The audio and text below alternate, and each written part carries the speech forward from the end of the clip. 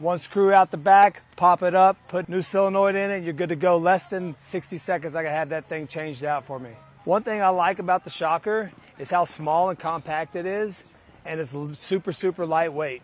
We were the test team when it first came out. I have not one issue at all playing with this marker. Out of the box, straight on the pro field, compete with the top paintball markers in the league. One good thing about Shocker is the support team that they have. They come all to the major events and minor events. They got all the techs here ready to go, set you up. You got a problem with your marker, on the spot, and they got you fixed. If you're looking for a Shocker amp in your area, go to your local dealers and they can get you hooked up with any Shockers that you need. American-made gun, made in Pennsylvania.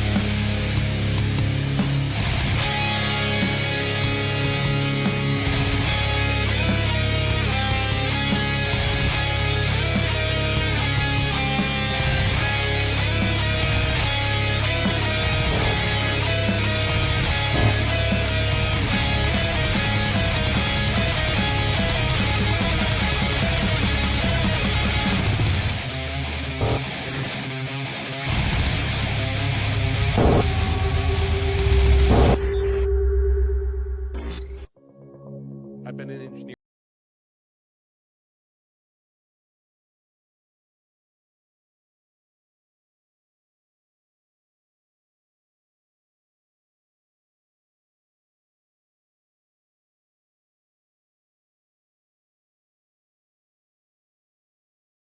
Right side here. I don't think. Well, they're not up. There we go.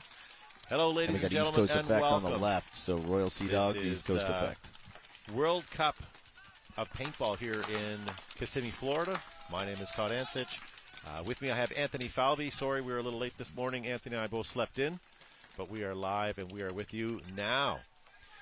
You guys are going to be enjoying lots of semi-pro paintball action today, as well as the Women's League later this afternoon. Sun's in our eyes today, so it's very tough to see the Dorito side of the field. Yeah, Anthony, for some reason I can't hear you very well. Yeah, but okay, so either way, the sun is right in our face, ladies and gentlemen. We're going to do our best to commentate on what's happening out there. Right now we have, who's out there? The Sea Dogs. And the East Coast Effect. Looks like a penalty was just pulled maybe on East Coast Effect. Sea Dogs are going to go up 2-0 in this match. Yeah, Sea Dogs took the first match just a few moments ago, and that was a 5. They had at least 5 or 4 guys left on the Sea Dogs the last point. Yeah, and their first point. Both points for the Sea Dogs have been pretty dominant. And we are playing split deck, so we have Smoke and Mutiny, who I believe are in a 1-1 tie. So you haven't missed a lot of action. Well, you've missed some good action, just not a lot of points yet. So sorry for the delay getting on. The camera views that you're going to see are going to be a lot more telling than what we can see. We have the sun directly in our eyes right now. 30 seconds. All right, so who do we have on the field now? So now we have Smoke on the right-hand side and Mutiny on the left. All right. Mutiny Smoke, in the white we're going to jerseys. be watching out for player number 17. He is 16 years old, first semi-pro. They bumped him up. So we'll see how he does this event. Yeah, going to be on the lookout for him. Is he a Canadian player or is he an American player? Smoke's up if he's there. good, he's a Canadian player. All All right, Mutiny loses a player up the center.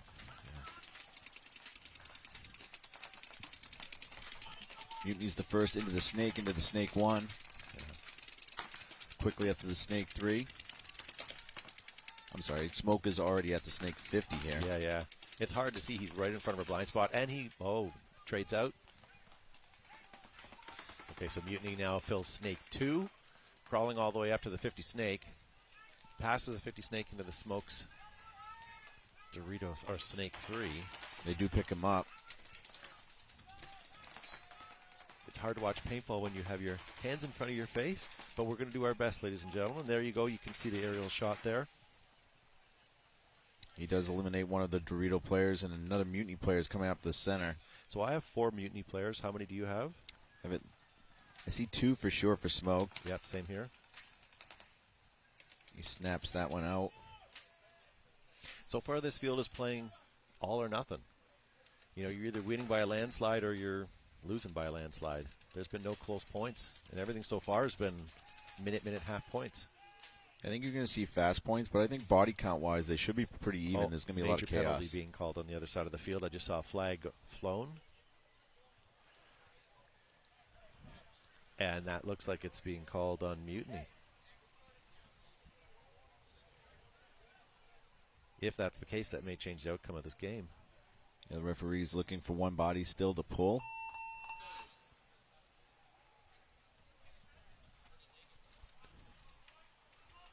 I don't know if maybe we can get clarification from the ultimate here. So right now it's showing Mutiny and Smoke 1-1.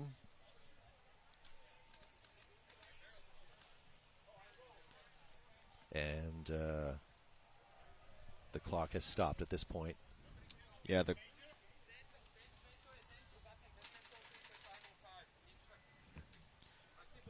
our 2 ultimates are talking in a different language, so Looks like it might be the major penalty maybe on Smoke there, because he was pointing at the Smoke pits. I do like the ultimate judge's shirt. It's a customized shirt that has both red and yellow flags on it. I just noticed that. That's good.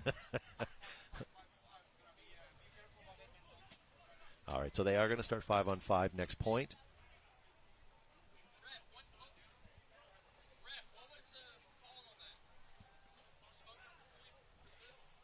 All right, so Smoke got the point, so it's 2-1.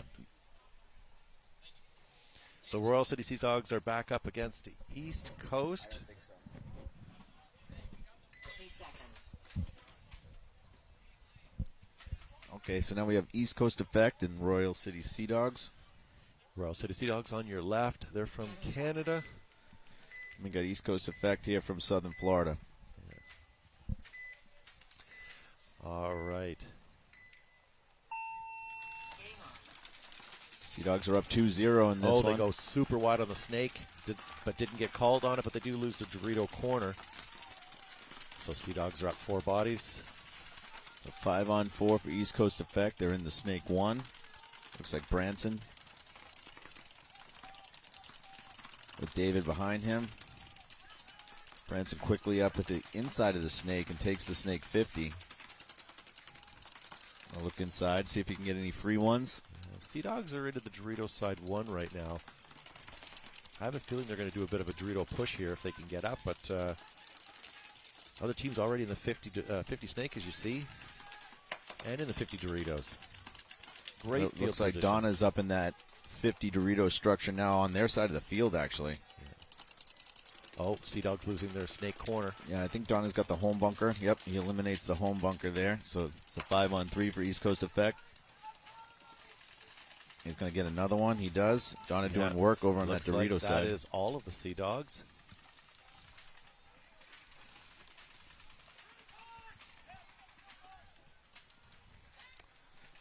To your point earlier, Todd, it seems feast or famine over here. When you are winning, you're winning quickly. Yeah, it sure does. During practice, there was a lot of points being played in 15 minutes of stop time. So both on the WNXL side and the semi-pro, they're playing 15 minutes, differential of 5. I don't think it's going to be uncommon to see double-digit points in all of these matches. Nope. So Smoke in Indianapolis back up on the board 2-1. 10.5 minutes left on game time. That's an awful long time. Oh, yeah. Mutiny was out at Legacy. A lot of teams out at Legacy Park. Jason Edwards has done a great job revamping that field that used to be Central Florida Paintball. So Mutiny was out there. East Coast Effect was out there. The Heroines were out there. Tampa Bay Damage, Infamous, Diesel. So there was a lot of high-quality teams out there playing this weekend. So got to take a look at some of these guys that you're watching today. All right, I've got Smoke up on the left side of the field here. They're up 2-1. We've got Mutiny over here. I see Travis Newsom out there, Hormesis finalist. Oh, Smoke getting clipped off the break. They're immediately down to 4 bodies. Mutiny also is losing one, but quickly have, I think this is Ramirez on the Snake 50 here, number 30. All the way up into Smoke's side of the field. Doing a really good job. He's got 1. 2. He's looking for number 3. No, I think he only got the 1. Oh, now he got the 2nd. And he's got a backup here now in the Snake 50, so he's in really good shape.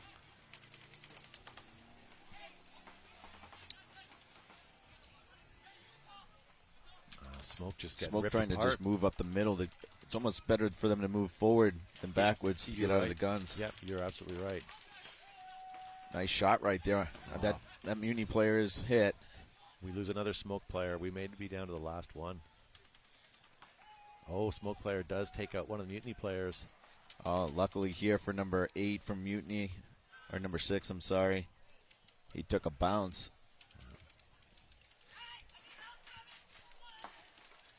Oh, maybe there's 2. He's talking to somebody out there. No. That could have been a different point with a break right there on that player that was in the center 50. Yeah. That was a good move by the Smoke player. Down bodies, moved up the center of the field to try and make something happen. He Smoke's almost turned just the trying field. to kill that clock. You know what I mean? There's no sense toweling it at this point.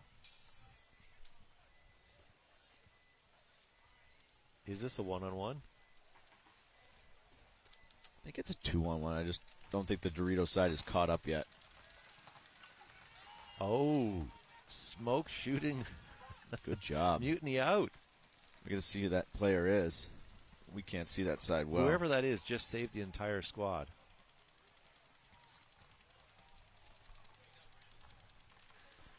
We apologize. The sun is, you can see it from this camera angle. That sun right there is right in our faces. Well, here's the thing. We have well over 700 teams at this event.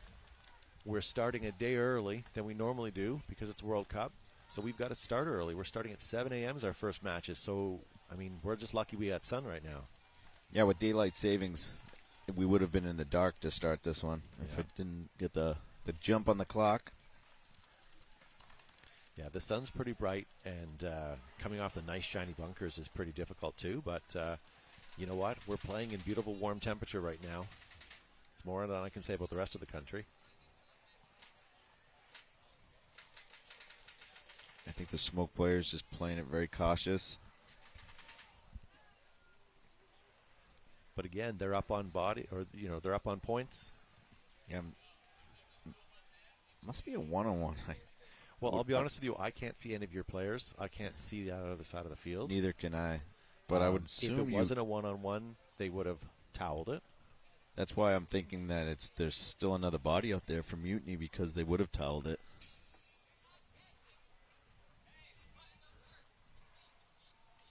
Yeah, Anthony, I'm not seeing anything here. Neither am I. All right, so who's going to get that point? No, nobody. That was a towel then. Well, if it was a no point, the refs would have called it. But Smoke still had a player. Yeah, it should be 3-1 Smoke. All right, now we have East Coast Effect coming up on the left-hand side. They'll be playing the Royal City Sea Dogs. Sea Dogs are up 2-1. Waiting for a scoreboard to flop here. Sea Dogs won the first 2 points convincingly. Yes, but boy, they did. did they ever come back and get that East Coast get that point. tired of getting slapped around, and they decide to go out and do the slapping. Yeah, East Coast Effect was playing Mutiny all weekend, so they're both playing in their first set right here. But this is World Cup. This is where all the best teams come, and you know, you can't count any of these teams out right now. And like you said, the event's 4 days now, so to get momentum, a lot of the teams are going to either be playing one match in some days, or they're going to be playing no matches in some days. So I think for semi-pro, the majority of the teams are playing 2 matches today, 2 matches tomorrow, and none on Saturday. So some of these teams could be going home as early as Friday morning. Yeah, you don't want your team yelling, "We're going to Disney." No, not unless it's Monday and you're happy. Yeah. 3 seconds. All right, once again, we got the Sea Dogs on the right-hand side. They're in the white. And we have East Coast Effect in the black jerseys.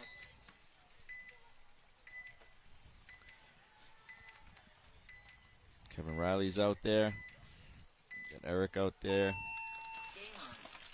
All right, Effect, 5 guys alive. Everybody seems to be oversliding that snake bunker, but didn't get called on it. Sea Dogs are very aggressive on this side. Take Snake 3 off the break.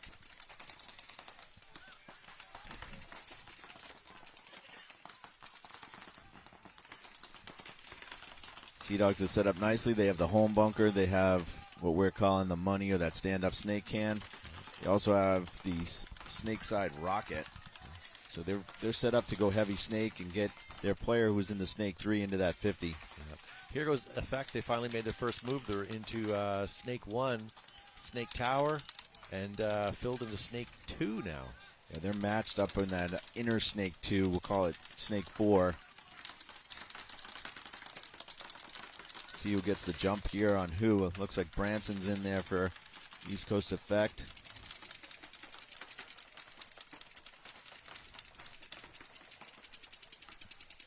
Looks like Sea Dogs are setting a kind of a trap. He's sitting in there waiting to see if the other player is going in. They're set up very similar. They both have the snake side towers. There is one extra player for East Coast Effect in the snake 1, so they do have the tape, but Sea Dogs do have the snake corner. Yeah, Sea Dog bumps out to the tape side of the snake. Let's see what happens. Effect into the Dorito 2.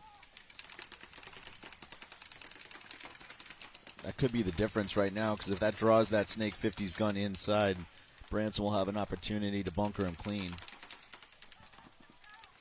I think his move's actually going to be going inside and coming onto their side of the field. If he can get his gun and communicate with that snake player saying he's on the outside, he'll have that opportunity. Well, Sea Dogs does have a snake corner, but they're shooting cross field and now getting into the snake. So now they've got a little bit of protection as well. Good move by the Sea Dogs here, matching the snake 1 on the outside now. Still 5-on-5 here. Might have got a bounce shot in on him. Sea Dogs are checking right now. Referee's going in. Oh, look at this. Right at the 50. He's going to come for the run. Oh, did he get him? Oh, man. Branson missed him. Oh, my gosh. I hope we caught that. That would, I'd like to see that one again. So how did he miss him?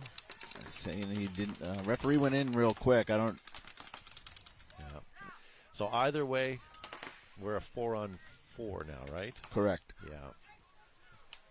Sea Dogs are in snake 1. We're burning some clock. We're rounding out the 8-minute mark now. Referee's coming in on the Sea Dogs rocket player here, or the snake side tower. Calls him clean.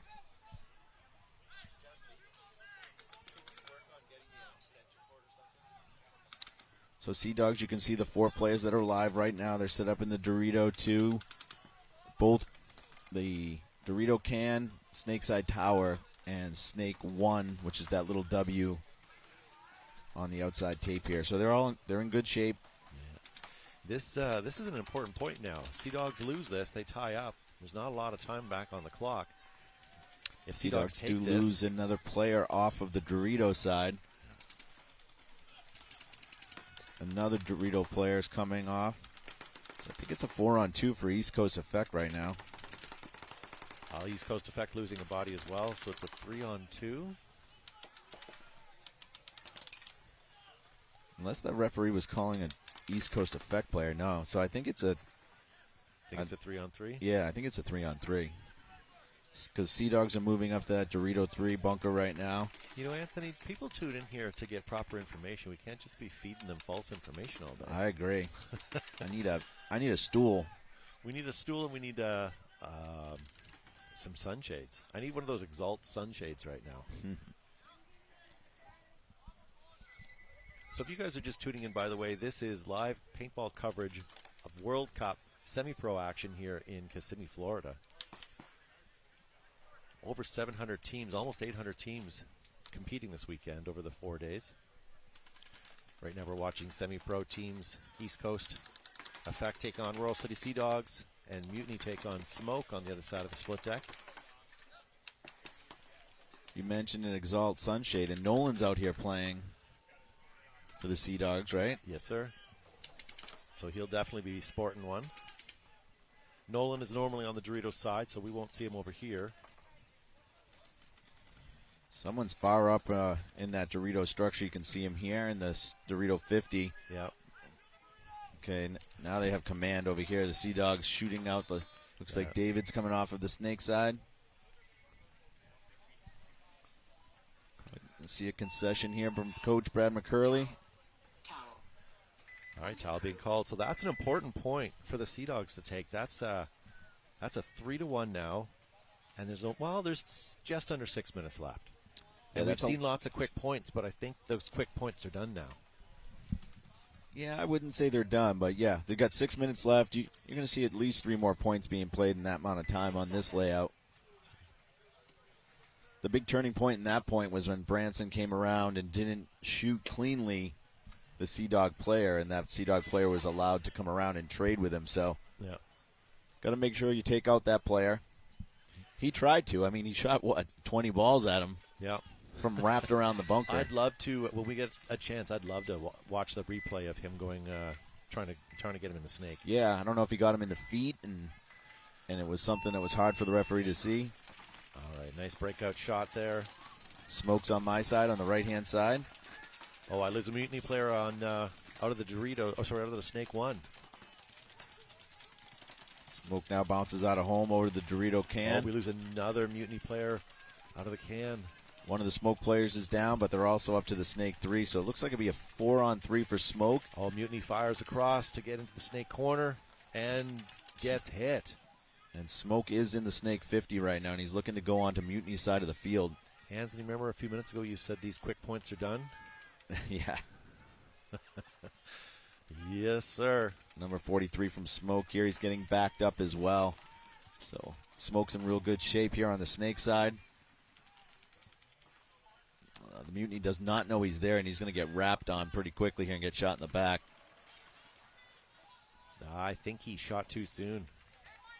One thing I will say, and I don't know if it translates on the camera, but where I'm sitting on the field here, I can see anywhere the guy's shooting their gun with the, let's call it smoke coming out of the end of their barrels. Yeah. You know, you can see that. It's like on a cold day when you breathe, you can see your breath. Maybe some Florida residents wouldn't know that, but yeah, the moisture coming out of the barrels this morning is pretty evident. Yeah. They have the dehumidifiers working out there, but it's not doing a lot of volume. Yeah. All right, so number 43 from Smoke. Let's see if I have.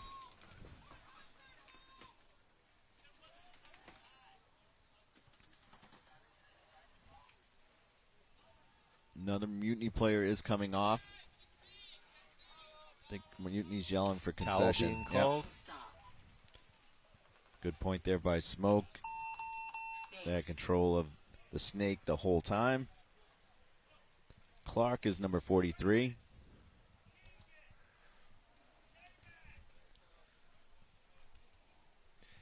So welcome, ladies and gentlemen. First point. 2023 World Cup here in Kissimmee, Florida. We're outside the Gaylord Palms, which is just a small little hotel. Yeah, it's small. It's gorgeous. Have you been inside? I have not. They don't allow me in there. No. No, not my kind. Very nice. Yeah. My name is Todd Ansich. I'm from Behind the Bunker Paintball Podcast. With me, I have Anthony Vitale, all the way from the Boston area. 30 seconds. Yeah, glad to be back. Bob does a great job with the production of this show, and Alex is behind the scenes there as well as the rest of the crew. 10 seconds. Getting a lot more camera angles than you got in Chicago. Well, you were saying Alex is the true hero here, aren't you? I would never say that. We're a team. All right, Sea Dogs on the left. East Coast Effect is on the right. Sea Dogs going all the way into Snake 2. East Coast Effect needs this point right here, down 3-1. I love how Sea Dogs push the Snake, though, to kind of do an immediate defense. That doesn't let them push up the field quick. Although it looks like East Coast has pushed up into the Snake now. East Coast did lose the Dorito push. Branson is up in the Snake. Snake 50 looking to see if he can get on their side of the field potentially. So 5-on-4 right now. Not a big support system going on for Branson right now. There we go. No, they lost their 1-800 number. Sea-Dog losing their first person. Yep. This is going to probably be the ball game right now as Branson is on their side of the field. He has set a trap for One Sea-Dog thing I've player known that's about in the Sea Snake Dogs 3. guys are they have pretty good communication. So if they know it's happening, they're not going to walk into it. But it's do they know it's happening? Much like this is going to here, look good right here. Yeah. Oh, that should be a major. He spun. Oh, well, maybe he just didn't shoot him. He didn't shoot him. That's why. I think that shot came from cross field. And we lose another Sea Dogs player as well. I think that might be the last. Great job there by Branson. Yeah, well done. Single-handedly won that point. I hope they buy him Chick-fil-A today. Did you see Chick-fil-A's over at the Pro Field? I did. They have the world's smallest quick shade tent, and they're selling off their wares. I'm not going to rush over there today. I'm going to wait until Sunday, last day, and celebrate with some Chick-fil-A. Mm-hmm. Yep. Do you think that they'll be open on Sunday because their stores aren't open on Sunday? They promise they'll be here. All right, we'll Might see. be day old, but I will tell you, we were here yesterday working away, and the gentleman was stoking his smoker in the morning, and we walked over to check it out, and obviously nothing was ready, but we got chatting with him, and late in the day he came by as we're just about ready to leave, and he had some samples, and I'll tell you, if you're going to have boots on the ground here at this event, make sure you go check out the barbecue smoke joint. It was pretty fantastic. I had a couple bites, and I had to be alone for a while. It was that good. So was that the same vendor that was in Chicago? I don't think so. No? Okay. No. All right, so smoke on the field. On your left. Mutiny's on the right. Ooh, that was an early takeoff there. Smoke losing a body right off the get-go, and another. So Mutiny is up 5-on-2, And actually. another. Third smoke coming off. Oh, a minor penalty on Mutiny, though. So it's a 3-on-2, but another smoke player is coming out. Wow. I think it's a 3-on-1 for Mutiny. It is. Yeah. That was a fast point. That was super fast. Well done. Well, when you're trailing by 2 points, 3 points, I guess. Yeah. So here it is. They've now tied it up. It's 4-2 with just under 5 minutes on the clock. A couple more points like that is fine, but I don't know that they're going to let them get away with that again. Probably not that quickly, but losing 3 on the break. Mutiny did get a penalty, but it was a little too late for Smoke to come back, having lost 3. Yeah, and that point didn't help the other two teams coming on the field right now. I see Ryan Chandler walking on the field for Sea Dogs. Ryan Chandler in Chicago won the Move of the Day award that Matt Falvey presented. Oh, nice. Mm-hmm. Congratulations to him. Matt Falvey will be here tomorrow. Ryan not only enjoyed the trophy, but he glued it to the front of his truck as an emblem, so he shows it to people as he's driving down the road. Very nice. In Texas, you may have steer horns on the front of your trucks. In Canada, we super glue trophies. Each has its positives, I guess, on that one. Yeah, it's hard to keep the armor all on that and get it clean. All All right, East here's Coast the breakout. on the left, Sea Dogs on the right. Sea Dogs. Wow, East Coast takes a huge slide into the snake. Overslides, gets shot out. So they're losing their first body. Sea Dogs have been doing a really good job of taking the snake off the They're break. running down that field. They're into the 50 snake already, wrapping the field inside. Yeah, if they don't catch him here, Yeah, it seems that's the spot. If you can get where he is right now in that snake, shooting cross field. Wow, that was a close shot there, and he didn't even know he was there. So 2 more players are walking off the field, and there may be a penalty being called. That's a good job by Coach McCurley to call that concession before any penalties can be assessed. Yeah. And they need the time now, because now Sea Dogs are going to take it 4-2, and 3.5 minutes on the clock. That's getting tougher. That's a wide gap right there. Sun's kind of popping up a little higher, making things a little easier out there. Hopefully you guys at home can see okay. Well, at least we can see half the field now. 3 seconds. All right, so Mutiny's going to be on the left side of the field. You can see him right there, and Smoke is coming to the box right now. 10 seconds. Great fast point right there by Mutiny to bring it closer. Smoke's rushing out to the box. That's their 5th player, number 17. Game on. Smoke, a player eliminated, going to the God bunker on the snake side, so good off the break shooting by Mutiny. Mutiny 5 bodies live now going into snake. Snake, And I'm not he even is going to tell you because smooth. he's just Ramirez, moving and moving. So he's up I to think the that's 50 now. Ramirez again. Is this number 30 right here? He's right in front of me, and I still can't see the sun. Yeah. The good thing about the players, though, they're not looking directly at the sun like we are. We're looking from the side. Yeah. So for the athletes out there playing, it's not as much of an effect. Good job by Mutiny coming up and backing their players up. They have 3 people here just pinching the inside. Well, you know what's better than 2 people in the snake? 3 people. Coming up the center here as well on their side of the field. We're down to 2 snake players now. They did lose a body. So it's a 4 on what? 3? It's going to be 2 in a second when that can gets. Oh, he should have got off. That's a major. Oh, no, just a minor. Yeah. And that's going to about do it. Mutiny's going to take this and make it a 4-3 now. Oh, a minor penalty being called just now. But Man, if that that's on was Smoke, just as the buzzer was being pushed. That's on Smoke. They're going to start down. Oh, boy. If it's on Mutiny, they should be okay. They have enough players. It looks like it's going to be on Smoke because they're not pulling any of the Mutiny players. No. Oh, maybe they are. They're starting to go crazy.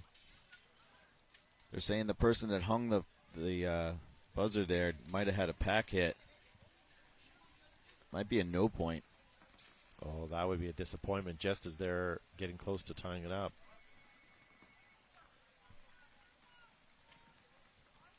They had enough time there, too. They really should have checked each other if that is the case.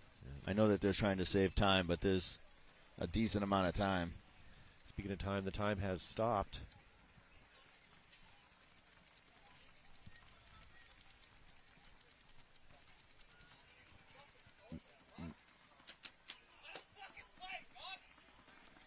Mutiny player looking over to us saying, let us play. Referees are getting chirped on that one, I think. Hopefully that doesn't cause him a penalty.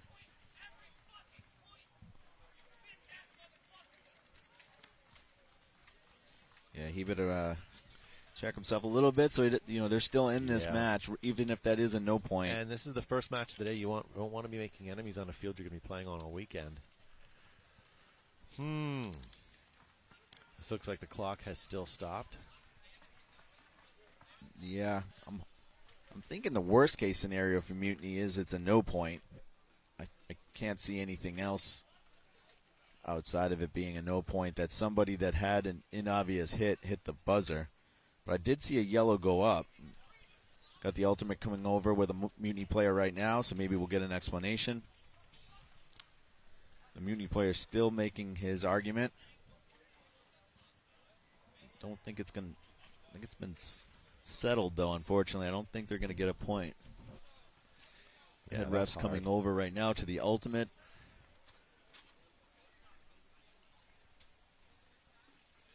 So while this is being disputed, ladies and gentlemen, thank you for tuning in. We are at the World Cup of Paintball here in Kissimmee, Florida, ladies and gentlemen. This is the pinnacle of paintball. Each year, almost 800 teams here over 4 days. We're going to be watching semi-pro this morning and the Women's League this evening, or this afternoon, rather. So stay tuned for that. We'll pop up the schedule shortly so you guys can see. Here it is.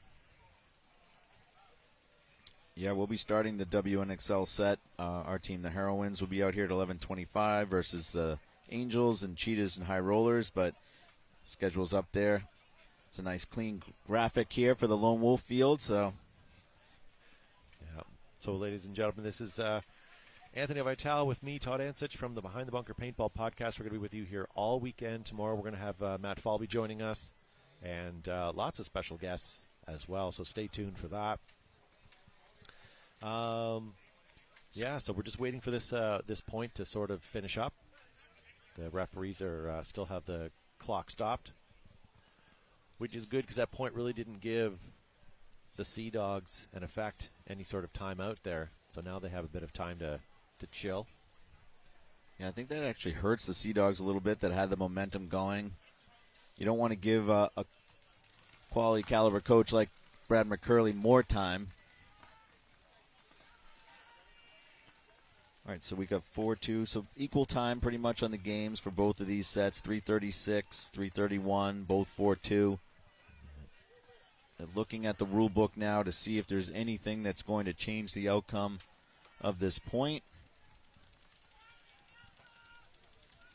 So, while we have a couple minutes here, the new 7-3 format that they were testing and trying out yesterday, what did you think? We do a lot of, with BKI Paintball, we've been doing a lot of drills over the years, and one of the ones that we always ran was a drill called Red Zone. It's very similar to that in the... was that AFPL? What's that? I'm sorry. Oh, no. Just Red Zone. It's a Red Zone drill, so anybody... The object of the game is to actually get to the other side of the field, the opponent's side of the field, and touch the bunker. So it promotes movement, right? That's the goal, and I think that that's what they're trying to do with this format, is to promote movement, make it a little bit more exciting, give a focal point. So for all of those types of things, I think that it's a good format, something that, might help. But as far as the number of points played is the con that I'm hearing, is that, playing these best out of 3 type of matches is good if you're going to play more teams. So if you could play 5 or 6 teams, best out of 3, and still end up with 12, 14 points of paintball over the course of an event, then maybe that might be a format that's good versus playing, say, 4 teams, playing a lot more points. But if you're only playing 4 matches and potentially only 2 points per match, now you're only talking 8 points over the course of an event for a team. Maybe that's not enough points to get everybody excited about it. So I think they'll iron some stuff out, just like any new format. A lot of people don't like change, will say no, no, no. And that's how X-Ball was at one point. So yep. I missed that format. It was fun. All right, so Sea Dogs on your left, Mutiny on your right. All right, got Sergio Ramirez out there, Kevin Riley, Branson, David. Game on. I'm sorry, not David. It looks like... Oh, Sea Dogs making it to the snake corner. Although Mutiny already into the 50 snake, past the 50 snake. Yeah, this is ECE here. That's Branson. Nice move up the center there. Yeah, I like the field position by Mutiny. They do lose a body, though. I think that's Danny that's up the center. Oh, look at this. Mutiny already into the snake for the Sea Dogs, but at the head of their snake in their snake 1. Yeah, Branson's chopping really down doing 1, work chopping again. down 2. Nice move there by the Sea Dogs. Yeah, chopping that out. Unfortunately, they did a lot of damage there. They took 2 Sea Dogs with them. Sea Dogs trying to counter it. ECE Filling needs up to the get to corner. him. So right now, Sea Dogs are on their heels, filling positions that not necessarily theirs. So right now, Mutiny has an advantage. Yeah, East Coast needs to really get back up into the snake here, because their players have advanced so far up the field that they're giving these Sea Dogs a lot of shots. So here it is. Sea Dogs are up by 2. and there's 2.5 minutes still on this game. Yeah. So all Sea Dogs have to do is slow the roll and hold them back as much as they can, and hope that they can break the game open here. I'm down to 3 bodies, and you've got 4. Yeah, this layout's not conducive for holding, and you're best to go forward and try to. Oh, exactly what the Sea Dogs have done. 3 Sea Dogs managed to shoot out the Mutiny player out of the snake, and take the 50, and another Mutiny player. Well, yeah. Done. So as I was saying, the East Coast Effect player really just needed to clear him out. Yeah. Because what had happened is they made such a good move that all their players were so far up. The counter move by the Sea Dog player, which is the only thing you can really do on this field, you can't hold. And he came up, had a lot of bodies to shoot at because they were so far up the field. Yep. So he needed to be traded with by the player that was East Coast Effect here on the sideline. Well, again, these teams are here for a reason. The Sea Dogs are no slumps, and they're showing it right now. Hopefully they can keep this momentum up all weekend.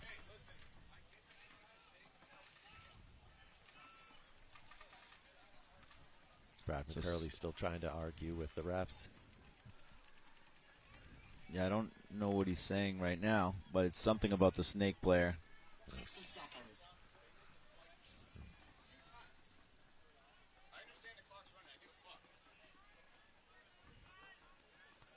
So I think right now, East Coast Effect is probably going to just leave this at a 5-2 and go into the next match with a 3-point deficit. So our mercy here is 5.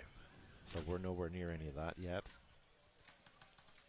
Point differential does play a part, especially in World Cup when you're going to have a lot of teams winning, say 3-1, going 3-1, and having a better point differential. Could be the difference between you making it on and not making it on. Yeah. We are hearing that this is the largest World Cup or largest paintball event ever, right? That's what we're hearing for that amount of teams. So there we go. Finally, they hit it at the 10-second mark, so they're not going to replay that. They're not going to play the last 8 seconds. And that's going to take the Sea Dogs 5-2 on their first match. Is this where we play the O Canada theme song? After the first match, probably not. No. But good first start. Yeah, it was a in good all honesty, start. both teams played really well. I expect to see more things from Mutiny this event. There's a great overhead shot right there of the field. You can see how much glare is actually showing on all the bunkers, but it's and the shadows are pretty deep, but they're going left to right, not towards the player, so that's great. All right, so we have Mutiny on this side of the field on my side, and the white.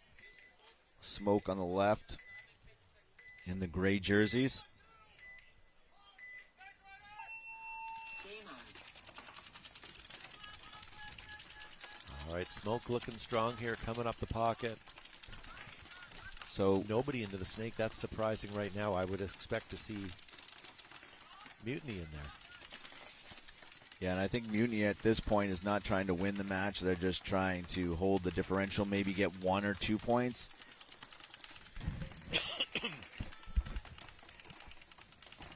Well, Mutiny just losing a player that was going to retreat back to the snake corner. They do fill the snake in a snake 2. They lose Ramirez number 30. I would like to see what happened with that penalty. Mutiny had 3 bodies alive. Only a minor flag was thrown. They did hit the buzzer. So I'm assuming that he had a hit on him. Because if the player that hung was clean, the 1-for-1 should have been actually taken care of, and it should have been a point for Mutiny. I don't know a scenario, I don't know all the rules, that Smoke could actually have got a point. Oh, we have a minor penalty on Mutiny. Oh, that's terrible. The person that was the farthest down the snake got pulled as a result of the penalty. That sucks. That was your killer right there. Mutiny still at the 50, though, across in the center. I don't see more than 1 or 2 Smoke players right now.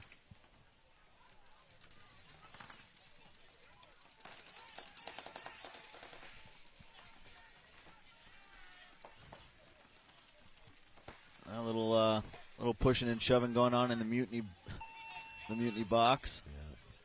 Nothing worse when your team's imploding on themselves. Yeah. You know, it's hard. It's too early in the morning for that. It certainly is. This is still the first point. First point, first day. And it's not even hot outside. No, yeah. You can't blame the heat. It hasn't got to them. Or the humidity. All right, so they're going to run the 8 seconds off of this one. And Smoke this did is go up not gonna 6-2. give them much time between points. 8 seconds plus a minute. It's not even X-ball time. So they're going to have a quick turnaround here. I'm going to see, Major coming out of the pit. They might get a gross major here, Mutiny. They might be losing a player for the next, maybe even the event.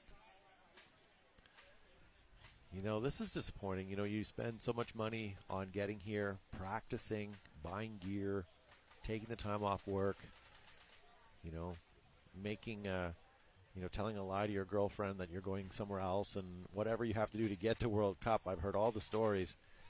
And then in an instant, it's blown. Yeah. Yeah, that's tough. Well, yeah. I don't know what's going to happen here, but I think they're Clock going to have to stop. start All the with refs are 3. dealing with us, yeah. They're going to start with 3 in this point. I mean, at this point, you're almost. I mean, if you're starting with 3, you might as well just tap out, go back, regroup, go to the hotel, sit in the pool, and talk it out.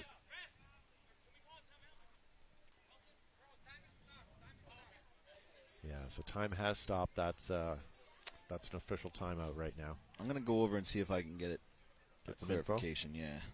So thank you, ladies and gentlemen. While we get some information, if you guys are tuning in, this is the World Cup of Paintball. This is what all players strive to get to every year with just under 800 teams last time I checked. This is the biggest paintball event in North America for sure. We have vendors from all over paintball industry. Let me see if I can give you some of those. So some of our platinum sponsors here, ladies and gentlemen: Dye, Planet Eclipse, Gel Blasters, Hormesis, Lux, Supair, and Virtue, just to name a few. Big supporters. And on this field here, our premier sponsor is Lone Wolf Paintball. So thank you to all of our sponsors for helping out. Makes it more cost effective for the players when we have lots of great sponsors. So thank you guys for tuning in. We're still on that tactical timeout, trying to figure out what they're going to do with Mutiny. We'll load up your live comments shortly. We're still working on some stuff on our end, and once we get that, then I'm going to be able to communicate with you guys at home. Once I get myself sorted out here. So again, thank you for joining me. My name is Todd Ensich. I'm from Behind the Bunker Paintball Podcast. We release a paintball podcast every Monday night, talking about all things paintball. So check it out if you get a chance. First event, if you would like to try playing this league, will be in Las Vegas on March 8th to the 10th. That's always a good venue to be in Las Vegas. And a couple other things that's happening with that event is there's going to be the Summit Awards on Sunday night after the tournament on March 10th. And then something else that's new, Paintball Extravaganza used to happen as a paintball industry trade, and that is being retired. And coming out of that, we're having the Summit Industry Trade Show. That's being brought to you by all the vendors here, and certainly Major League Paintball has their hand in that as well. So watch for more information about that. That's going to happen the 2 days after the event. So you can come to Las Vegas, play, and then stay for the industry event that happens the next day. All right, I did get some clarification. So on that point that was 4-2, when that minor flag went up, they did change that to a major. They said that with the hit on his pack, when he hung the flag, they didn't know when he got it. Yeah. So they changed that to a major. By being a major, that gave the swing point to Smoke, making it 5-2. We obviously saw the last point. That, the penalties that happened there made that 6-2. And then we also saw some sideline shenanigans happening and a tomfoolery, if you will. Yeah, and a suspension was just given. So we'll Good. see if what happens. I Good. think they're only going to start with 3. Looks like maybe even 2. I see poor Ramirez is out there. He's been playing his ass off in that snake side. Yeah. I say good because, I mean, I feel bad for the player, obviously caught in the moment, but on the same token, we can't have that.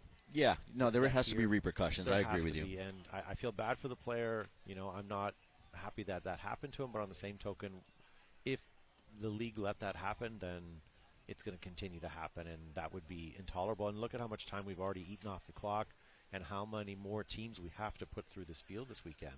No, I agree with you.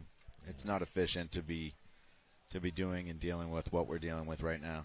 So, Smoke up 6-2. Smoke takes this point, and the game is over because it's mercy. Or if the time runs out, we only have 1 minute and 38 seconds. Can things happen in 1 minute 38? Sure. But with down on bodies, that's going to be very difficult for Mutiny. Yeah, and that was a gross major, so they're actually down 3 bodies. So it's a 5-on-2. Who do you choose to go out? The 2 that will. Yeah, because, I mean, the team's probably defeated. Even if you send your 2 best players, they're not going to, they know they're just going to get slaughtered. That was good sportsmanship, actually, by Ramirez and the Smoke players. They just kind of gave the thumbs up at the beginning of the point, saying good luck to each other. They know it's So it's we going to be a Mutiny player. When Smoke comes off, when Mutiny comes off, just Ramirez in the snake side can. He's eliminated. Smoke is going to win this one 7-2. Was that player just calling himself out? I don't Did you think hear that so. as he was walking off the field? Okay. Oh, I think that was the referee. Okay. Just didn't want him to get overshot. That's one thing that differentiates my local series with NXL is we do allow the players to yell once when they're hit to get out. Yeah. We do like that rule from a regional standpoint.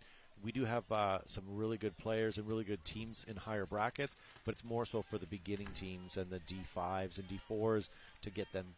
You know, it's tough when you're out there playing and your teammate has to walk off quietly after they've been eliminated. You don't know. Yep. That's a hard skill to learn. So, all right. So that's going to finish that match with Smoke taking it 7-2. That's a 5-point mercy. So no matter what's on the clock, it doesn't matter. That's going to burn that, and we're going to go into our next game. Let's see, do we have our schedule up? We can kind of see what the next set. There we go. Thank you, Alex. So we've got the Killers and Texas Demolition, Texas Cyclone, and Level. So we're going to throw it over to Alex. He's going to run a little commercials here to pay for this field. Thank you again to Lone Wolf. We'll see you guys in a bit.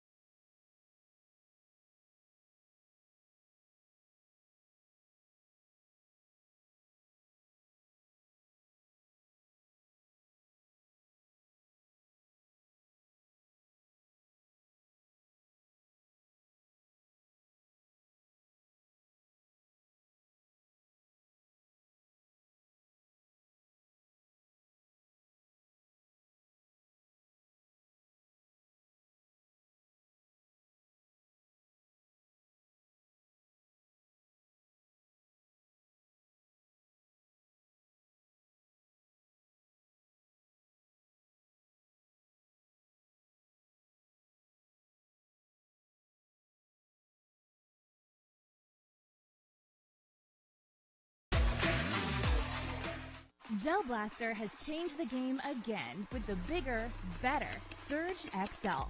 With 3 blasting modes, including full auto, you can launch up to 12 gellets per second. Use the selectable velocity to dial the power you want from 170 feet to an astonishing... All right, ladies and gentlemen, welcome back. 3 seconds. Well, that was an interesting first split deck. Yeah, the refs had their work cut out for them there. So on the field we have Killers versus Texas Demolition. Killers are going to be on the left side of your screen. The other side of this split deck will have Cyclone and Level. So Texas Demolition Now is you're on calling my them right. Level or the LVL? I call them Level, Yeah. but LVLs takes too long. Lazy. Yeah, that's true. Game on. Okay, so Killers 5 alive going straight up the middle. Killers were another team that were at Legacy, so I got to see them a bit. They were playing pretty well.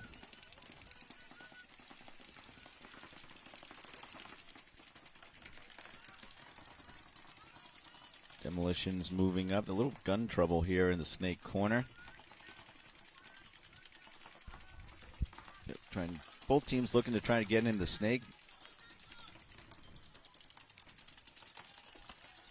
Demolition loses a player out of the Dorito side tower. Killers look like they're happy where they are. I don't see them getting poised to move into anything, to be honest with you. They're just shooting their guns. What are you, there's no snake play yet, eh? No. No. So this is the first time both these teams have played this field today, or played today at all. Yeah, they're just feeling each other out, a little like a boxing match right now, seeing what they can get away with. But the Killers are first to get up to the center 50 here. And they're coming through. Oh, look at that. But he gets ripped. Did he get anything with him? No. Oh, a minor penalty being called on the Killers. He didn't shoot anybody, and it did look like he stopped to me, but it stopped. Obviously, I can't see that well. But we do lose 2 Demolition players it should after this melee. And the Killers now are in the snake, and he shoots another one. So I think that's a 3-on-1 now for the Killers. Wow, that happened fast. We got 2 guns over here, almost over each other's shoulders. Both these teams play a lot different than we just saw in the last split deck.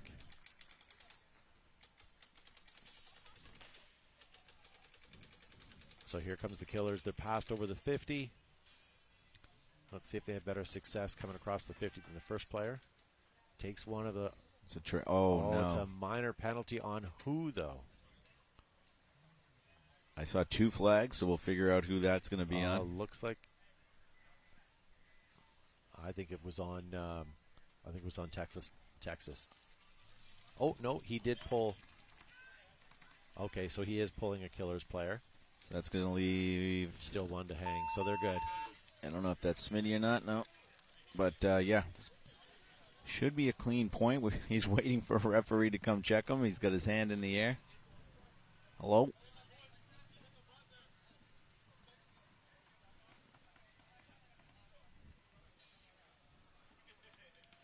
So these guys have been around since 2015. The Killers? Yeah, started for D3 in World Cup. Yeah, Under they West definitely Coast are. Killers, yeah. Yeah, Ryan Hosky runs a good little organization over there. They're also coached by Todd Adamson.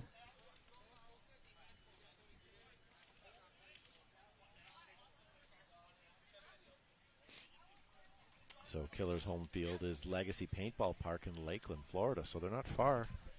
Can almost call them the home team. Oh, definitely.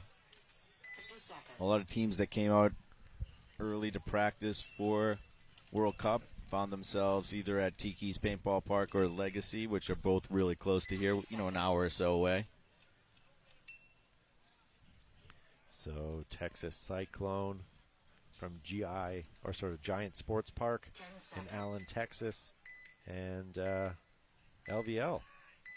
LVL's on my side of the field right now. Game on. Obviously out of Pando's Park there in Ohio. LVL takes the snake off the break, but they do get a minor penalty. Yeah. So Texas Cyclone still 5 bodies alive. They decide to go up the center again. Or no snake presence for them. LVL into the snake with number 27. Shooting down tape, he's not going to find anyone home, so that's going to give an opportunity to move up.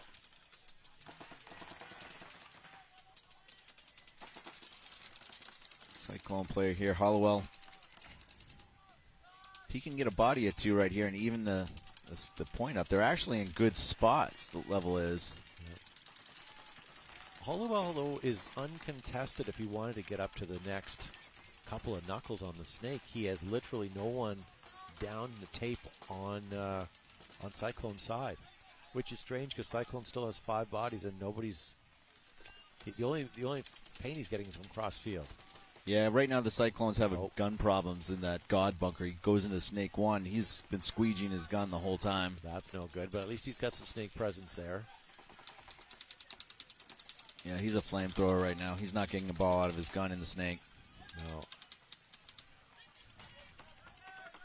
So they do get 1 kill out of the center. So LVL's 3-on-4. Did you see Hollowell laying there? Jumped over the bunker to try to get a shot. Didn't get one on him, though, but he tried. Yeah, some people are really effective with those jump shots. I've never been. No, I'm certainly not.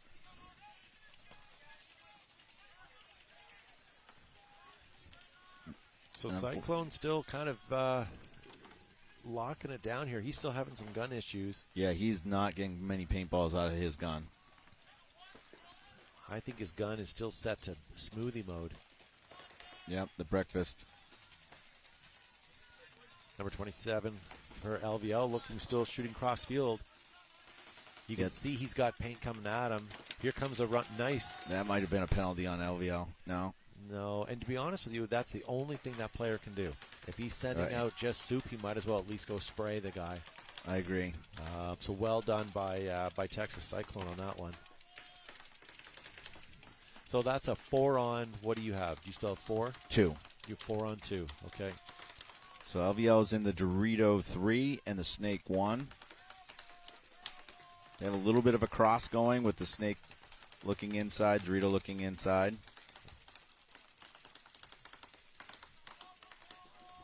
Referee coming in on the Dorito of the LVL player. This may be the longest point we've seen so far today. I think we had one really long one earlier, but yeah. Oh, don't take the wind out of my sails. Sorry, man. We're here to push each other up, not bring each other down. We're going to implode in the broadcast booth. Keep that attitude up. LVL moves over to that Dorito 50 structure over there in the first juice box.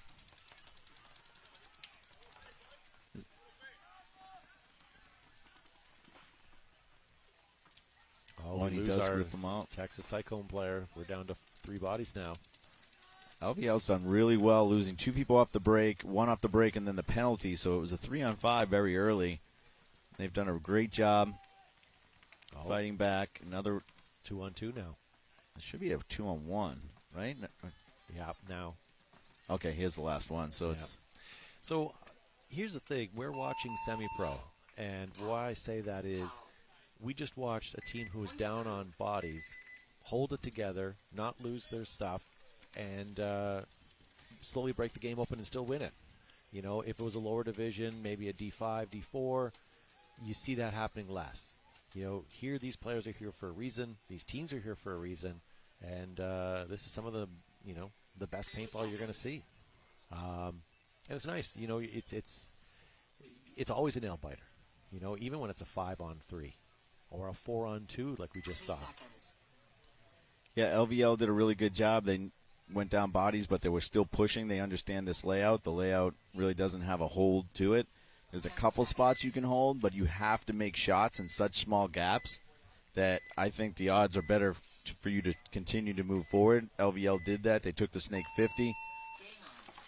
All right, now we have Killers and Demolition again. Killers are now on my right-hand side. So Texas Demolition down by 1 point.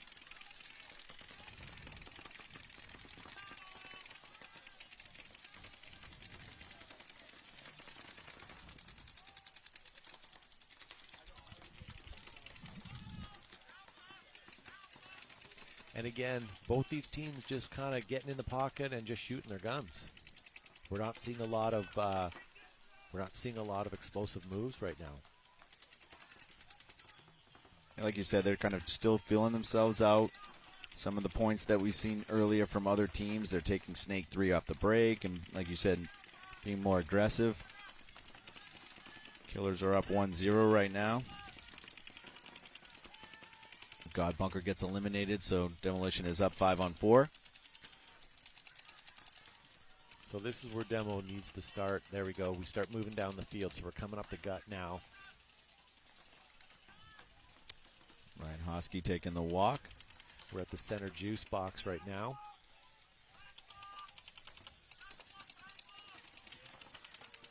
The Killers are in this, like, we call it the rocket, but it's this big tower here on the Snake side. And when you get a guy like tall like that, that's the Killers player, well over 6 feet tall, you can really lock that Snake down from that bunker. And then having the backup of the Snake side can here, it's very difficult to get into that Snake if you haven't done it already. Demolition's doing a really good job communicating. I can hear them all the way across the field here. They know where everybody is, where they're shooting. Hopefully because of that, they'll have a plan and figure out something to get up the field here. We're still at the 40 juice box, no other movement. Even the Killers right now kind of stale in their bunkers right now. Lots of tubes on the ground. And the Killer player in the Dorito 1's looking to try and get outside to see if he can bump out to that Dorito 2. There he goes right now. Support player over in that Dorito side is looking outside. The move for Demolition might be up the center of the field right now because most of the guns are outside for Killers. Get this. That's what the Killers were really looking for, is to get this player out right here. Let's see what happens. But the ref is on him. You can see the Killer player, his gun's way over his head, and like I said, he's well over 6 foot in there, and he's just trying to get that shot in. Yeah. Good move by the Killers. We're already up to the Dorito 3. Again, down bodies, but still making moves and pushing forward. Once the Snake player from Demolition got in there, the Killer player came over to this Snake side cake in the corner. Try to keep him honest, push him inside. And by doing so, again, you got that tall player in the rocket. All right, Demolition player finally moves up to the Snake 2. And Demolition player moves over to the Snake Tower. Yeah, and he's going to make his move to the Snake 50 right here. That Snake has so many blind spots, but also so many gaps. If you haven't studied that field. The Killers are in that Dorito 50 structure now in that juice box too, trying to pinch out that rocket player, but that does make that Snake side tower look Dorito way. He might give an opportunity for the Killers to move up the Snake. We're now under the 9-minute mark here with only a 1-0 match. 4-on-4.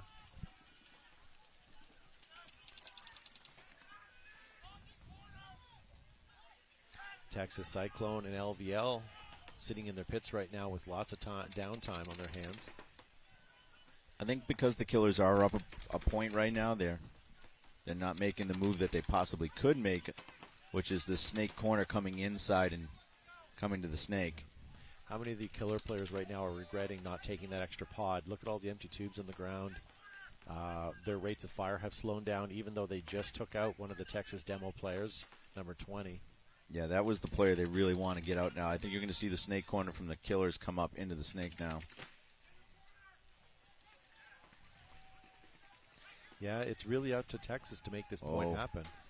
The Dorito player is in that structure, took out another another Demolition player. And the Cyclone or the Killers are now passing the 50 and on the demo side. Towel being called. And that's going to make it a 2-1. A lot happened in that last 20 seconds.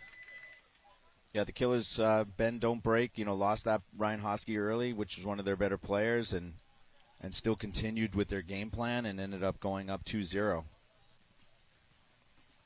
So there you go, ladies and gentlemen. 2023 World Cup here live on Major League Paintball. My name is Todd Ansich from Behind the Bunker Paintball Podcast. I have Anthony Vitale with me right now, all the way from Boston. What other notable notes are you? Yeah, I got my hands in a lot. Boston Paintball, we've been around 31 years.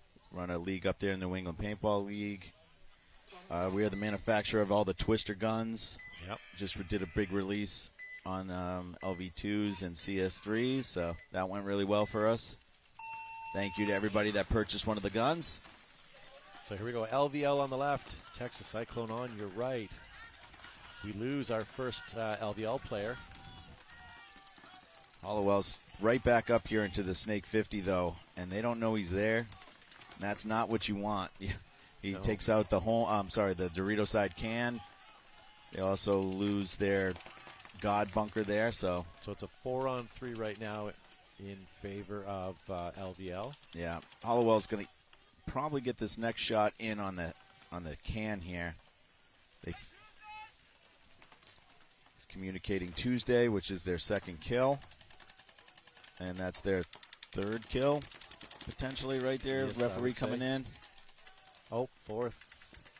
Yeah. Nope, third because he was marked clean. So Texas Cyclone down to the last two bodies.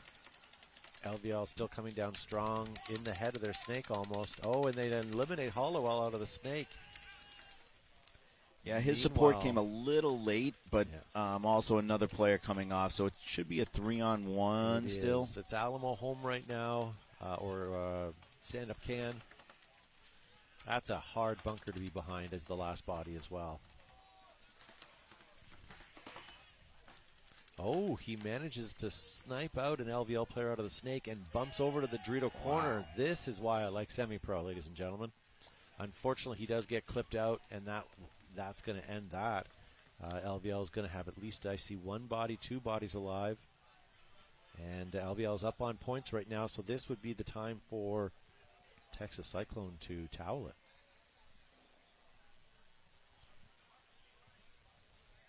Although it is 9 minutes, you could have a dirty hang if you want to wait it out.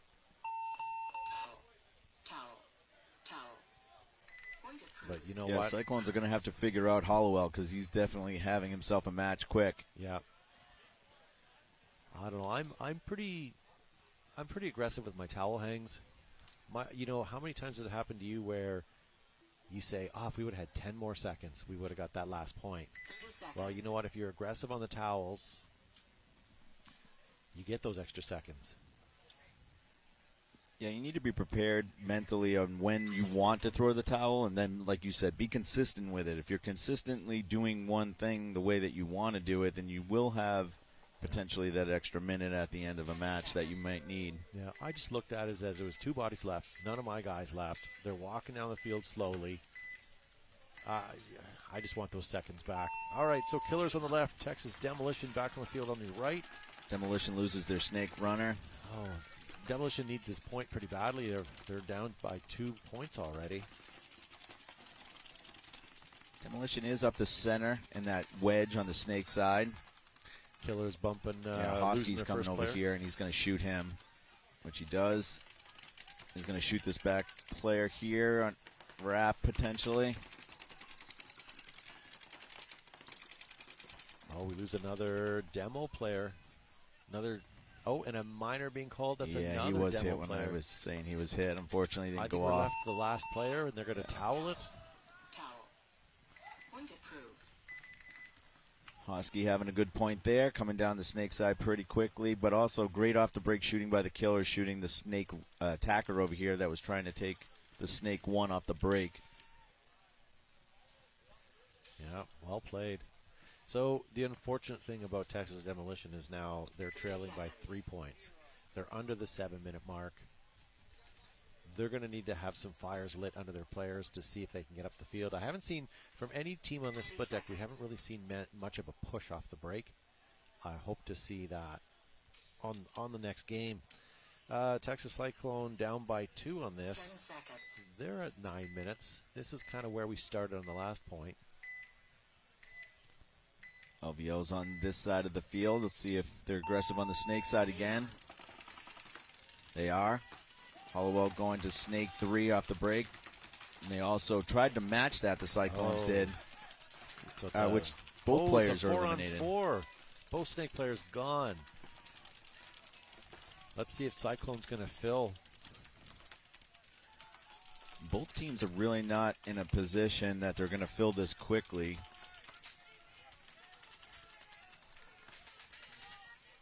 LVO has their snake side rocket actually looking Dorito sideway. He moves up to that wedge on the snake side, also still looking Dorito way. So there's only one player looking snake for LVO, which is this snake side can way in the back.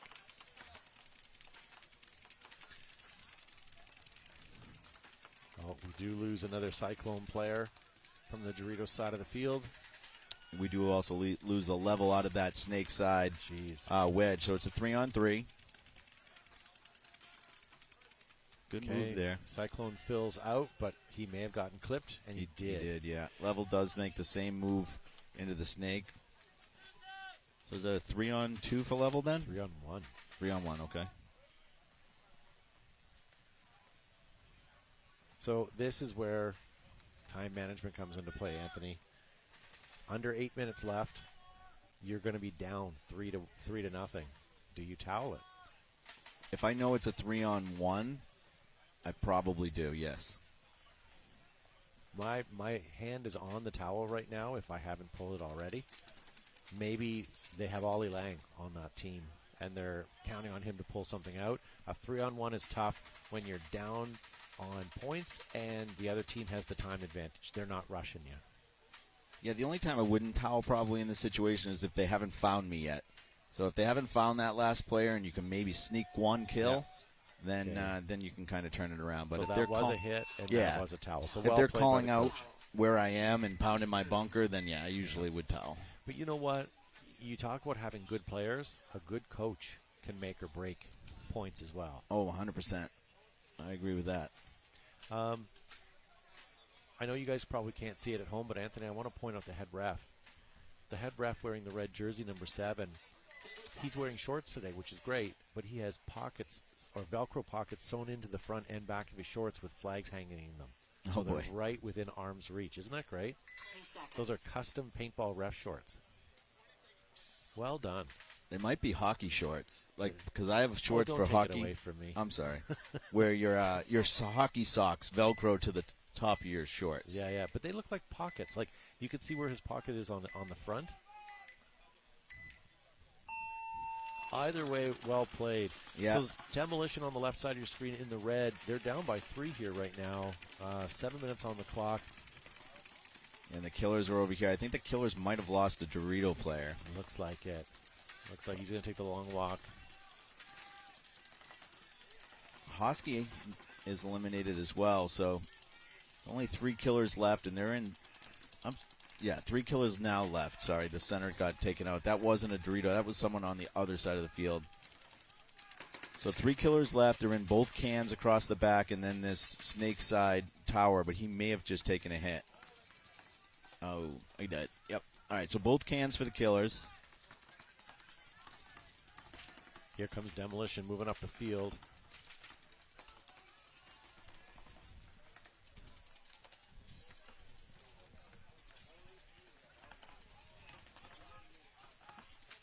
All right, Demo taking the snake corner. Stopping there for just a moment, and he's already up into the snake 2. And at the 50 snake. Oh, and they're already across at the 50. They're in the Killers lay down wedge at the 40 line. All right, come on, Demo. I'm rooting for you here. Let's see if we can clean up a couple of these players. Oh, nice job. Well done. So it looks like player number 11 for Texas Demolition. As long as he's clean, that's going to take it to a 3-on-1. Yeah, and the Killers did the best they could. Again, I don't see this having really any great hold spots. And Cyclones did a good job of not just running into the guns that they had on that cross from the 2 cans and just took it a little bit slow, knowing that they're down on the clock, but still wanted to do it smart. So kind of well played on both parts. Yeah. The worst thing for the Killers would have been to get a penalty. Yeah, for sure. So 30 seconds here, ladies and gentlemen. We're going to have LVL taking on Texas Cyclone. LVL up by 3. We're definitely going to see some snake play here. Both teams have good presence in the snake and enjoy using it. So, yeah, Hollowell did really well in the first 2 points, so Cyclones decided to try and match them, and both players got eliminated off the break, so good job shooting off the break for both teams. yep. And you can see on your screen there's great lanes back at home, but everybody's just busting out. Cyclones do get the snake off the break, but they do lose a player. They're quickly to the snake 50. He's looking inside, see if he can get any free ones. Oh. And he got a free one right in his goggle. So LVL is up 5-on-3. They are also in the snake 3. Quickly going into the snake 50. Number 53. Did Hollowell get clipped? Is that why he's not in the snake? He might be getting a break. Yeah, for sure. Well, they're up on points. Don't tire them out. It is a long weekend, and that's going to be a lot of runs to the snake for sure.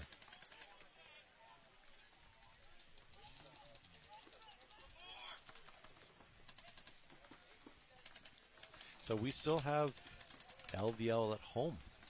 We still have LVL in the 50 snake, and not seeing anything. What am I seeing across the field? They've got both cans for Cyclones. They've got the Dorito and Snakeside can. I'm trying to get eyes on the third player for Cyclones.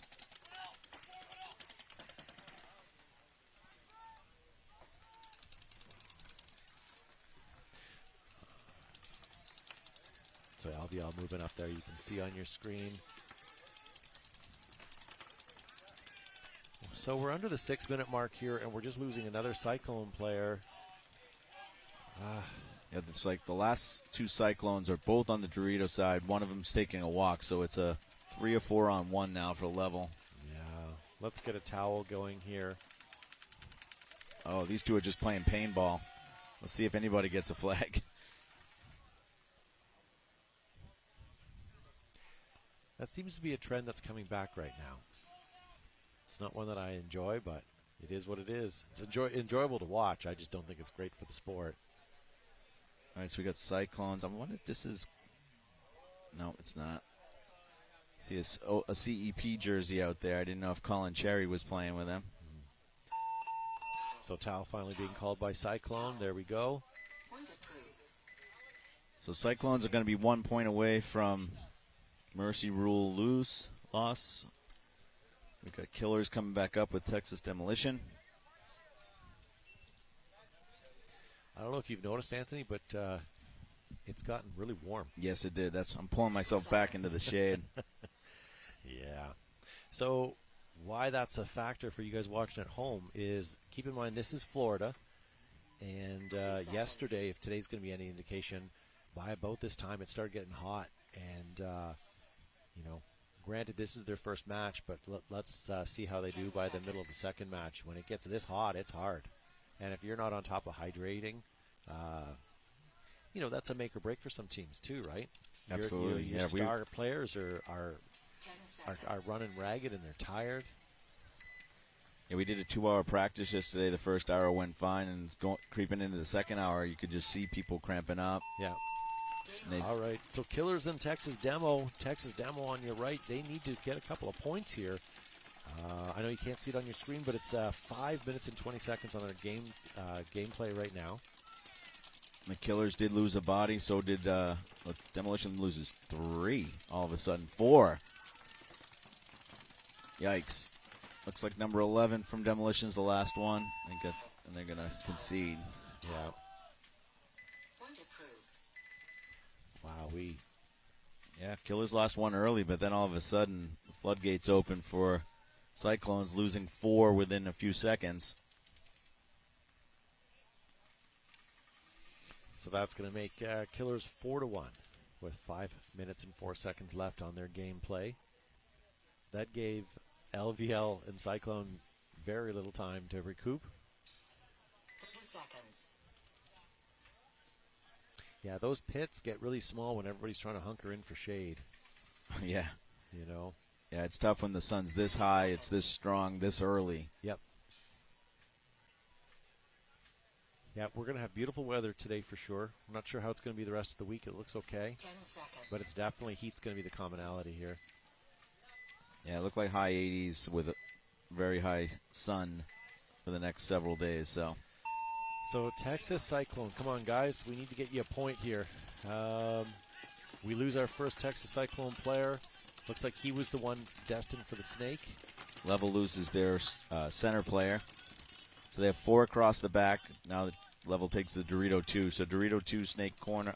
I'm sorry, Dorito can, Snake can, and now Snake 1 for Level.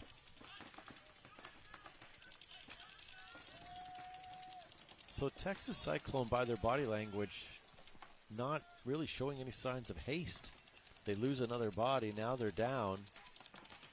I'm like, this is make or break. If they lose this point, the game's over. I kind of wish I'd see them moving down that field in a little bit more of a haste. Throwing their bodies away, fine, doesn't matter, but like doing anything they can. We lost power. Something tripped.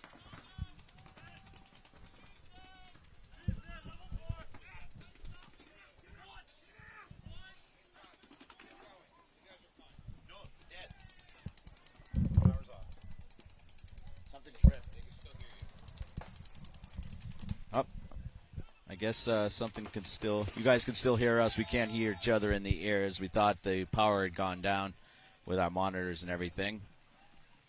So right now, Cyclones look like they have at least one body alive, which is in that Dorito side. LVL has at least one body alive in that Dorito 1 as well. LVL moves up to the Dorito 2. Sorry, during that chaos, I lost the body count. I know it's at least a one-on-one.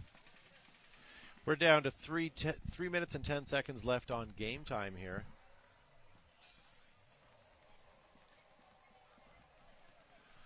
I stepped away to go look at what was happening. What do we have for bodies right now?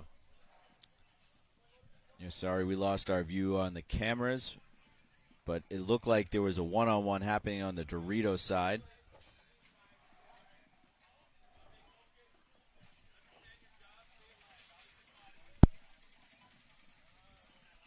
Oh, they're both running each other down. Yeah.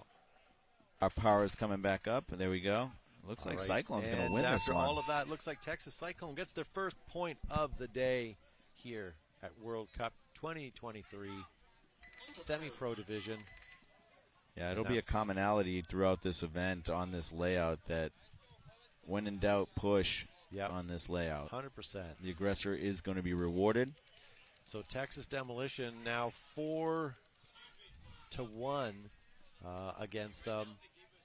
5 minutes and 4 seconds left. Let's see if we can get Demolition some points here. They're going to be on the left side of your screen. Our audio, I think, is still going.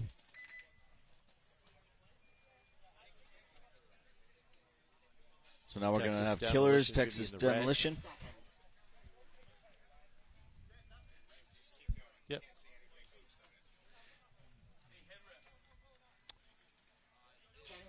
So if you're the coach of Texas Demolition, what are you telling your players right now? Yeah, they got to play smart. There's 5 minutes left, so they got to do something quick, but losing a point quick doesn't do them any good either, so they got to play smart. You're down by 3 points right now. Like, that's a big deal. Killer's losing a body out of the snake. Oh, we're losing. That was a good move. Good move by the Demolition player. One Demolition player.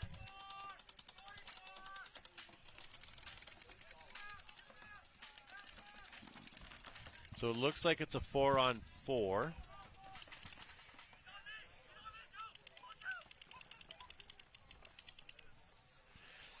So we're now 4 minutes and 20 seconds on the clock. Killers up by 3 points. It's a 4-on-4 match.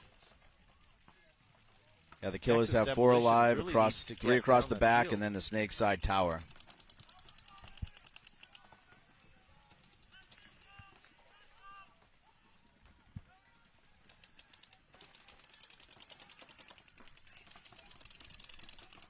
Killers not letting up, rolling their guns, playing tight in their bunkers.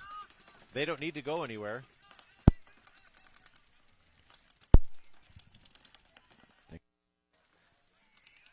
Yeah. All right, so Killers are leading this match 4-1. The body count is 4-4, and the game time is 3.5 minutes. Really hoping to see Texas Demolition doing something there.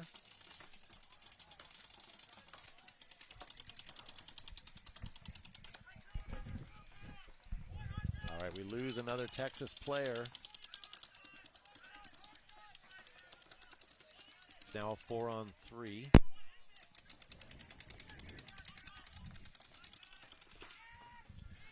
Texas Killer player tries to come out of the corner and gets eliminated. 24, but we do lose a Killer player as well, so now it's a 3-on-3, and I see a ref running in. It's a 3-on-2. No, it's a 2-on-2. We lose another Demolition player. So I'm seeing 2-on-2 right now.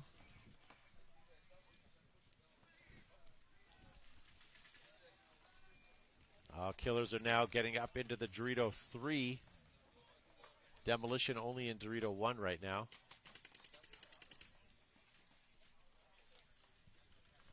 So the Killers have at least 2 bodies, Dorito 3 and Snake Corner. Snake Corner comes to Snake Can. We either lose a body or we just had a launch of Demolition. It was a launch. So Demolition in the Dorito side of the field for the Killers right now. Here comes another Demolition player, shoots. We are now rounding out the 2-minute mark here. And the Killers pushing the button. That's going to take it a 4-2 with just shy of 2 minutes on the clock. Texas Demolition are waking up.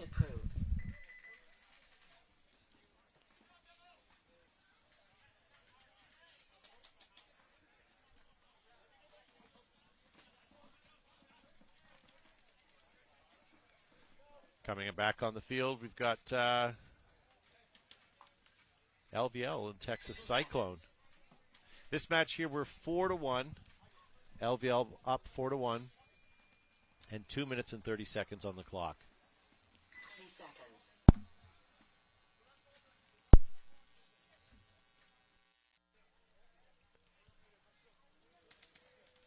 So as I said, up back on the field now, we have LVL taking on Texas Cyclone.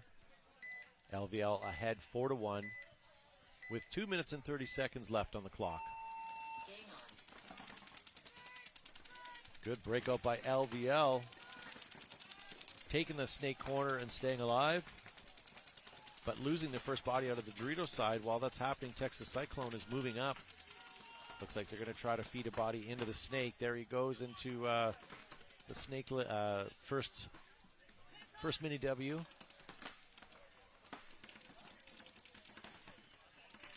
And now crawling into Snake 1.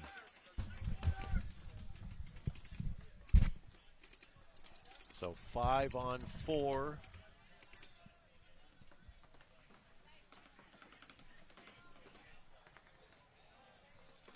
I think we're 4-on-4 now. LVL now in the Snake as well, mirrored the Cyclone player, and they lose another body, so it's 4-on-3 in favor of Texas Cyclone right now.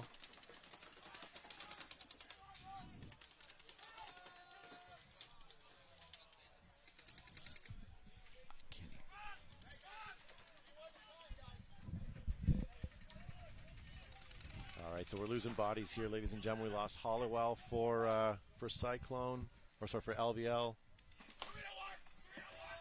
Oh, just as player number 61 was coming up for Texas Cyclone into the 50 Snake, he got eliminated. I see a lot of LVL walking off the field right now. Cyclone alive at the 50. You can see him crossing over. We're in our last minute now, ladies and gentlemen. Texas Cyclone needs 3 more points just to tie it up, but hopefully they can at least get this one right now. And gets eliminated. That may just have been the nail in the coffin, ladies and gentlemen. Here comes LVL running down the field. Yeah, good for him. If he's clean, that's going to take it to 5-1. Another strategy would have been to have waited to hang that flag until 10 seconds. I can't hear out of my ear.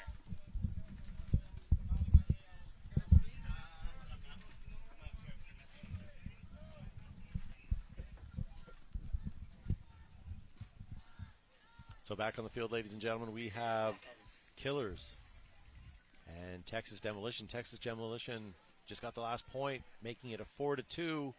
Can they get 2 more points in 2 minutes? 3 seconds. I can hear myself, but I can't hear Todd. 10 seconds.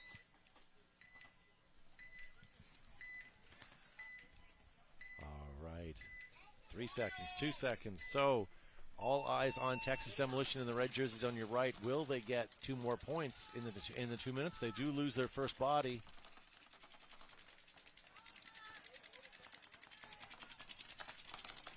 Oh, and we lose our first Killers as well. So it's a 4-on-4 right now. Killers now moving up into the snake, while Demolition is up to the 50 brick.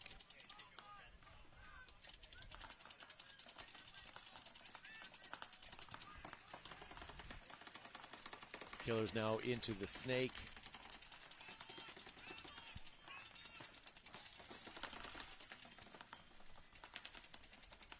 We're closely rounding out to the final minute. We're at minute 10 seconds here, ladies and gentlemen. It's a 4-on-2 in favor of the Killers. Texas Demolition trying hard right now.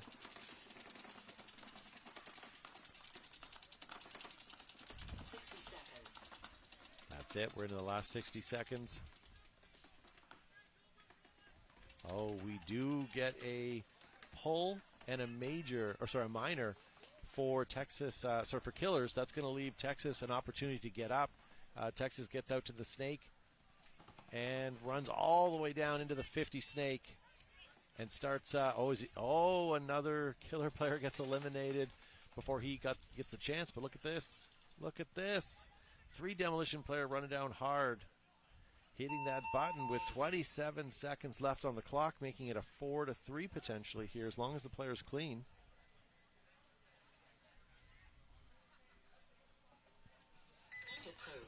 And that's it. So 4-3. Well done, Texas Demolition.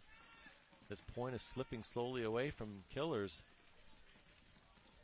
However, Killers are up 4-3. 27 seconds left on the clock.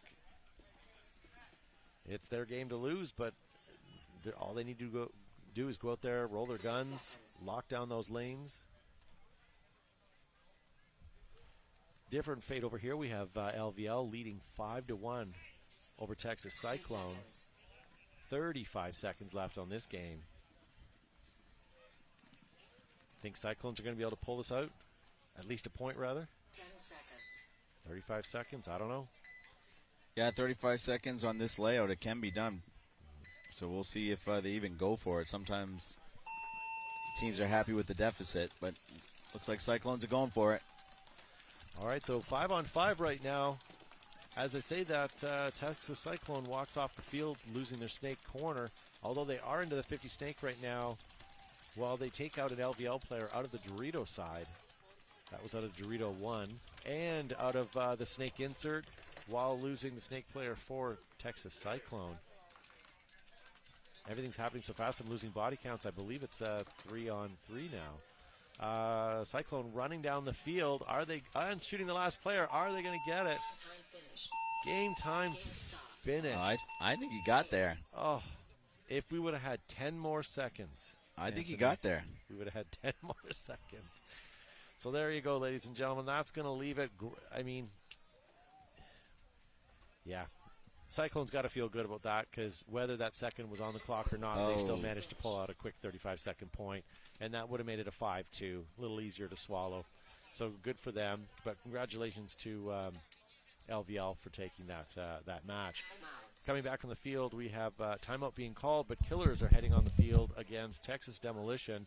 Killers are leading 4-3, but the kicker is there's 27 seconds left on the clock, so really not a lot of time here for anything to happen.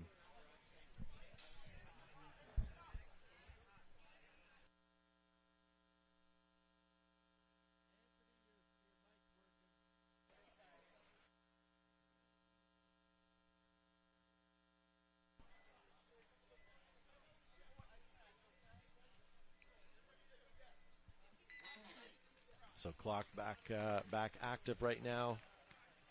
It is 4-on-3 in favor of the Killers. The Killers are already out on the field.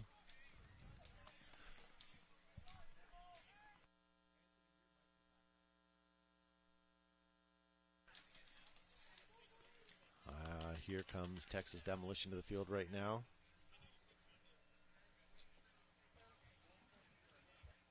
Seconds.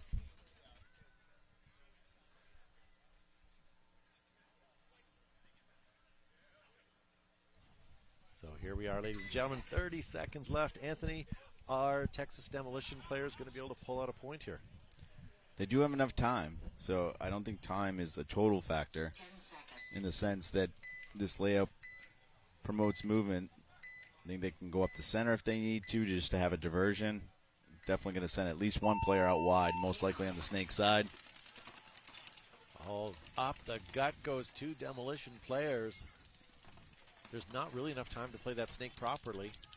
They do eliminate one, but also take one of themselves out, so it's a 4-on-4 right now. Yeah, only 10 seconds. They're going to have to try and make a move, draw a penalty or do something, but... Yeah, this point's 4 seconds, 3 seconds, 2 seconds. Unfortunately for Demolition, this is not going to be enough time, and that's going to let the Killers take this 4-3. No points. Game finished. The Killers would have needed another easy 30 seconds to finish off that. Sorry, Demolition would have. Yeah, I like the move up the center. Yeah, that was good. I think the Snake is a great play for regular gameplay, but if you need something explosive, you've got to go up up the middle there. Or the Dorito side. I agree with you that the Snake, just in its essence, is going to take you 20 seconds just to try to get down on their side. Yeah. And don't feel bad about agreeing with me, because I am usually right. This broadcast has proven pretty quickly that that's not the case. All right, so we're moving on to a next set. One bad call. All right, so we got Leverage Smoke, and I believe ECE is going to be taking on a Texas team that has one of my heroin players' little brothers on it. So we'll see if that's the case. I think it's maybe the Anodized Outlaw. I think they're playing, ECE's playing Outlaw, and Leverage is playing Smoke. We got a little break here. The sun's definitely playing a part now. We're deep in our little cave here to try and get some shade. Yeah. Remember this morning when I said it's nice and cool? Seems like forever ago. I'm assuming, Alex, do you want to throw this over to commercial during this little break?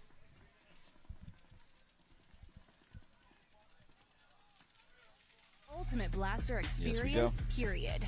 Join in the fun by getting your Surge today.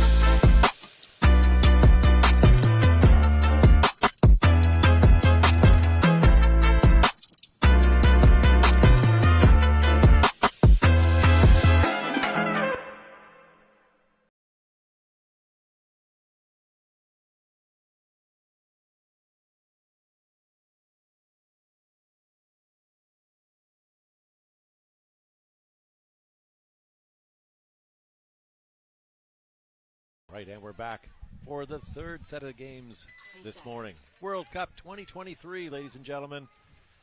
Very excited to be here. My name is Todd Ansich from Behind the Bunker Paintball Podcast. With me I have Anthony Vitale, 10 seconds. and he's from Boston Paintball. And this afternoon, ladies and gentlemen, if you're looking for the women's play, I see some comments in the live chat. We will be playing this afternoon starting at, what did you say? 11:25 will be the first set for WNXL. But right now, forget all of that, because we're watching Leverage take on Smoke, and then East Coast take on Outlaws on the other side of the split deck. So Leverage on your left, Smoke on your right. We saw Smoke this morning. Yeah, they played really well, beat Mutiny. Yep. We have not seen Leverage before, so this is the first time we're seeing him on this field. Right now I've got 5 Leverage players still alive. I see 4 Smoke for sure.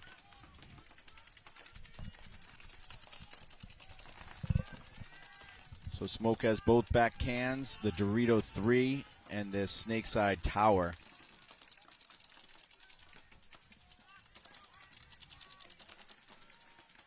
There's a great shot right there of the. Nice move there. Yeah, nice little what looks to be a good hiding spot on the Dorito side, but I mean you're still pretty vulnerable there. It looks like he was eliminated too. So Smoke's down to, I believe, 3 players. One up the center here. One in the Dorito 1 and one in the Snakeside can. Nice move up the center as well by Leverage. One of the Leverage players is coming off as well on the Dorito side. Yeah, I see also, so now at least a 3-on-3. Leverage is on their side of the field, on Smoke's side of the field. We'll see if they can catch his pack here. He's in this Snakeside wedge of Smoke, looking to read away. Leverage busts out. Looks like they're going to feed the Snake. That's player 57. And there he goes into Snake 1, all the way up to the 50. It's either all or nothing with that Snake. Well, once you're in that Snake 1, yeah, there's not much that can stop you if you get low. And once you allow that Snake player to wrap around like he's doing right now, that's tough. So it looks like they're calling Alamo on the last player. Do you know that term? Should I not be using that, Alamo? Alamo for us always means last body alive. That last body is eliminated. The poor referee came in to check number 57 here from Leverage, and he apologized, but he just gave the referee a few. Yeah, well, that's just a reaction you get, right? Yeah, it is. You shoot anything in front of you, and usually refs are on their feet, not crawling in on the other side of your bunker. Right. Yeah. So unless towel happens, Leverage is just kind of loitering about right now. Looks like 3 of them are alive. There we go. Towel. You've got that many live bodies alive. Most likely they're clean. Hoping for that dirty hang is wishful thinking at this point. That starting 5 of Leverage, I don't think one of them had the same jersey as anybody else. They had 5. I'm like trying to figure out things, and I know, and to be honest with you, you got to wonder if the names on the jerseys are even right, because I've seen a lot of guys borrowing jerseys this weekend. You know, it's funny. That's usually to match each other, though, that they're borrowing jerseys. These guys don't match, so I'm Yeah. going to go with those their jerseys. So here's the thing. I was walking up and down watching lots of paintball yesterday, scouting a lot of the semi-pro teams, and I heard a lot of comments like, oh, hey, so-and-so, you're back.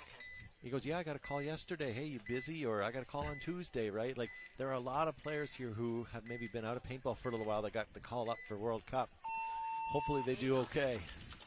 So East Coast on your left, Outlaw on your right. East Coast now into the 50 Snake already. Oh, Branson, nice shot on the player coming up the center. Looks like Jonathan Valdivia's over on Dorito 1. I think that's David there in that Snake side tower. We call that the Rocket. So to your point about Leverage, all their jerseys are correct except for Straza's is wrong. Okay. So they may look like a yard sale, but their names are correct. All right. Oh, we lose an East Coast player. That was their key front player. But they're going to fill quickly, it looks Outlaws lose a body too, so it's a 4-on-3 for EC. Jonathan Valdivia already up to the Dorito 2. Yeah, number 36 back. I think he's just got eliminated. Up to the 50, and the towel being called. Good call on the Outlaws for doing that.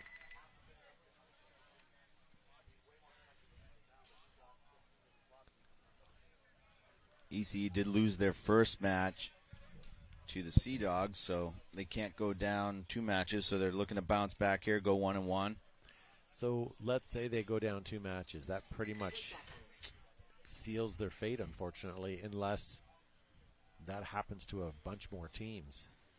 Yeah, I don't know if they're taking 16 in semi-pro. They might be because I think there's 32-plus teams, playing right now. So there's a chance they take 16, which always gives those 2-2 teams that have high point differential a chance. Yeah.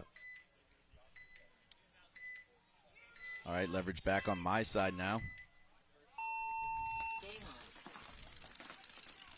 All right, so Smoke into their 5 bunkers, clean. Oh, no, just as I say that, they lose their Snake 1. They do get into the Dorito 1. Referee on the Snake, on the Smoke side, is running around checking players. So leverage is up 5-on-4. They are, minor penalty on 57. Oh, that's going to take off their entire Snake side. Quick fill out by the leverage player to fill that gap. I like leverage still moving forward. They're in the Dorito 3. They're up in that tower on the Dorito side, and now they're in the Snake corner cake. Smoke does have someone far up in the center 50 here, looking to pinch out that Snake corner. Now he's moving back, and his gun's up on the Dorito side, watching that move from the Dorito 3 to the Dorito 50. Smoke loses a player, but that player, the Smoke number 10, does take out Leverage's Dorito push. Yep. Leverage down to 2 players, now make it 1. Smoke crossed, running down the field, taking out his first. Staying alive in the Doritos, clearing the field. Looks like he's going to hang the button before he gets shot by his own team. That's always the worry, right? Yeah. If you're that guy coming down the field and you're going to hang the flag and your teammates are still firing your guns at the back, you know, do you run for the point or do you try to get their attention? But look, he ran for the point and it worked out for him, so good for him. Typically, you want to get their attention, Yeah. So that's going to take Smoke and Leverage tied 1-1. And 11 minutes left on their clock. That penalty at the beginning of the point there for Leverage really hurt. Took out, like you said, their whole Snake side, of which they made the bunkers that they wanted to be in. Yep. So, well, obviously they didn't, as one of them was hit and got a minor, but 3 seconds.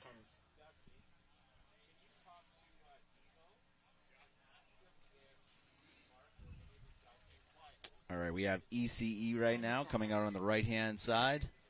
That's going to put Outlaws on my left. ECE is up 1-0.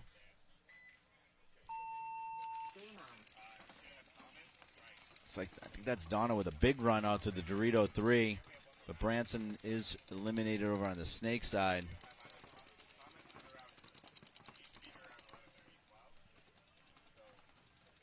They also lose a player up the center. That's David.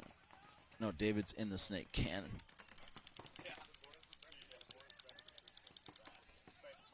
That was Danny that was eliminated up the center, and the Outlaws. Warner is up in the Snake 50. Donna is over in the Dorito 50. He's got to watch out for this Snake that's wrapping.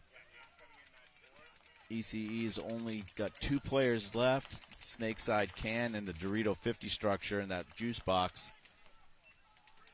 See if Donna can equal things up over there with a couple quick kills. Warner's probing.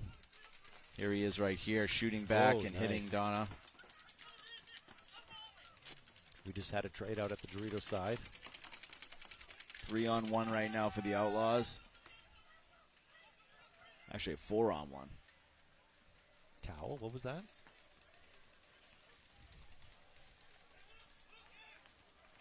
So here we go. This is going to take it 1-1 tie. Yes, it is.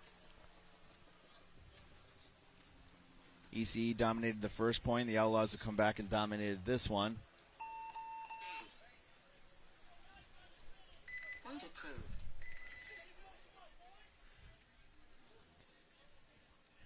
All right, so that's going to make it tied all 1-1. Coming back on the field, we have Leverage and Smoke. 2 early close matches here, 1-1 each. Yeah. This match, we have 11 minutes left. East Coast and Outlaws, we have 12 and a half minutes still, but 11 may not sound like it's, not a threat, but when the time's ticking down, it goes quick. 2 seconds.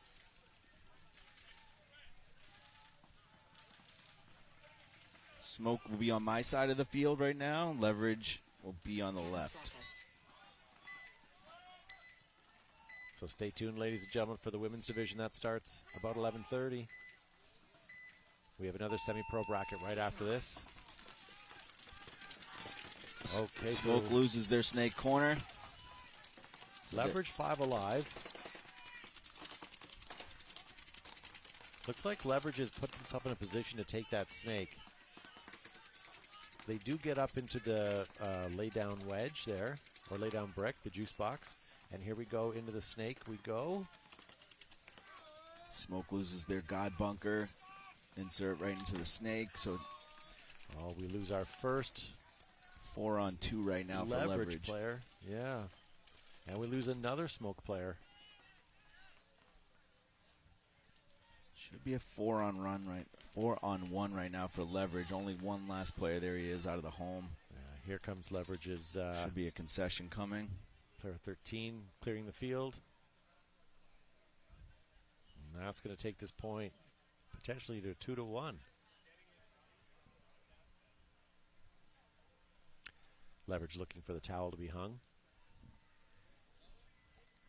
Man, it's so hot out here. You do probably want to just burn off clock when you can. Mm-hmm.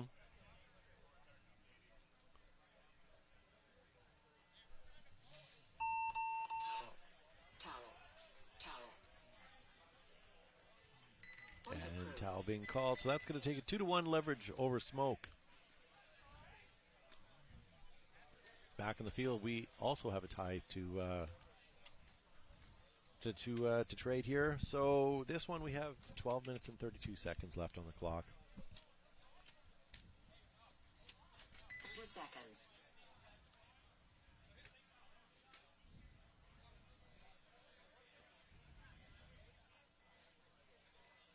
3 seconds.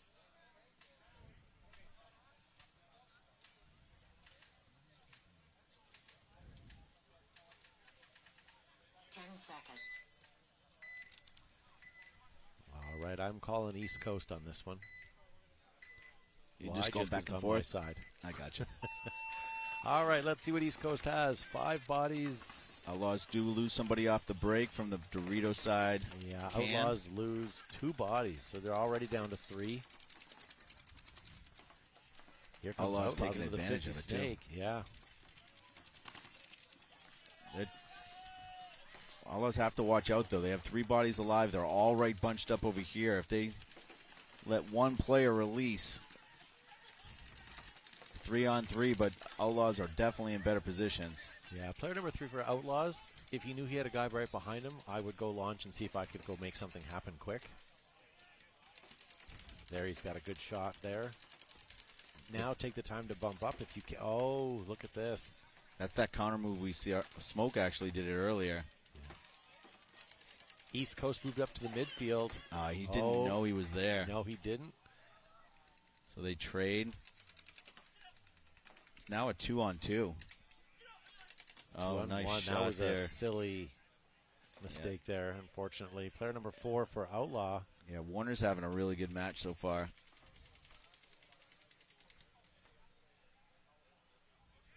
Major being called by 2 different refs. Oh, man, I think that looks like it might be on a cyclone. So I have to say the Outlaw player did see something happening over there, but ran for the flag. So whether he knew there was a major going to happen. Yeah, that point's not going to count if there's a major on cyclone. It's going to be a reverse, actually. Yeah. We'll see what happens. That was a good move by the ECE play. I don't know if that was Donna or Danny. It looks like Danny. Well, it's always easy to win when you're cheating, potentially. No. Potentially. We don't know what the penalty was for. Yeah. But like I was saying, they were all bunched up on the snake side. The Outlaw play did a good job bouncing back over to the Dorito side. Yep. Because ECE did try to break the field through there, and I think the referees threw a major on the Cyclone player.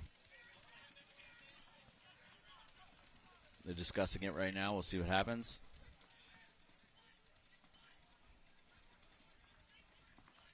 Outlaws are making their case, being asked to give the referees some room. Whatever happens here, obviously the team's going to end up going up 1 point, 2-1.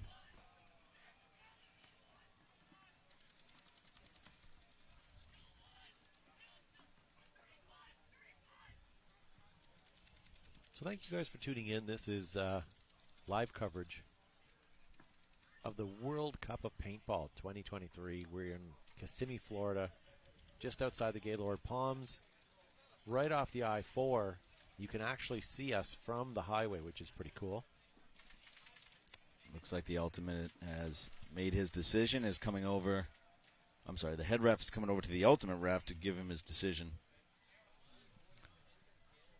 I think technically they should be starting bodies down too next point.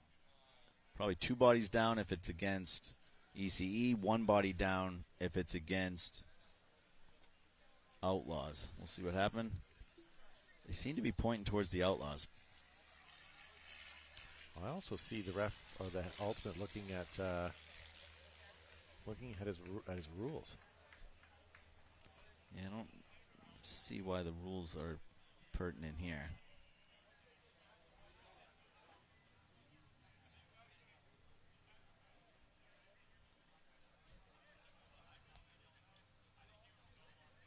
The penalty was thrown before they pushed the button.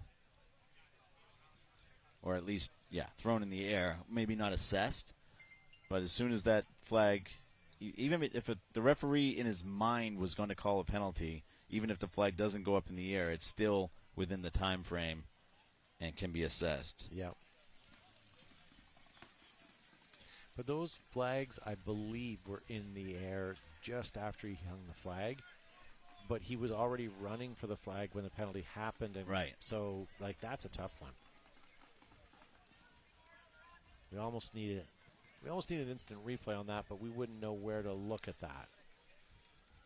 You'd have to be able to see the flags and the home bunker at the same time. If it was me, I think that he made that button push just before the flags were noticeable. Right. But also, I saw him launch, so I don't know if he saw what happened first and saw the refs going in and decided to run, so I don't know. Either way, I think the button was pushed just before. He's going to explain and try to get this. Is that going to be a penalty, Ultimate?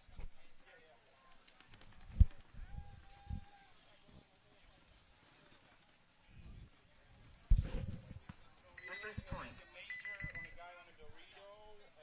The last guy was over there, touched the base, but so it's the reverse point, and they start 4. So 4 point to ECE. Okay, yep, that's what we ended up getting. Yeah. It was a major penalty on the Outlaws, but because they had 2 bodies, 30 seconds. they only start 1 down. ECE gets the point. And the penalty was on player number 74. All right, so we do have 2 matching jerseys on this line. 2 Padre jerseys coming out for leverage. Well, Padre jerseys for leverage makes sense, doesn't it? 10 seconds. They are the same camp. Yeah. All right, 5 seconds. Game on.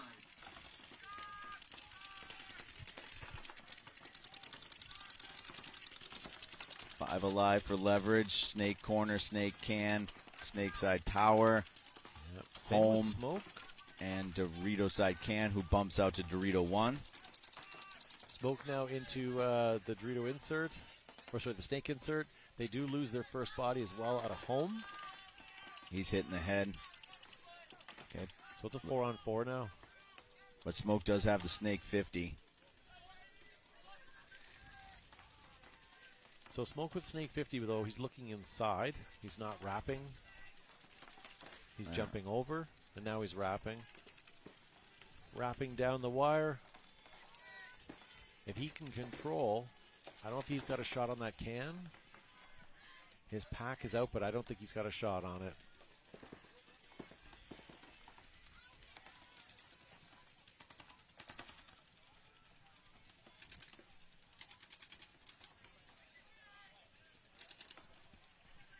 Yeah, Smoke trying to find something from the snake there.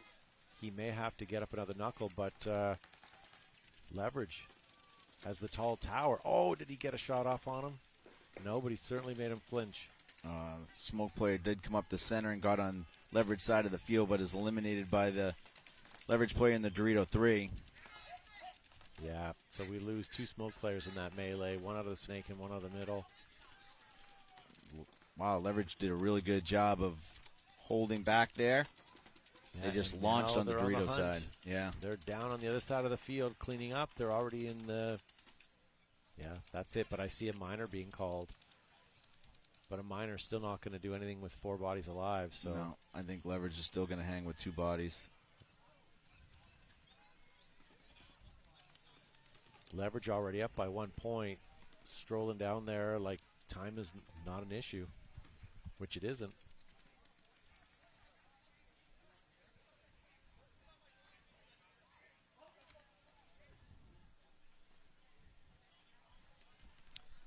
Leverage is trying to kill the clock or even having conversation out there.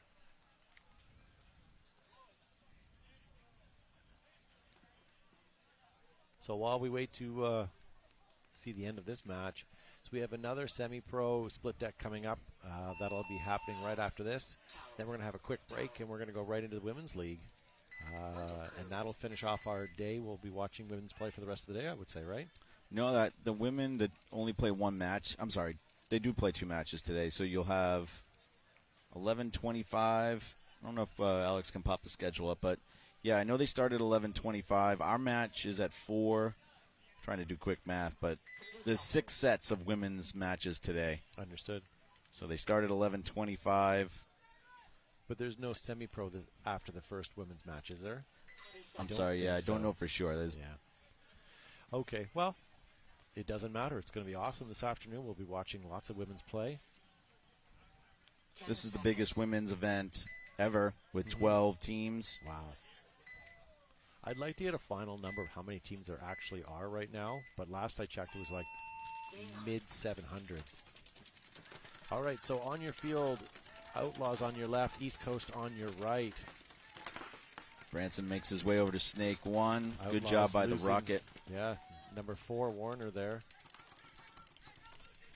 And losing another body for Outlaws. Tower. Point approved. Well, that was quick. How many seconds do you think that was? Less than 20. Yeah. Are the Russians out on the field they're playing? No, they just did really well off the break. Who has the fastest game time, do you think? I know the Russians did a 16-second point. I think they had a 9-second point. Is that what it was? Yeah. I don't remember the specifics. I just remember them having like a real fast point. Could that be the world record for point? 3 seconds.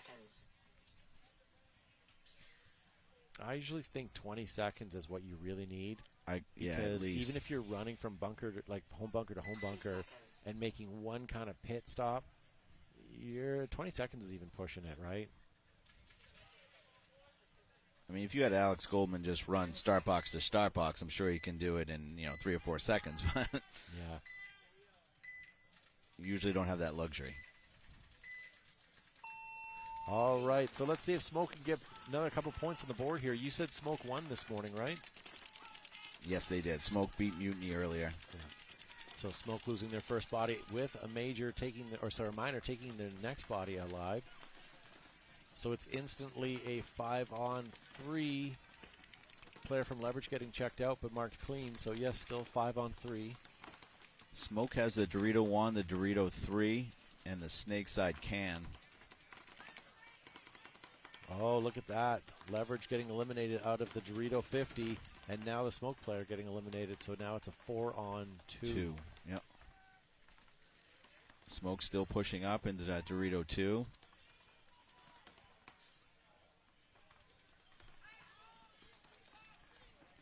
See if Leverage can get out wide here a little bit on the Snake side. So we talked about time management. Smoke is down by 2 points with 6 minutes on the clock. I think I would let this play right now, but if for some reason something happened to Smoke where they lost another body, I think I would almost towel it. Yep. I'd like to have my 5 bodies back alive, even if we're down a deficit of another point. And we do lose another Leverage body, so it looks like it's a 3-on-2 now. So hopefully Smoke can do something here to get another point on the board. Yeah, Leverage is at the center 50. I have no skin in any of these games. I just like to cheer for the underdogs. Yep, just cheering for a good match. Nice move there by Smoke coming up into the Dorito 4. Now moves up to that Dorito 50 structure, trying to edge, and he does edge out the center.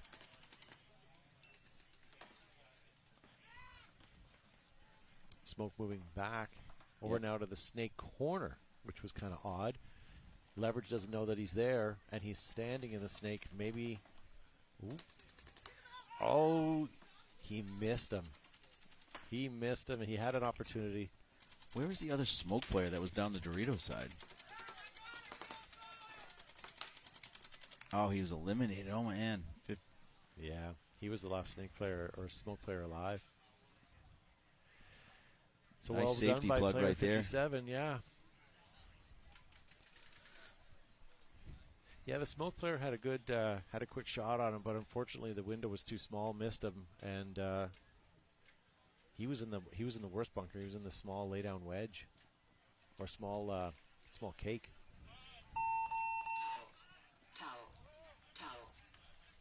Towel being called, so that's going to make that 4-1 now. That was a really good point there by Smoke, though. They were down 2-on-4.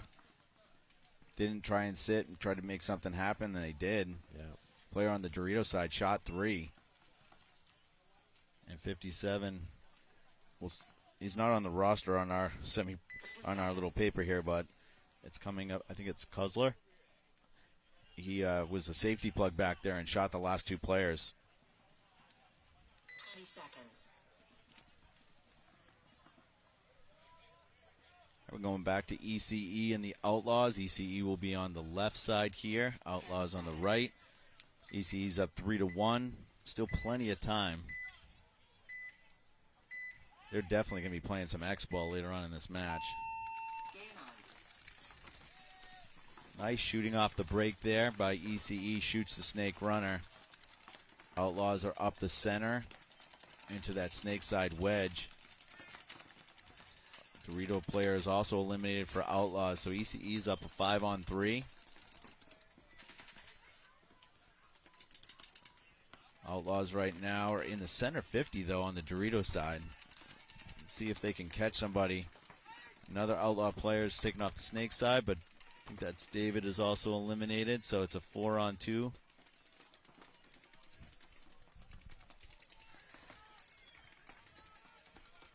Just looking over the information that we have on the Outlaws right now. Did you know that Luke, player number 24, he loves puppies? Who doesn't love puppies? Well, apparently Luke does, so that's good to see. They play at a Wasteland Paintball Park in Texas.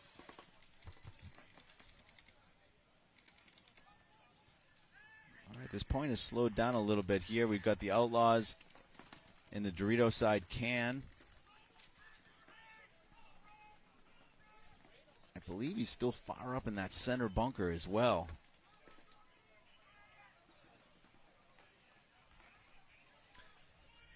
Looks like East Coast Effect is from Florida. They play at Invincible's Paintball. So another sort of a home team, if you will. Yeah, they were out at Legacy this weekend as well. I saw them playing. Practicing mostly against Mutiny. EC is in charge. They're in charge at this point right here. Outlaws push back to the Dorito 1.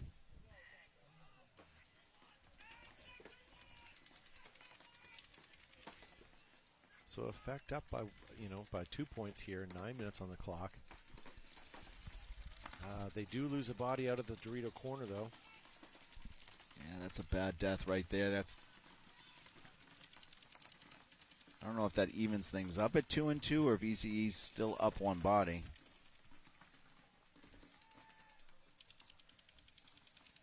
All right, so East Coast now moving over. They're in the tower, the Dorito Tower right now. Snake 1, Dorito Tower, and they're crossed up. Outlaws spreading the field, coming back over on the Snake side, getting into that God or Snake insert bunker.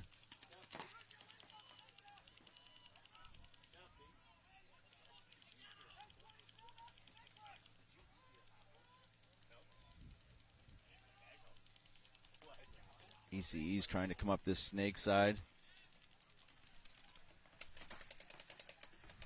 See if he gets the shot. I think this is Riley. Does eliminate him. Ooh, this might be a one-on-one. That looks like it. ECE player was eliminated on the Dorito side. It's a race for the gonna buzzer. Pull it first. Yeah, looks like East Coast got it first. Outlaws was about 10 paces behind him. Good job there by Riley, saving that point. Coming down and eliminating the last player from the Outlaws on this side. Outlaws did a good job, though. They were down again. They were down 2-on-4 and made that a point and came down to a 1-on-1. Yep. So coming back on the field, we have Smoke down by 3 against Leverage. 4.5 minutes on the clock. 3 seconds.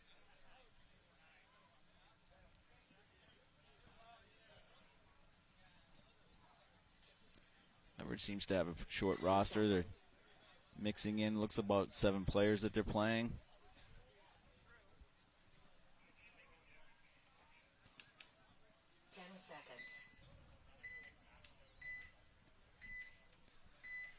All right, well, all eyes on Smoke. Let's see if we can get Smoke a point here.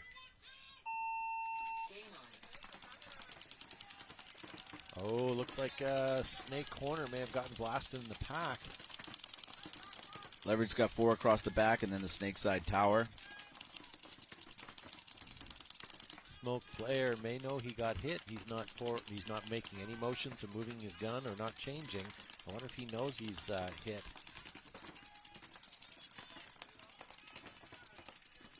Referee's not bothering with him, so maybe he's clean. Leverage up 3. Again, 4 across the back. And the Snake side tower trying to keep them out of the Snake.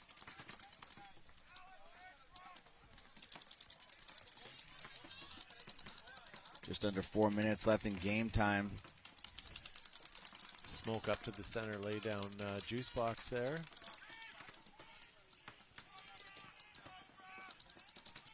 If I'm not mistaken, Smoke's done well when they've gone up the middle. They've opened up more games that way.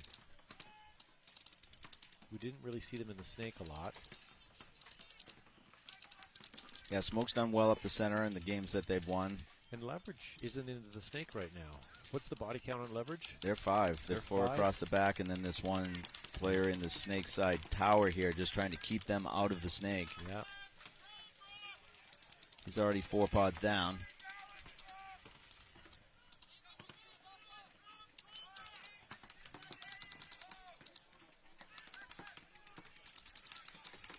Under 3 minutes now, so Leverage doing what they wanted to do. Kept 5 alive off the break. They can drag this point out even another minute. Oh, we lose a Smoke player out of the back corner of the Doritos. Good communication there by Leverage. Quickly telling everybody it's a 54. Number 17 from Smoke now is in the 50, looking D-way.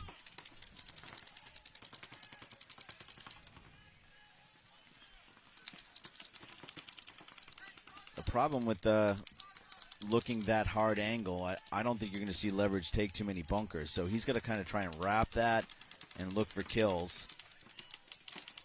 Right now he's just guarding the lane between the D1 and D2. Here's the problem now. It's down to 2 minutes. Yeah, I don't think Leverage is going to move, so he's got to get a little more aggressive in there and start looking for some hoppers to hit. Leverage looks like they've used almost all the pods on their back. Hope they took extra knowing the time that they had.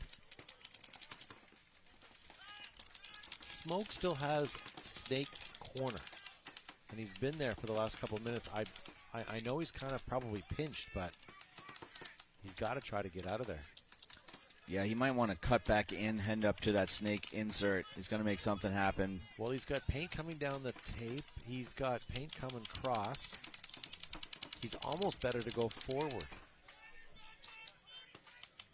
Oh, 17 had his opportunity there and missed it as Leverage gets out and gets into that Dorito too. So at this point, not having successfully handled the trap there, he's going to make something else happen here. Yeah. Player number 10 at the smoke on their 50. Moved across, got eliminated, but at least he tried something. But we're down underneath the last minute here. Leverage now going for the run, because why not? And now that last player by Smoke is getting pinched. He's out. And that's it. Leverage still rolling their guns. Nobody left on the other side of the field. They'll most likely wait till under 10 seconds, then hit it. Try to end this thing 5-1.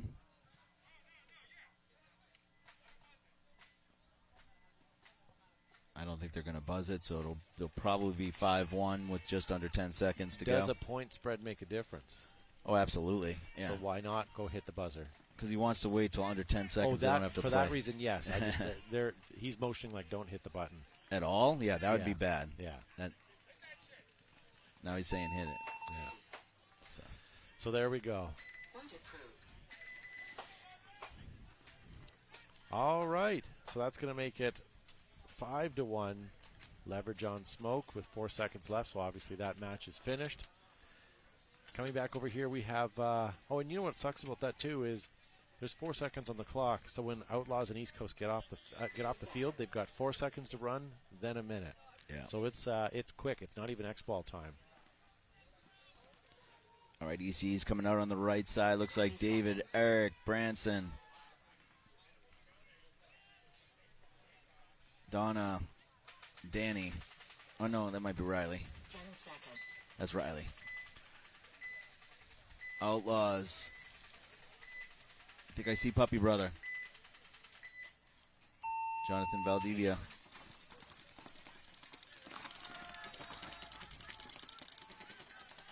Outlaws lose their snake player. A penalty coming up on ECE. They lose their whole snake side, so 3 gone for ECE. Outlaws taking advantage. Warner's coming up, shooting inside, and he eliminates an ECE. I believe ECE has 1 body alive. Actually, that's nobody's alive, actually. As soon as they put that together,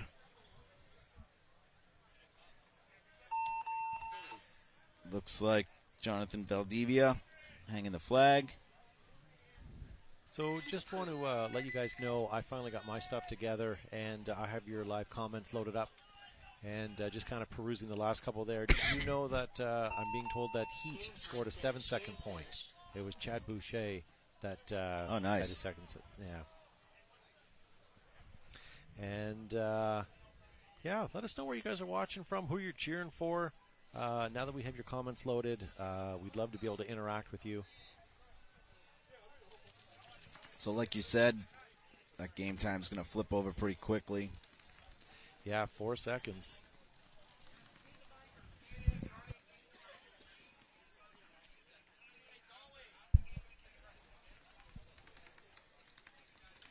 I think they're being nice to them right now because they're not flipping right over to the other game.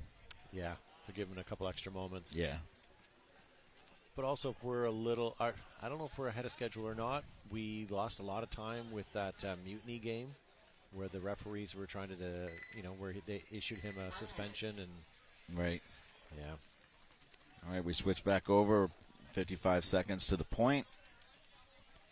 ECE's up 4-2. Outlaws just came back with a quick one.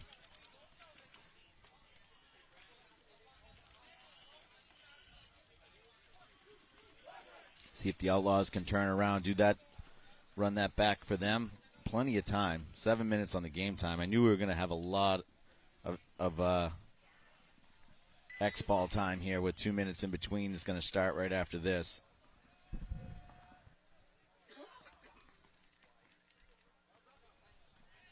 30 seconds.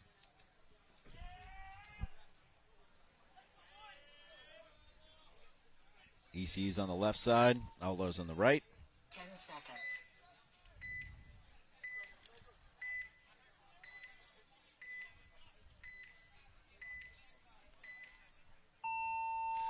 All right. Outlaws, let's see if we can. Oh, Outlaws get. Gonna check his pack right there. Yeah, I think he opened up a lid. That's all it was. Oh, I've got a East Coast baller walking off the field. He's coming out. Oh, and a minor. So it's a 4-on-3 in favor of Effect right now. I don't And really Effect like goes that right up. minor. You He didn't sat like there that? and waited for the check. Never did anything. Oh, and another on the other side of the minor. field. So that's going to allow. Yeah, that's going to allow East Coast Effect to take this point with a towel being called, so that that instantly gives East Coast the point.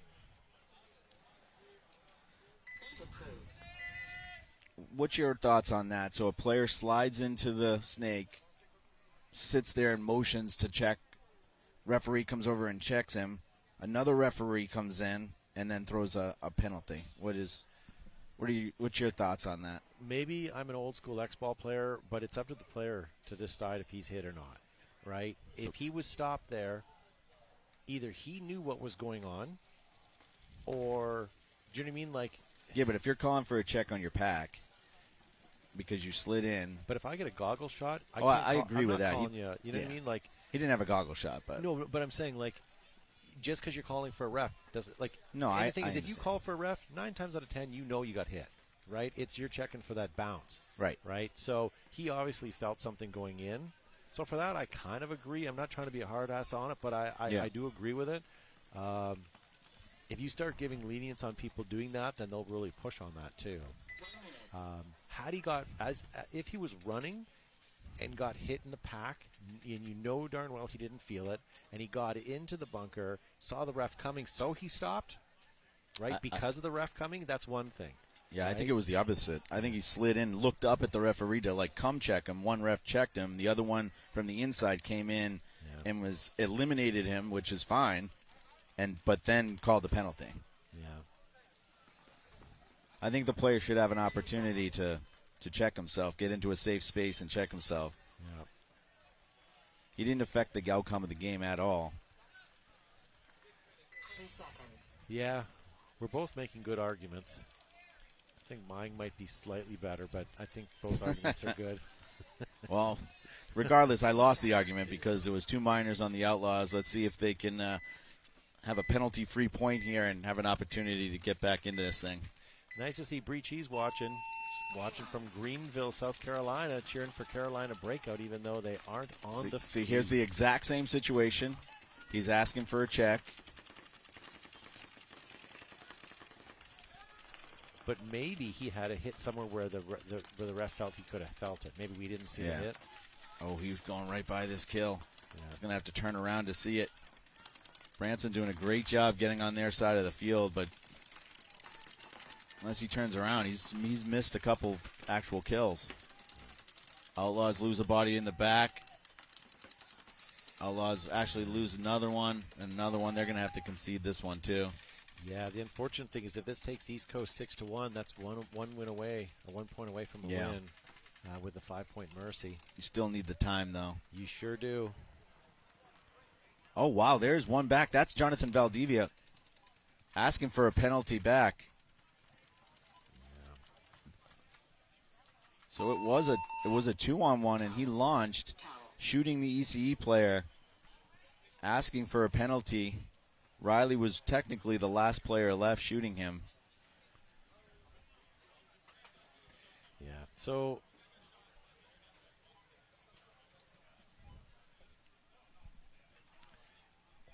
there we go. So the point is approved. So it is 6-2 now with 5 minutes and 30 seconds left. Oh boy.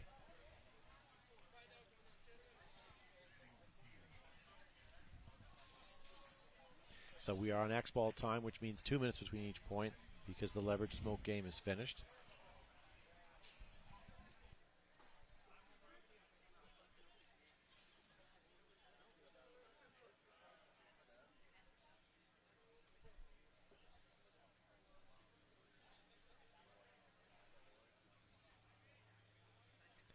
So game starts in about a minute 30 seconds here, ladies and gentlemen.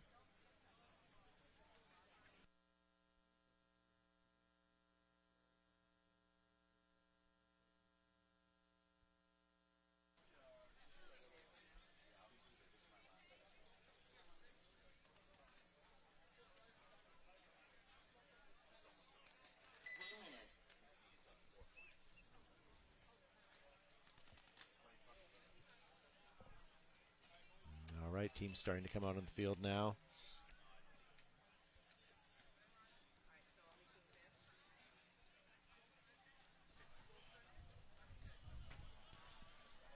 About 40 seconds to the point. EC's on the left, Outlaws on the right. They're going to need 4 points in 5.5 minutes. All right, let's see if we can get a couple here and make it interesting. Yeah. You know what? Win or lose, you're at Cup. You're here. You're geared up. Yes, it's hot, but you're here. You paid your money. Go play your point. Even if you don't think you're going to win, go play your point. Have some fun. That's what everybody's here for anyways. If you're down on points, get out there and do it. Yeah, but this is, I believe, the Outlaws' first match, so they want to make this tight just so they have some momentum going into their next match. Yep, I get it.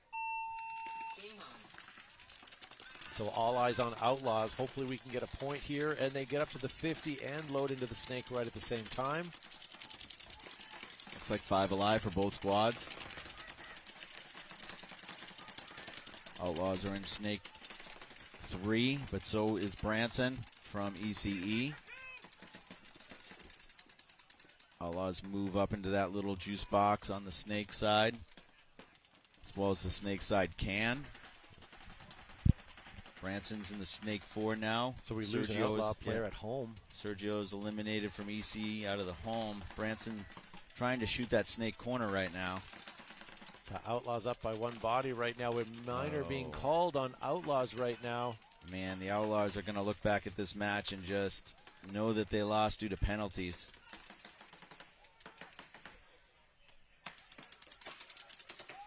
Nice shot there on Branson being eliminated. Oh, look at this. Outlaws at the 50 shooting back at a player that crossed the 50. This player, number 3, is doing so well. Unfortunately, he does get picked off, and that's going to be it. That was player number 3, Matthews. Yeah, I believe there's at least one EC. I think there's 2, actually. One in that snake side can. It's probably David. One coming down the Dorito side that looks like Danny. So that's going to eat 4 minutes of gameplay. But once they hit the buzzer, it's a mercy rule win. Yeah.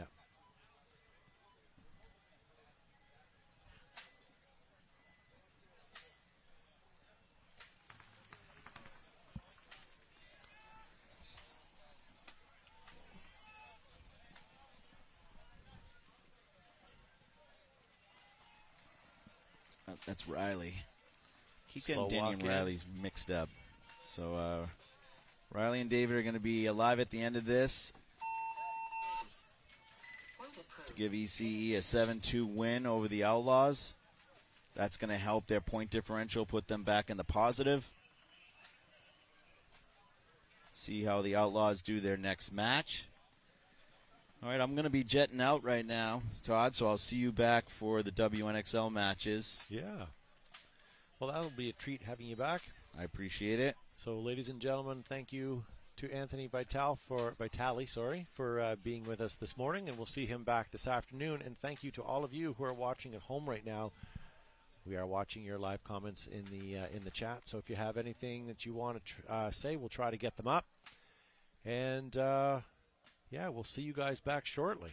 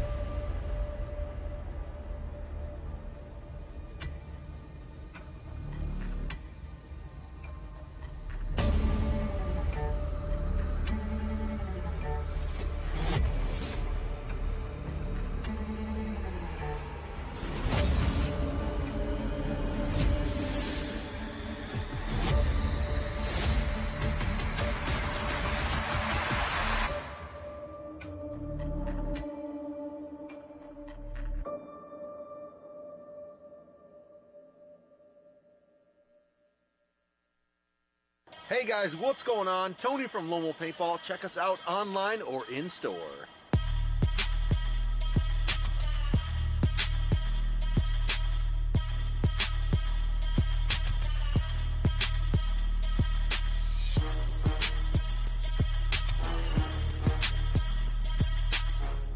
LoneWolfPaintball.com.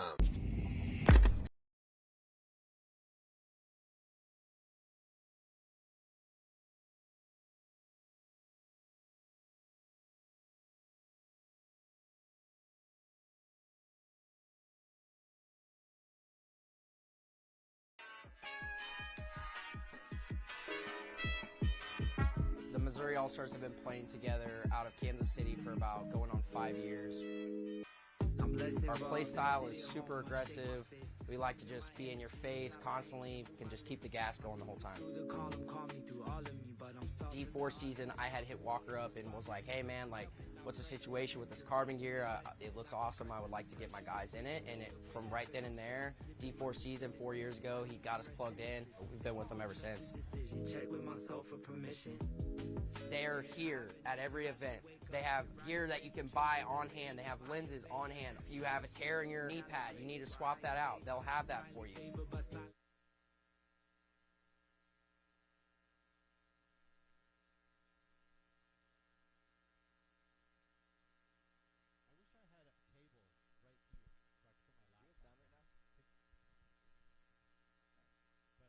I mean, sound.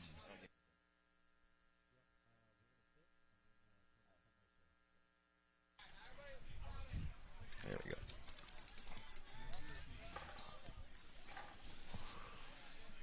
Hey guys, and welcome back. This is 2023 World Cup Semi-Pro Field. My name is Todd Ansich. Thank you guys for tuning in. I'm from Behind the Bunker Paintball Podcast, and with me I have Mr. Sensi. How are you? Doing very well this morning. Did I pronounce it right? That's correct. Okay. I wasn't sure if there was an SKI on the end that's silent or anything like that. So nice to have you with us. We had some great paintball action this morning. Were you able to watch any of that? I caught a few points here and there. Been helping out with our semi-pro team and at the other semi-pro field. And who do you represent? GG Sports.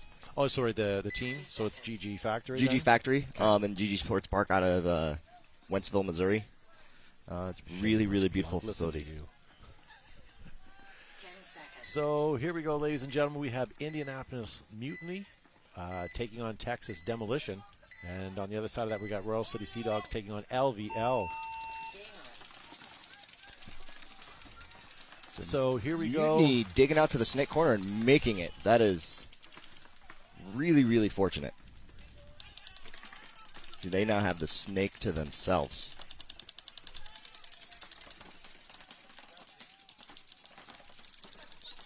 Otherwise, 5-on-5 paintball.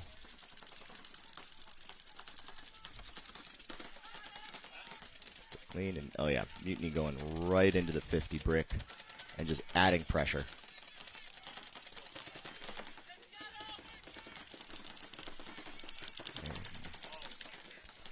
Demolition throwing some bounce shots off of the Snake 4, trying to hit him in the back, but looks like they're just going wide.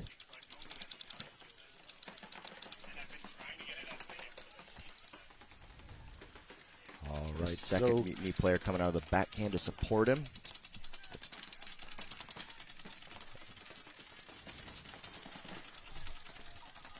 All right, so we have Can't quite tell who that is in the Snake for Mutiny, but Demolition doing a real nice job living with all of this pressure being applied. major penalty called on Mutiny. Referee was not happy about that one. Vigorously pulling out 3 bodies. That's going to leave. And that's going to swing the entire field. Wow. The Snake just turned on its no vacancy or vacancy sign. Yeah. Rates are being dropped right now. Trying to see who that is who made the fill. I don't think anybody saw him make the fill into the Snake. Ooh. Didn't get him. And he is getting shot at from his own Dorito corner. Yeah, that was Mutiny almost needs to cut their loss at this point, towel it, and regroup. But Demolition will still hang this. This is a fast field. It's been fast from everything I've watched today. So far, I mean, there's been a couple slow points, and the way Demolition was playing this morning, they're playing the field slow, but I will agree most of the points are coming out quick. And it's to the point where you lose your first or second body and you're done. Mm-hmm. Lately, it's not been that way, but for the first half of the day, that was unfortunately the case. In the, I believe it was a 2-on-5. One of the Mutiny players came all the way up into the 50 snake and had a second to turn the field. If he had hit that shot on the snake, now he has free range on this side of the field and is going to shoot 2 more players in the back. And we've seen that today. We've seen 5-on-2s. People losing 5-on-2 matches. And that's by mostly the snake today. It's somebody filling in and shooting people without them seeing it. Yeah. It's not people running down the field and just throwing away their bodies. If you're looking for an aggressive point, the other thing that was working for people is coming up the gut. People are just coming down the middle and slicing them, and it's been great. So, the center does seem to be pretty soft out there today. I'm just seeing a lot of heads-up paintball. Yep. Very few people trying to play the backside cross, and so that usually means in just a wide open center. Yeah. But with the big, just the bunkers being wide, big Doritos, wings, you're even up in there. It's tough to find packs. Yep, absolutely. We have Sea Dogs on our left, and who's on our right? LVL. LVL, and losing their snake runner on the break, so great shooting by the Sea Dogs. Yeah, no Sea surprise Dogs there. Now into the snakes. They're low-key one of the top teams in semi-pro right now. I think they're 6th on the year. 5th right now. LVL losing another player on the Dorito side. Sea Dogs had a great first point this morning, winning convincingly. Same with LVL, had a good point or good match. Just we saw them on the field not too long ago. So Sea Dogs in the snake. I think that might be Rizzardo. Hard to tell. It looks like it. Sea Dogs are one of those teams too, where even if they're down on bodies, you can't count them out. Looks like they lose Ryan Chandler for the Sea Dogs out of the middle. So it's now a 4-on-3 in favor of the Sea Dogs. But the Sea Dogs have the snake, but I don't think he knows it. I don't think he knows he's in there by himself because he's playing like there's a wire. I can hear him communicating with this player behind him, but you're right. I don't think he's. Okay, there we go. He has the count. He just doesn't know where they're at. Yeah. This level player is looking to try and at least make a move outside to help. He's really pushing that plane of that can to try to monopolize his shots on the snake side. Sea Dogs now move into the snake as well. Second player. It does look like Leveler's throwing some bounce shots at the snake. Oh, and he does catch him just after the fill. So now he knows what's going on. It looks like it's a 4-on-3 just bounced him in his arm. Level is now playing 2-on-4 out of the snake corner and Dorito side can. And Sea Dogs starting to add more pressure on the snake side. I'd like to see the Dorito player for the Sea Dogs, help out a little bit here. It appears he's still just sitting in that first Dorito. We haven't really seen a lot of when we see the Doritos, it's either a push or it's they're holding. There's not a slow methodical move up. It's usually a rundown, which is disappointing because I'd like to see more. But I think it's that 50, all that coverage of the bricks of the 50. It's kind of hard to play the Doritos as they're normally played. Yeah, I think that if that Dorito player just started blind shooting at the Dorito side can right now, he would pick him up. Yeah, he's having to play super tight into that spot, and cans are not big. They feel big, but and he gets shot by the can. So now it's a 3-on-2. Oh, 3-on-1. Out of the snake corner. So LVL does have snake corner now. Bad bunker to be in as the last player, unfortunately. But I haven't heard a count call from the Sea Dogs in a minute. Okay. Towel being called by LVL. Good decision. Save that time. That's going to give the first point to Sea Dogs. Yeah, I might have argued for that a few seconds sooner. Just it's a 1-on-3. They have the full spread. And that's the he's worst playing bunker to be 2-on-1 in. on this side out of small. If it was maybe a 1-on-2, where you could win a 1-on-1 and maybe flip the field a little bit. If the last body is alive in the Doritos, or certainly alive in the snake, we've seen that have some success. But when you're in such a small bunker in the corner with those angles coming down at you, you might as well. I mean, I don't care who you are, you're not surviving there. Yeah, gunfighting out of a tiny cake is not where you want to be. No. So thank you guys for joining us, guys. This is World Cup 2023 here. We're in Kissimmee, Florida. I can see the Gaylord Palms just over here behind us. Fields are beautiful. Weather is warm. We've got paintball. We've got Texas Demolition and Indianapolis on the field right now. 5-on-5. Again, Mutiny making it wide on the break. Big advantage on this field to be wide on the snake side. Yes, sir. And I still see 5 on both sides.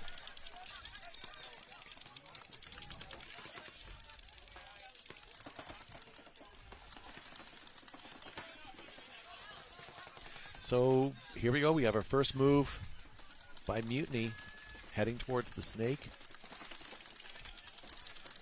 Seems a lot of times if you're the first in the snake, you can get a couple quick kills. You can see all the paint breaking on the bunkers around him. He's got at least 2 bodies shooting at him. Yeah, they're throwing a bounce shot across field off of that snake 4 wedge. Okay, here we go. All eyes on the I snake. don't believe. We have Demolition. Yeah. Okay. He doesn't know Demolition is there. Yes, his back player's calling it. Oh, is he? Okay. Yeah. He just gave him a thumbs up.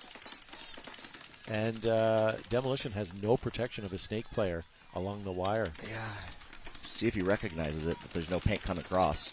Would love to see Mutiny go up, make that bump, and move into the next bunker, but he lost his window now.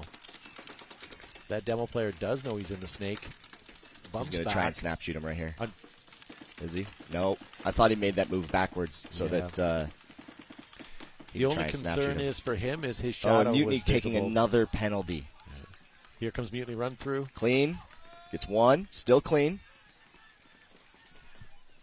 Yeah. Excellent move. There's 2. Yeah. So even, I think it's J-Mac getting shot out of the 50 snake. But they still, all right, that's 1, 2, 3. 3 bodies walking up, so I do believe it's a 2-on-2.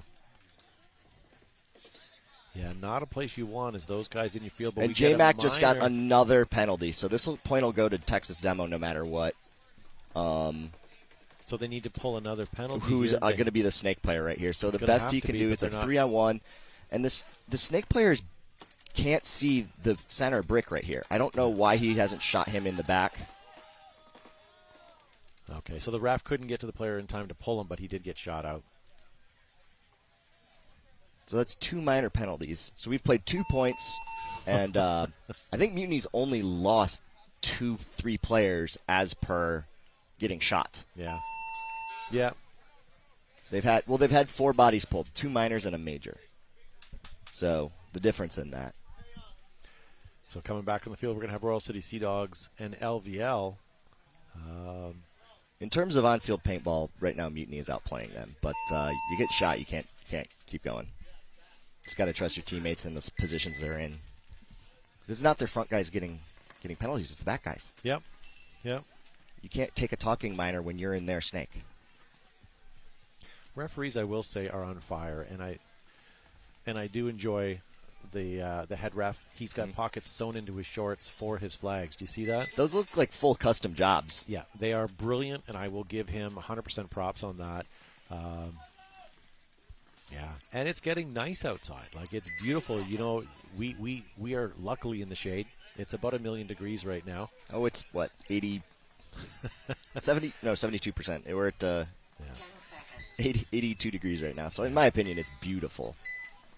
Yeah, it is. It is. I shouldn't complain. I mean, back home, it's 62 and raining. Oh, So Sea Dogs level- trip over each other on their breakout there. But they all live. Yeah. And Level going in, and Level going to get a minor. He got shot going into the snake corner on the break. So minor being called. Oh, sorry, was it a minor? And or another major? minor. It was a minor, another Refs one. are- I don't necessarily want to call it LVL, flag what happy is because it going does on? appear to people getting shot. Sea Dogs don't even need to shoot their guns. LVL's just Level should blow this. Yeah, and they did. You know, that's at the far end, so you're watching the posing. If you're watching and you saw you got 2 minors, you know there's 4 bodies dead minimum, and you can still see all 5 of the Sea Dogs players. It's no-brainer. Just no-brainer.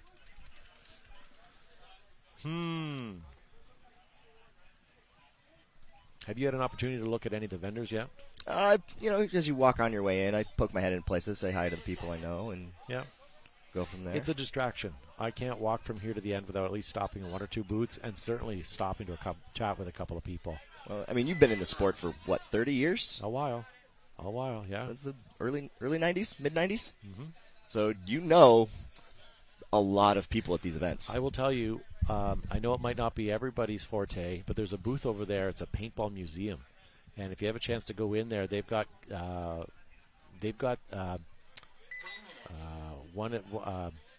marker from 1950 something. One of the original ones that they were. You got to remember that paintball devised from tree marking and cattle marking guns. In the Forestry Service. Yeah, exactly. So they have one of those from the 50s. It's pretty neat to look at. Plus, they have all kinds of things. They have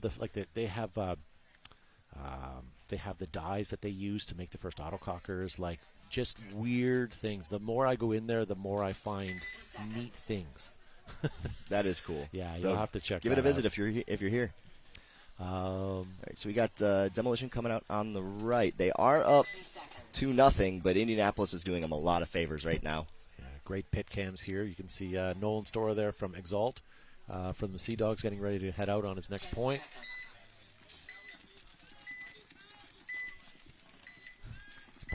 Nolan's apologizing to referees right now. Good for Nolan, apologizing to the refs. That's so Canadian. It is. So right. Wow, what a breakout for Indianapolis. Mutiny all the way to the Snake 3 on the break. And Mutiny with another minor. So that's 3 bodies walking out. They do have the Snake, so they do have a shot here. But he's got to pick up a kill real quick.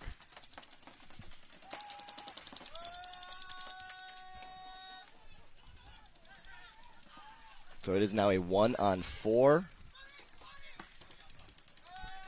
And that'll do it. Mutiny players are just dropping like flies here. What is going on?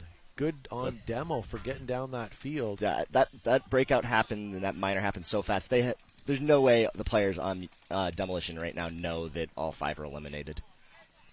They shot 1 on the break. Yeah.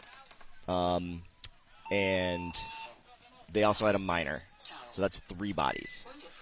I have and the one to that got say, shot on the break wasn't the one that got the minor. I think J-Mac got hit in the pack as well, coming across from the home bunker to the Snake Side Can on a quick secondary. I may have seen that incorrectly. You've been watching some of the games this morning as well, so maybe you can back me up on this. But I will say the referees are on the penalties, but I'm not saying that they're nailing people, but they're not overzealous. Like, I haven't seen false penalties. What I'm saying is these players, like it. The refs are on it. If you guys are trying it, they're on it. Yeah. So they're being very disciplined with their calls. Yeah. And it's first day. You have to be. There's a lot of cash money prizes on the line here, too. Biggest payout ever, I think. So LVL on the right, down by 2. Will they be able to get a point here against the Sea Dogs? Penalties have riddled them. 5-on-5. The secondary to the Snake for level working out for them.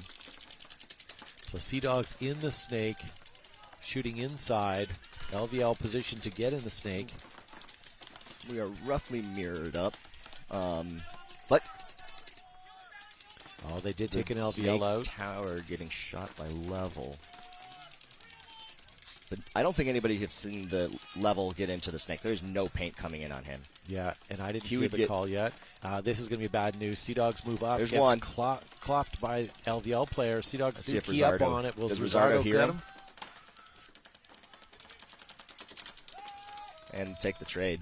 Yeah. I mean, I wish Rizzardo would have jumped on him, but where would he have gone? He would have ran right into the fire of LVL. If you maybe just dove and shot at the same time, maybe he gets lucky. And we saw that happen today, and the guy missed. Yeah, I kid you not. And he sent quite a bit of paint in there as well. So body count, we're all over now. Yeah, I've got 2 or 3 bodies on 4 bodies in favor of Sea Dogs. Okay. Yeah, I think they've only lost the one so far. I think you're right. And I think that's Joe Biondo moving into the Snake for LVL. So we have, and they now know.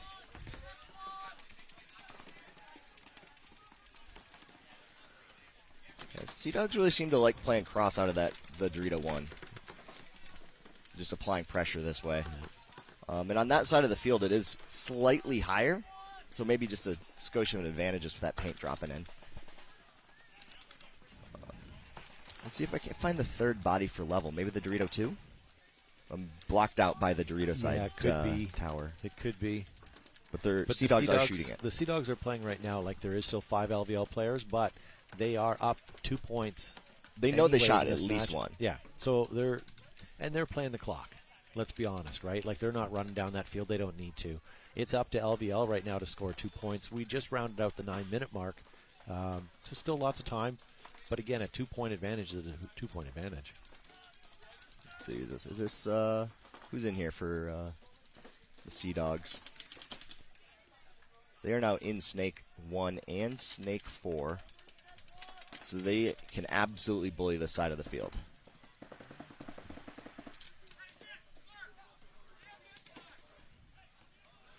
So it looks like Sea Dogs player. And somebody's shooting the. We lose the an Dorito LVL player. Yeah, out of the Dorito 2 out of the level. Level fills it up.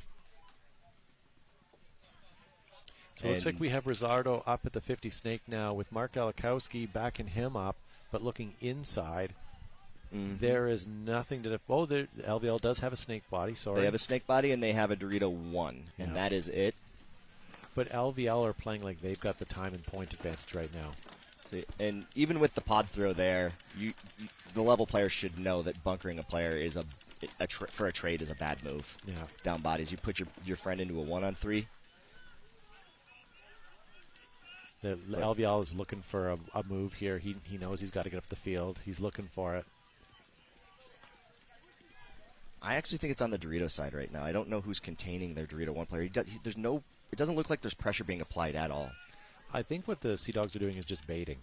Oh, they absolutely are. And it's, with whoever's in the Snake, sorry, can't Rizzardo. tell. Is it Rizzardo? I believe he so. just threw a full pod at the 50s brick, trying to make the Snake player think he was in there. You'd be surprised how many times that's worked, but yes, you're right. So with the Dorito 1 sitting cross, there's almost no way he wins an exchange. Oh, LVL moved over to the tape side. Mark's not looking at the tape side. He's looking inside. Could this be an opportunity for LVL to bump up? If he does, Rizzardo's got his gun up. If he goes past the 50. So again, they're just waiting out the time right now. The level player that was in the Dorito 1 moved to the Dorito side inset tower, giving up the wire. Can you see down the wire from Dorito 1, or the 50 bricks blocking them out? You can some. The 50 brick is set inside by 2 grids. Yeah. And there's the laydown juice boxes there, so you can't see the full wire, but you can definitely see the bunkers. Yeah, bumping up. And if your bunker moves, and he gets a shot on the Dorito 1, does that bounce off of him? And he's moved up at the same time. It did bounce him. Wow. So LVL player at the 50 right now. Oh, and making a bump up the. Okay, if he takes a trade here, watch this at the 50. Rizzardo's posed up on him. So I believe does the LVL player know? 2? It's a 2-on-2.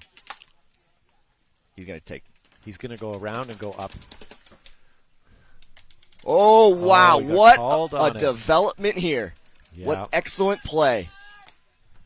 Just the tactical retreat, falling behind a bunker, and getting a kill on Derek Welts, maybe?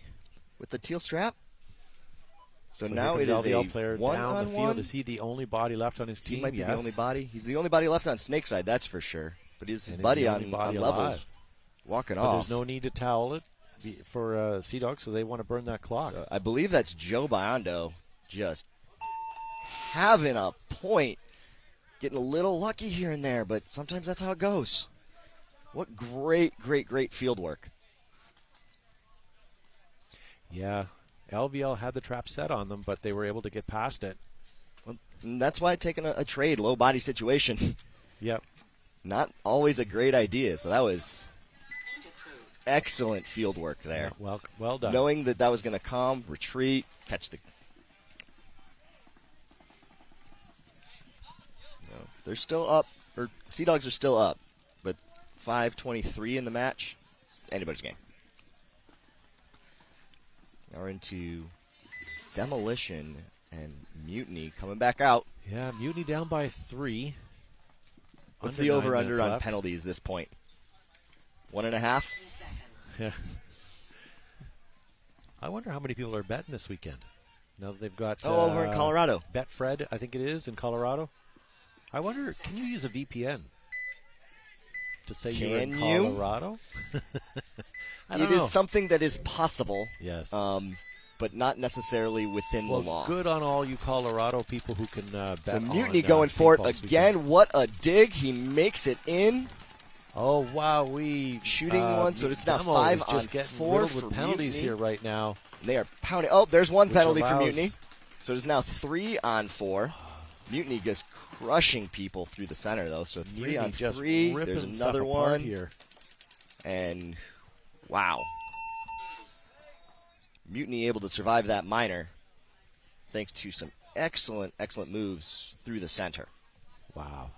Well, that's definitely a good way to get a point on the board. Your first point on the board. Yeah. I mean, from a paintball perspective, Mutiny does appear to be outplaying Demolition. Mutiny has run wide on the break every point, both to the snake and the corner. And Demolition hasn't been able to put paint on that player. And you should be able to understand by now that, hey, they're going to want to push that side, shift a gun, apply more pressure. A lot of great camera angles this event. I saw drones in the air. We saw footage. We've seen pit cams. Nice to see. Yeah, super stoked for all of that. So Sea Dogs taking the field. You can see on the screen there. LVL needs another point to tie it up. Are they going to be able to going do snake it? on the break. He's clean, so they have advantage. Immediately looks back to talk to We his lose buddy. an LVL player. It looked like that was from the Doritos side. If I had to guess, it was out of the Dorito can. I know it's tough to see right here. I have a big tower in my way. Yeah. But with level in the Dorito 1, the home, the snake can, and I believe the snake insert, there's not too many other choices out there. No. But that snake insert's going to get himself in. There you go. Good job for him, neutralizing that a little bit. Oh, but did he? Okay. Clean, yep. Well, and now he goes for the crawl into the snake. Chandler coming out to the corner, helping his buddy out.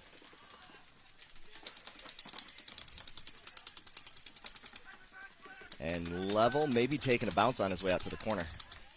Referee's in there and calling him out.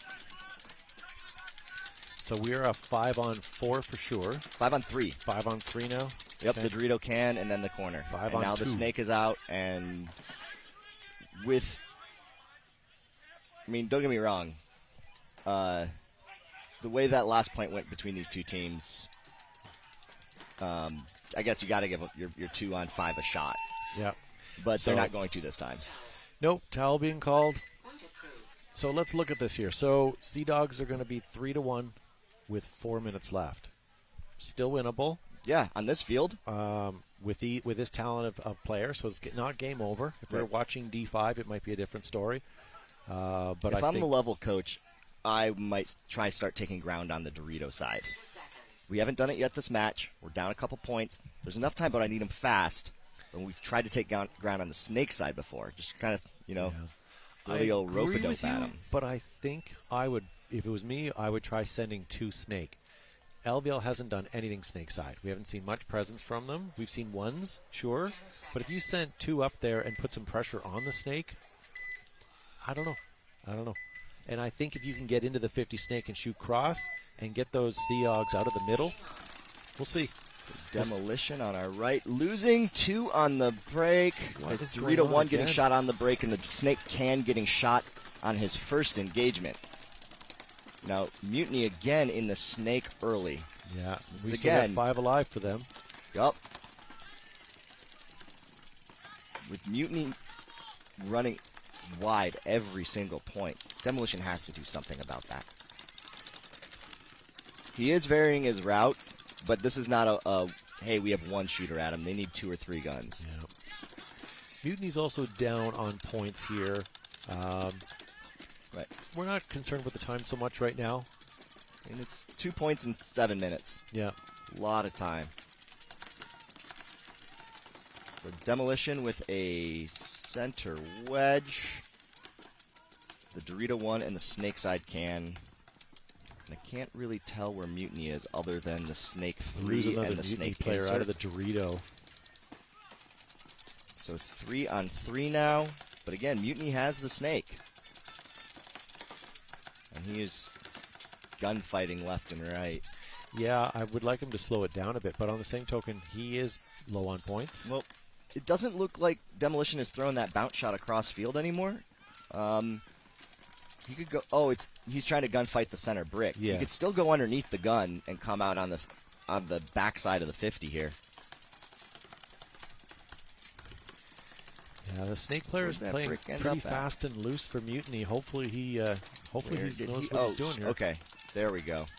There we go. There. Okay, so Mutiny opened it up down the center of the field. Takes 1, takes 2.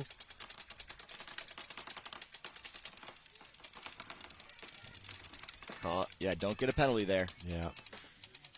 So now 2 on 2 though. 2 on 1 with a 100. 3 to 1. Snake player better not walk into the drill. He knows he's there. There. Yeah. Well done. There you go. Get him, get him, If get him. anything, throw him off the can right there. But Yeah. it does get a shot on him. Yeah. So well done by Mutiny. That's going to get them up to at least a 3 on 2 now. 1 point with 6 minutes. Yeah. This is The way right they're now. playing now. And They've had a I hard believe our rollout. first penalty-free point for this Yeah, match. Knock on wood. 5 points in. Demolition got one, I believe, in the 2nd or 3rd point. Yeah. Back out here. All right, so coming back on the field, Royal City Sea Dogs on your left, LVL on your right. LVL's been looking, they've been looking good. Sea Dogs better, obviously, but LVL, I still think they have it in them to get at least another point here. Yeah, they're not new to this division. No. This is not levels. The players on levels. It's not their first year in semi-pro.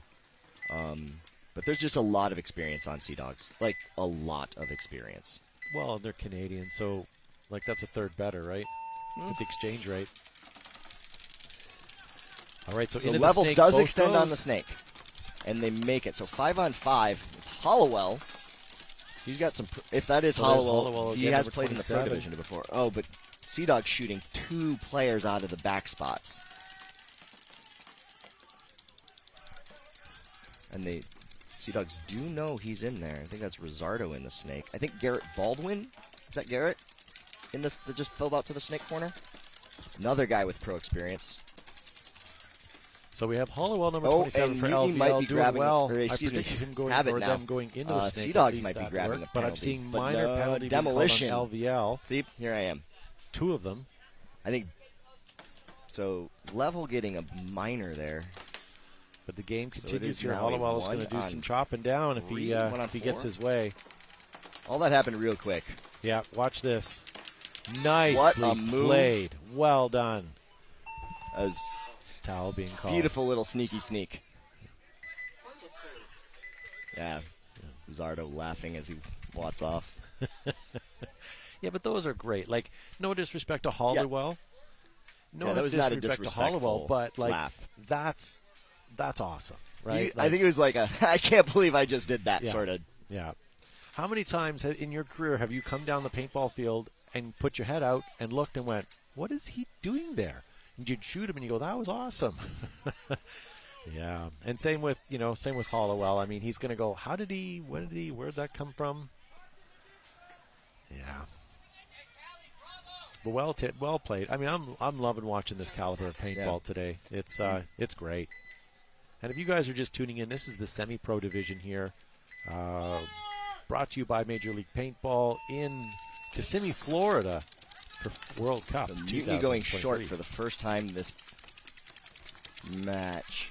Oh, we lose a They Mutiny do player. shoot Demolition out of the snake side can. Or sorry, demo out of the yeah, and it wasn't a penalty either. But here, hang on. Oh, I said that too soon. Here we are. So the center tower, snake side tower for Demolition getting hit on the loader and getting a minor. So doors wide open for Mutiny to tie it up here. He's in their snake 4, and he's looking for free kills.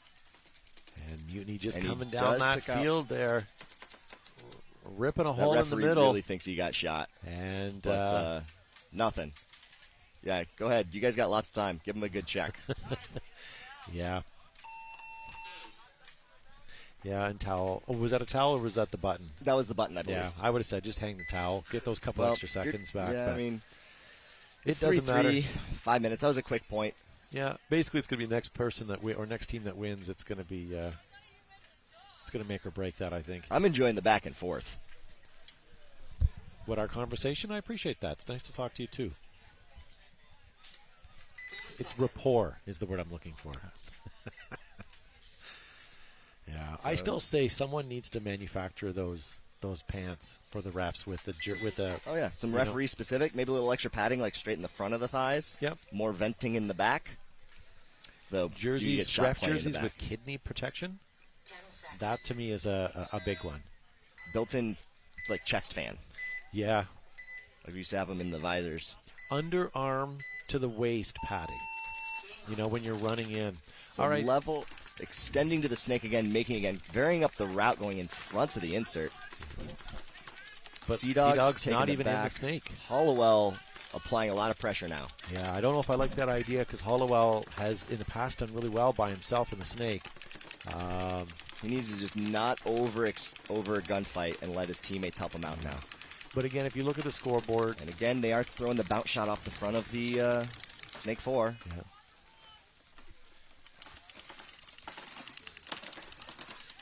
Oh, we may lose our first Sea Dogs here when we lose him out of the corner. Hollowell's going to wrap on the can. He is producing. That is 1 for Hollowell for sure. Yeah, but he's getting a bounce shot coming across from the Dorito side. Yeah, it's the Dorito side can't throw him off the front of the snake 4, and he's just hoping to catch a pack. Oh, he got him. And he did shoot him. I think he hit the Sea Dog player there. I'm not 100% sure, but I thought I saw something. Well, that referee on the ground right there is looking at it. Yeah, that's true. So maybe it was just off the bunker. So, LVL filling the snake again. And that. Oh no, he did. You were right. He did get touched. And it was did a get minor. broke. And so Okay. Sea Dog's getting a minor. Yeah. Looks like So Ryan now- filled that position. So it looks, and that is now a. That's at Mark least getting 4 clipped. bodies. Looks like over they're Sea down Dog. to So one. it's just, I think, Ryan Chandler out there, and he is getting shot. So level up, going to go and hang this flag with 1:30 left. Yep. So time is an issue. And congrats again to Ryan Chandler from last event, winning the Move the Event award. He did that all on his own. Good for him. So 1:15, 1:17 left in that match. We might see some fireworks on the break. Yeah. This one 3-3. This one might turn into a grinder. So be alive, Sea don't get Dogs penalties. came into that point with a defensive tone. Mm-hmm. Had they have sent their Dorito guy or their snake guy and done their Honestly, I either. think they would have taken it. Either. Right? But I think had they have sent that snake presence in, they would have kept Hollowell down. Yes, absolutely. But I understand they're down on they're up on points down on time. So coming back it's real hard on this field to play defense. Just super, super hard to play defense. Yeah, there are so many pockets that you can get up that field and find those spots to kind of sneak your way up. So Demolition on your right, digging out to the snake corner, coming all the way around the corner to the snake 1. It was a long way to get there, but he got there. Good, so we are 5-on-5. No. Oh, no. Oh, and a minor. So they are now 2 minors. Two separate minors. Yeah. So it is now a 1-on-5, Did you towel? presumably. Absolutely. Free kill. And another minor on Mutiny. So it is now a 1-on-3. 1-on-1. Oh. 1, 2, 3. No, 1-on-2. 1-on-2. Yeah. 50 Snake against a Glad I Dorito didn't towel it. 1. Does he get the shot here?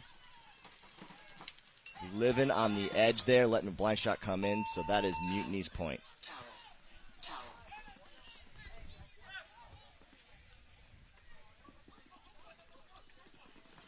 Mutiny getting fired up.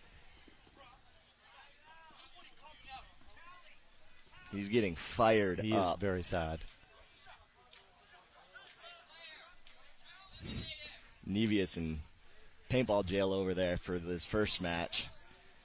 Giving his buddies. What happened on that first? Oh, did you watch that? I didn't watch it, but they did tell me about it. Yeah. Travis Newsome had told Josh that they're bonus balling Travis, so Josh had the opportunity to give them a bonus ball or two, and he did, and he got caught by the refs. Yeah.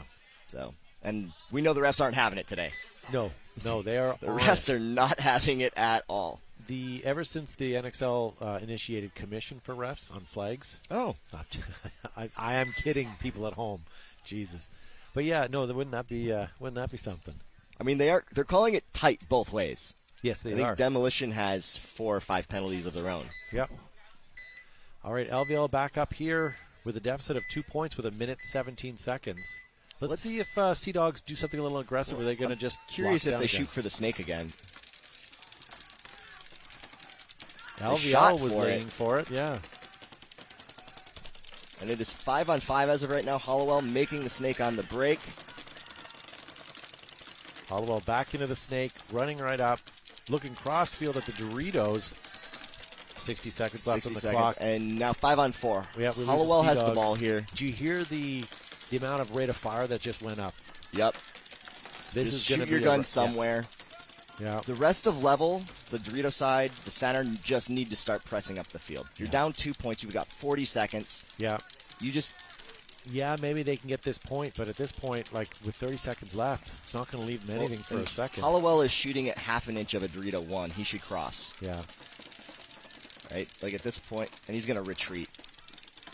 So we're I know he knows his shots. He now. knows his angles. He does. But 20 seconds. And we do lose a Sea Dogs player. But I don't see any LVL past the 50 yet, do you? I see them at the 50. Nope. Oh, now they're crossing on the Dorito side. But getting called out. 7 seconds left. Yeah, that'll be the match. So congratulations to Royal City. Game stopped. No points. Game finished.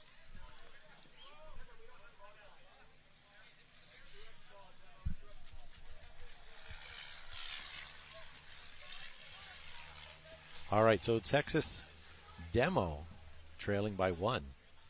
A lot of time left. Yeah, 4:30. 4.5 minutes.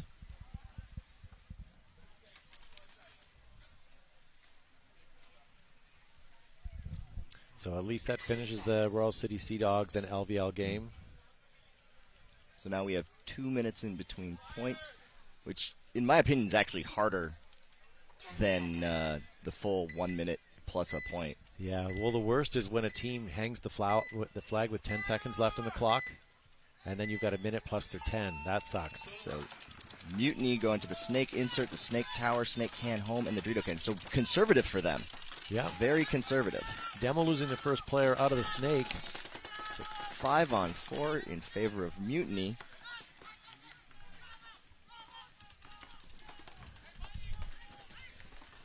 Mutiny pressing the center a little bit here, but getting chewed up. Yeah. So 4-on-4 now, and Mutiny's bottled up a little bit, and with a demolition player in the center, and somebody's getting a minor on Mutiny. Perhaps a talking minor,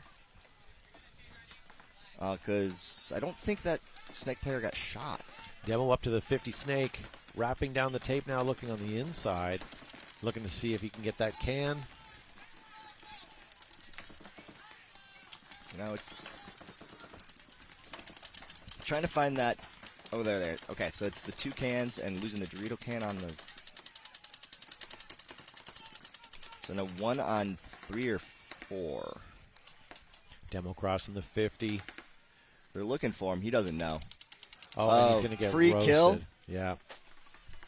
That's not good for anybody. So still 1 on 2 or 3. Demolition has... Well, they're crossing the 50 again. Here comes a run up. Lots of paint coming at him. Is he going to defend himself? Okay, no, that was it. That was it. So that leaves at least 2. Yeah. 3. And this is definitely a point where you want to take the extra 2 seconds and look at your player. 100%. There's a dirty hang here. Yep, 100%. Still 3 minutes on the clock. And that gives us 2 minutes between points.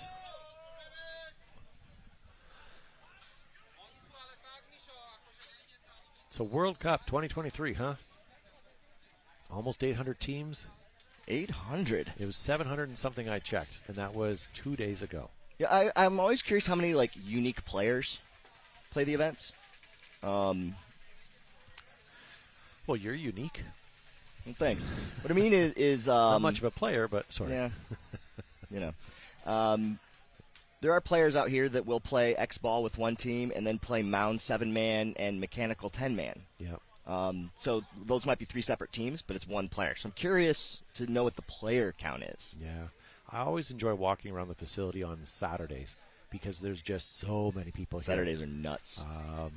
If you guys have never been to a World Cup or even an NXL event, it's a must. If you get one in your state or anywhere close to you, you should definitely check it out. And I'm excited for Las Vegas, the first event. Yeah, I was going to say, the first event and World Cup, whether the first event's here in Florida, as it has been the last 2 seasons, or Vegas, it's always everybody's ready to go. You got fresh legs, fresh mindset, new year, ready to go.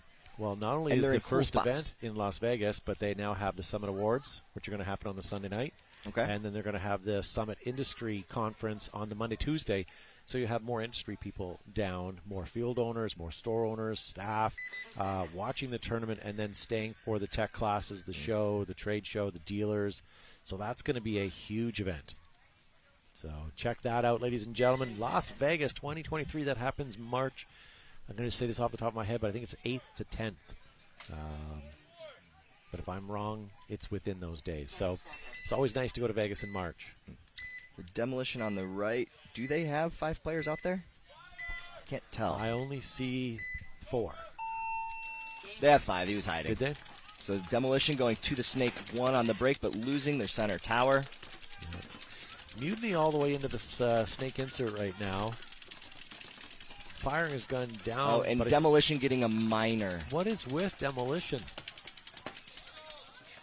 I mean, whoever loses this match is going to blame the referees for penalties. Yep. But, both teams are getting flags 100%. left and right. Yep, 100%. And it's not just one.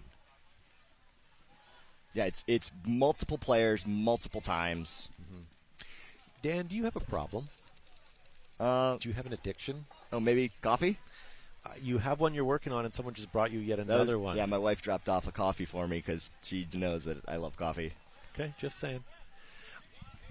I noticed that you had a little bit of shakes. So I wasn't sure. I'm just excited. That's just me going. Yeah.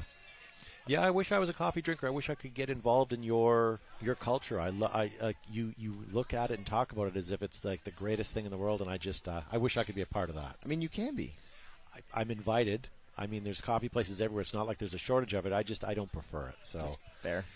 But I do like the caffeine fix, so I wish I could do that for that reason. But so paintball, ladies and gentlemen, Texas Demolition and Mutiny tied. What are you thinking here? I'll give you my 2 cents. If Demolition can stay out of the penalties, I would say they're going to get the point. Both teams. Yes, I agree. But Mutiny just seems to have a little bit of a one-up right now. Call it a chip on their shoulder, whatever you will. Yeah. But they seem to want it a little bit more right now. Demo's going out and doing it more. Demo's almost a little defeated, but not. I'm not using that word. I don't mean to use that. But it's Mutiny's got a fire lit. Mm-hmm. Yeah. They're running a little harder, taking a little more spots. They did run Snake on the break or the Snake corner on the break for the first 3 or 4 points of this match. And I don't think Demolition did. Yeah. And, hey, thank you to all of you that are watching at home, by the way. You're watching us on YouTube on the Major League Paintball channel. Make sure you hit that like and subscribe button so that you know when we're live. And share this link to everyone out there, because Major League Paintball is a new channel this year. We're looking at gaining some subs so more people know about us.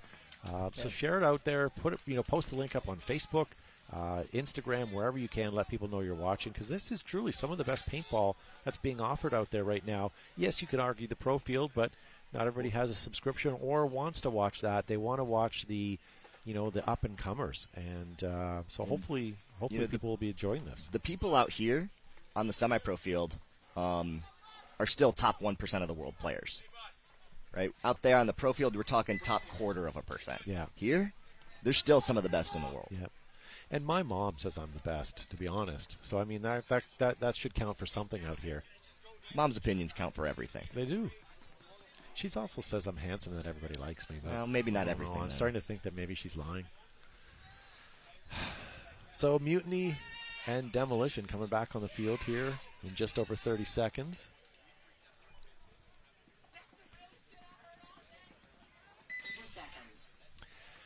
I've got Demolition on my side of the field. I'm going to root for some clean play. Yeah, I'd love to see these two teams play 5-on-5 for real.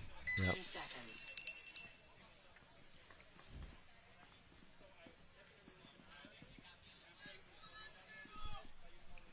Demolition. Mutiny not quite setting up yet. It looks like Travis Newsom on the Dorito side going to be shooting on the break. Okay, so no, 4 players alive for Mutiny or for Demolition now. Mutiny has 5. And Mutiny seeming very willing to push the center right now. Oh, Mutiny losing that center player. 4-on-4, Demolition playing clean. No penalties on both sides. I'm going to say that out loud. Yes, I am. And I believe the center player the for the Demolition shot the snake insert. Come on, so Demo, they're up a body and they have positions. Still 2 minutes. In my opinion, I think if Mutiny is playing the clock with 2 minutes left in a 4-on-3, and they have the 50, I would just maybe hedge a move, because I think Demolition's going to get this point, barring any penalties. I see a ref running, and he did not put his hands in his pocket, so he is calling him out. He is calling him out, no penalty. So Demolition's still moving up the field. They are on their side of the field in the center. Yep. And just he's crossed the field now. Pressure, yes. Yeah. He's on the opposing 40 and just applying pressure to this can. I'm seeing some pink paint out there. That pink is nice. You like the pink? Love the pink. I find it a little harder to see on these red bunkers. But for TV, that's good. In the woods, I love it. You can see it from a mile away. So look at this. My demo player here is at the center tower here. Mutiny holding on to the last minute here, and that's it. Demo going to go clock this with 46 seconds left. We will get a 40-second point here. No, I think he's going to slow it down. I think he wants to play overtime. He wants to play for overtime.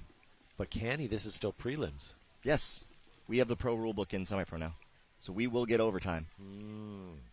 I would rather play overtime than. I mean, it's a 45-second point. You still have a shot at overtime, right? Yeah, but again, with the penalty-ridden team that they are, no disrespect, Demolition. Let's not take the chance. Let's start 5 alive and hope. Yeah, but if you get the penalty in overtime, you have 0 shot. Yeah. Demolition's not getting it off the break. It's sort of just in gameplay. I mean, I would argue same story for Mutiny. Yeah. I mean, they did get a couple penalties on the break. Notably, I remember J-Mac getting one for a pack hit coming across. But I also saw a Demolition player get hit in the loader on the break going to the Snake Tower and getting a minor for that. Well, let's agree to disagree that you're right. Is that how that goes? Yeah, sure. We can always pull it up later and see how wrong or right I am. Oh, boy. So welcome, ladies and gentlemen. Semi-pro. This will be our last semi-pro split deck for a while because we're going to go into some women play next. And I'm pretty sure, yeah. So we'll get into that shortly. There may be a small break after this before we go into the women's play, but that's okay. Give you an opportunity to go and refuel yourself. You know, you too are an athlete. You are Grab a coffee. You are an at-home athlete watching on your phones, your screens. You need some caffeine. Maybe grab yourself a coffee. The Dan Sensi special where it's all caffeine and just one bean. So, yeah. But the way, if you watch any commercial for coffee or anybody on YouTube vlogging, showing off their coffee, it just looks so great. You know, I mean, the cream going yeah, in and like delicious. Like I don't like coffee, but yet I look at that and go, wow, that's so delicious. Or looks delicious. To me, it tastes like chocolate milk when I get a coffee and a little bit of heavy cream. It tastes like chocolate milk. Interesting. My brother-in-law likes to put chocolate milk in his coffee. I could see that. So I guess that helps too. For me, I put like 6 sugars and it still didn't do it for me. All right, 24 seconds. Let's see if they dig or we're just going to play for overtime. All right, so I've got Mutiny on my side of the field here. Let's see. Demolition going short. Oh, Mutiny running out of bounds. Demolition going to the center, but we only have a few seconds left. But a lot of players for Demolition walking off right now. 3. They have 2, and we're going to go to overtime. Yeah. Time finished. Game stopped. No points. No points. Game finished. 2 minutes and then a 5-minute overtime. And I don't think it'll take 5 minutes to solve this overtime.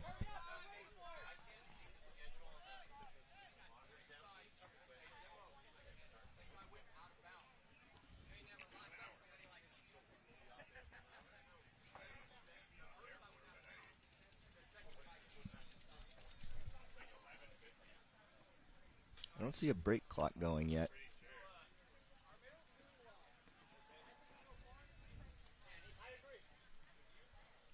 So maybe they're working on the computer a little bit before starting the break clock here. Yeah, so I don't know how we're treating pink paint on not the pro fields. There is an express rule against orange and pink paint in the rule book. So it appears like it's okay. But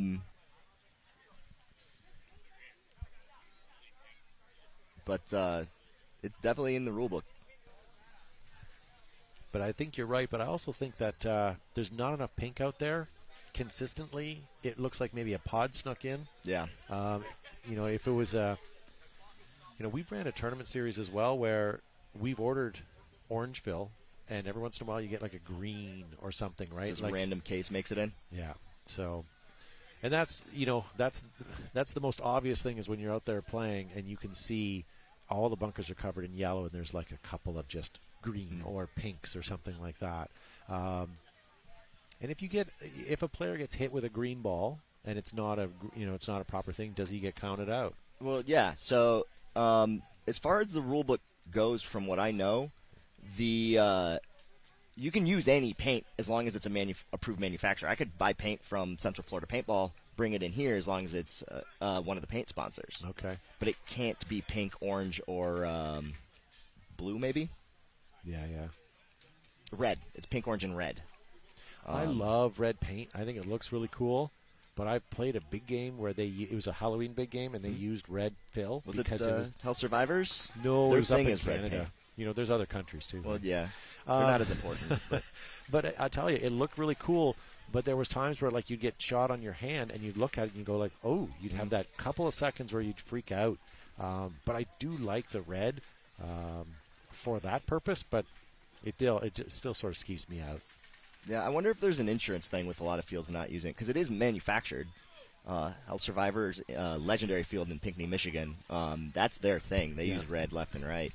But, you know, you get shot in the hand or the neck or something or the ear, and you're like, am I bleeding right now? You know, might have to see a paramedic and go, how much of this is blood, how much isn't? Our field used to use an aqua fill because the aqua showed up enough that you could call a player out, but it was mute enough that, you know, if the rental guy just kind of wiped it on his camouflage rental jacket, it would disappear, right? Or the referee would. So for us, we found that to be a good option.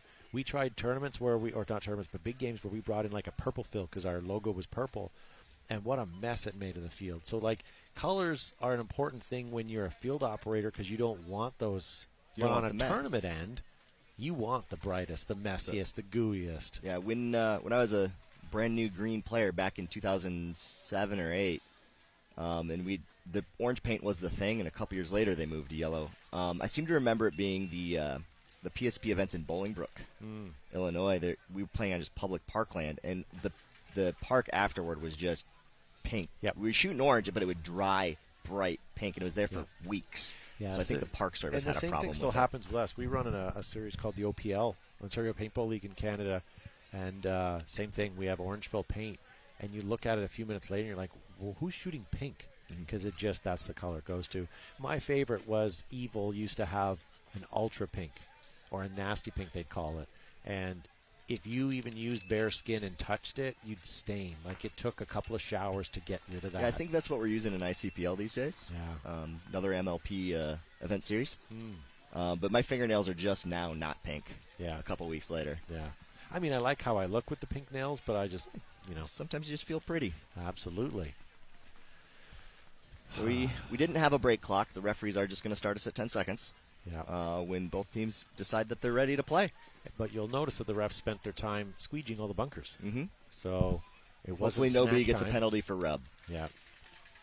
That is the worst, especially in an overtime point. Yeah. But this also gives all the players and everybody a chance to calm down. Mm-hmm. Think about what they're going to do. And, this match as a whole has kind of been wild. Demolition made up of mostly newer players to the semi-pro division. Had a chance to just check out the roster. So a lot of D3 types.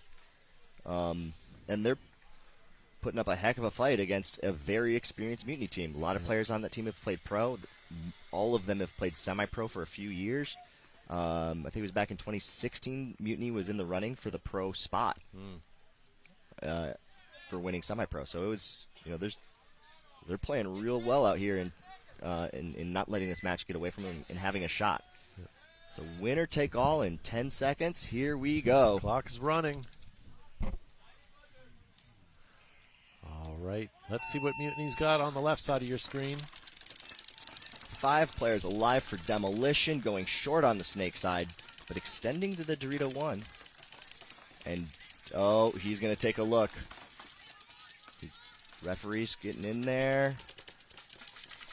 So 5 bodies alive for Mutiny. Kind of slowed it down a little bit. We do have 5 minutes. This is sudden death. So there's a lot on the line here for Referee this 1 point. Referee is still in on this center player, this Snake Tower player, now Snake Juice Box, and he is going to get a minor. Of course. On top of his pack, that's a rough call. I mean, I couldn't see how the player was playing, if he was playing or if he was just waiting for it. But here's the thing, if a ref sees the pack hit and the athlete flinch, that's another story. Do you know what I mean? I mean, yeah, I know what you're saying. I missed the hit, so I'm just speculating, so I'm not trying to call anybody out. It appears that he was holding like the top back side of his pack, like over the small of his back. Like he got shot on a slide in or something. And Demolition, now with that minor, losing a 3rd body out of the snake side can. Mutiny passing the 50 in the snake. Yeah, he needs to let his teammates help him just a little bit. He's going to catch a foot, maybe. Oh, he's got him. And that's going to be everybody. Yeah. So Mutiny's going to take this in overtime in under a minute and a half. Make sure you're clean. I was going to say, I'd best take your time. Checking, see who's the biggest or the cleanest. Yep. Just take your time. Take a full minute and make sure this guy's alive. Yeah, I've seen that before. Yeah. Yeah, so congratulations to Indianapolis Mutiny. Absolutely. So we're going to leave you guys for a few minutes, and we're going to have the Women's League start. About 11:25 is when they're scheduled. Maybe they'll be here early, maybe not. But make sure you guys are tuned into this channel in case they run a few minutes early. But that'll be 11:25 today. And yeah, Dan, thanks for being on the show. Maybe Thanks we'll for having see me you on. tomorrow morning or another time. Always a great time to be here. Thank you guys for watching at home, and we'll see you guys back shortly.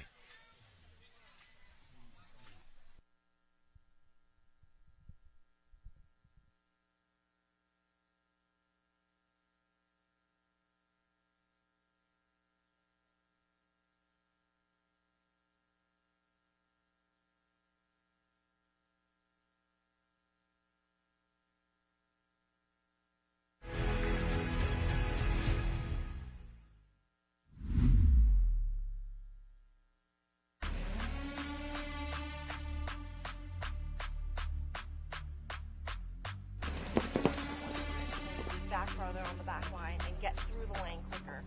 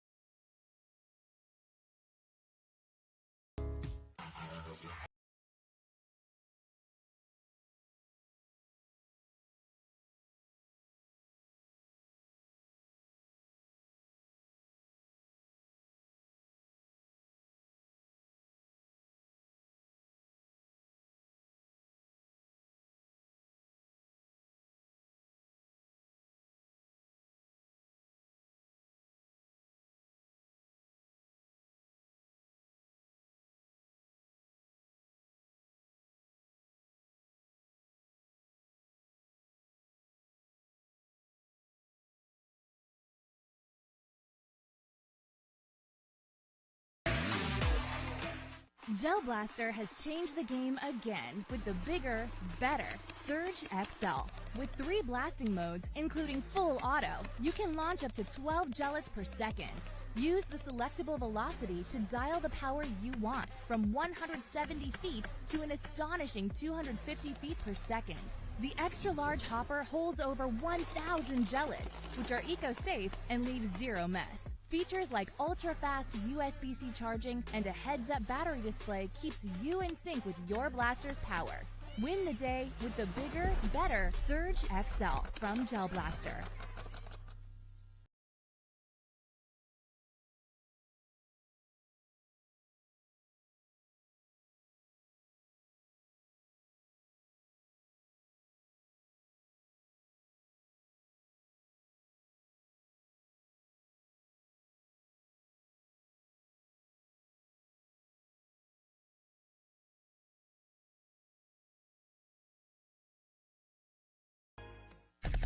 This is Surge. It's packed with all of the latest tech from Gel Blaster, like a built-in lithium-ion battery and ultra-fast USB-C charging, unlocking hours of gameplay. Surge holds over 800 gellets. Activate full auto mode to rapidly blast gellets more than 100 feet. No cleanup required whatsoever. Surge gives you the ultimate blaster experience, period. Join in the fun by getting your Surge today.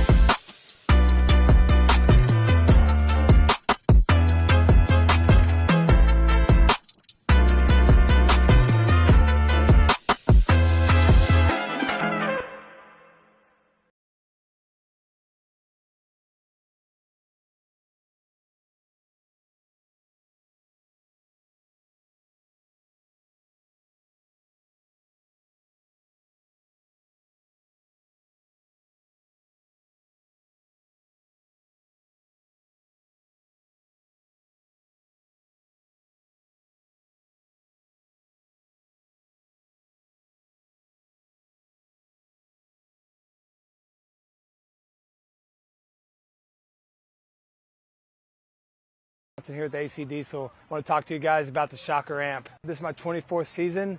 I'm playing in the pro division. I want to talk about the amp. Straight out of the box, under $1,000 retail gun.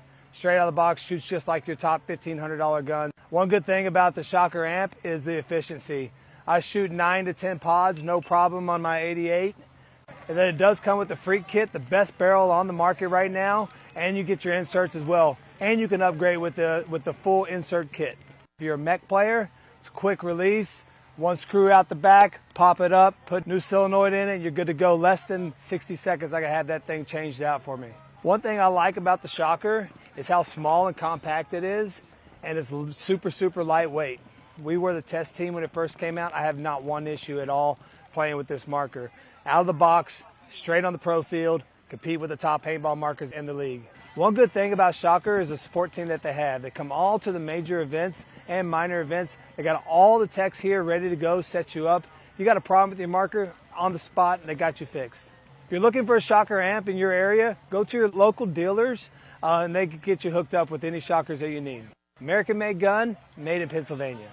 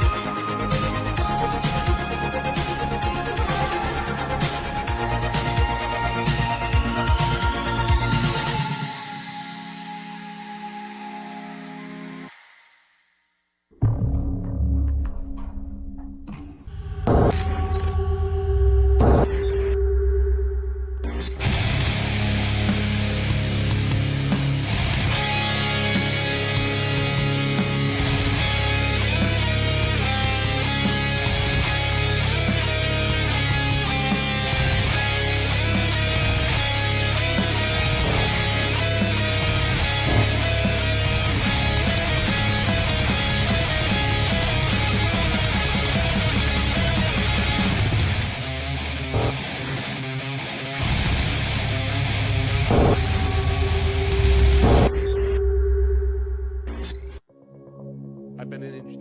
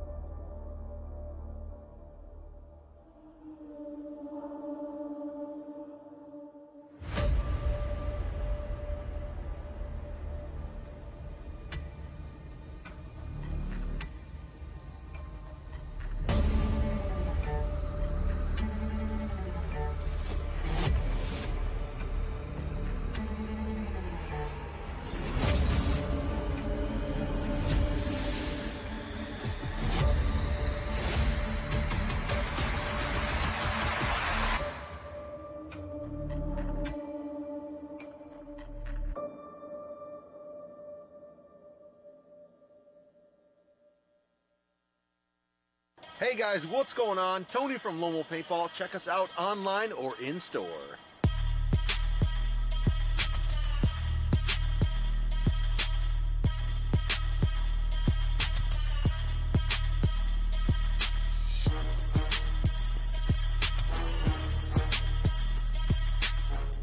LoneWolfPaintball.com.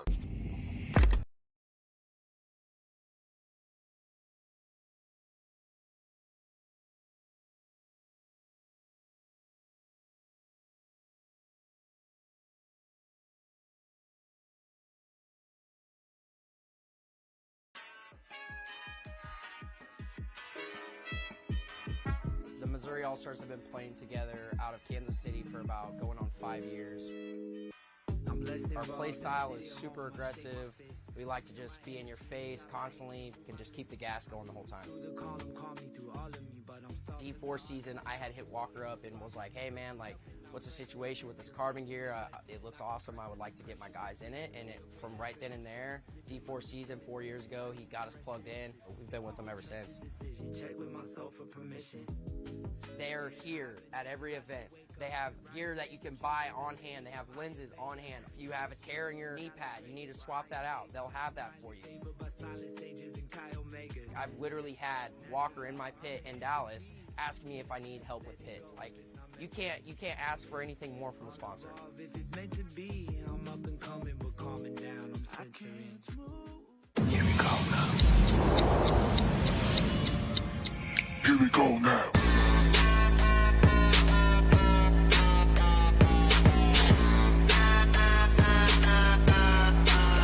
Here we go now. This is the 36 CI 4500 PSI HK Army compressed air tank, the smallest and lightest tank for both paintball and airsoft setups. Available with the standard reg or the pro reg, your guaranteed constant flow output pressure. Available now in 5 colors on hkarmy.com.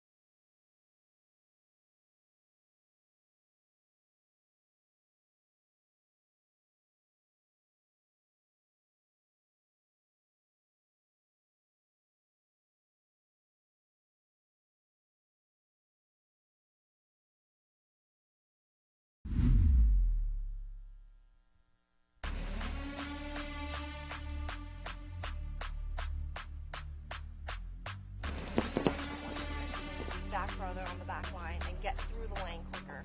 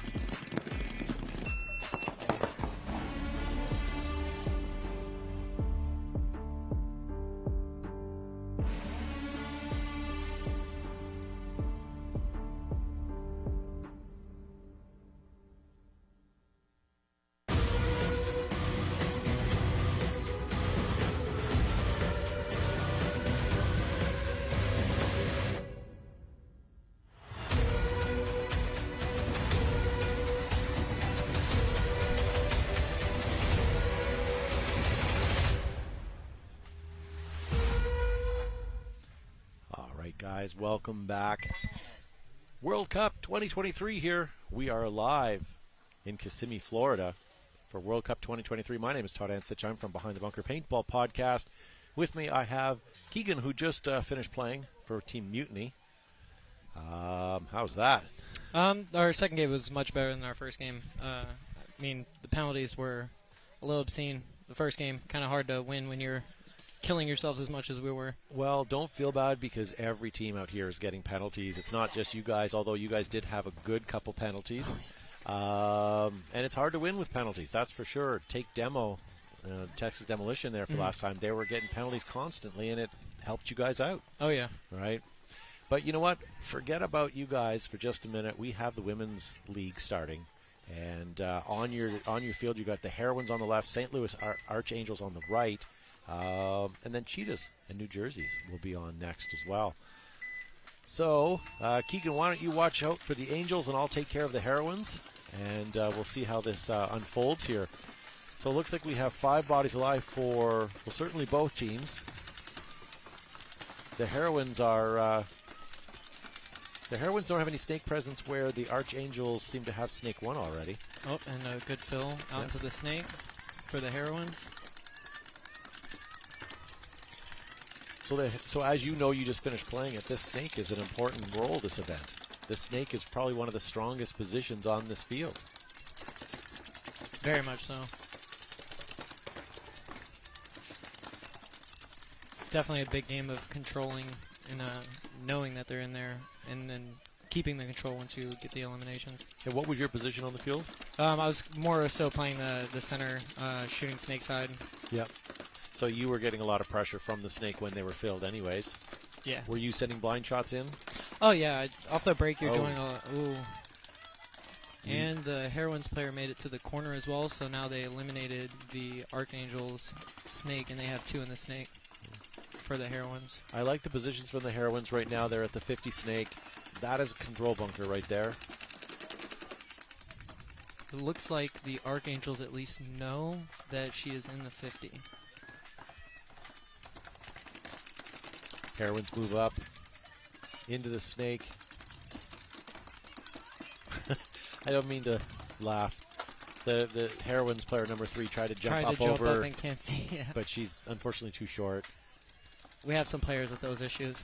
But you know, at least she's trying. She is looking for those shots. Now we do. She does manage to get a Archangel player out on the other side of the field.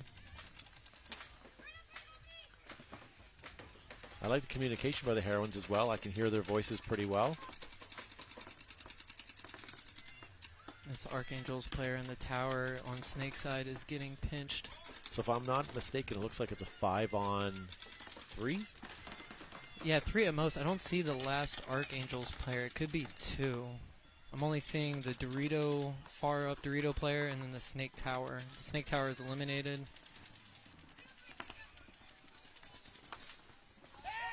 Ooh, great shot. Oh, but that's a trade.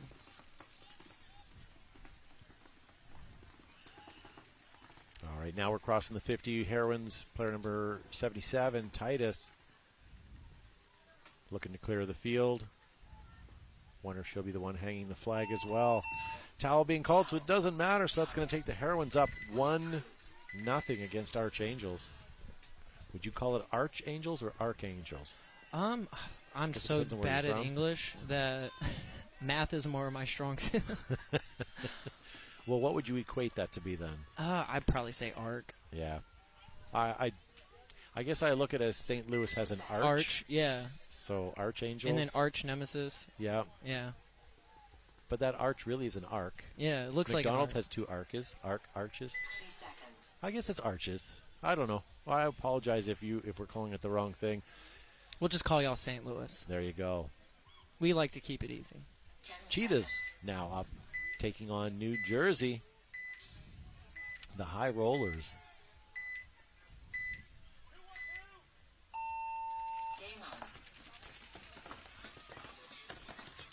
Had an opportunity to watch the Cheetahs battle it out in Chicago. I like their playing style.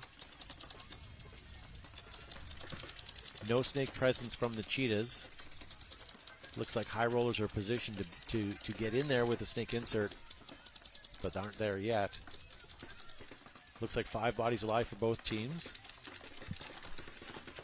Looks like the God on the right side wants to go for high rollers, and they are in the snake. They are eliminated. That's 2 down for the high rollers, and at least 1 that I see removed from cheetahs. Yep, I would say. Good fill from the money into the God for the high rollers. Trying to take that control, and they got eliminated, unfortunately. Let's see if that home bunker can fill out snake side. Try to stop the bleeding.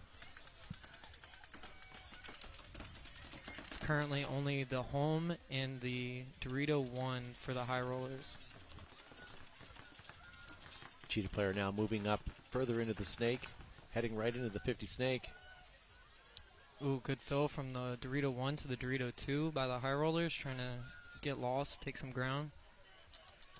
I like seeing teams go on the offense in situations like this. Yeah, just because you're low on points or low on bodies doesn't mean you should be slowing down, not at all. And the home is eliminated. They're trying to find that. Oh, and the towel. Saving them some pain. Oh, she's still going. Hoping for some blood.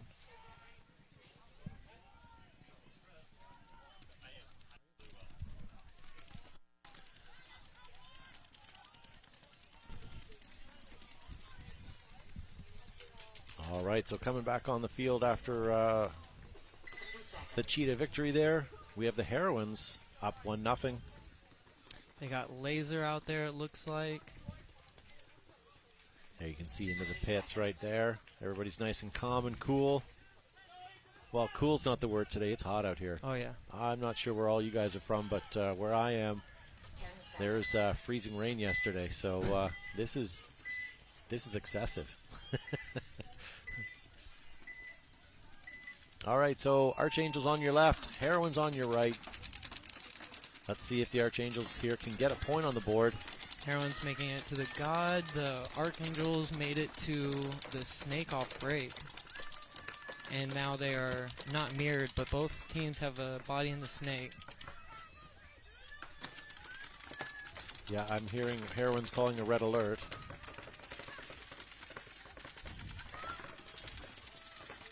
They currently have 3 guns all facing Snake Way, trying to protect their front player. So I like the Archangels' positioning here on the field. They just do lose their Dorito tower, but move into the tape side of the snake to combat the Heroines player. I like that the snake player for the Heroines is looking for those cross-field shots, trying to move back a little bit, try to get a different angle before going in for the attack. Feeling nice and safe from their back players. Archangel players, Archangels lose another body, but their snake player had an opportunity there to get down the wire, but did not see it. And now it's too late. The Heroines now fill the snake lay down. They did call the snake 3, but I don't know that she's in the snake 50. No, so with this poison right now, who's going to know who's first here? Here we go. Crawl around. What a great shot. It's a trade. Yeah, we've seen that twice today, but we've seen the athletes survive both times. Unfortunately, this one didn't work out, but what a great move that is on the inside. Oh, yeah, especially in that situation, the Heroines player knew that if they remove that person, then it means that they have complete dominance of this side. And I believe that they killed that Dorito player as well, so there should be nobody left alive for St. Louis. So I see Heroines are moving on to my side of the field here.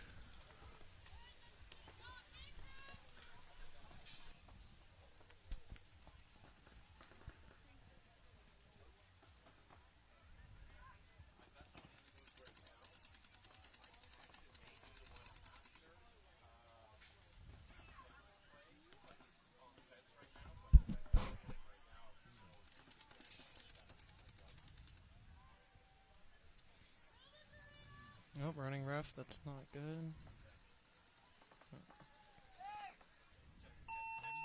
There we go.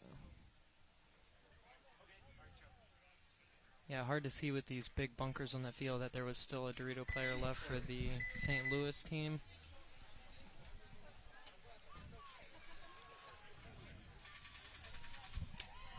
Okay, so the Heroines are leading 2-0 over St. Louis. And Cheetahs up by 1 on this point. I'd like to see the high rollers get a point now. 30 seconds. I like to always root for the team that's the underdog because Oh, it just yeah. makes it more interesting. I knew this guy Vince once, and he would only cheer for the teams that were winning just to make himself, feel like he's always winning those gambles. If I'm not mistaken, he likes to talk paintball. 10 seconds. All right, there's the real winners, ladies and gentlemen. The pod runners running off the field. So watching the high rollers here, I'm hoping that they can get themselves a point right now. Cheetah's snake off break. Nope. High rollers lose a body at home. Cheetah's player gets shot in their first engagement on the inside. When So they we're meet the 4 on snake. 4. It looks like the Cheetahs have good control of the snake side, though. Did anybody make it in the snake for the high rollers? I did not see. No. So I have a Cheetah's doing snake. good I have job a potential controlling for a snake insert, but they haven't gotten here. They And go there just they as I go. say that. it. Good. We know what moves you're going to make before you make them. Yeah. It's funny how quick you learn. Body language. Yeah, and what's, knowing this field layout now that we've watched a handful of matches, a half day's worth, it's you can see which are the bunkers that are now the winning bunkers.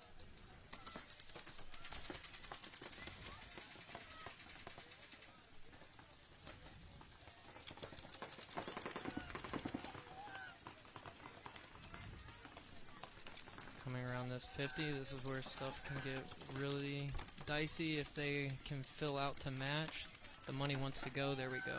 But now the money can be shot on the wrap, whereas from the money, when you're not in the guide, you can't. Ooh, nice shot. Yeah. That was from the tower on snake side. Yeah, high rollers had a great spot there. Maybe playing a little loose there, but that was a 50-50. It could have been either way. Oh, but they lose their god player on the Cheetahs. All right, come on, high rollers. Let's get a point on the board here. So they have the better positioning now being in the snake, as long as they don't over battle right here. Oh, there it is. Cheetah's come to fill, so now they're mirrored in the snake. All right, good job on high rollers. Oh no, they traded, and Cheetah's got a penalty on that. So that's going to leave no one left for the Cheetahs. Are there any high rollers left? Yes. Technically, they were shot and they eliminated a player, so that would be a major, but... So I do see a high roller. And I think she may be the...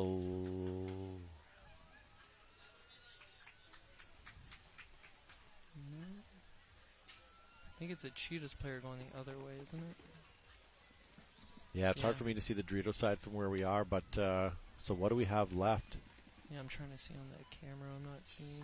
It could be the last Cheetah player walking in the flag, and that seems to be what's going to happen here right now. Looks like they traded out. Or not traded out, but... oh, no. She walked right by it. I think that's one of the... Is that the Cheetahs or Highlanders? Yeah, it's Cheetahs. So there was no players left. Yeah. Okay. My bad, ladies and gentlemen. Unfortunately, from where we are, from the sidelines, this field... Very hard to see the D side. It's very hard, and there's so many blocked shots, blocked views. It's hard, and I don't know how the refs are doing it. Even just watching it, it's hard. Oh, yeah. Plus, they get torched out there just being a part of it. Oh, yeah. And I certainly wouldn't be wearing a lot of padding today with this temperature. Yeah. It's a very thankless job. So coming on the field, we have Heroines again versus the Archangels. Archangels down by 2.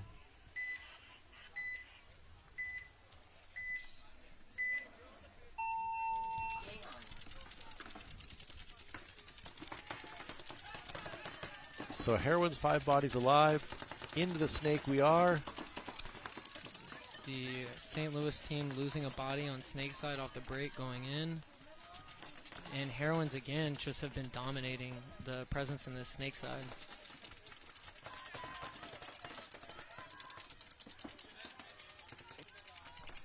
So Archangels from Missouri. And the Heroines are from Boston, Massachusetts. Looks like the god from Archangels wants to go into the snake to match. As soon as this snake player wraps, they can shoot the god. They're about to kill the god for free. Yep. Just cleaning up this side of the field. Their two-man op on the snake side has been just unstoppable. Would have been nice to see Archangels get a point, but those Heroines, like, that was a convincing win for sure. They're very well put together. I was watching them play at Legacy this past weekend. They were putting in a lot of work. So back in the field, Cheetahs and High Rollers. 30 seconds. Looks like High Rollers are from New Jersey.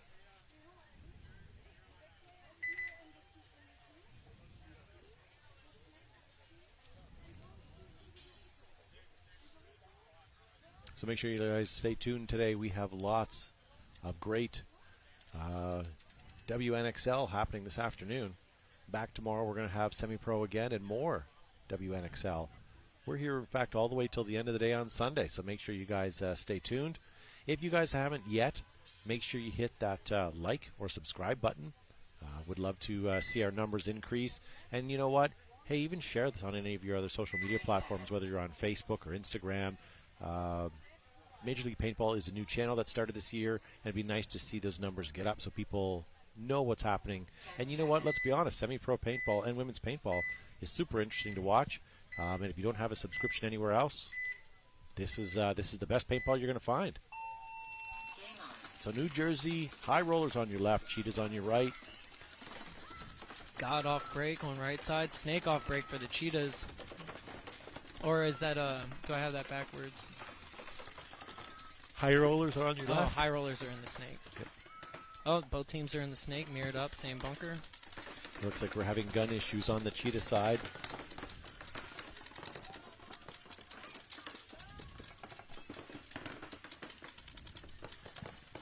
The Cheetahs player looking like they want to push the issue right now.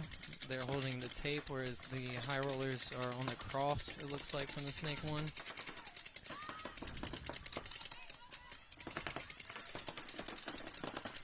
Yeah, the High Rollers snake player has been spending a lot of time shooting inside. Now down the wire. Maybe she'll try to make a bump.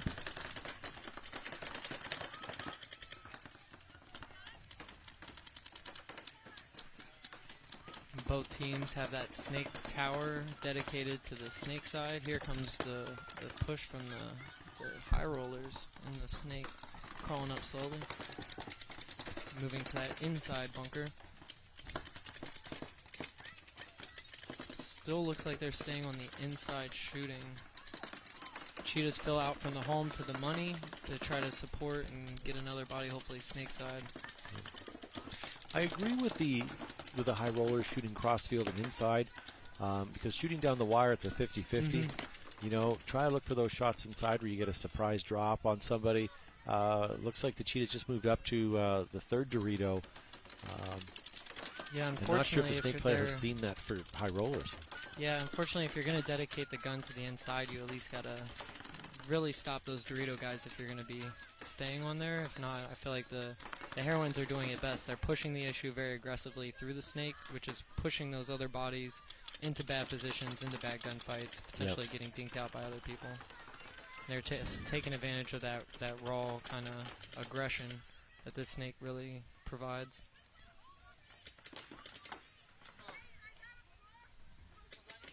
Yeah, I'd like to see the snake player a little bit more surgeon-like, where they're methodical, slow, looking for those shots, and not having to worry about the wire. But unfortunately, when you're in there by yourself, you kind of have to do double duty.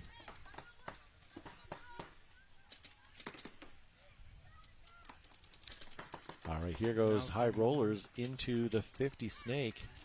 Oh, that snake tower might get caught right here. I don't think they know that they went to that big brick. Well, unfortunately, the brick is moving all around. It'd be hard pressed not to know. I think the brick might have killed them. If not, it was that Dorito small mini brick.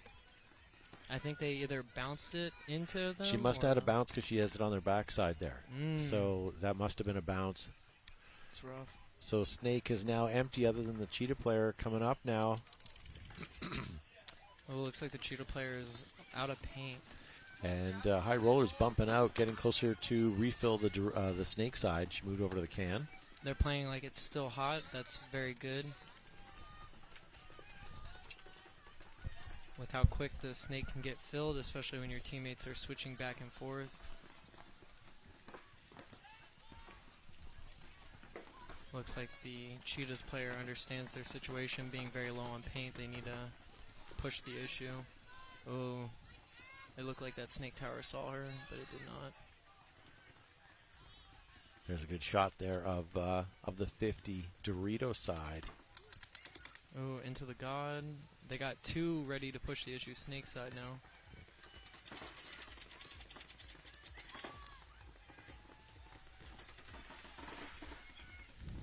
High Rollers now on their heels with Cheetahs in all the...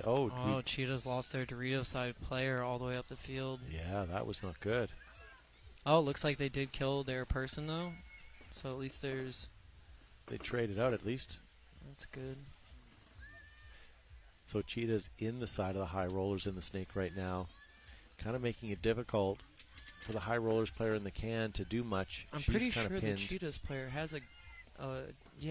this brick keeps moving, this wedge in the snake side center.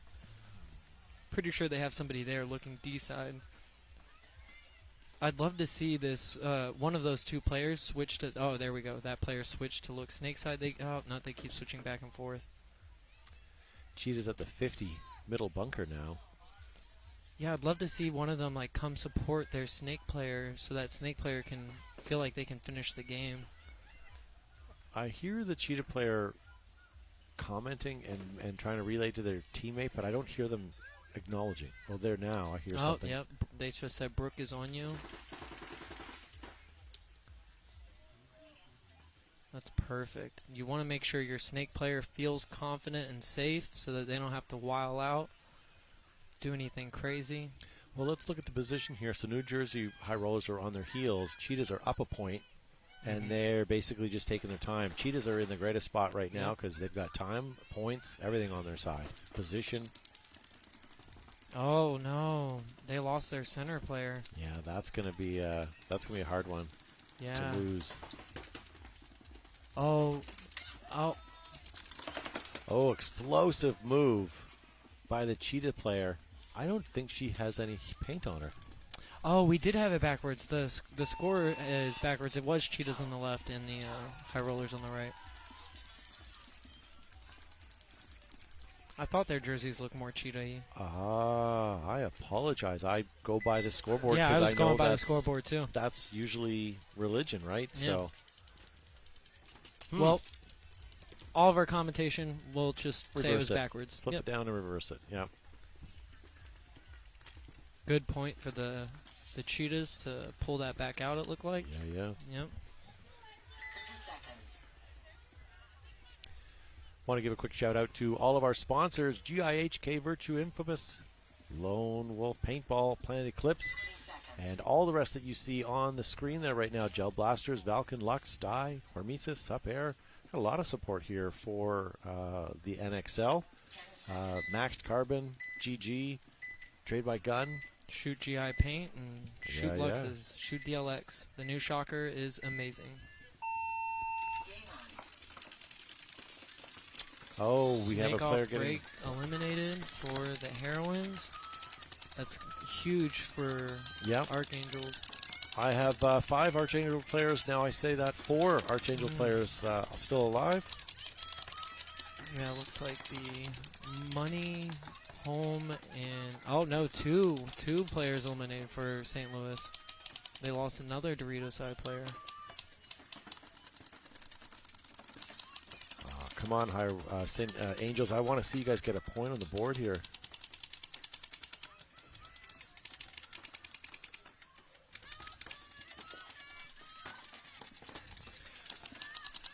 So with only 3 bodies, now 2, the Archangels are feverishly trying to find some spots to hold a position. I'd rather see them die making those moves, trying to make something happen, being down points, instead of making it where the coach has to feel like they need a towel for the time. At least try to die on your sword in those situations. And their final elimination, they should be toweling now. That's the last player. Very, very convincing on the Heroines. Playing very good team ball. Now, do the WNXL rules the same as the semi-pro and pro rules, where it's a mercy by 5, I guess? I'm honestly not sure. That's a great question. I would say it is, because this is professional women's. Yes, that is correct. Yeah, so excellent. So this game is not over. I'd like to see the Archangels at least get another point or two. Although the Heroines are playing very well. Yeah, they're playing very, very good. It shows the difference in team ball. They're controlling the zones. They still lost their snake player, but then they controlled the zone, made sure that they couldn't capitalize on it. And they're refilling it as needed. Once, you know, the cheetahs fill it, looks like they go to a 2-man op in the snake, 2-woman op.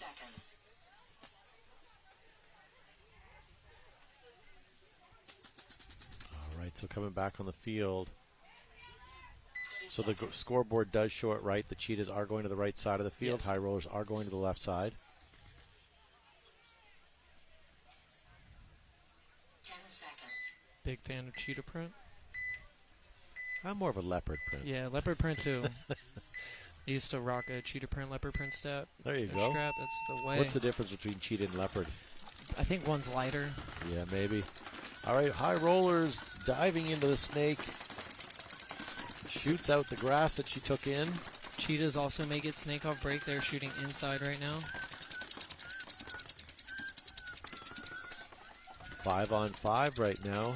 I would love to see this high rollers player, if they're going to contain the wire like that, if you have the dominance and you feel like you can move up, play a little bit more aggressive since you guys are down points. You need to be killing players before they can kill your teammates. There we go. All right, so high rollers now into the snake. We've got ourselves a battle here, ladies and gentlemen. High rollers, listening to the commentating, they are pushing all the way. About to wrap on the snake tower. Oh, barely missing. Should use that to get into the 50. They are in the 50 clean. We hear about advancements in guns every year. We've shaved 2 ounces here. We've got new colorways there. It'd be really interesting or more beneficial if you could manufacture a gun that had a lower decibel rating.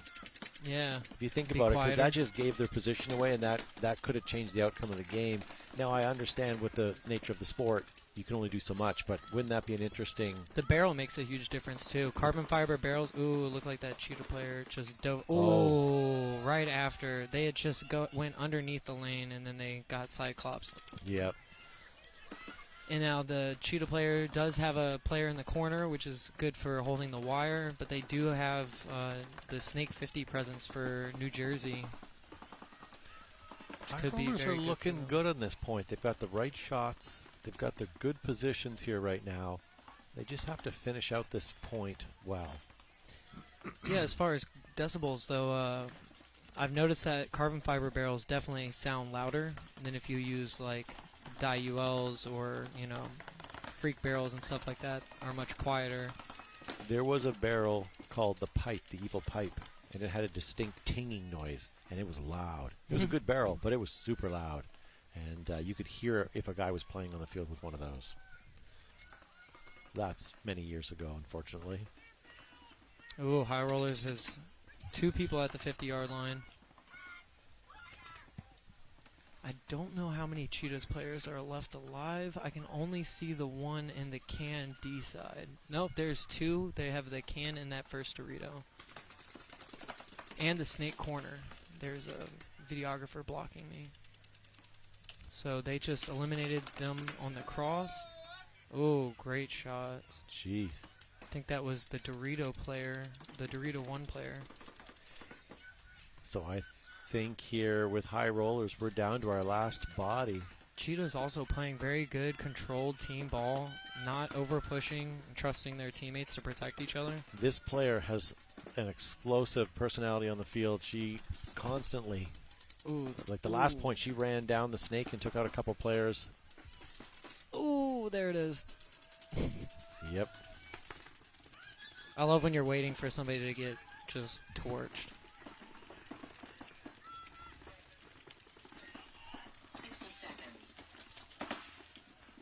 We're under the 60 minutes or 60-second mark here, ladies and gentlemen. Oh. Cheetahs don't have to do anything in this position except stay alive. But it sounds like they would like to. They want to. Yeah, they want it. That snake player is pushing it. In this situation, that snake player honestly should have somebody just contain them from filling out snake side and then crawl all the way down. There we go. I love the energy. There we go. So 30 seconds left to hang the flag, get another point.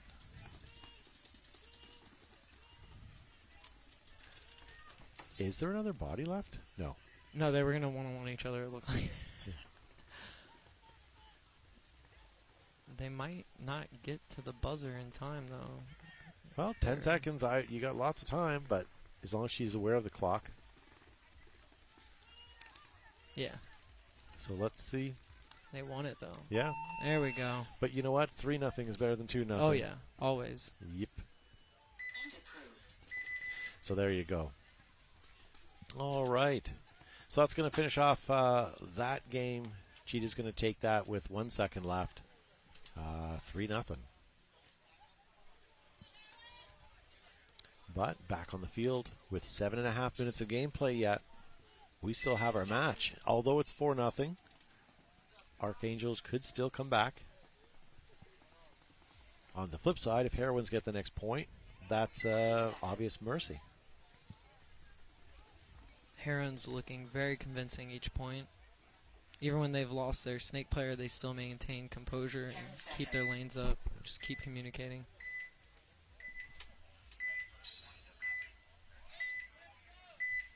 All right, so let's keep an eye on the right side of your screen, ladies and gentlemen. Watch those Archangels. See if they can get themselves a point. Over here, the Heroines, they're being checked. Oh, minor penalty being called. So they're going to lose 2 right off the get-go. Oh, the god player for High Rollers gets shot because they didn't just get in their bunker. For Archangels? Yeah. Just playing a little too loose. Oh, I lose another Heroine player out the back row. We're now down to 2 players. No thanks to that penalty. Oh, but they're kill 3. I'm pretty sure. I think it's just this mini brick. I see it moving on snake side, and then the Dorito 1 for the High Rollers. I think it's a 2-on-2 right now, which is perfect for the Heroines being cross. And now looks like they're going to go on the attack snake side. All right, Heroines player just potted up. I wonder if she's going to poise herself to get into the snake. Ooh. Oh. 2-on-1. Oh, 1-on-1. 1-on-1. Come on, Tick Archangels. You can still get a point here. 6.5 minutes left. All right, so I see Archangels are in the Dorito. I don't think that the Archangels know that it's a 1-on-1. No, they do not. Versus, I think that the Heroines player does know, since they called kill 3 before that, and then they killed the snake side mini brick. I'm pretty sure they know it's a 1-on-1. But even the Heroines player right now doesn't even need to press the issue. They're up 4-0. Yeah. So her mandate right now is to kill time and do not lose this point. Worst case trade. That's the worst that they want to happen is a trade. No point, and they lose a bunch of time. Oh, I just saw a body. Yeah, I just saw the... So well done for for Archangels. They look like they're going to get their first point on the board here, potentially. 5 minutes left. They need just over a minute points. No.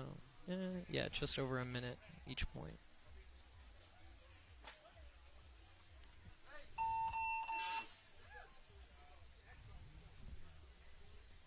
All right.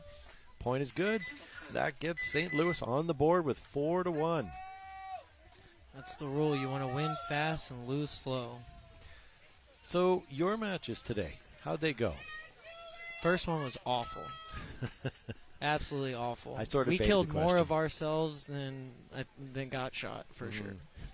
Yeah, penalties are a killer, but when teams fight each other, that's the worst. Yeah.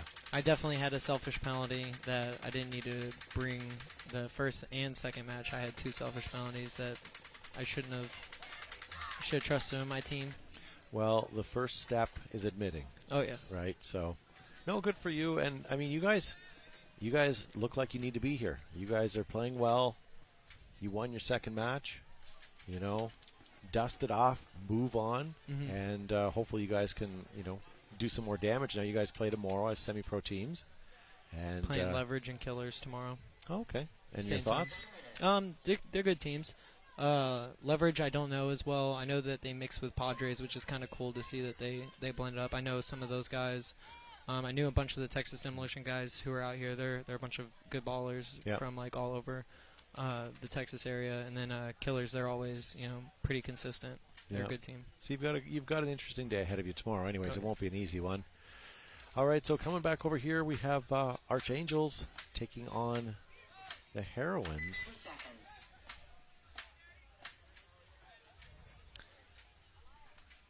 All right. 3 seconds. Well, I'm going to watch the Archangels over here and see. Hopefully, they can get another point. They've got the taste for it now. 10 seconds.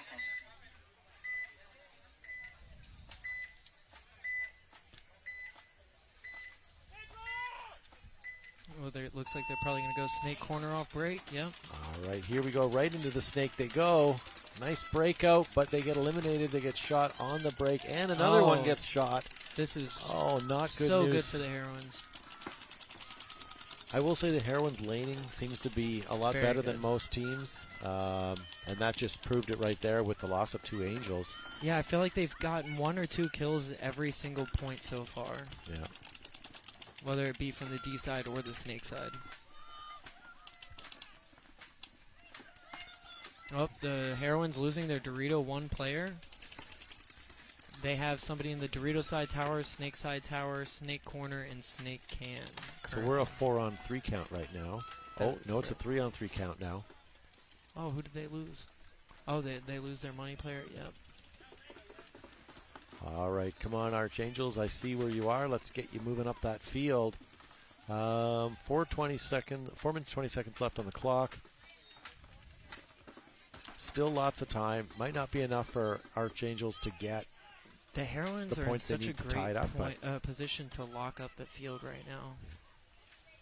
But once the Heroine player gets moving down that field, that's game over. Oh, calling out that center player. So the Heroines player number 12, McCurley, in there. We've seen her do some work. I didn't even see anyone shoot at that mini break.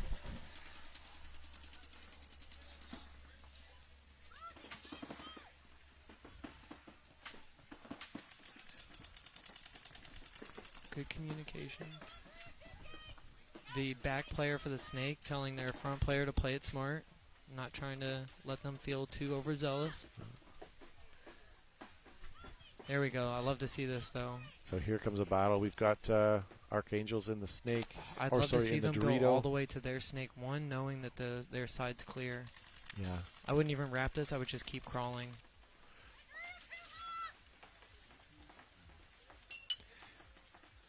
But McCurley, number 12, doesn't need to do anything too crazy. At all, yeah. She can continue her path. Just take it easy. The game is pretty much clinched. Archangels. Yep, and getting called clean, I think, in the Archangels Dorito could have tower, toweled this as well. Can. Maybe come back with 5 alive.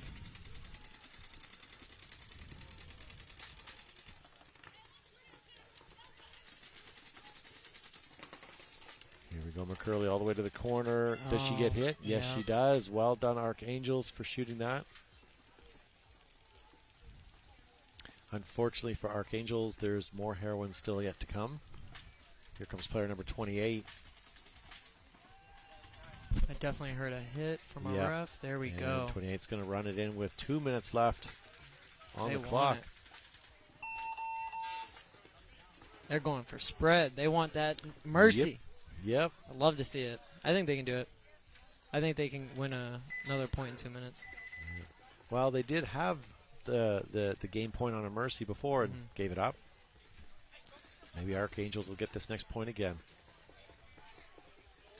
Wow, I'm a gluttony for teams that are behind. Yeah. Oh, boy.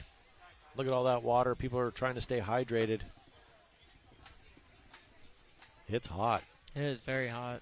No matter where you're watching from, I know it doesn't translate on camera, but it's hot outside. It's humid. And we're sitting in the shade, and I'm still hot. But as soon as you get into that sun, it's like the degrees just get turned up. Yeah, I hug the shade whenever we're out here. I'll be pouring water on my back and just hug the shade. Because it gets humid out here, too. Like, we have a dry heat in Texas. It's way humid out here. Yeah. You feel it when you get off the airplane, you step in that airport. How far is your flight from Texas? Is that a It's quick like jaunt? 2 hours. I know Texas is huge, so Yeah. Texas, it's like saying, hey, Yeah. you're from Canada. Do you know anybody from? Yeah. But 2 Oh, hours, no, okay, so we're not from, too bad. We're from up county. Yeah. Yeah, no, Texas, you drive 8 hours, you're still in Texas. You drive another 8 hours, you're like, I'm still in Texas? How is this? So in Texas, is there a big deviation of, how can I say, so in Canada, on the East Coast, there's a thick accent. You know what I mean? Like, and they're not that far away. They're only maybe 8 or 10 hours away, but there's a big accent. I don't feel like there's as much of a difference in accents No. in or Texas. even just culture.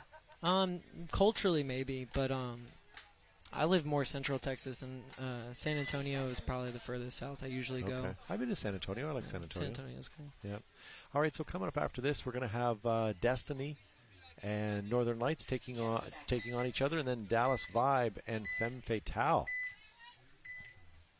I saw Mike Paxson here. He's coaching for the Femmes today, so look for some funny business over there. Heron's making Snake Corner again off break. All right, let's see if Herons are going to take this and pull a mercy. Oh, Archangels into Archangels the snake. are going for it, which is what you want to see. You're down points. You need to keep moving. Oh, clean. Good. That's good to see. Here comes Heroines into the snake, Oh. getting clipped, making around that corner. Well played by Archangels. So it's a 5-on-4 match right now. Heroines down by one body. We just rounded up the minute and a half mark. But I see Kill Archangels doing the playing as same well. move, the same thing. Yeah. So it's 4-on-3 right now. 3-on-3 right now. That player did their job. They got the two bodies, though. Yep, she did her job well. If my front guy can kill two people, and my other front guy can kill two people, 3 people just need to kill one person. There we go with the center push. And remember, down under a minute now. Archangels down by 4 points. They need to get something going here. Heroines really don't need to do anything brave. They just kind of need to finish off the match. This player's definitely tall enough to actually shoot over the brick when they get around this corner. For sure. I bet she's going to pop the top. She's going to shoot that and then pop the top. Nope. She's going to get eliminated. Yeah. The Trade, unfortunate though. thing is she did jump the bunker first, which gave away her position. Mhm. Had she have just come off the side, maybe she would have had the jump on it. But again, like, you don't know. So Oh, running ref. For we're what? under a minute. I see the ref pointing at the Archangel's side. That probably I means think no that- bodies yep. left. Yep, I think that they got a major penalty. Yeah. Okay. And So that that's is an automatic swing point. So there you go. Heroines are going to take that 6-1 over Archangels. I feel Archangels could have done a little better. I think we will see more out of them. Oh yeah. I don't think that's I don't think that's all they got. And Heroines are a tough team.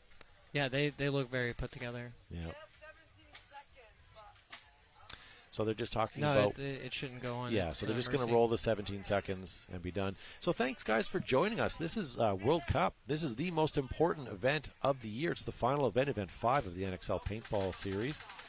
You are watching the Semi-Pro and NXL field. I didn't say that right. The WNXL field. So thank you guys for joining me. And thank you for being in the booth. Are you able to stick around, or are you heading out, or what's? I have no idea what our team's doing just yet. You know I what? want to go get some Chick-fil-A. I know that much. Chick-fil-A will be here all day. Why don't you stick All around day. for another split deck and see Who do we how have we up do. next? We had the Femmes taking Ooh, on. okay. I have great memory, but it's really short, so we'll let you guys know shortly. So yeah, thank you for joining us. Now, Mutiny, are you guys? What are your plans tonight? You guys, big dinner? Hopefully sleep. Yeah. Hopefully sleep. We got early games tomorrow. I'm the type of player I like to get all my stuff done, be ready. Yep. As soon as possible. Yeah, good for you. Well, hopefully you get you get some points in tomorrow, and hopefully you guys get some wins. Ladies and gentlemen, we're going to let you go. When we come back, we're going to have the next set of split deck matches free to watch.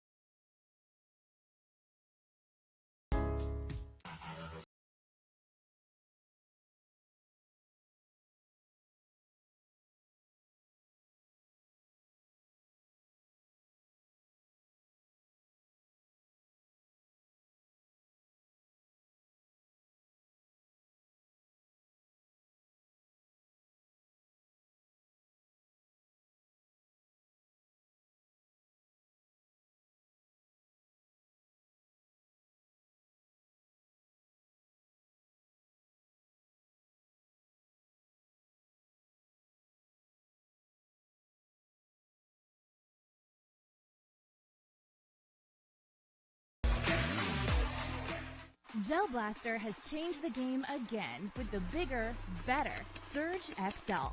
With 3 blasting modes, including full auto, you can launch up to 12 gellets per second. Use the selectable velocity to dial the power you want from 170 feet to an astonishing 250 feet per second. The extra-large hopper holds over 1,000 gellets, which are eco-safe and leave zero mess. Features like ultra-fast USB-C charging and a heads-up battery display keeps you in sync with your blaster's power. Win the day with the bigger, better Surge XL from Gel Blaster.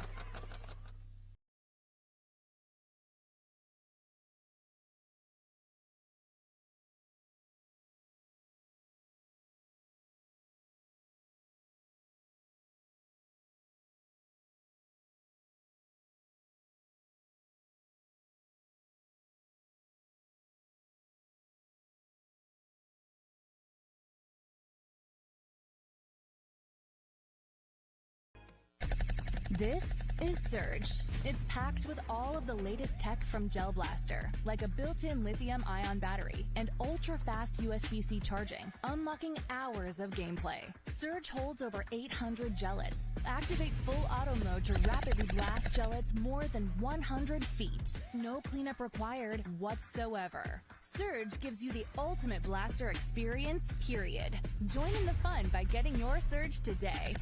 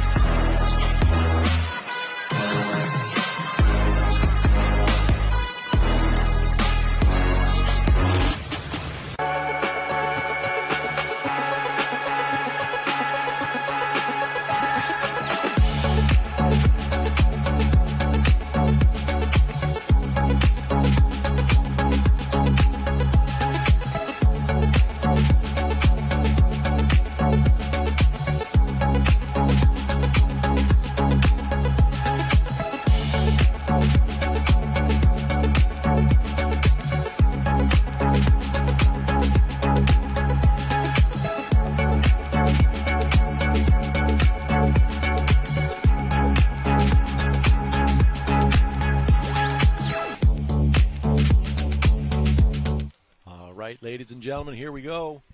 Here we go, here we go. It is the WNXL. We're going to be watching some women's paintball. This is the best of the best, ladies and gentlemen. We have Femme Fatale taking on Dallas Vibe. And then Destiny taking on the Canadian Behemoth, Northern Lights. My name is Todd Ensich from Behind the Bunker. Thank you guys for joining me. We're going to give you some great coverage here this afternoon, so don't go anywhere. We're going to be with you here all the way till the bitter end today. And Friday, Saturday, as well as Sunday. And we're going to be giving away some cash money prizes at the end of it. On your screen right now, you see Dallas Vibe in the white and Femme on your left. I see Mike Paxson over there coaching for the Femmes right now.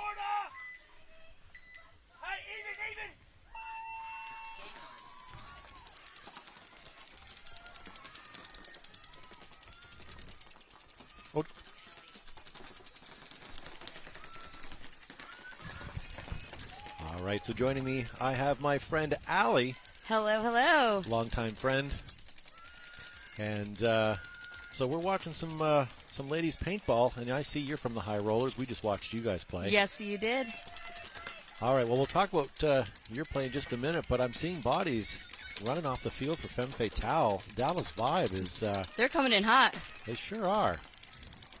It looks like we have Carla Andrade in the snake right now for the Femmes. They're like Chick-fil-A nuggets coming out of the fryer. They're hot. Let's, and they're down into the snake. Oh, nice move. Wow. Nice move from the snake. That was a minute point. Yeah. So High Rollers, how'd that go for you? Unfortunately, we didn't win that last match, but... You guys did well. Yeah, You Yeah. guys look like you deserve to be here. So now it's coming back for the next set and just coming back stronger. Yeah. So you have one more game today. One more game today, and then we have one on Friday and one on Saturday. So what does it look like for you guys when you go home tonight?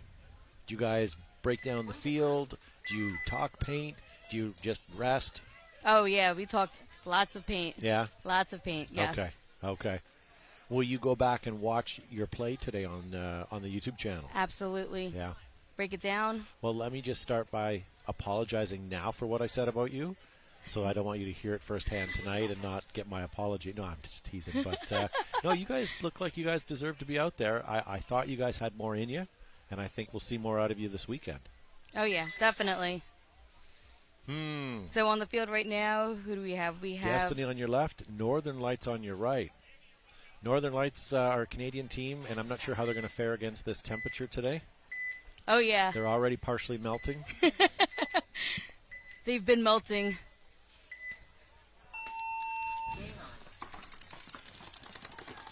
Got Quacker 54 in the live chat says high rollers for the win. Thank you. I believe that's Jimmy.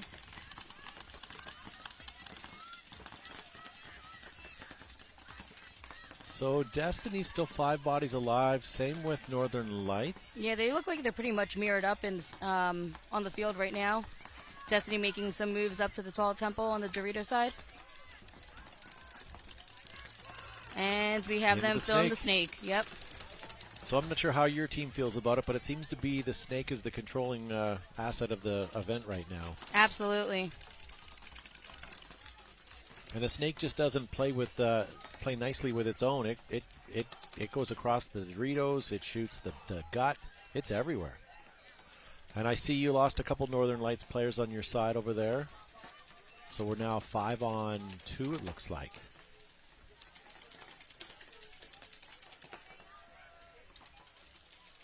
Yeah, here comes Destiny down, taking up the last they're coming player. down. I'm not sure if that is Tata that's coming down from the snake from Destiny, but they finished, 5 alive? It looks like it, Yeah. Yeah, the Northern Lights were holding it together, and all of a sudden, bam, they lost 2, and then they lost another. Yeah, Destiny just played straight up better than they did on that point. Northern Lights, looks like they've got Sea Dogs pitting for them. Yep, and we had a penalty on that their pod runner coming out. So you can't go on the field until the point is over. They call clean, dirty hang, whatever the call is. So for that next point, Northern Lights, they're going to have to start one body down. And it's funny, we were just discussing this before, but it's amazing how much of a difference a good coach can make. A good coach with time management, with towel senses, can help save points. But the other people we never talk about is the pod runners. They can cost you points, much like that. Oh, yeah. They also do it. Just like what happened. So. Yeah. So it's not just on the teams.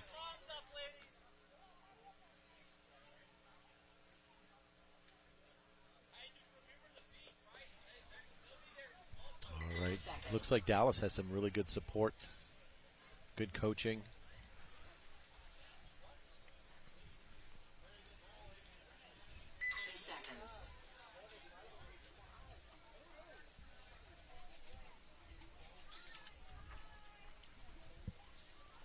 All right, so we have Vibe on our left and Fems on our right.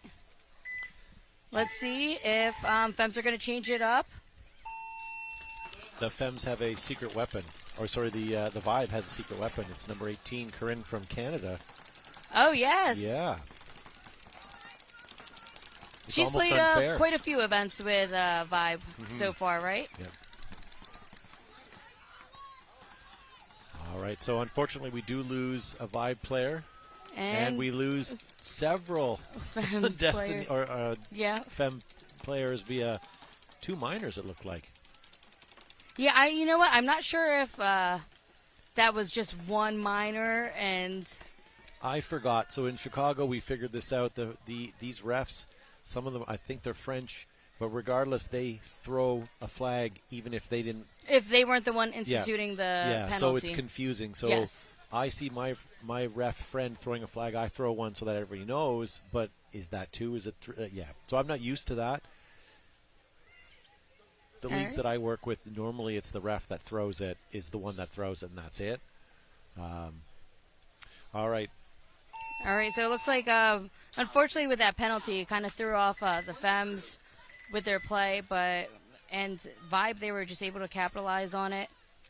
Now we have on the field Northern Lights. They're going to be on our left, and then we're going to have Destiny on our right. And Northern Lights, remember that they are starting with one body down. Yeah, I only see 4 walking right now.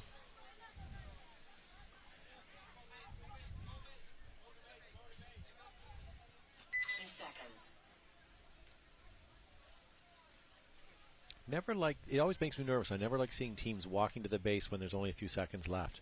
I like to get there, not early, but enough time that I can take my breath, visualize what I'm going to do, and then go. This running there, tagging up and going is very stressful. It's very stressful. Yeah. All right, so Northern Lights, let's see what you got here. 5 alive.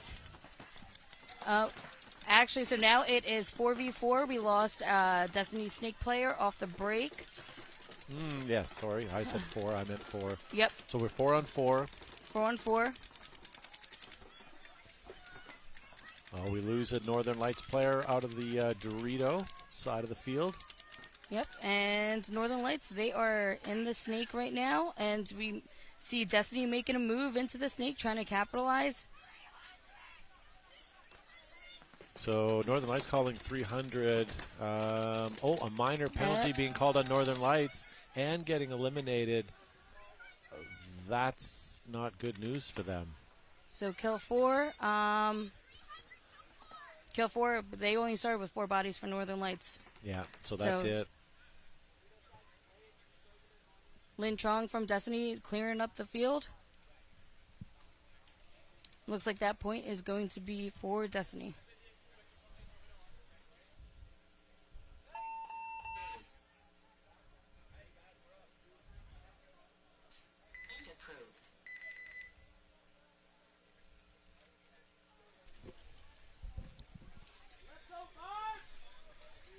All right, so we have Vibe that's coming out on the field.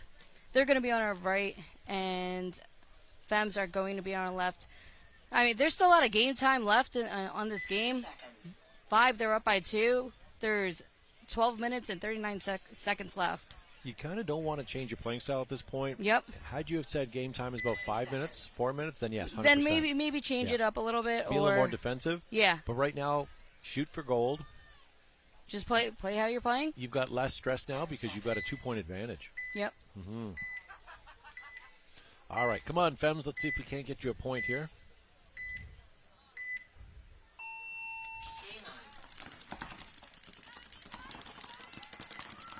Pretty much an even breakout on both sides.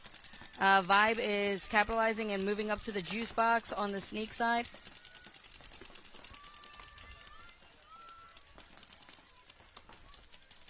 So still 5 for Femmes.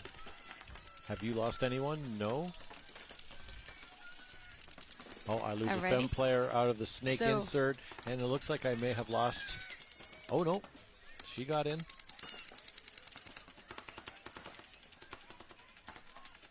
Vibe making their way up to the Aztec on Snake side. So we lose a Femme player, the insert to the Snake. We're now down to 3 bodies. I didn't see any players drop for Vibe. I believe it's still 5 alive. Well, if I haven't said it yet, thank you for being in the booth today. I appreciate you helping to commentate. We've had some shifty characters in this morning. Anthony, I tell you. Oh, that Anthony guy. Mm-hmm. Oh, you know what? Commentators curse. I just said it. I think it's 5 alive for Vibe. Unfortunately, 1 did drop for Vibe.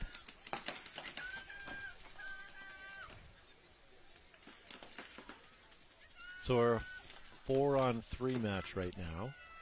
Femme Fatale in the 50 Snake, the dominating bunker of the day. Oh, yes. But she's shooting down the wire. I don't like that. I'd rather her play inside, but at this point she really has no one else defending her. Oh, and she must have heard you, Todd, because she's like, okay, I'm going to play inside a little bit. Yeah. Well, the nice thing is if she doesn't give her position away, she's going to be less likely to be bunkered. This is a great shot. If she can come out now on the tape, nice. Oh, nice. It's what happens when she's listening to the broadcast while she's playing. Oh, nice shot. So we lose another Vibe player. Looks like Femmes are going to... oh, no. Where did that come from? Looks like they're Dorito 1, maybe. Yeah, yes. And I see 2 Dallas Vibe players. On the Dorito side. Yeah. I wanted my Femmes to take on get a point here, but... Yeah, I mean... And when I say my Femmes, I always root for usually the underdog. Just makes it more interesting. So I really don't have any dogs in the race. Like, I don't, So thank you for joining me again. And what was your name? Allie. Allie. Allie, you're going to tell me that 3 more times, and I'm going to forget. I apologize. You know what? And we did commentate last event in Chicago as well. We did? Together. I remember that. Yeah. I remember that. Okay, at least you remember faces. Oh, I remember faces. I'm just horrible with names. Yeah, I've got a great memory. It's just really short. I'm the opposite. I remember the names, but I'm like, I think I know you. The only reason why I know Anthony's name is because have you seen his face? Oh, what a stud. Yeah. So it's easy to mock someone who's not on camera. So thank you guys for joining us. We are watching the WNXL division here at the NXL World Cup 2023. Just outside Gaylord Palms. What a brilliant-looking hotel. And you've got paintball right beside it. It's pretty awesome. So Destiny back on the field against Northern Lights. Northern Lights down by 2.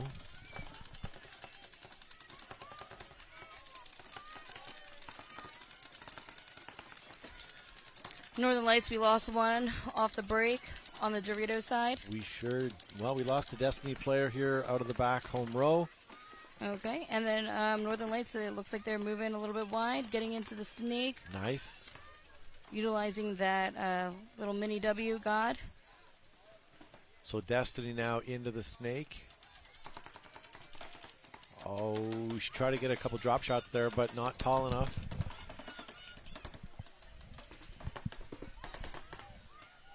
Northern Lights, they are doubled up in the snake right now.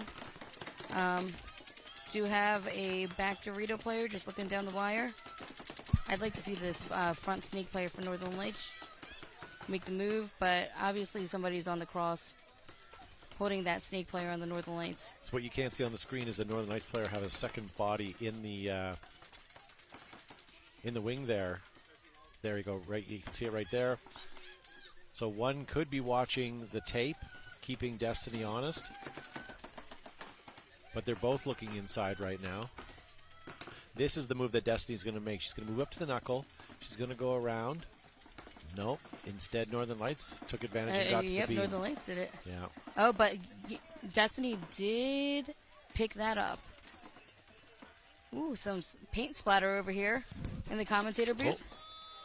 Oh. Nice trade in the big brick of the snake. Which was a good move because now Northern Lights have cleaned the snake out. Yep. And they own that real estate. They're going to raise the rent prices now. But before they do that, Destiny manages to get back in. So now we've got a snake battle again. It looks like it's Haley Leva from Destiny that made the move into the snake. Here comes. She's going to go up the middle. See, she undid her Velcro on her pod pack, and you could hear it and gave her position away. There we go.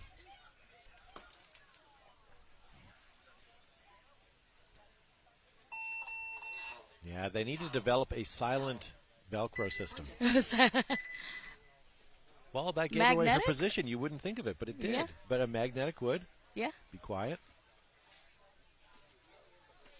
Or strapless. Hey, now. Are we going too deep into the future? All right, so we have Femmes walking out on the field right now. See, Shelly Farmer, she's from overseas. Roxy, looks like Carla, Tammy Adamson. 10 seconds.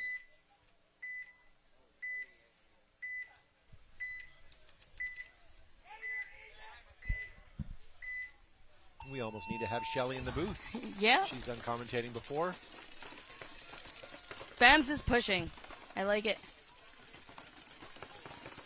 Well, Dallas 5 is leading 3-0 right now. Would like to see the Femmes get some points on the board. I see one walking off the field. So right now it's a 5-on-4 in favor of Dallas.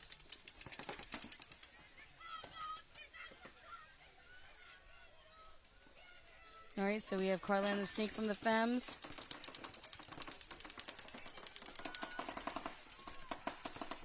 All right, here we're going to have a bit of a battle here. Dallas Vibe did see that player come in, and she's waiting. And she's waiting. There we go. That would almost have been a major. Almost. I thought it was kind of a bang-bang. What do you think? No? I don't know. It's hard. Like, yeah. I didn't see the advantage that the ref did, so it's hard. It's kind of why when you see two refs making a different call on the field, it's because they have a different side. Yes. Same thing happened with us right here. All right, so we at least have the Femmes that they're in the Snake right now. So we've dropped a Vibe. We've dropped, Vibe check. We lost 3. Yes. I'm not sure if was there some type of penalty or... I didn't see a flag, but it could have been just a good move by a player over there. I want to say this is one of our last Vibes, if not all. Just one left.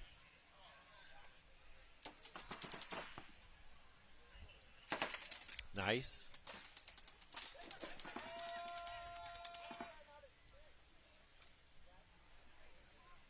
Ooh. That was questionable.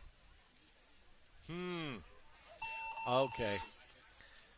Now that I would say that was questionable. I missed that. I was watching over here, but again, point approved. So that's going to give Femme Fatale their first point. All right, so technically, Femmes, they're still in it. They're still in it. Oh yeah. Yeah. There's a lot of time left on that game. No, 8 minutes and 12 throw seconds. It away like the high rollers did. They're gonna no. we're gonna throw it away completely. No. But no, and Northern Lights. I mean, we've got 10 minutes on the board. I mean, they can certainly come back from this. It's going to be a hard road.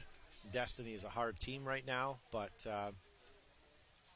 takes us Canadians a while to warm up. Let's be well, honest. I mean, especially in this weather, man. Yeah, there's some thawing going on right now. All right, so we have Northern Lights on our left, Destiny on our right. 9 minutes and 37 seconds left on the game clock. Veda from Destiny going into the temple from the Snake. We have Haley Leva backing her up.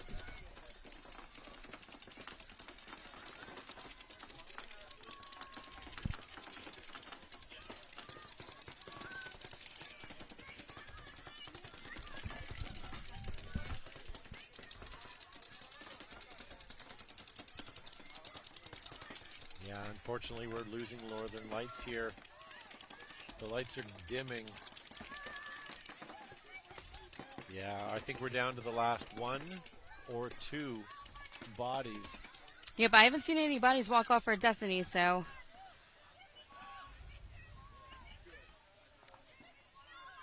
I hear Michaela Wilkins from Destiny calling the kill count 52, so 5-on-2 in favor of Destiny right now. I don't think that's correct because I believe I've counted at least 4 Northern Lights walking off the field. Yep, and we actually have Destiny on the other side of the field in the Doritos. So there's the last Northern Lights player walking off, so that was right.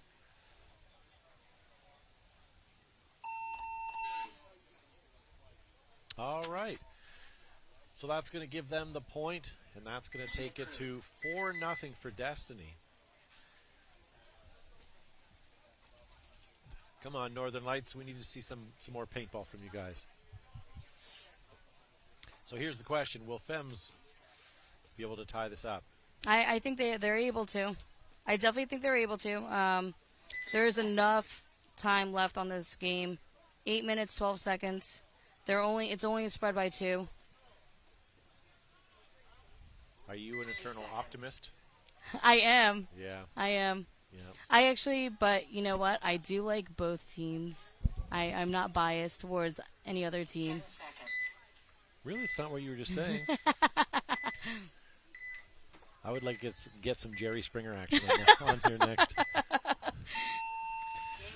All right, so come on, Fems. I see you on the left side of your screen at home. Good breakout. Into the snake they go. Oh, gets clipped out as she leaves to move up the snake. So it's a 4-on-4 right now. Okay, so we lose another Femme Fatale out of the Dorito corner and another up the gut.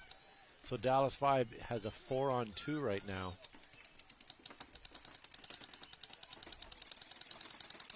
Oh, nice shot. This player for Bliss, for Vibe, has been doing very well. I think that's Leslie. Leslie, she's been doing some work in the snake. Yeah.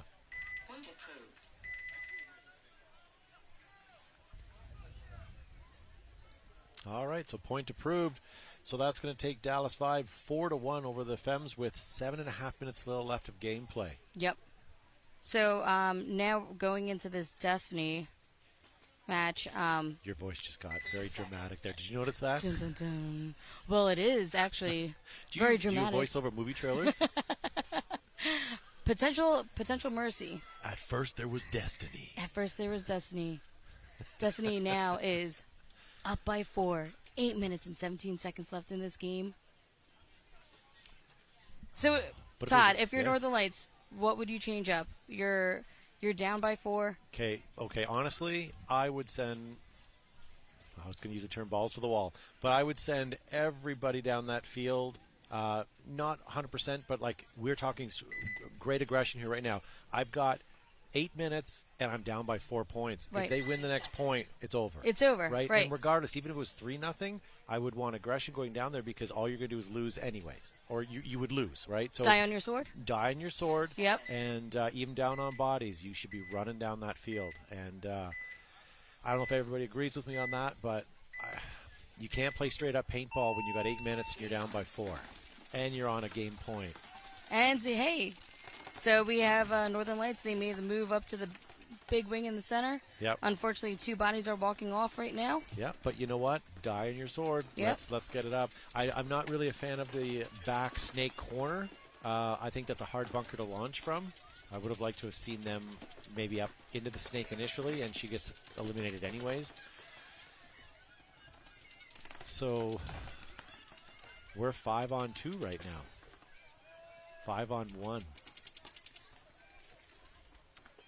Yeah, I hate to say it, but Northern Lights with 1 body left, this is not looking super duper, even as an eternal optimist.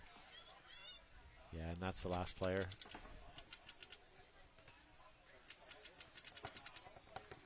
All right. Well, I'm sorry for Northern Lights, for the people cheering for them. But you also have to look at who they're playing. Destiny's a solid team. Destiny, they're top in the standings right now. Yep. I'm pretty sure, aren't they tied for first or second? They're up there. Yeah. What Northern Lights will have their time to shine when they play the high rollers. Unfortunately, we don't play them this event, but you never know. You never know. I mean, we only matched up with that first set, so you never know. We're still in the first set for this whole entire tournament, so anything could happen. So that point was good. Destiny takes it. So that's going to be 5-0 for Destiny. And they're walking away with just under 7 minutes on the clock that they don't need anymore.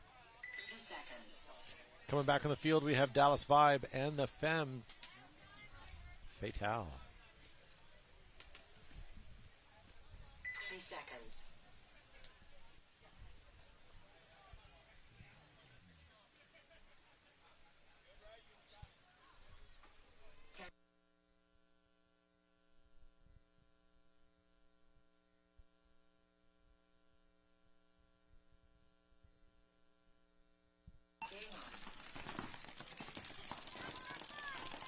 All right. So, Dallas Vibe back on the field, leading 4-1, 7 minutes on the clock. I'm already seeing the Fatale running up the field. They're at the 50s. They're shooting out the first Vibe player. So we're now a 5-on-4 with Fems at the 50. Fems now crossing the 50 in the Snake side.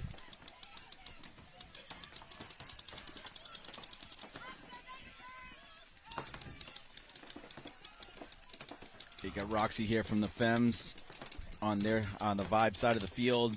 She shoots out the home. 2 more Vibe players gone. We're on the last 2 Vibe players. Looks and like we still Dorito have 5 1, Fems. Snake 1.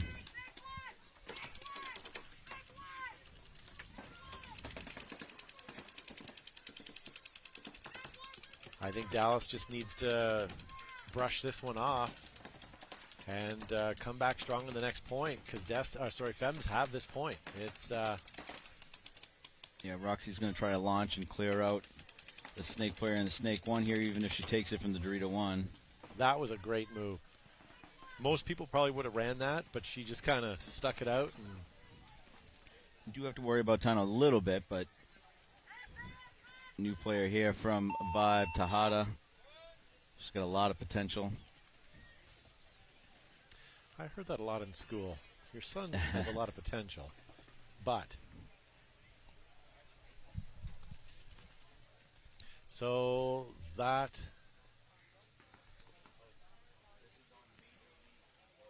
is bunker rub, and the point is good. All right, so that's going to take it 4-2. Dallas Vibe dropped 1 point or one more point against the Fems, so now it's 4-2. The good news for both those teams is it's 6 minutes of game time left. I want to take this opportunity to thank all of our great, wonderful, awesome sponsors. Planet Eclipse, Lone Wolf, Infamous, Virtue, HK, and GI for being the big sponsors. And all of the rest that you can see on your screen.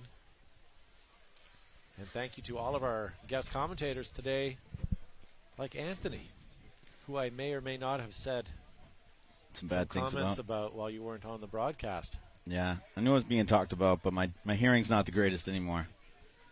Maybe it's a good thing.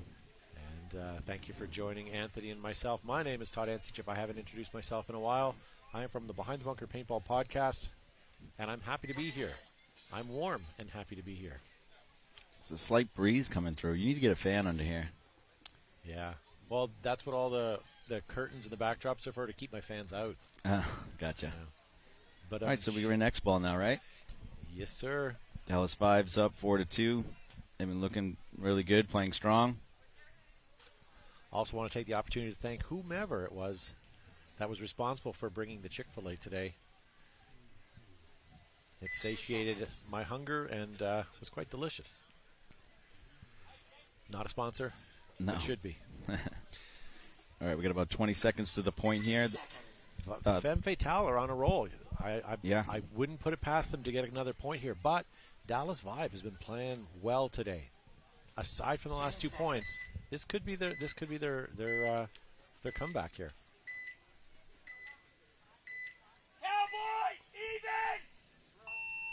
Yeah, the cowboy call. That usually means that they think someone's going to go strong up the center. Leslie Cluis is here in the Snake 3. Oh, okay, we lose 2 Fems. Looks like Tammy's taking a walk. And Leslie's going to come up and shoot one up to the Andrea, 50. I believe. Yeah. Leslie Cluis comes up to the Snake 50 and shoots out that center 50, Nice. Andrea Martinez. So we lose 3 from the Fems. It's a 5-on-3. This is the Dallas Vibe we need to see. Leslie's probing. She sees that Dorito can. Yeah. I'd like to see the rest of the Vibe players come up a little bit. Yeah, because if they lose Leslie like that, they need to have someone in there quickly to fill. Yep. And towel being called. Good move on the coach of the Fems for calling that. Yeah, great move by Leslie Cluis there. She got 2 or 3 kills. They also got some kills off the break, so good job, Vibe, stopping the bleeding and changing the momentum back. Yep. You know, we keep forgetting, but we are here at the Paintball World Cup. This is the event of the year. Forget everything else you've heard. This is the paintball event. We have almost 800 teams. We've got all different divisions. We've got pro, we've got beginner, we have 10-man, we have ladies division, we have everything, and we have Anthony in our booth. So, I mean, what more can you ask? And really do have everything. This is a free broadcast. The only thing that we ask for, and here's where the Sally Struthers moment comes in with the sad music in the background, hit that like and share button. In fact, hit that subscribe button. Major League Paintball is a new channel this year, and we'd like to grow it. And you're going to see a lot more content on this channel, so you might as well subscribe now and not miss out on it, to be honest with you. And you're getting that new in. Coach's Corner. Did you see it? Yeah. Yeah. And you're also getting in at a low subscriber count. You can say to your friends, hey, I got in when there was only 1,000 people. You know, I remember back in the day. Yeah. You know, so definitely follow. And all the content here, as I mentioned, is free of charge. And all you have to do is subscribe or follow it and to watch it. Dallas 5 will be on the left-hand side. Femmes will be on the right. You know, this is also a great tool for the semi-pro and the women's division to take back with them after the event to rewatch and digest how they played and are able to sort of pick things good and bad out of it. So it's an awesome tool for the athletes to take home and to rewatch for sure. Plus, if they want to make themselves their own sizzle reel. No, we definitely, as the heroines, we go back and watch everybody's games at the end, especially the teams we're going to be playing the next day. Yeah. All right. Femme Fatale coming strong, but losing a body. Looks like Roxy now is up into the Snake 50, though. Let's see if she got in here unnoticed and get a couple free ones. I just did a vibe check, and I've got 5. Femmes are also in the Dorito 3. Lindsay in the live comment says, I have fans? That's not very nice, Lindsay. I think that's Leslie Cluis again for Vibe. That's in the Snake. Roxy, she is eliminated. Roxy is on their end. She's going to need to take a couple with her, though, because the rest of the Vibe is still kind of far back. We got a Dorito 3. Yeah. Roxy's standing up. Hopefully she can, yeah, there we go, get back down there. Roxy out of California, really good player. We're now rounding up 4 minutes. Yeah, she needs to get a couple quick ones here. Yeah, if they can get if the Femmes can get this point, that still gives them about 3.5 minutes to get what would be 2 points. Doable. But if Vibe plays their game, they're going to get the next point. I'm not sure what happened there for Vibe, but Femmes just kind of ripped them apart, and there were even no penalties there. That was all straight up paintball, too. It was a pretty good play call in the sense that they had Tammy Adamson running up the center to draw the guns more inside. Then they had Roxy go into the Snake on a delay, and she went in there and went in unseen. And it's okay to let somebody get in the Snake. It's just not okay to get somebody in the Snake and not know they're there. Mm-hmm. And that's what Roxy did, and she got on their side of the field and really took advantage of it. So we are on X-Ball time since the other team is other match is done. I think Dallas 5 here, a very controlled team. They know how to lock down zones. So 5-on-3. This field, I've said it earlier in the sets, I feel like it's a very hard field to lock down completely. There are small windows and gaps that you can definitely hold, but if you're not hitting your shots, it's really hard to hold on this field. I guess that's kind of goes without saying, but the windows on this field are not real big. So if you're flashing through those and don't have paint already in the air to hold those lanes, it's very hard to do so. Yeah. Yeah. So 5-on-3. Dallas gets another point or two. Dallas gets another point, and 7-3. I think if Dallas gets another point, they win this match. That's you won't be able to make up a 3-point deficit. No, even now a 2-point with 4 minutes. I don't know. That's tough. This field, we've seen a couple quick points. I'll give you that, but we haven't seen the women do those quick points yet. Not saying they can't, but we haven't seen any of the teams do that today. And it was a rarity this morning. I think we only saw maybe 2 points that were super quick points. Yeah, I think the Heroines practice Fems at Legacy this weekend, and if they're going to come fast, they're going to come fast through the Dorito side. So I look to see them trying to take that, what we call the Omaha or the Dorito 50, that little juice box. Yep. I think they'll probably send like Daniela Rojas probably over there if they want to try and win a quick point and follow up Roxy on this side.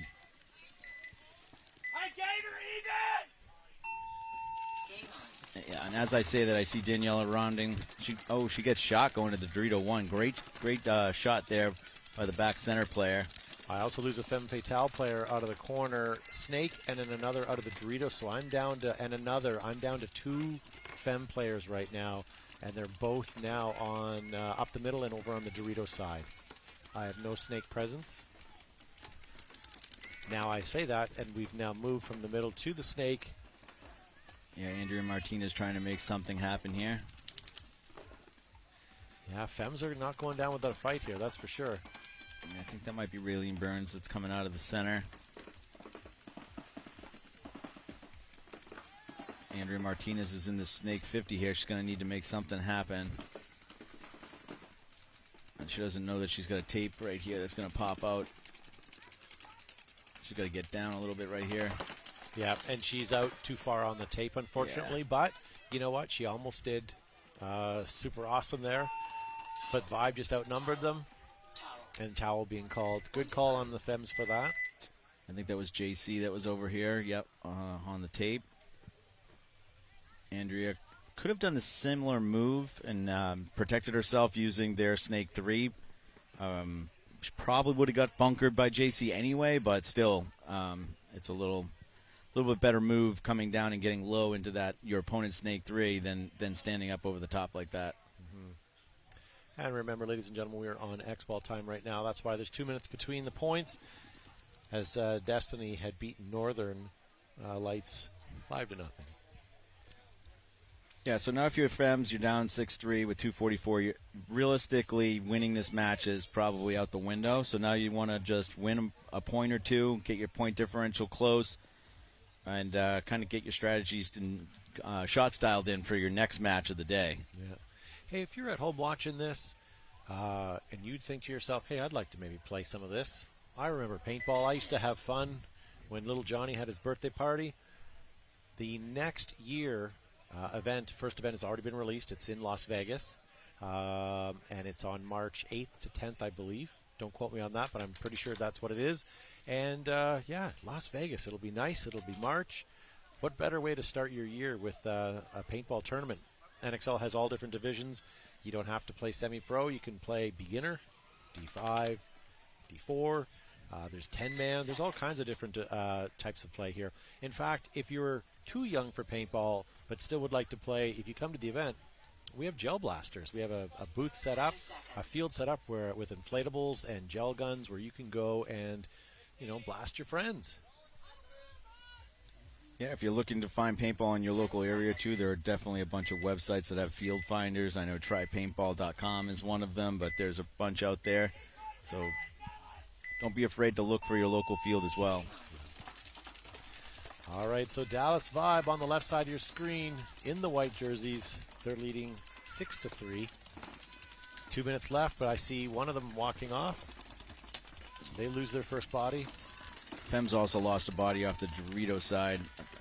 We got Monica Lopez here in this Snake side tower. I think she's backed up by Heather from the Femmes. Trying to see who we have here from Vibe. Vibe now filling into the Snake. This may be Tejada number 7. We'll see from Vibe. Monica Lopez comes over to the Snake insert, or God bunker. Femmes are moving up on the Dorito side over the Dorito 2. Lindsay in the live chat says Andrea is a beast for being back in the game already after her ACL tear. Yes, she is. Yeah.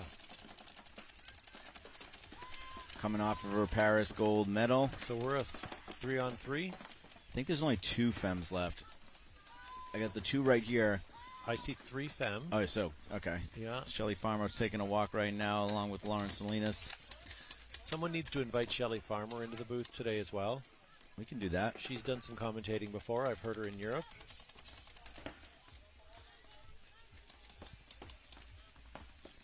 I'll see if Shelley can do our 4 o'clock game. All right, so you got Monica Lopez right here in the Snake 3, and she's backed up by, I believe that's Heather. Let's see. Maybe you and Shelley can do the 4 o'clock game because I've got an early reservation at Sizzler. So. Sizzler, huh? Yeah. That's where all the seniors eat. All right. Was Tammy Adamson that launched through the center, but one of the FEMS players did and is eliminated. Monica Lopez is trying to come through. Oh, gets clipped. Number 48. Well played by Vibe. I think it's just Heather right here, and Vibe's coming down to try to... Oh, nice play. Yeah, she had her gun down, but that looks like JC. She's going to check herself. She doesn't. They got a towel anyways. I was going to say she doesn't need to do anything. She just kind of has to let the game finish, really. If she wants the point, it's a bonus, and there they go. They got it. But FEMS are not going down without a fight. They'll take this 30 one of your, seconds. Toronto Charger players, one of the Baird. Yeah, number 18. Yep. Raylene Burns coming out. Sorry, you pronounced superstar wrong. Oh, I did? You called her player. Ah, gotcha. Yeah. It's, I don't know if you've noticed, but with the exchange rate, the Canadians are 30% better. From our point of view? Yeah, it actually works the opposite way, unfortunately. I don't know where I was going with that argument. Yeah, your dollar is pretty strong right now. You could vacation in Canada and buy yourself some real estate instead of renting hotels. I'm sure the interest rates are no better up there, though. No, they are certainly not. And the home prices, my word. Who was our next set? Maybe we can get Alex to kick on the schedule if you have 1 minute to the Quite point. frankly, there I don't go. think it's any of your business, really. Alex likes me. So 115, so that would be Archangels versus Draconia, and New York High Rollers take on Belladonna. Those are 2 European teams that have come over. The number 1 and number 2 team that played the WNXL Europe coming over to play the High Rollers and Archangels. Yep. So we're a pinch above ahead of schedule, but always make sure you're tuning in a good 5-10 minutes before your games that you want to see in case we are running early. So you were correct, and we have WNXL games for the rest of the day. Nice. And hopefully we have you guys at home watching all day. Harley in the chat says, Karma Girls for the win, of course. Yeah, Amber Wong has her team over here. Karma should be putting on a good show.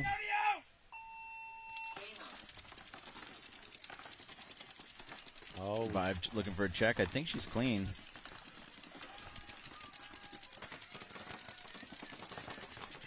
All right, Fem still 5 bodies alive.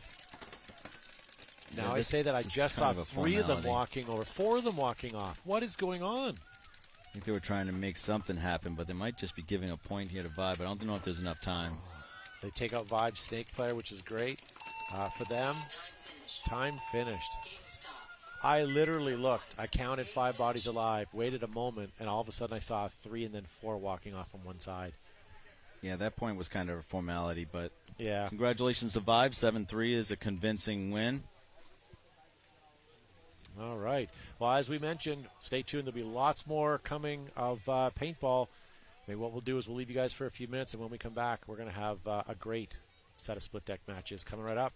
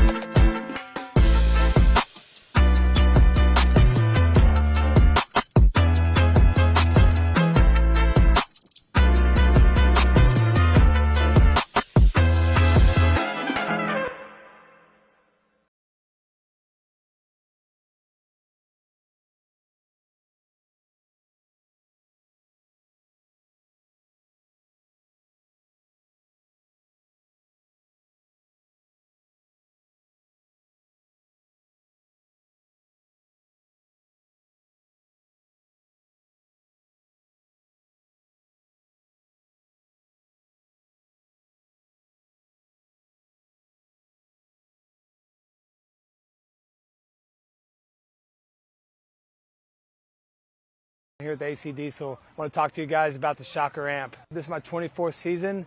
I'm playing in the pro division. I want to talk about the amp. Straight out of the box, under $1,000 retail gun. Straight out of the box, shoots just like your top $1,500 gun. One good thing about the Shocker amp is the efficiency. I shoot 9 to 10 pods, no problem on my 88. And then it does come with the Freak Kit, the best barrel on the market right now, and you get your inserts as well. And you can upgrade with the full insert kit. If you're a mech player, it's a quick release. One screw out the back, pop it up, put new solenoid in it, you're good to go. Less than 60 seconds, I can have that thing changed out for me. One thing I like about the Shocker is how small and compact it is, and it's super, super lightweight. We were the test team when it first came out. I have not one issue at all playing with this marker. Out of the box, straight on the pro field, compete with the top paintball markers in the league. One good thing about Shocker is the support team that they have. They come all to the major events and minor events. They got all the techs here ready to go, set you up. If you got a problem with your marker, on the spot, and they got you fixed. If you're looking for a Shocker amp in your area, go to your local dealers, and they can get you hooked up with any Shockers that you need. American-made gun, made in Pennsylvania.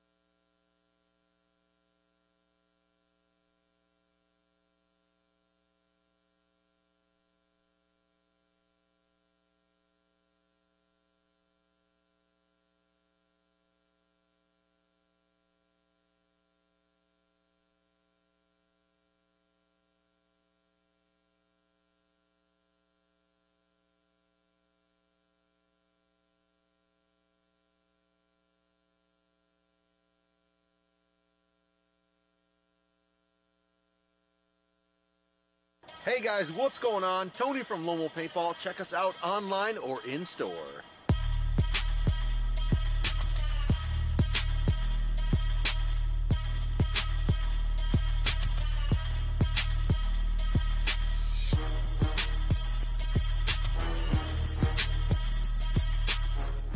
LoneWolfPaintball.com.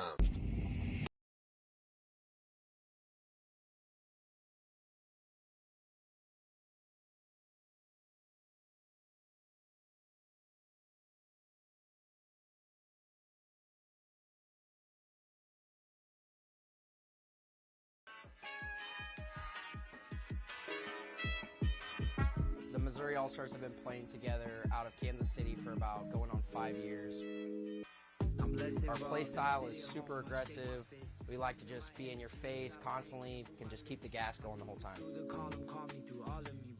D4 season, I had hit Walker up and was like, hey man, like, what's the situation with this carbon gear? It looks awesome. I would like to get my guys in it. And from right then and there, D4 season 4 years ago, he got us plugged in. We've been with him ever since.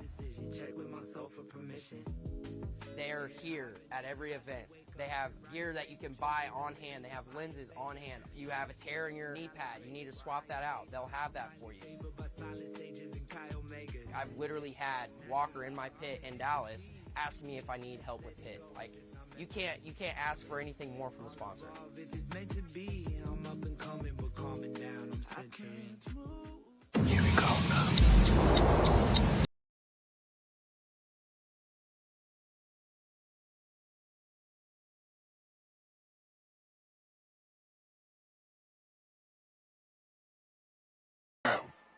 This is the 36 CI 4500 PSI HK Army compressed air tank, the smallest and lightest tank for both paintball and airsoft setups. Available with the standard reg or the pro reg, your guaranteed constant flow output pressure. Available now in 5 colors on hkarmy.com.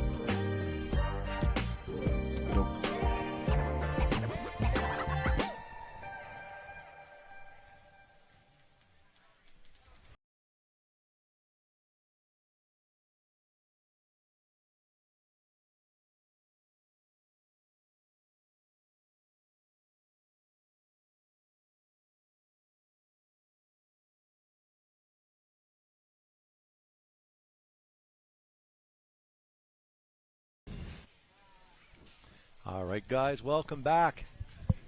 Hey, I think I'd like to see some new teams I haven't seen before. Oh, you're going to get your wish right here. I sure am. We have St. Louis Archangels versus Dracania. And Dracania is all the way from Norway. I'm not sure where St. Louis... okay. Dustin already told you this. Oh, yes, he did. But I'm not sure where St. Louis is from. Oh, we're being visited by Shelly Farmer here. Yeah. So we have... we have a great couple matches coming up right now. What do we have on the field after that? We also have Belladonna and New Jersey coming on the field, so don't go anywhere. We'll have the high rollers next.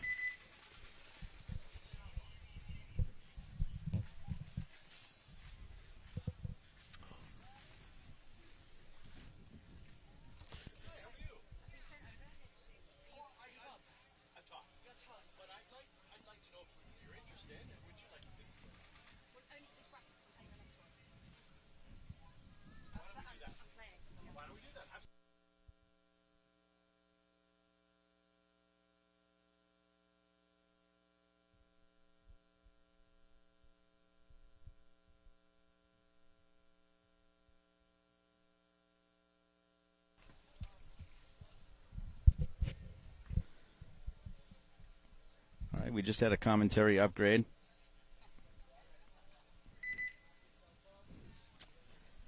I'm going to be joined now by Shelly Farmer from FEMS. Hello, everyone. I got my mic quite close to my mouth, so I won't shout too loud because I like to shout. We have Jacana on the right. On your screens right now is St. Louis Archangels. They're going to punch the centre. It looks like Buchanan there has taken a bounce across field. Jacana quite good on their guns. They are the European champions, so WNXL won the event to have the invite over here. You can see that's Alex Poulton, red hair. She plays for Great Britain and is the snake player for Jacana. She's pushing all the way up into snake 3. As it looks like Linda Grau is from Norway is backing her up in the small temple. They're getting the kills as St. Louis punch the centre in that small brick. But they're looking the wrong way because the threat's coming down Snake's side. Snake's side now, Alex Poulton in the large brick on the 50. She's going to go to work if she can stay alive. She missed her window there on the small brick. I think she's seen her, though. Yeah, great shot. Great shot there. Oh, okay, it's a bounce, or the ref's not seen it. On the brick in the centre as St. Louis pushed the Dorito sides in the chaos. Linda Grau pushes behind to back up Alex. She loses her height there, and was probably not the right decision as we lose Alex, that centre player in the brick. Fantastic snap shooting from St. Louis.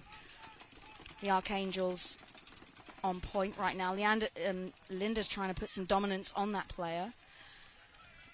If they do come up to this Snake 50, I hope they wrap it. There's not any real threat on the tape. They do have to. St. Louis need to pressure now as they know that they've lost their captain, Karina, from the centre. Linda now knows that the punishing position here. Linda is an old teammate of mine from Poison Ivy. She knows how to play the snake. She's probably got the wisdom there on Jacana. As she clears up the field, heads over to the start gate. Now, if you just tuned in, we've got Jacana from WNXL and St. Louis. St. Louis just forced the towel, get the first point to Jacana. Full commentary there for you. That was awesome. I know all the other ladies, and you know those, so it was very efficient. So we'll have the high rollers, who all know most of those players. How about on Belladonna? I think you got that handled? Yeah, I got Belladonna. Although they've changed the jerseys, they've got a couple of guests. It's not the 5 that we saw out in Europe.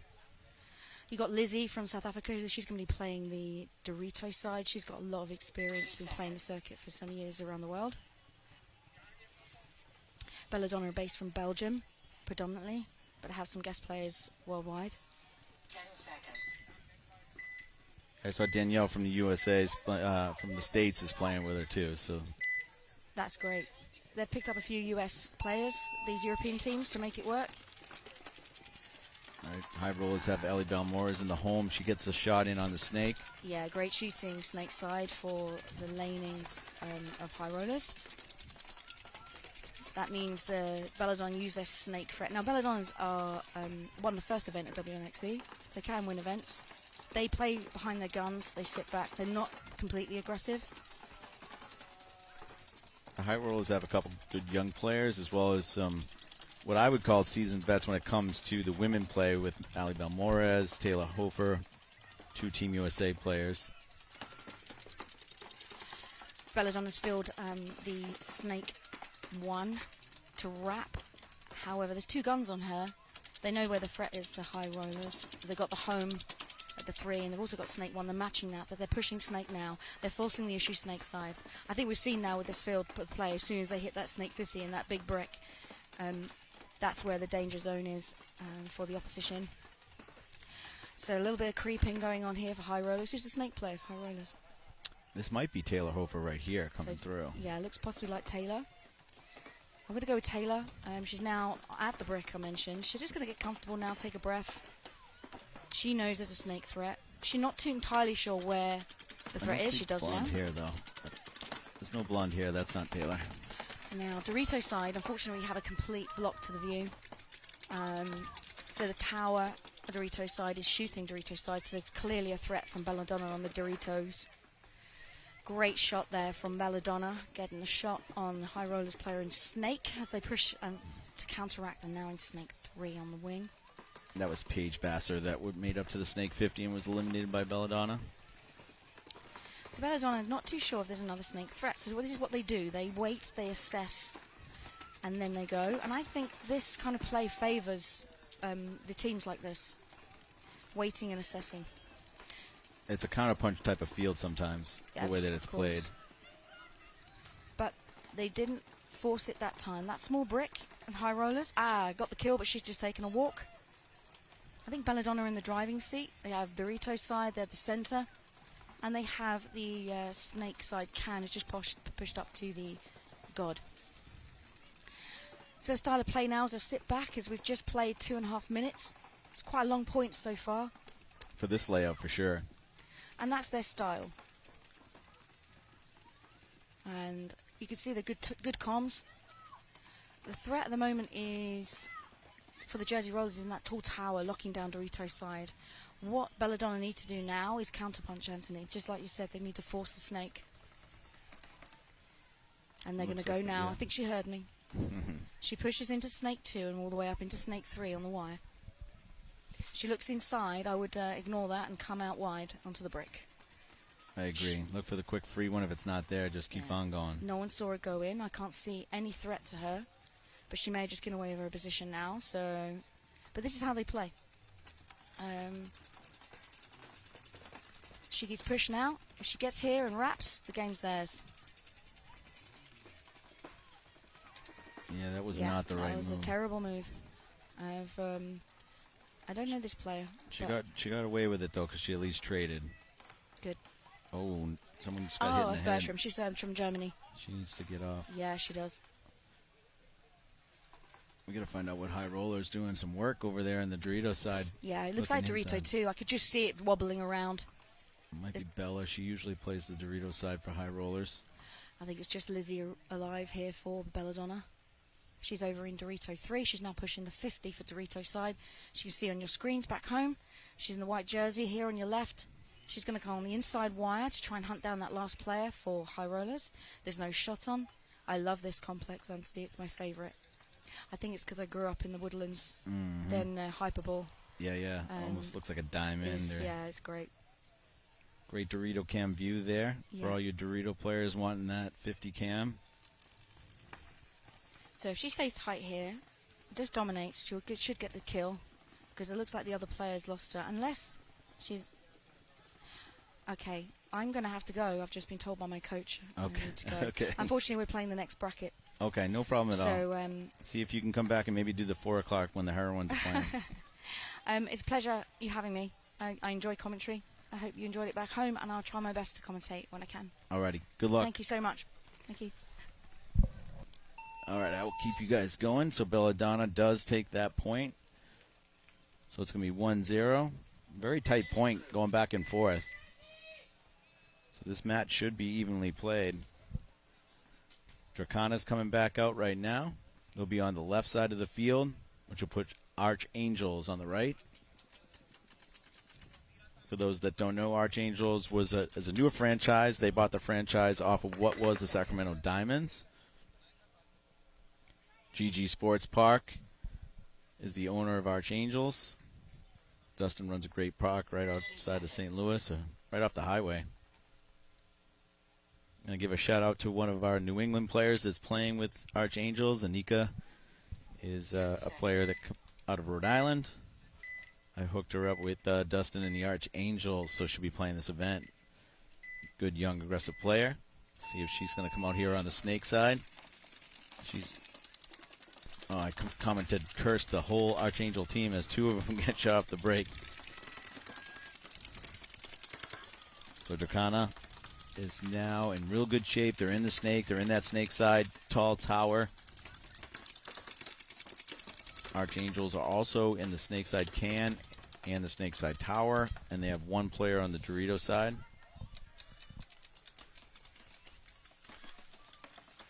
So thanks to Shelly for stepping in.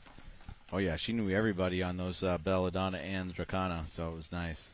Well, that's awesome. It's nice to have someone in the booth that knows the names of every single player that you have out on the field.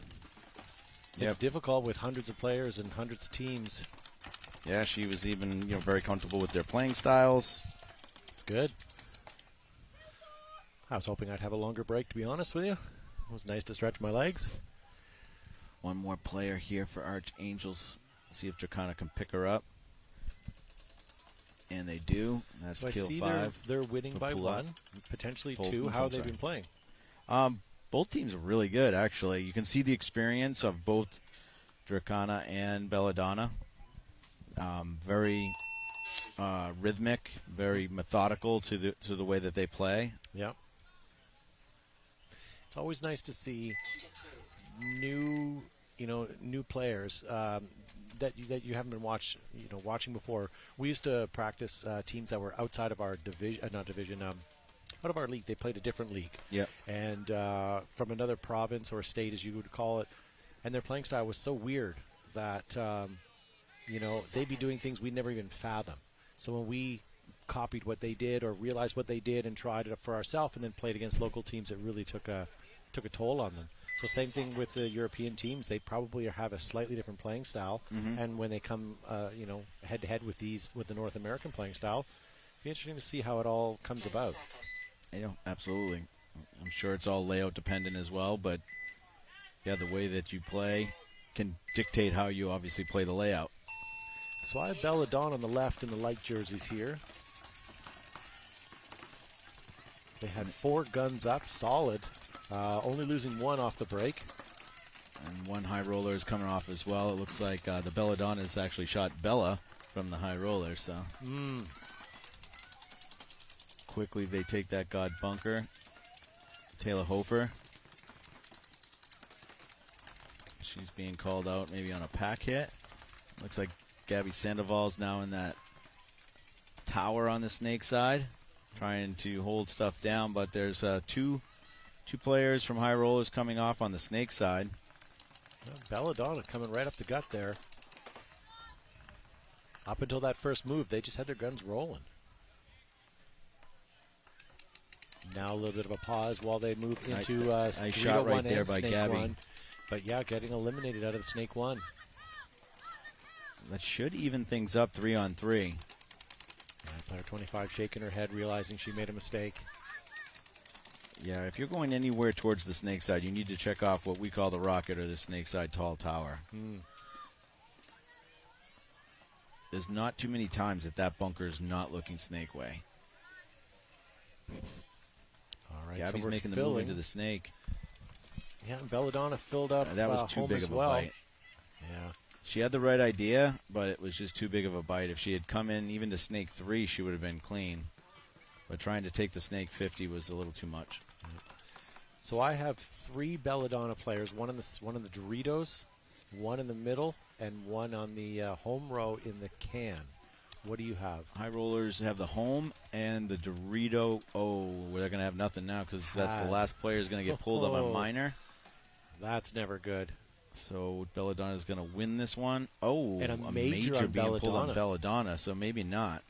Well, they had that might 3. be a no point. Yeah, she's eliminated too. So that should be a no point. Poor girl, she's running for the flag. Kind of, you can see her sprint. She knows she's going to go it, and then all of a sudden the ref stopped her, and she's like, "Why?" Well, I hate to tell you this. So major, so no point for either team. Time's going to stop right there. Yeah, that looks pretty self-explanatory. A minor being pulled on high rollers with 2 players left, and a major being pulled on Belladonna with 3 players left should equate to a no point. Yeah, both teams will start with 5, and they'll just dust it off and come back at it. Switching over to what we have coming up. So the next set looks to be Fems Suricatos. So it will be the first time we'll see them. That's the Latin American team. And then Cheetahs and Karma. Haven't seen Karma yet either. All right, so that'll be the third of the European teams and they're scheduled for 2:10. But again, we're running a little ahead of schedule, so make sure you guys don't go anywhere. And if you want to watch a specific match, definitely tune in earlier than the scheduled time. Otherwise, you may miss it. Yeah, and speaking of missing things, we're missing Matt Falby. He'll be here tomorrow and for the rest of the weekend. So if you guys are tuning in expecting to hear his voice, he was laid off from today, but he'll be back the next 3 days. Well, he came in this morning out of uniform. Let's be honest. He had his collars popped. Yeah. You know. His pants pinned. Yeah. Yeah. He was wearing another broadcaster's jersey, and that was no good. So we'll see him tomorrow. Hopefully he'll come dressed appropriately. Let's see what's happening here. I don't think it needs to be this long to go at no point, but no, I think Belladonna was arguing the point, but looks like both teams are now squared away.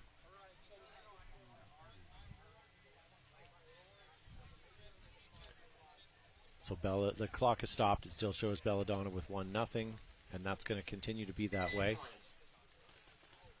There we go. So the clock is rolling over now.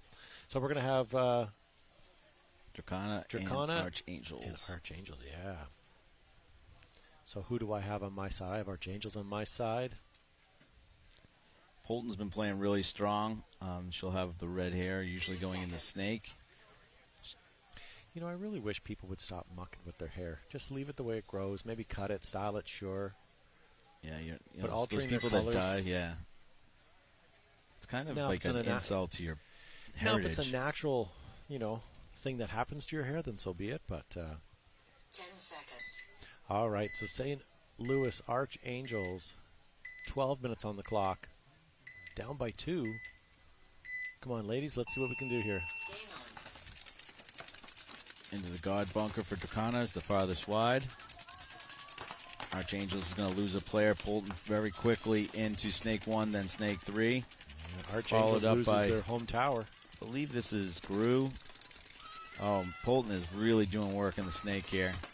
As soon as she doesn't have to worry about a snake side, she's just coming in and looking inside. That's the third kill. They're in this. And Gru's like, all right, just keep going so I can do something. Yeah. Dracana now down, Angels down to 2. Polton goes on to their side of the field. Drops the last player. Oh, ref threw his hands up on something. Okay, no, it's good. They're looking real dominant right now. Yeah, they're looking really good. This has got to shake up some of the teams that are ranked high because these ladies, they don't, I don't know anything about them. They probably don't know much about them. And they're showing well. All of a sudden, out of the gate, they're looking great. No, absolutely. I mean, we've had the luxury of going over to Paris and playing in the UPBF and Team USA. So I got to see these 3 teams play in Europe in their championship. Yep.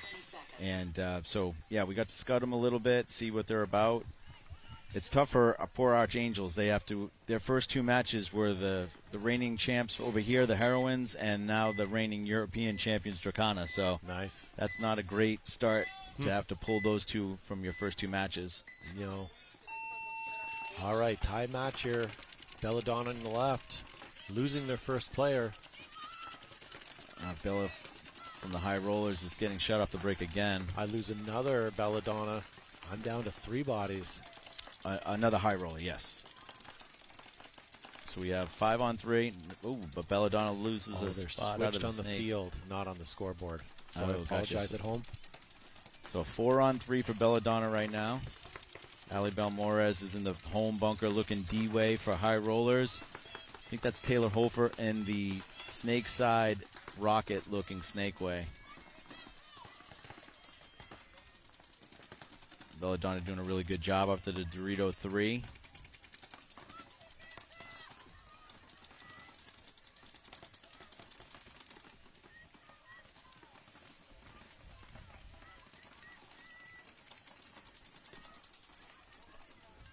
Yeah, still 3 high rollers. tie match. Still lots of time. Oh, we lose another high roller. Taylor taking a walk out of that rocket. Belladonna trying to make their way. They do to the snake side can. They also have the God little Aztec here as an insert. This comes over to snake 1. Again, we talked about methodical, very calm. Working in pairs over here. Gets on her belly. Shot out another high roller. Yeah. Towel being called. Good call by the coach of the high rollers with one body left. That was not going to end well. Why do you suppose the team started on the wrong side, or do you think that was just a scoreboard thing? I think it's the way that they scored the no point. So I don't know if they started on the wrong side, meaning that both teams went to the wrong side because they should have went back to the same side That's for right. a no point. Yeah. I'm assuming that's what happened, but I'd like to say I was paying attention Well, we're enough. professional broadcasters. We shouldn't assume, but I agree with you. Yeah. All right, Archangels will come out on the right side here. Still going to yell at Dustin for not having jerseys with names on the back so I can... Yeah. So, Drakena, all the way from Norway, have you... they also wanted to thank all of their sponsors. I guess they had a lot of outside influencers come in and help them with some sponsor dollars to get them here. So if you're listening, thank you. And good for them because they're up 3-0 on their first match. Yeah, it's obviously, we saw that obviously having to go to Paris to play in the Nationals is you can get an in-country ticket for $200-300 when you start going over the ocean. Usually adding another zero onto things. Oh, So at least, yeah. That's my mandate this year. I would like to get over to Europe for some paintball. the We'll see if European that Championship happens. was really nice last year. They have a pretty good venue over there in Drew.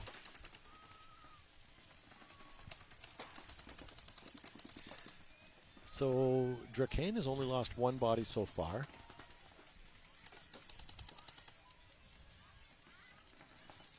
Archangel's first event was last event in Chicago, and they did win a match, and they almost won a second match. They were really close to making the playoffs. I was very anxious to see how they were going to do this event, but like I said, this is they had to pull the Heroines, our team, the reigning champs, as well as the European champion right now. So they're being tested, but they have 2 more matches after this. The top 6 teams are moving on from the WNXL. The top 2 out of those 6 will get a bye into the semis. Well, it ain't over till it's over.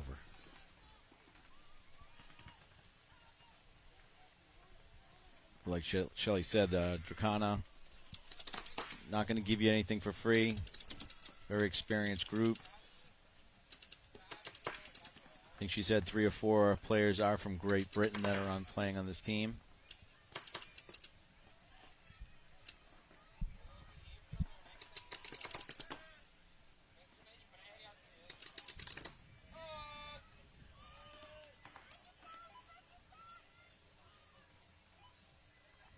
Nice snap there. I think that, I don't know if that's Juliet or not. Polton. No, she has the red hair.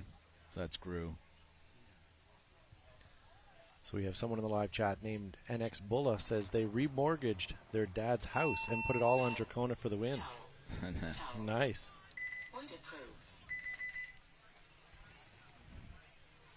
Well, I don't want anybody to lose their house. I don't know if I want that to happen. All right, so now we've got Belladonna coming out on the left side. High rollers will be on the right. So I don't know if this score is correct, and if it is, then that means High Rollers got a point reversal on that major. Looks like it is because it's no one's like it's up there on the board. We're running the game, so it's got to be right. So 3-1, that gives High Rollers an opportunity here. And as you said, Belladonna is on the left side of your screen in the white jerseys, not to be confused with the scoreboard on the wrong side. So Belladonna, 5 bodies alive. Good breakout. Not really anything to speak of the snake. They doubled up the home bunker, which was interesting. And What's made good it up for to high a rollers secondary. is they actually survived the break. They had the last 3 points, they've had someone get shot off the break, all 3 points. So they got Bella out to the snake side corner. Instead of running her up the field, they just ran her wide. Yep. So good coaching adjustment there. They put Gabby Sandoval up in this rocket and Taylor Hofer behind her. But you know what? Belladonna had 5 guns up that point, so I get it. The other thing is they just lost their first player, and she was in the middle. That's player number 9. I kind of like this change right here for the high rollers too. If Bella stays in that corner and guards the tape, and Taylor Hofer can come underneath her into the snake from the God bunker and still leaving Gabby in that rocket, that's a real good setup. Yeah. And as I speak, Bella gets a minor penalty and gets Taylor pulled. Unfortunately, I think Bella might have been shot off the break, and because it looked like she was asking for a check for someone to go in. Because I didn't see her get shot any other time. There was nobody really shooting at her outside of the break. So I don't know if she had one deep in her pod. Yeah, unfortunately, we do see a lot of high rollers walking off the field. I see another Belladonna walking off, as well as one being checked, but she's still there. So it's looking right now like she's fine. But we did lose player 17. Gotts from Belladonna there. Belladonna now moving into the snake, and I also see high rollers walking off on the Dorito side. So it might be just a 3-on-1 then with just Gabby Sandoval here in the snake side tower. It may be.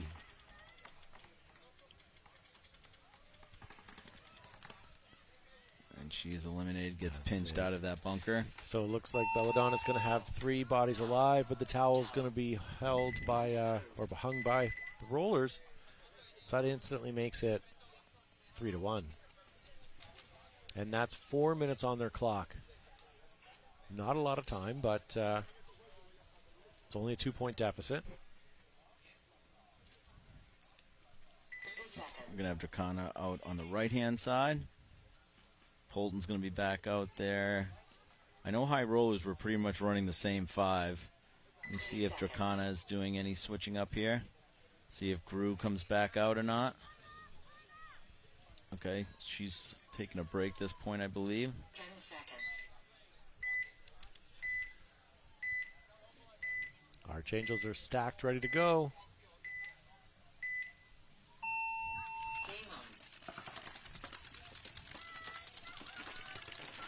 All right, we made it wide. Archangels made it to the snake corner. They made it straight up the gut. They're in the lay down juice box. And we're starting to feed into the God bunker. Polton puts in her mirror and comes over to snake 1.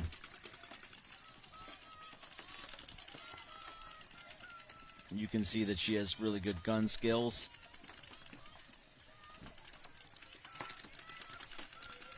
This is still 5 on paintball right now. This is excellent until we see a flag or a penalty being thrown. So we lose our first Dracana player.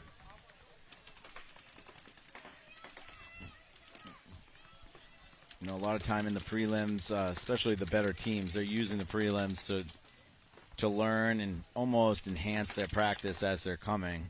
And then if things get close, they can reel it back in. Also, some teams don't like to show everything in their first match. Archangels moving up to the snake 3. All right, so Dracana finally came over to the snake finally to combat this. We've got 2 Archangels, losing 1 now out of the snake.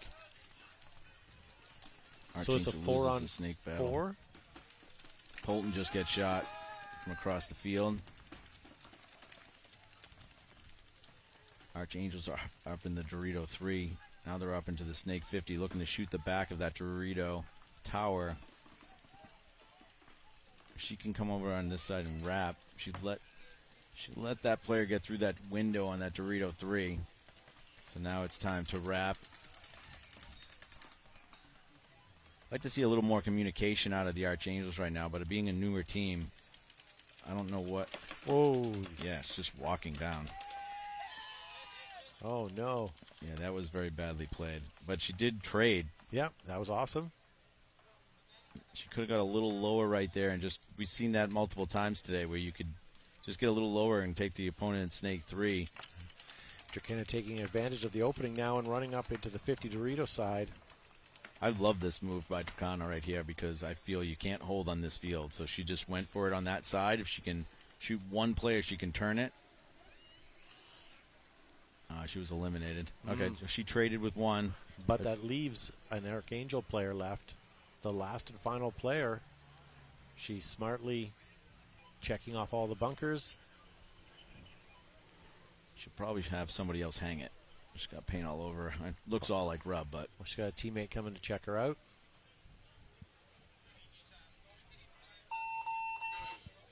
Good point there by Archangels. And I'm sorry, I called them Dracana, and you called them Dracana. And I asked how it was pronounced. And I did too, so I apologize at home for Anthony's mispronunciation. For the record, it's Dracana. Is it Dracana? Yeah. Okay, just want to make sure. No, I'm sorry. It's Dracana. Did you my accent is coming through, my Boston accent. Did you used to wear Drakkar? I didn't actually, no. No, you're not a But Drakkar I am. guy? Yeah, no, I am not. But I grew up in that era. Yes.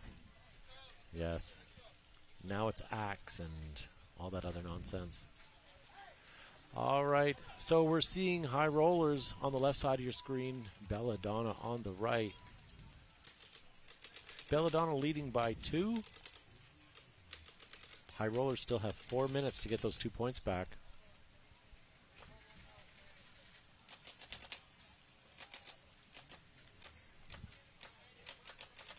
Four minutes is enough time to get 2 points. They're checking someone's gun here for rate of fire, I believe.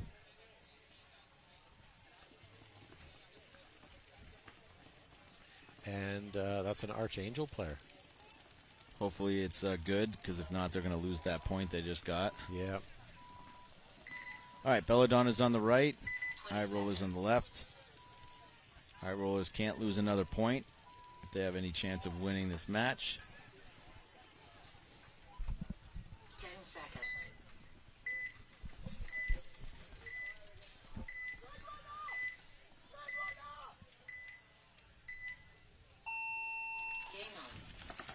All right, looks like the high rollers, 5 alive, right into the snake, lose their first person in up the gut, the center. Belladonna loses the same, so 4-on-4.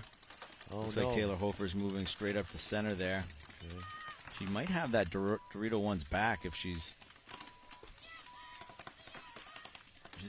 wrapping that one pretty hard. Man, I would have liked her to have been looking the Dorito way. She would have got that free kill.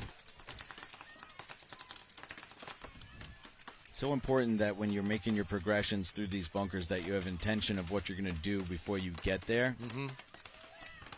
So, referees checking out another high roller player.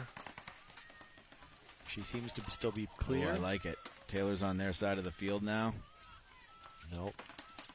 Let's see if Taylor can kick. So we lose a high roller player. Taylor is a good gunfighter, so. Well, high roller needs to be in the snake 50 right now with Taylor there and everybody shooting at her. Yep. Here comes going to be a trade out. Oh, major penalty. Did you see that spin, ladies and gentlemen? They're calling it on Taylor, though. She didn't spin. Oh, it shouldn't be. The Belladonna player definitely turned and spun. Yeah, I think that was an iffy call. I would almost like to rewatch that. Just the Belladonna player there, but let's see how this all unfolds.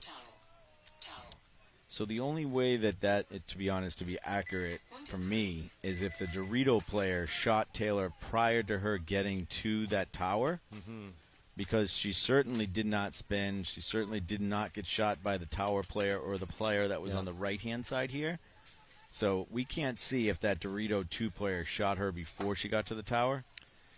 But yeah, I didn't see it, but it looked like they traded, opponent versus opponent there. But the Belladonna player was not looking at her and Correct. turned and spun. So Yes. that, to me, I think is should have been a penalty, but I think the refs were concerned with the other side of the field. I think that would have been a good no call, because unless they 100% saw that she was hit prior by the Dorito player, that's the only thing I can see that's major worthy. All right, Archangels make it out to the snake corner, the snake side tower, and the snake side can, as well as the Dorito can and the Dorito 1. I've got 5 alive over here, and now into the snake. Yeah, Dracana's got the snake 50 here. Polton's been doing a great job in the snake. Dracana ended up taking out an Archangel player in the middle in the gut, but in turn got shot out from what looked to be like the lay-down juice box. So it's a 4-on-4, I believe.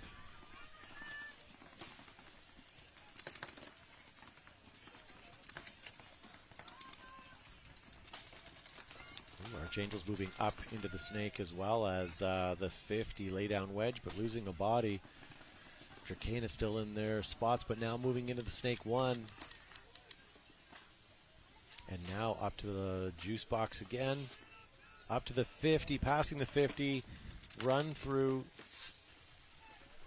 Yeah, that was going to be a tough one. She had 2 guns on her, but she did take 1 with her.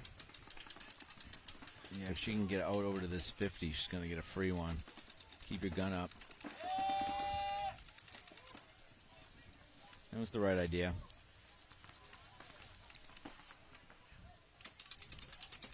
It's interesting that the refs yell hit. Right. I don't know if I like that. Because you as a player aren't allowed to do that. And there's a bit of an advantage to not being able to do that. But that just let the other team know that that player was eliminated or somebody was eliminated. I'm fine with it. I don't want, people need that opportunity to get out of their bunker without getting lit up. So for that reason, it's good, yeah. But if your team has a sneaky player, right? Yeah, I'm not sure. All right. So far the score is 5-1, with Dracana coming in with a 4-point spread so far. Lots of time, still 3.5, or almost 4 minutes left on that match. Will they get the next point in Mercy? I guess we'll find out shortly. Back on the field, we have New Jersey versus Belladonna. And as you can see on your screen, Belladonna are up by 3 points. Belladonna is going to be on the left side of your screen, not the right side. They're in the white.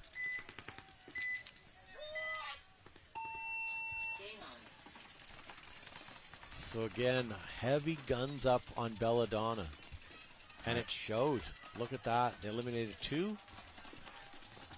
Yeah, Belladonna probably has the best guns off the break of anybody I've seen today. It looks like it. The high rollers just cannot survive the break. So I don't know if that's them doing something wrong or Belladonna just doing something that good. High rollers did on the last point, and they did quite well. Right. But you're right. They just had their number again, and they walked into it. And the one other time they survived the break, they got a penalty. So I don't know if they actually survived the break. Bella may have got hit on the break and not later on. But so Bella does lose a body. But regardless, Belladonna's off the break shooting is very good today.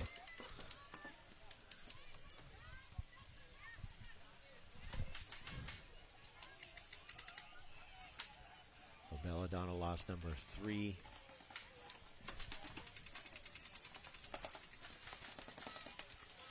And now Belladonna's up into the snake with some force looking cross field. That's always a deadly place to be. And they're playing that juice box, lay down juice box again. That's become quite a popular bunker for both teams.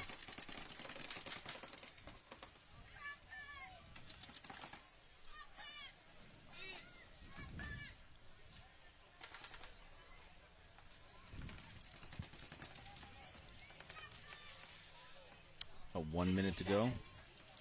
Yeah, this is bad news Bears time right now when you're down by 3 and it's a minute left. Even with a swing point and a proper score, you're still short by 1. Belladonna coming down strong. Player number 25 out in the open, but does get clipped. That should have been a penalty. Oh, my God. That is a major all day, every day. I think you're right on that. Yeah, they missed that call. They did. I saw the pack hit on Belladonna. Did you? She took one in the gun as well. Yeah. And then kind of looked at herself and then just continued to play and shot the last high roller. Yep.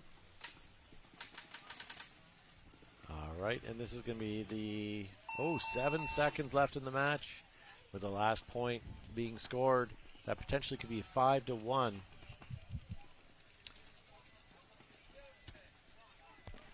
Belladonna played well, regardless of the last point there. I mean, it would have just been a no point, I think, at that, because they had, 2 bodies alive? Yeah, so that should have been a no point. However, the head ref is now talking.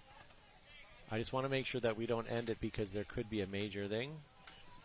Yeah, unless the ultimate is trying to say, hey, that you guys missed that one and it should be a major. Yeah. Hopefully not. Hopefully that's clean and clear. But the coach is asking for some clarification. So before we rule that as a 5-1 game, we'll just pause it. And it looks like the score board has stopped as well while we do this. Yeah, I mean, I think the right call is that's a 4-1 no point match over. I don't think you can do a point reversal because they still had the bodies to assess the major, but you can only do a point reversal if they hung. Yeah. So because they didn't hang, there was 3 bodies alive. The one major would have just made it nobody alive. Time would have ran out. But either way, we're waiting here for a little while. The facts. The blowout. Or the fallout from that. So if you guys are just tuning in and wondering what you're watching, this is live coverage of World Cup of Paintball 2023. We are live coming to you from Kissimmee, Florida, just outside the Gaylord Palms. We are on a beautiful parcel of land. Weather is sunny. It is hot. This morning we watched semi-pro, and this afternoon we're watching the women's division. Tomorrow we're going to do about the same for the next couple of days, so you'll have lots of great paintball to watch. Lots of great sponsors that help bring on this tournament. And not only do we have lots of great sponsors, but we have almost 800 teams last I counted. And I want to check tonight how many teams there are, because I'd like to get an actual number for you. But last I checked 2 days ago, there was over 700 teams. And if you think about it, every team would bring, 5 to 12 players. So let's average it out at like 10 players, plus maybe a couple support staff. So, and then some family and friends. Each team potentially could bring 10 to 15 players. And if you multiply 10 to 15 players by how many teams are here, oh my God. I was speaking to a server last night at one of our local restaurants, and they noticed a bit of an influx as well. But it's Disney, right? Disney has a busy day, and everybody feels it, right? 10,000 people is 10,000 people, right? It sure is, right?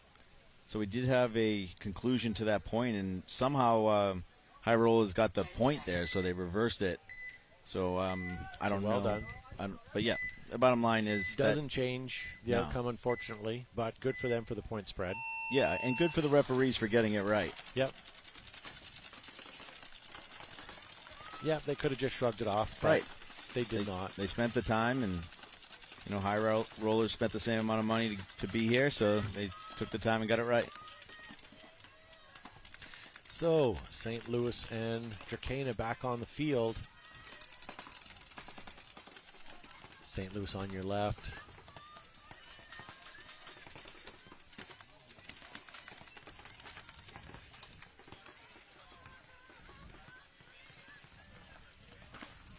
This is the best combination for Dracana that I see right here, with Gru backing up Polton and this player here in the Rocket.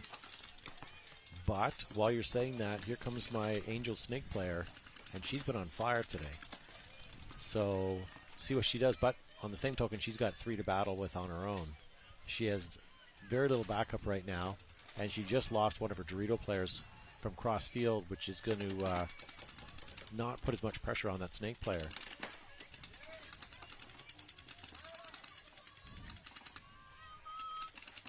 All right, Dracana moving up to the laydown juice box to mirror Archangels.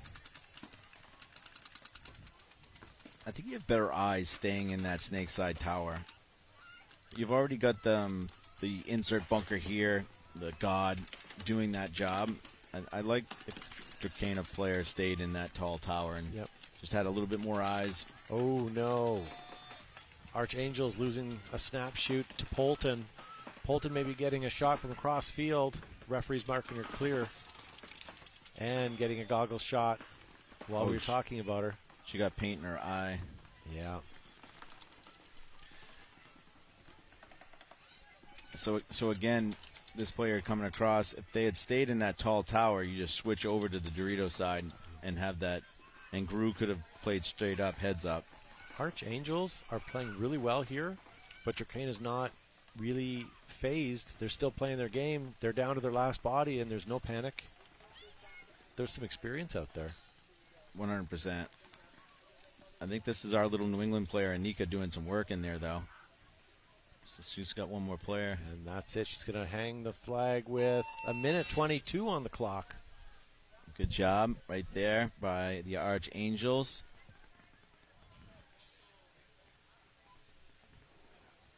And good point. There you go. Ladies and gentlemen, this is Thursday, too. We still have Friday, Saturday, and Sunday of some awesome paintball, and it's just going to get better as the days go on. I'm looking forward to Saturday afternoon. That's going to be a nail-biter. Heck, even Saturday morning. Yeah, with this many teams, they're starting the playoffs on Saturday, not just Sunday, so you're going to see a lot of... Yeah. I don't even know what... Normally I'd say quarterfinal, but whatever's after... Ochos? There's ochos, semis, quarters, finals. Right. What's the top 32? Hey, look, there's a bird at the sky. I don't know. There's a couple divisions I believe they're going to be taking 32. Yeah. And you know what? We are literally 10 minutes from Disney, almost any park they have here. But that's the last place anybody wants to be right now. Because if you're going to Disney, it means you've lost on Saturday and you're spending your day Sunday at a park. And as much as it's the happiest place on earth, you're going to see some sullen players. Yeah. So we are in... I've got a timeout, so we are in X-Ball here. The prize for not making Sunday is Disney tickets, sadly. But that's if you can afford them. Yes, sir. Yes, sir. But thank you guys for tuning in at home. This is 2023 World Cup here in beautiful Orlando, Florida. At Kissimmee, we are just under the shadow of the Gaylord Palms Hotel. My name is Todd Ansich. I am from Behind the Bunker Paintball Podcast. With me, I have Anthony Vitale. He is from Boston Paintball. By the way, I like your guns. I've seen them. I've always enjoyed them. I'm a cocker enthusiast. So when you produce some of those, it makes me very happy. How goes that for you? Oh, no, the last launch we did was very successful. So the LV2s and CS3s, they sold out in less than an hour, so I can't complain. We'll have another run of CS3s in March. But, yeah, cockers are never off the table, so we're always thinking of new ways to get one of those out there. What an awesome sort of influx of autocockers in the last 10 years with the advent of 10-man and just mechanical making a bit of a surge. Yeah. I've always loved the autococker. It's nice to see that legacy hasn't died.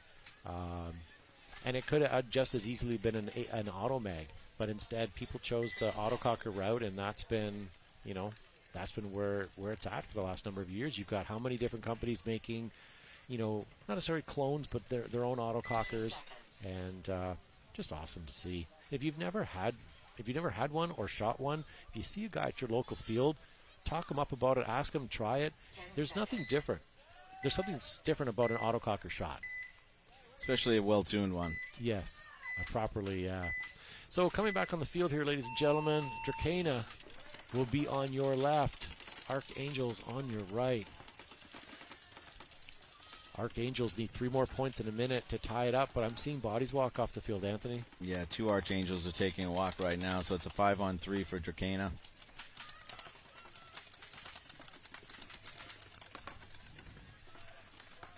So Dracana really doesn't need to do anything here. They're just in their bunkers rolling their guns. We're under 60 seconds. The game is pretty much theirs anyways. unless something catastrophic happens, let Archangels run into your guns. They're down on bodies already, unfortunately. Yeah, if I was Archangels now, I would be in a hold, or at least try and don't throw my body away stupid, because I don't want to say the word hold on this field because it's very hard to do, but and take the 5-2 3-point differential, and it's like I said, it's almost a win. Playing Dracana and playing the Heroines and having that type of competition right off the break for this event, it would be good if they could go in and have some point differential in their favor and not get mercied. Yep. Well, with that being said, and she does it. That is the end of the day for this game. 5-2 is the final score, and on the other side of it, Belladonna took it 5-1. So quite convincing. Both European teams doing super well their first match. Yeah, they both look solid for sure. Off the break shooting from Belladonna was great. Both teams were very methodical. They worked together. It looks like they had some communication that was solid. I know that they're not playing, some of them at least, are not playing with their full teams that came across the pond, but they're playing very solidly. They're going to be teams that we're going to be vying for playoff spots for sure. Yeah, absolutely. Let's have a look at the schedule one more time, and we'll let you know what's coming down the pipeline here. We've got more great women's paintball coverage coming at you. Looks like we're going to have it's at 2 o'clock right now. So at 2:10, we'll have Cheetahs versus Karma, and Femme Fatale take on Suricatos. Yeah, very cool. So guys, don't go anywhere. We'll return just before their match, and make sure you tune in a few minutes early in case you, in case we start early. I'm going to throw it over to commercial.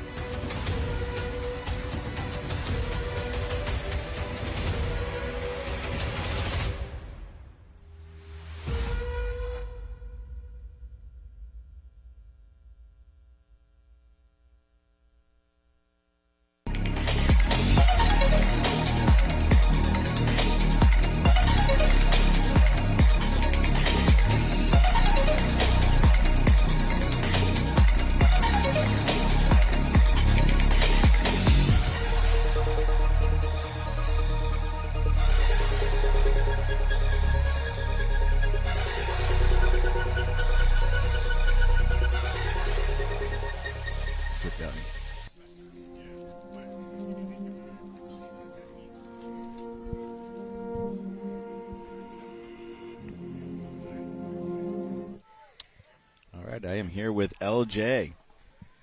We are here, Femmes Fatale versus Saracatos. Will be the first point of this WNXL match. On the other side of this set, it looks like we have Cheetahs and Kama. So this is the first time we're going to see Saracatos and Kama at this event. LJ, you were at Legacy. You saw Femmes. They played pretty well during practice, don't you think? Yeah, they played pretty well. They played pretty well down the center. I would say out wide they were kind of struggling a little bit, but let's see how they bring it together. So Saracatos has been playing the amateur division all year. They won Chicago. They're also the Latin American champs, so they come in and play the WNXL in the World Cup, just like the other 3 European teams. So we have 12 WNXL teams playing right now. All right, LJ, who's your favorite Femme player? Favorite Femme player? That's a tough one. I would have to go with, I think her last name is Lopez. Yeah, Monica Lopez. Yeah, no, she's cool. All right, Saracatos comes up to that snake side rocket. Looks like someone's gunned down on the Femme. Oh, she's getting pulled. It might be Tammy.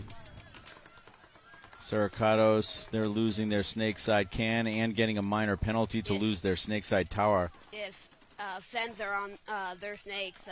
Yeah, Roxy's doing work right here. Takes 1, takes 2, takes 3. That's going to be the last of the Saracatos there. Between Roxy and the penalty, LJ, that was a pretty fast point. Yeah, that was pretty fast. Like I said, they dominated. Well, no, I actually said they struggled during the snake, so they must have put it together. These have they played a match yet? They did. They did lose a match earlier to Vibe, but to your point, LJ, is Roxy did not practice with them. She came in later, so Roxy is predominantly their snake player. Carla does play snake, and she did play pretty well in practice. But Roxy is their primary snake player. So. Okay. All right, well, now we're going to switch over here. We got Cheetahs and Kama coming up. Cheetahs won their first match. This, again, is Kama's first match of the day. Cheetahs been playing really solid. The only team to make the finals in both the first 2 events. They're coached by Jacob Edwards of Damage and captained by Lauren Weeks. So the only thing I know about Kama is I know Amber Wong. I see her out there. I believe Kama was the 3rd place team over in the NXL Europe. Let's see what they have going on the right-hand side of the field right now.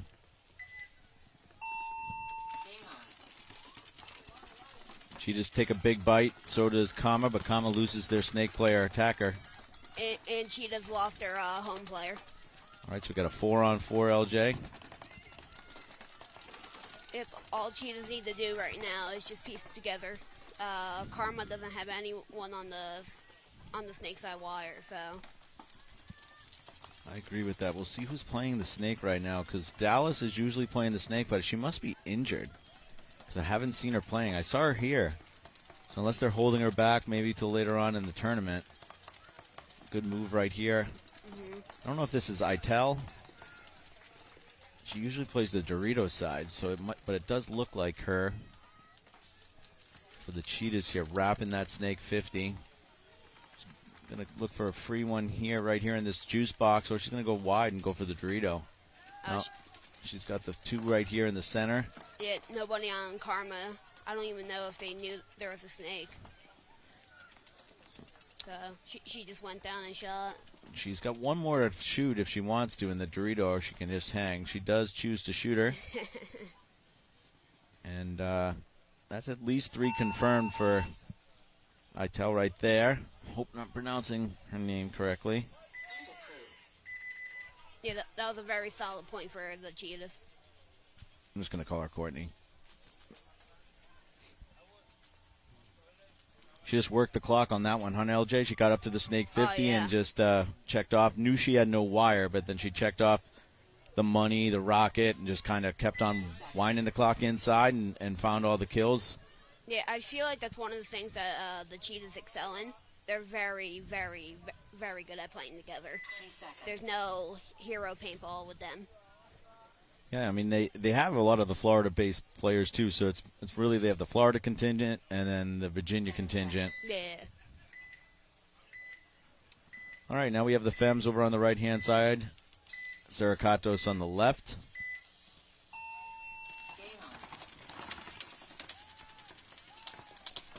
They try a different route here. That looks like Roxy went straight at the snake tower and then cut in. She comes right up to the snake 50. Yes, Saracatos lost their home and drew the side player off break. Yeah, and they just lost their 2 inside players when Roxy came up inside. So I think there might be 2, if not 1 player. Yeah, I think that's it. Yeah, the Femmes are putting it together. They're doing good now. Yeah, they definitely woke up after that Vibe match. I'm sure Coach Adamson put some on them.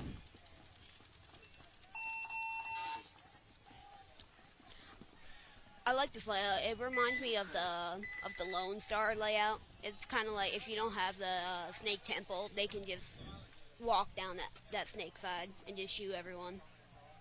Yeah, when you have the big brick like that on the 50, it's kind of like a wrap and go, and you can just come right up there, especially, obviously, if they don't have anybody on the wire. Yeah.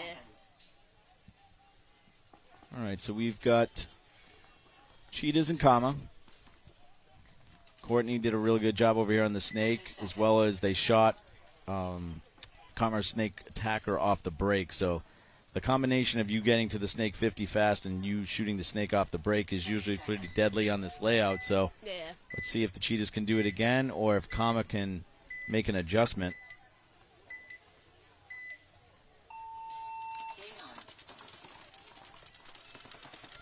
Big run by Kama on the Dorito side. I think they took the Dorito 3 off the break. No, she yeah, tried she got to. Shot. and the center player got shot. And another one. So three Kama are down. This looks like maybe Lisette Barnes. Yep. Is coming over here on the snake side. Lauren Weeks is here in the snake side tower. And we have a concession by Kama. That was a smart tell. So Cheetahs goes up 2-0 to match the Femmes on their other set.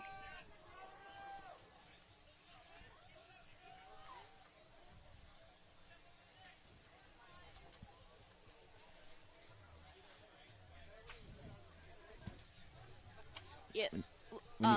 Go ahead. Yeah, like you were saying, Karma then sent the snake off break, and they didn't have anybody at that snake temple to stop Cheetah from coming into snake. So she literally got the snake one, and I think shot like 2 people, and no one knew. Yeah, I've said it a couple sets earlier. It's okay to not shoot the person going in the snake. I mean, but you can't not know that they're in there. That's when it really gets fast and dangerous. Yeah. Saracatos is now on the right side, Femmes on the left. Saracatos loses one off the break, off the snake side. I think the Fem snake player might have a hit on our hopper, unless that's just a sticker. Yeah, I don't think we're using pink paint on this field, LJ. Oh, we're not? Okay, that's good. And that's Roxy again. That's on their side of the field very, very quickly. Yeah, again, same thing. She's going to get a pack shot on that side. She gets 1. She gets 2. Yeah, same thing. Saracatos didn't send a snake player. And Femmes just walked right down their snake. We got Collar here on the snake 50 backing up Roxy. So they're double teaming this snake side can. They eliminate her. That's at least 4. Roxy's coming down trying to get that last player, I believe in the Dorito 2, which she does. Yeah, the Femmes are looking really good right now.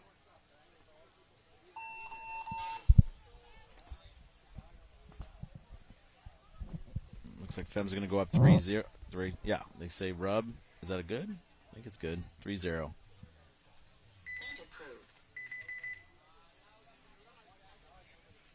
So these are 15-minute matches, race to 5, or differential of 5.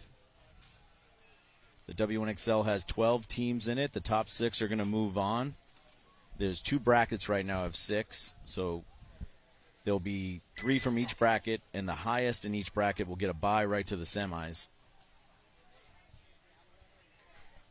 So point differential could be the difference of a team potentially making the playoffs or even get that bye spot, get that top seed and move on, which is nice not to play around. 10 seconds. Let's see if Karma can figure something out.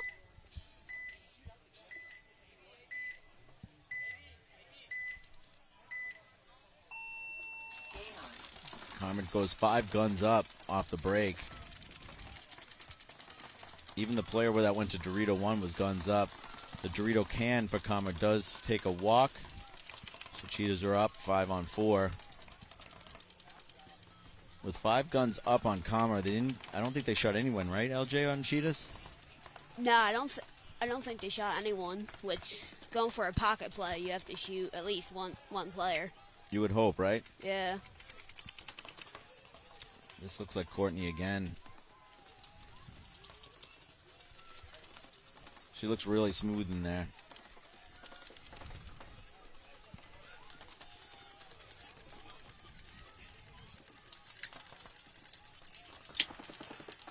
Yeah, honestly, I think what Carmen needs to start doing is risking bodies out to the snake side, because the widest that they have is the snake can. Yeah. She can't do anything in there. Yeah, no, it's tough when you can't concede this move to the snake 50 here. No. You have to challenge it in some way. Oh, that's a nice little move right there by Karma getting in from the inside. Maybe she can lay a trap right now for Courtney and see.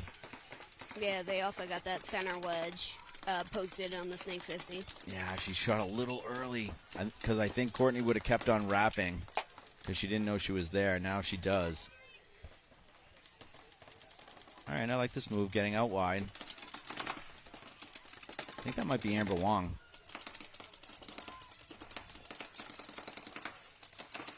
It's a good trade. Yeah, nice trade. That's I like a good that. trade.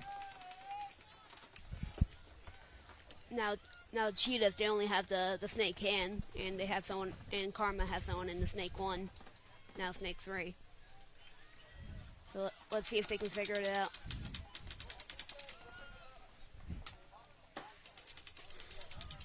Cheetahs lost they lost 2 players. 3 players. No, 2. Okay. Yeah, Karma has a snake 50 and a Dorito 50, so they just gotta close it out.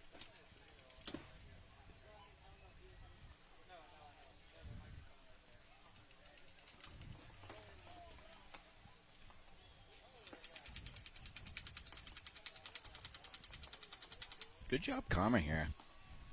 Yeah, they did a good job pulling it back. Yeah, for sure. Good counterattack. Looks like Cheetahs are going down the Dorito side, though.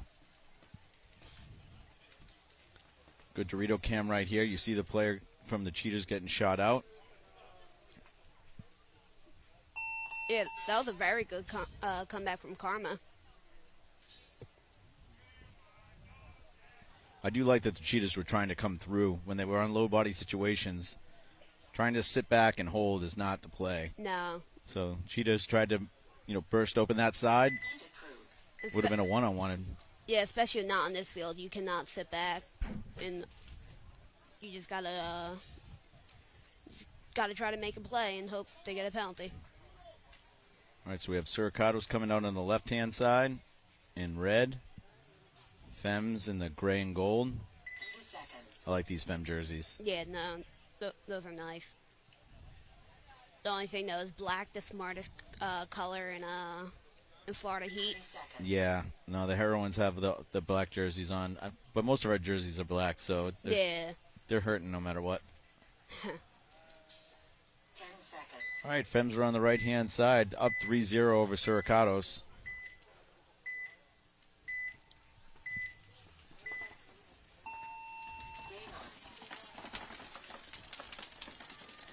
A little more of a pocket play right here by the Fems. Looks like Kala's going in. Did she take one in the arm? She did, yep, okay. Yeah, I've seen her at least do that play at least twice, so that's good that they had a lane there. Also, the Femmes love to double back to home. That's where they, if they get a kill off right up, they just got a minor. Do they get the same minor? Okay, same minor. All right, so it's a 4-on-2 for Suricatos. Roxy goes into the snake. I like what she's doing right here because she will be the widest one. Andrea's going to have to realize that it's only her and Roxy and look Dorito way just so it slows somebody down. Yeah, I don't know if Suricatos know the count.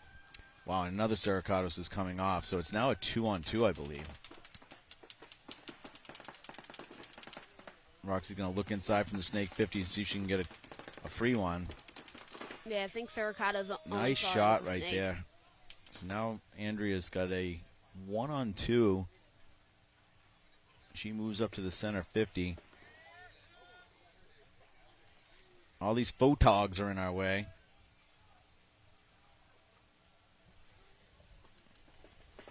Well, good job, Suricatos. They learned from the past games, and they were shooting lanes up.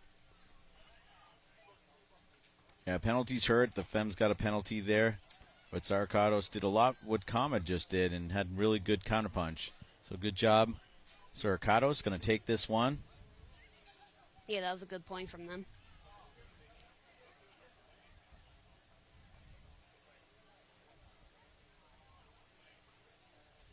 Still have plenty of time. 10 minutes and 19 seconds.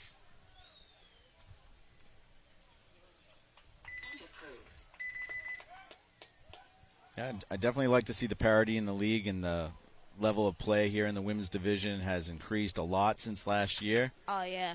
And the amount of players have increased, even locally, the amateur division. So hopefully 2024 they continue that growth. 2 seconds. And move back to Cheetahs and Kama. Let's see if Cheetahs learn from their mistakes on the last point.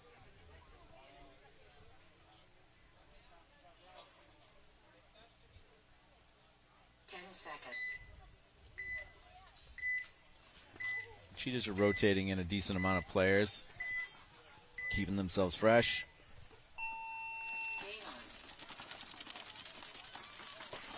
Courtney comes into snake 1. Yeah, again, same thing though. Karma is not sending anyone wide on the snake side. Yeah, you're right, LJ. Lisette Bonds is taking a walk right now. Oh, and a penalty. That really hurts. Courtney can still pull it back.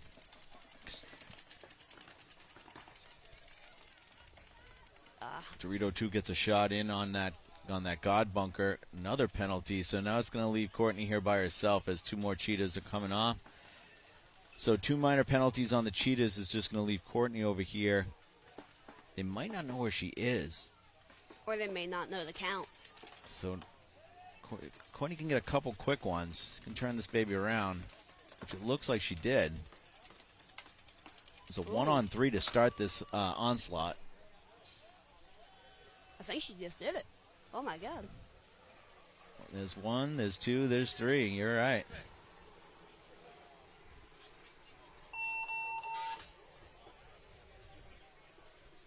Yeah, I don't know if Karma knew there was a snake at all, because I saw like 2 guns looking D side. Yeah, Kama's having some issues with their paint too. I think it's a lot of broken paint and hoppers. I see 2 hoppers just come off with paint inside.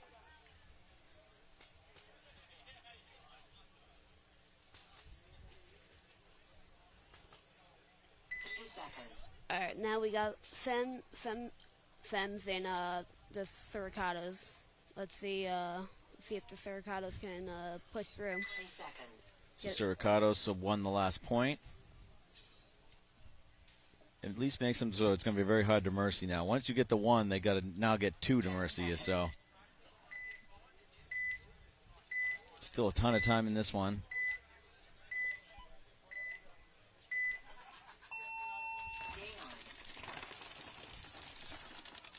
Femmes doing like another little pocket play. I think they sent someone deep on the Dorito side though. Man, the Suricatos called the play that was really good for if you weren't taking things off the break.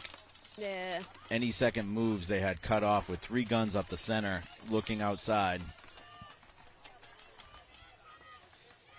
Yeah, I like that Surcados are learning from their mistakes, though. They're learning that the Fens have been going up to that tower, then filling out to the snake. So they've been shooting that lane and getting that kill twice now. Yeah, Surcados look real good right here. They did lose one on the Dorito side, but it's 4 players alive for Surcados. Is that it for our Fems? Nope, there's still... I thought there was one more. Yeah, good job, Surcados. That was a good adjustment right there by their coach. Yeah. They didn't do it just a pocket play. They actually took round while having 3 guns up and took both towers and the center wedge. Yeah, I think Fens need to make an adjustment on their snake side route. Can't keep doing the same thing. Especially if you're getting shot doing it. So we got Cheetahs and Kama coming back up. It comes I think that's Bianca Fizz right there. One of the better players on the Surcados.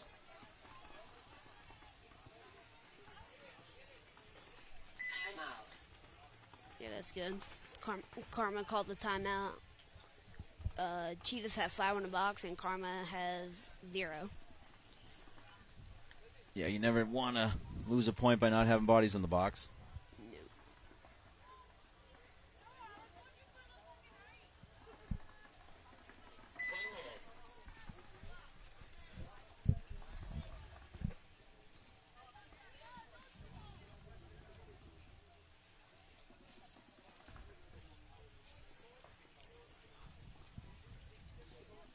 So we got 9 minutes and 16 seconds on the clock for the Cheetahs and Karma game. Let's see if Karma can make some up. I'm good, thank you. 2 seconds.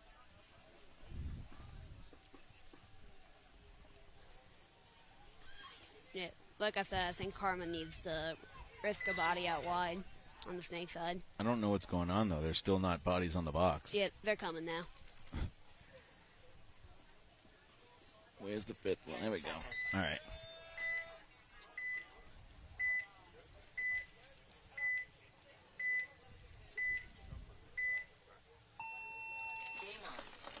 There it is.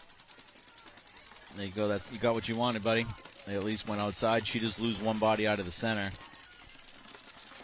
Surcados make a second move up to the center, but Amber Wong's taking a walk, so it's a 4-on-4 right now. Yeah, I think that that Karma's player is stuck, though. The snake won, and the snake tower can stop her from going. But if she can just survive there for a second or two, she is taking 2 guns out. Yeah, 3 guns. But, yeah, unfortunately, Kama loses their center player, too, and Lisette Barnes is now up into Snake 3. So now a 4-on-3 for Cheetahs.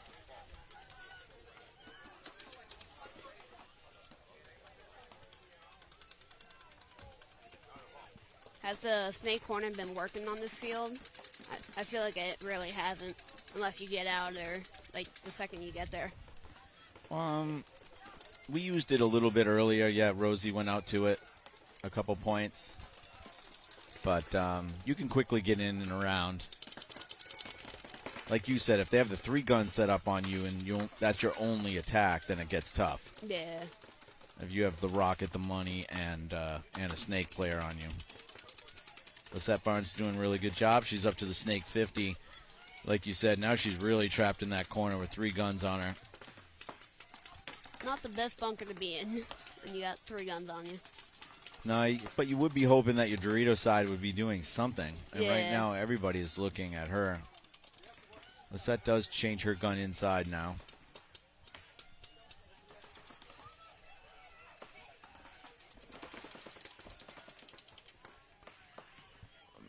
Oh, she tripped. She tripped on that 3-1. Good move, though. Yeah, Clearing out that last Karma player on that side. Yeah, good move, and whoever is on the snake side, doing amazing right now. Yeah, the combination of Courtney and Lisette for the Cheetahs right now has been dominating.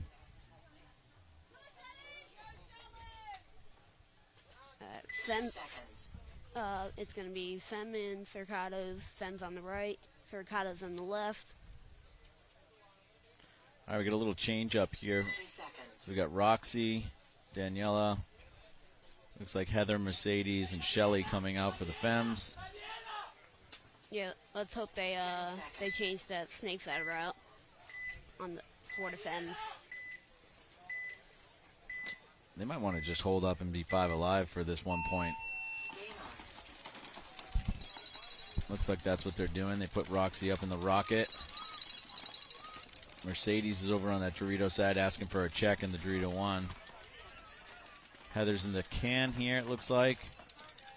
Daniela is releasing all the way up to the the center 50. Oh, Cercados get a penalty on top of losing the body, so it's a 5-on-2 for the Fems right now. Yeah, I like that play from the Fems going up to the center wedge and cutting out to the Dorito side wedge. Because if you look inside from there, you can cut off that the God move to the snake.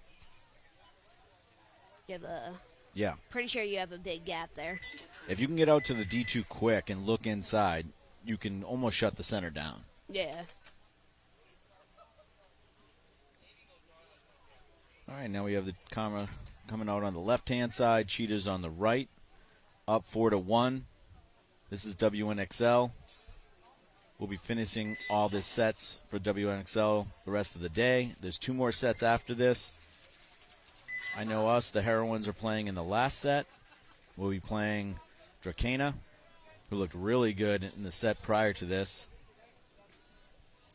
That'll be the European champions versus the U.S. champions and see who comes out on top. If you want a little storyline and a little drama for the 4 o'clock. Kama waiting on the Cheetahs to come out. Let's see who's better at paintball, Europe or USA. Geez, you got to make it political now. All right, so Cheetahs are making their way down. Looks like Lisette. I see Lauren. I think that's Courtney. Yeah, honestly, I'm fine with a pocket play from Cheetahs, unless they're going for the Mercy. But going to the Snake Tower and just having someone at the Snake can, as long as Karma doesn't get in the Snake, Cheetahs should be fine. And yeah, Karma has shown that they're not taking the Snake off the break for sure, or even, I don't even know if they've taken God off the break too many times, so. Now, it looks like most of the time they're going pocket, but the thing is they're not shooting anyone.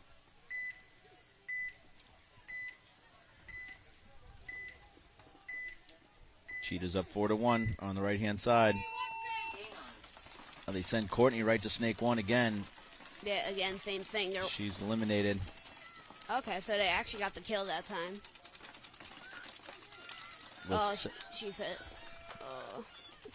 I like to try, but gotta check off that Snake Tower. Yeah, they're trying to run through with Lisette and Lauren's gun is pretty tough on this side for the Cheetahs. Those are 2 of their better gunfighters for sure. Yeah, I think what Cheetahs realize, if they own the Snake, they're gonna win 80% of the points. So Cheetahs have 4 alive. It looks like Dorito 1. Snakeside Tower. The God. Kama's losing another player, so Kama only has the home. You see where the other player for Kama is, LJ? I see home and Dorito 3. Okay. Home's eliminated. Cheetahs are already up in the 50 Dorito. Cheetahs going to take that 5-1. 6:23 left in that match.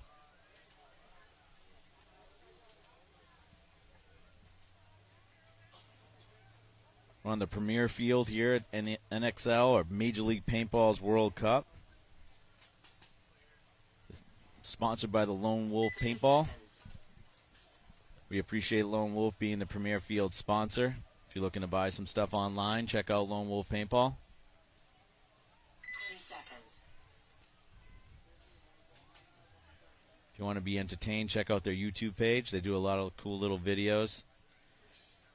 Yeah, The Angelari brothers are pretty funny. Yeah, their YouTube channel is actually pretty good.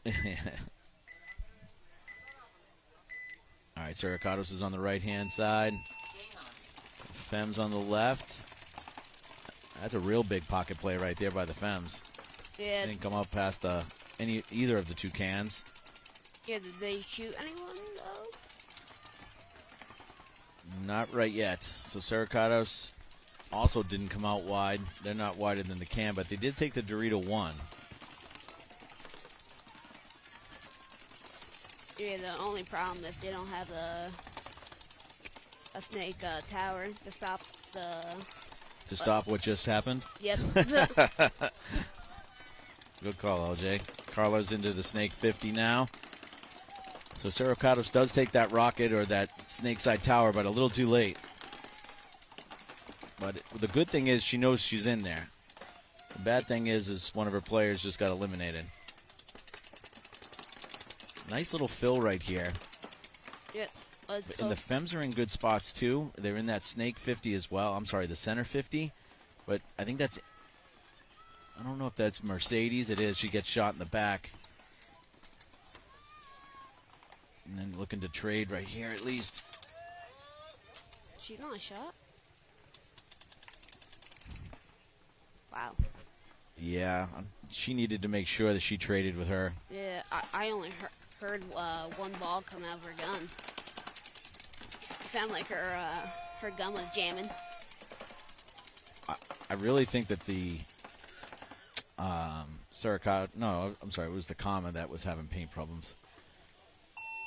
Siricatos is making this a 1-point game with 7 minutes to go.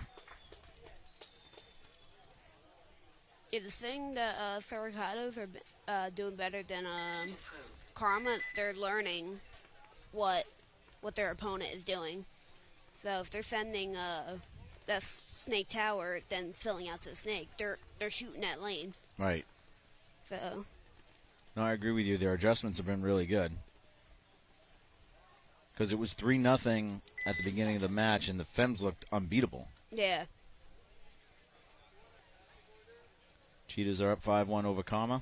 Karma's on the right-hand side in the red jerseys. Cheetahs are in the cheetah print on the left-hand side here. Those are also nice jerseys. 10 seconds. Let's see if Karma goes wide on this one. Doesn't look like it. Game on. Get down, get down. There we go. Nice. They match up Cheetahs, snake 1, snake 1. Yeah, it looks like the snake tower, her gun is down on the Karma side. Yeah, I think they're having paint issues where they're breaking in a hopper or something.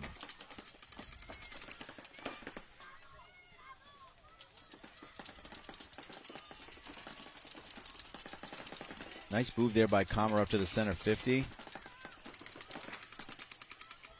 If she got up there undetected, she can lay and put her gun towards the snake way. Yep. It's going to be hard for anybody to move up. Doesn't look like this. Oh, I didn't know Cheetahs had a snake. I'm blind. That's all right, but that girl in the Karma player inside the snake tower there is still having gun trouble. Yeah. She needs to be up on her feet. Karma loses their center player that was far up the field. That might have been Amber Wong.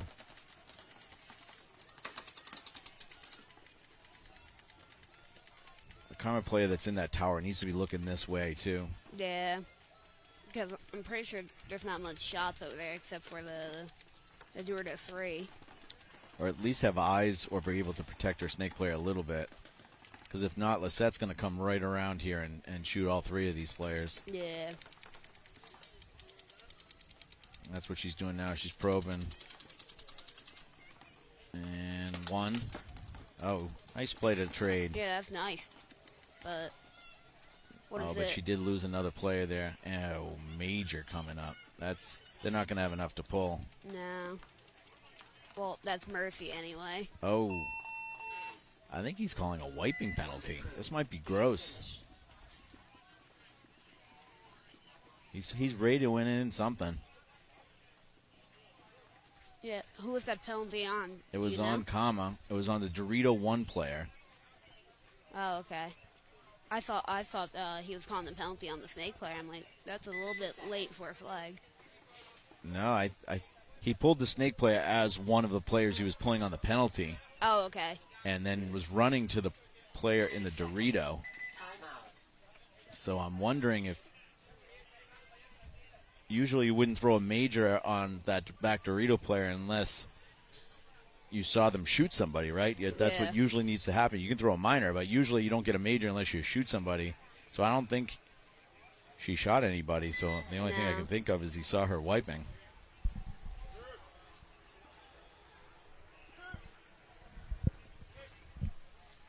Yeah, I think anyway, the Karma and Cheetahs game are done. It was a mercy rule by the Cheetahs. Yeah, Cheetahs look very strong. Yeah, no, I think they're finals contenders. Only team to make it there both times. Yep. All right, so the Fems are on the right-hand side here. They're up 1 point against Suricatos. At 1 point, the Fems were up 3-0. Suricatos have fought back. 3 seconds. And we're in next ball now, so let's see how these girls do. Is that 7 minutes? Yes, 7 minutes. So still plenty of time. It's going to be some attrition in this one going X-ball. Yeah.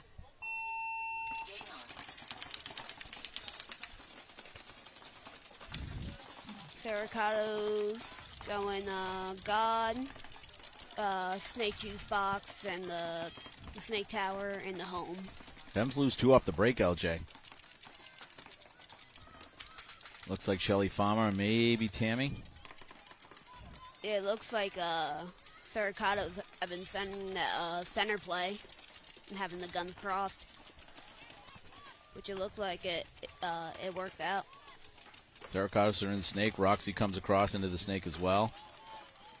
I don't know if this is Heather or who's coming behind Roxy right now, but I like this move. See if they can pull a little two-way play off here. Roxy's a little too far off the bunker for me. She's making me nervous. Does Suricatos know there's a snake? Yeah, they're pounding it. As long as she doesn't hit that bunker.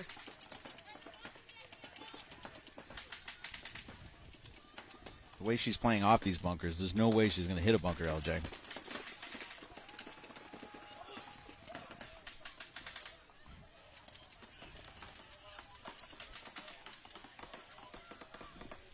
So what is it?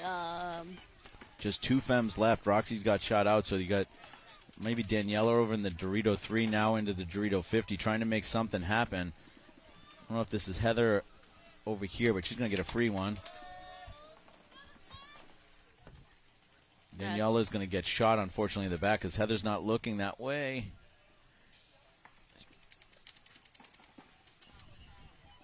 Come on, the Suricatos just have to piece it together.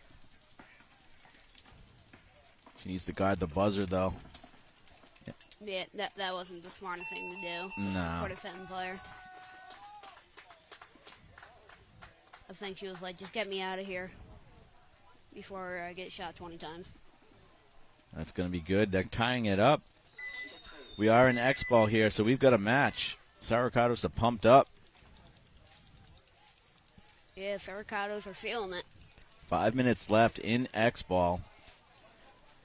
I don't know how the depth of Suricatos' roster is right now, but I know the Fems are rocking 10, so that's in X-ball that could help you. Yeah. Just hopefully you have a good pit crew for X-ball.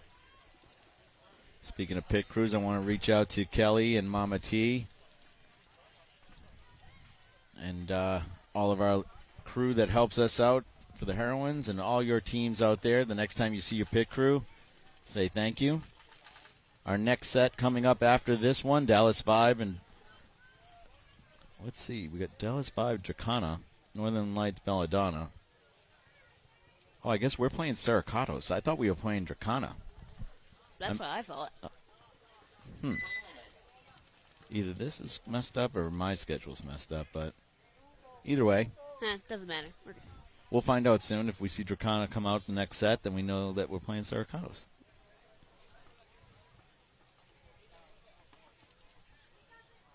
Again, this is X-Ball, so 2 minutes in between each point. You're on the Premier Field, World Cup 2023, Major League Paintball. Please go onto the YouTube page, try to follow that. I want to say thank you to our production crew, Bob, Alex, Steve. I was going to call him by his nickname, but Steve is better. I think Saracatos were the one that called the timeout. So the bad thing is now they got 5 minutes left and no timeouts.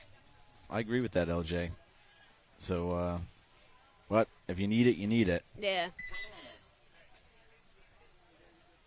Hopefully they can take that timeout, keep their comeback alive, go up 1 point, put the pressure on Fems. Obviously the momentum is swung now, so Fems is feeling a little bit of pressure here. Especially the Fems lost their first match to Vibe. They can't lose this match.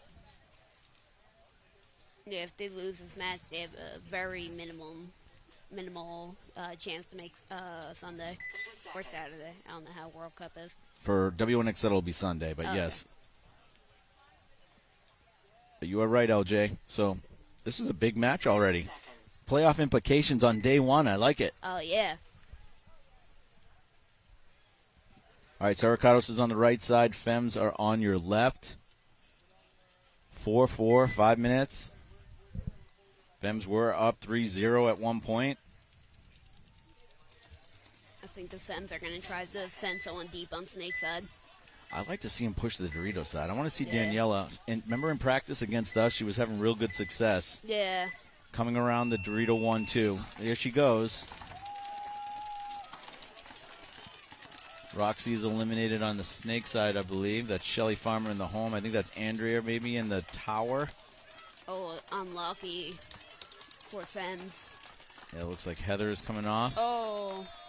I think that was Andrea that picked up that Snake move, but then she was shot as well. Yeah, that wasn't smart, though. She went from the can to Snake 1. All right, so I see 3 Saracatos, both cans and the Snake side tower. It's got to be a 4th Saracatos, right? Yeah, Dorito 2. Dorito 2. So it's a 4-on-3. The widest that they have on Snake side for the Fems is the home. Nice moves, secondary moves there by Saracatos. They're up to the Dorito 3 now. They have both towers, Snake and Dorito, as well as Snake 1. Snake 1 comes to Snake 3. I think Fems are just hoping for a mistake here. Hoping someone gets sloppy. Now Saracatos is coming into the Dorito 50 structure, that juice box.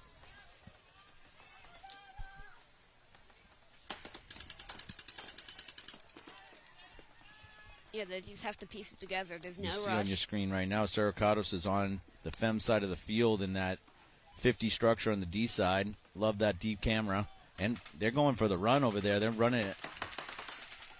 See if the Snake side can capitalize as well. I like it. Off the chaos from the Dorito side move. They're coming down the Snake. Saracatos is trying to make a move.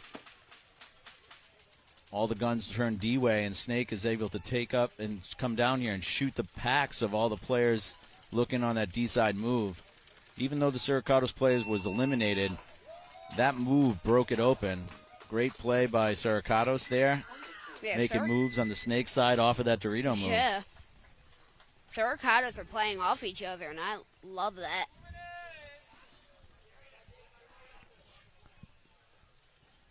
I don't want to be in the Fems pit right now. No, I would not. This is where we need the pick cam. Steve?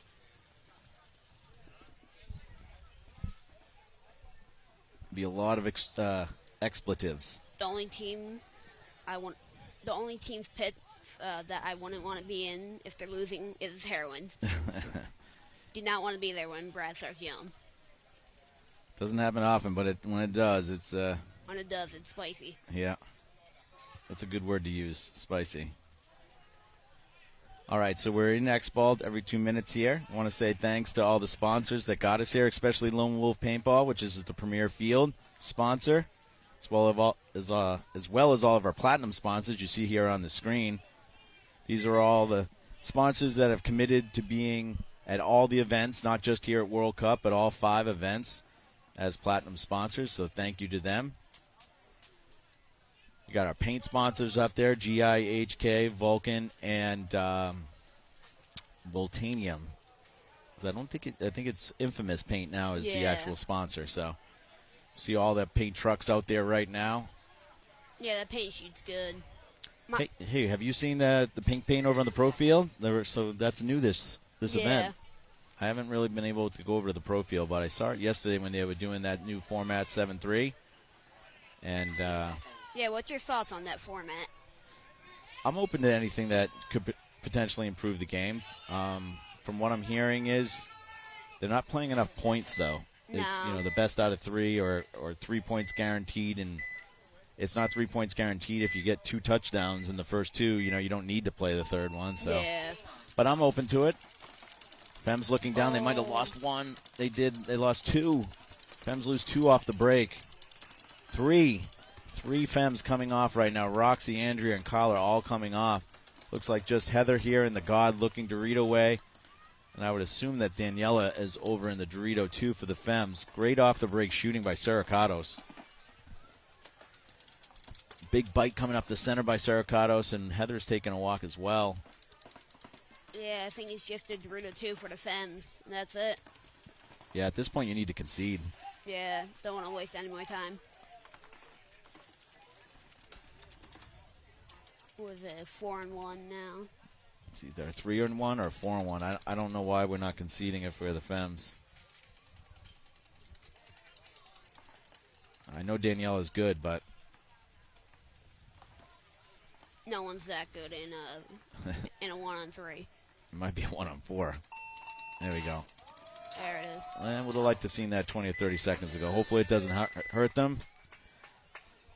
Saracato says, how many have they run off now? 4 in a row or 5 in a row? I think that was at least 4. Yeah. I think that may have been 5. Because they were up 3-0, then I think they lost 1, then they won 1, 4-1. So you're right, I think it's 5. Yeah.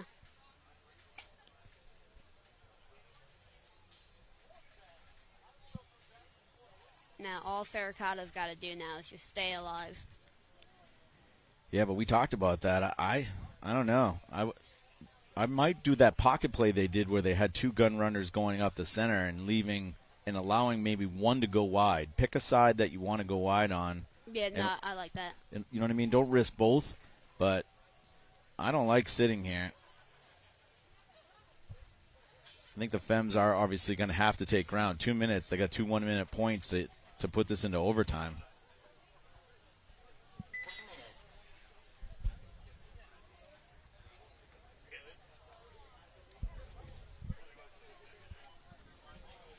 So again, Saracatos up 6-4 over the Fems. You're watching WNXL here at the NXL Live.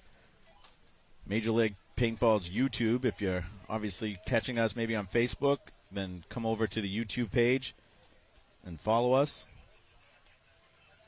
We're going to have some great content all year. It looks like they added a coach's corner. It's got Ryan Gray, Mike Bianca of the New Orleans Hurricanes, and FSU's coach, Ryan Gray, so having a nice little cool coach's corner. Let's see what the Fems can do at this point. 10 seconds. Again, 2 minutes of game time, LJ. We're going to have to see a quick one out of the Fems. Yeah. I would like to see a Dorito 3 run from the Fems. Fems only go wide over on the snake corner here. And Saracatos do exactly what we wanted them to do. They came up the center, guns up. They break out wide to the Dorito 1. They have the snake side can. Yep. They're set up for success, and one of the Fems is already walking off. Yeah. Did you see that? Oh, I heard it. It dented my can, but didn't knock it off the... Yeah, Yeah, I feel like there's the Suricata's coach is like always one step ahead of the Sems. Unfortunately, I'd have to agree with you right now. When Todd rewatches this, he's going to see the adjustments that they made are really good. He's also probably going to see this some bad deaths over there that he's not going to like either, but... No. So if this Suricata's player can go to the god, then to Snake 1, that Snake Corner player on the Sems is basically stuck. I don't even know if I would go into the Snake if I was Suricatos, and I would only go in there if the Fems go in there. Yeah. Which, Fems have a god now, so... Yeah. Now they're in there. Maybe you go in there because you're going to lose if you don't. Oh, why'd you turn your gun D-side? Yeah, everybody's D-side now.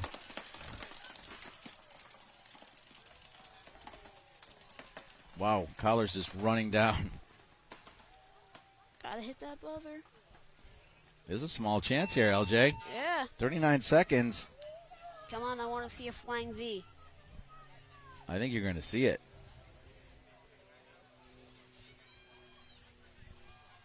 See if this is going to be a good point or not.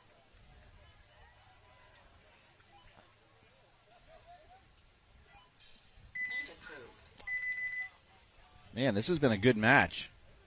Back and forth. Yeah, no, this is a very good match. Probably the best match I've seen all day.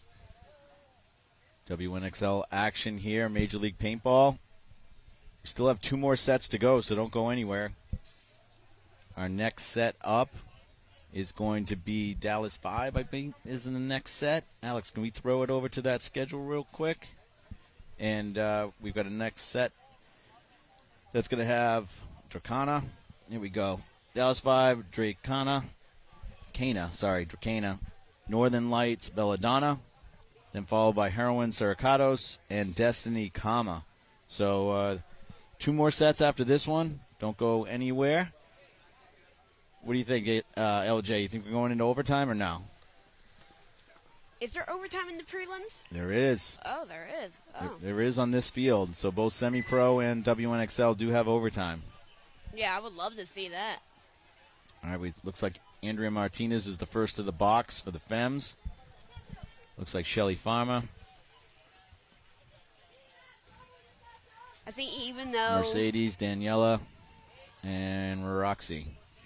I think even though Suricata's lost that last point, I think they're still feeling pretty good about winning this match. I agree. Looks like we got Lady, Monty. And I don't see Bianca out there. yeah, I would love to see the Heroines in the Suricatos game. That's going to be a good game. 6-5, 39 seconds.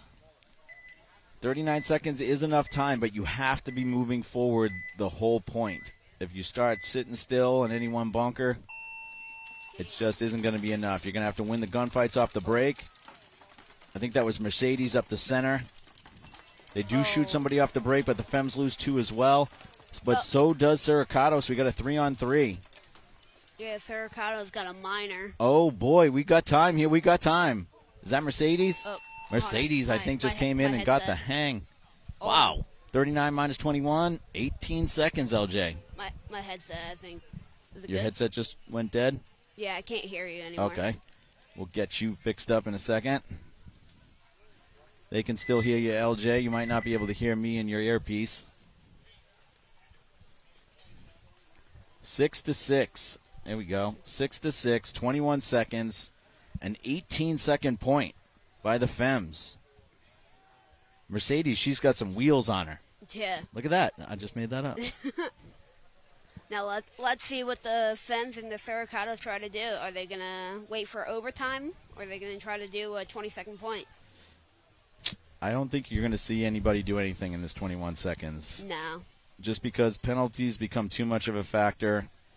Let's just come out and play a regular point in the playoffs. I'm sorry, in the overtime.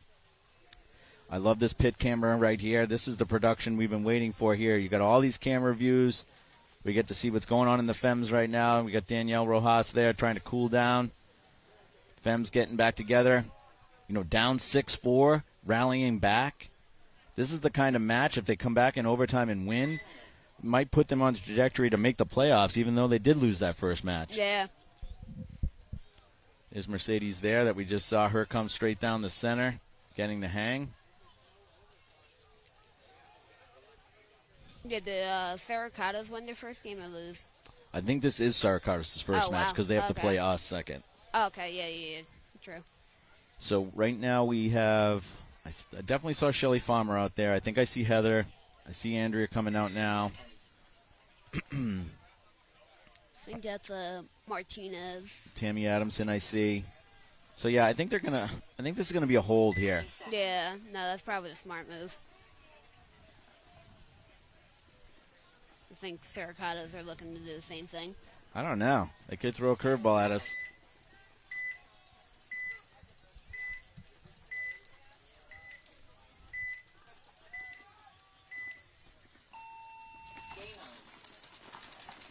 Yeah, it looks like a hold play for both teams. Oh, no, she's running up that center. Just one player though. It's a smart move just to cut off one way, but Yeah. Andrea takes out one and she also gets eliminated. So what is it? 4-4? Yeah, it's gonna time out right now. Yeah. All right. You wanted overtime, LJ. You got it. All right, let's get it. All right, we got the Saracatos and Femmes going into overtime. Again, this is X ball, so it's 1:50 to the point. Saracatos used their timeout, which might cost them a little bit right now. They probably would like to use it, having gone down 2 points in a row. I feel like they just need a breather and just reset. They've been able to adjust all match long, going down 3-0 at the beginning. Them fighting back to be up 6-4. The Femmes fight back with being down 6-4 with only 2 minutes and 10 seconds. Drama. Yeah. Nah, I picked a good match to do this. All right. I want to shout out to the referees, too. This has been a really hot day. Oh, yeah, shout out to them. I know it's not a appreciative job, but we appreciate you going out there and doing this and bringing the premier field to life. There's 10, 12 referees out there, ultimate ref. Again, a full crew out here doing the production. We got that extra camera on the Dorito side this event. We also getting you some pit coverage as well. Yeah, all the camera spots are really good at this event. Yeah, if you're liking what you see, please put something in the comments, like, share. Everybody likes to hear they're doing a good job. Anybody that's watched the Chicago production versus this production, you know we put a lot more time, money, and effort into it. So hopefully you're seeing the difference. And if so, please like, share, comment.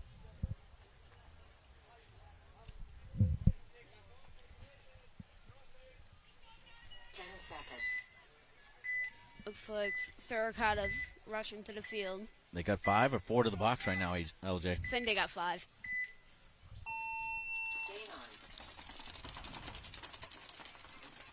Oh, looks like Collar got shot off the break, but another Saracatos comes off, so we got 4-4. Oh, this is tense. Nobody wants to make a mistake. Both teams have fought back in different parts of this match. Yeah, is it looking... Ooh, I like this move here by Saracatos coming into the Snake 1. Yeah, I don't know if I like her going to the can straight to the Snake 1. But as she made it, I can't complain. Yeah, you like that she made it, but you don't like, excuse me, the route. Yeah. Excuse me. We would have been saying that was a bad move if she got shot, is what you're saying. Yeah. All right, we got Roxy, I believe, here coming into the Snake 3 on the inside. Actually, we're calling that Snake 4. Saracatos lost their Dorito can player and their Snake Tower. Yeah, this Snake player for Saracatos needs to start trying to do some work in here. We might have a penalty being pulled. Nope, just the Femme player. So, Daniela's coming down.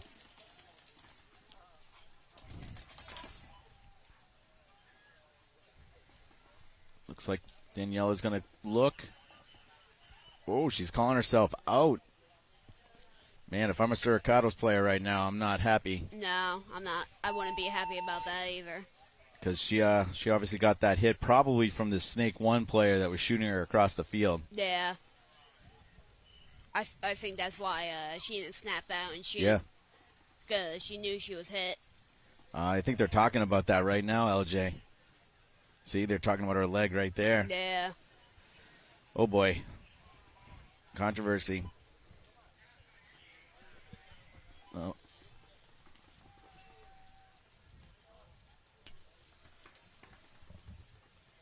All right, just to give you a quick little recap is the Femmes had 3 players coming down, and the Suricatos had 2, one on the Dorito side, one on the Snake side. The one on the Dorito side got kind of run down by Daniela, but the Snake one seemed to maybe have shot Daniela. Then the Snake one traded with a Femmes player here, leaving just Daniela and one other Femmes player. Daniela then, as she was walking to the box, looked at her leg and said, "Oh no," and just continued off the field. The other live Femme player sitting in the start box right now hits the buzzer. Now the judges are deciding, hey, should a penalty have been pulled on Daniela, who came down, or not? That's the conversation I believe they're having right now. And if so, is it a major or is it a minor? And because she didn't hit the button, it was the minor. Yep, that's the right call. Yeah. But I don't know if it's a no point, I believe. Yeah, I think they had the bodies to pull for that. Well, they have her right here, so I believe it's a no point, which means they're playing another point, right? Because she didn't push the button with a hit on her, so it's not a major. So if Danielle gets a minor, it just pulls out that one live player, which I believe is Shelly Farmer, and then it's a no point. Yeah, no, I agree. So we're playing again. Yeah. So what is double overtime in WNXL? Is it another point or is it one-on-ones? I think it might be one-on-ones. One-on-ones. One-on-ones. All right, we got both coaches over here. I will be honest.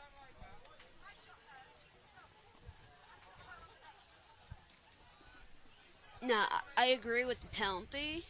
If Daniela was hit, which it looked like she was, Yeah. she left. The only person that could have shot her was either the Dorito player that she shot or the Snake player here, which looked probably what happened. Yeah. Which a minor is the right call. A Yeah. no point is the right conclusion. But mostly, we just want to see one-on-ones. That's all I'm here for. We're just making an argument for one-on-ones.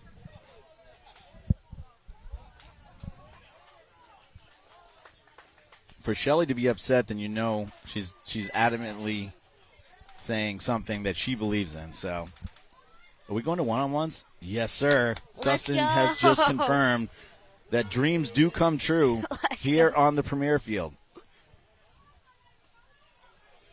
Oh, did I pick the right match to do? Seriously, LJ, you get everything. All right, one-on-ones.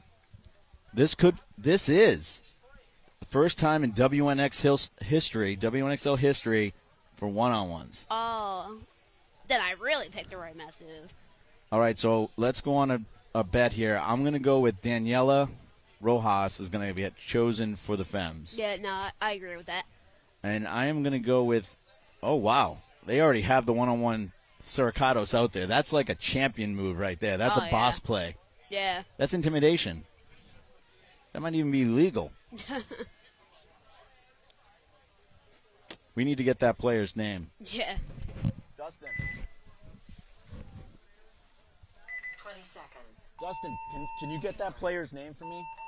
Game stopped. No points.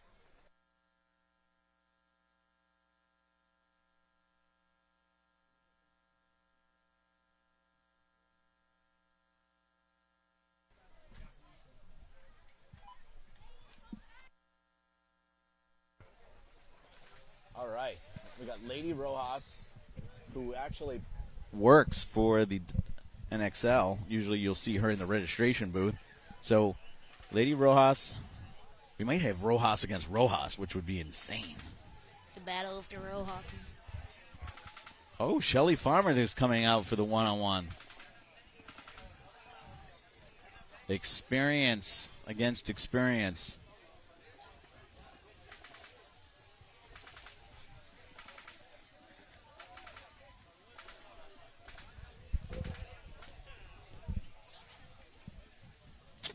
I'm already thinking about the poor player that loses this one, LJ. Yeah. And hopefully their teams really pick them up, regardless of if they win, lose.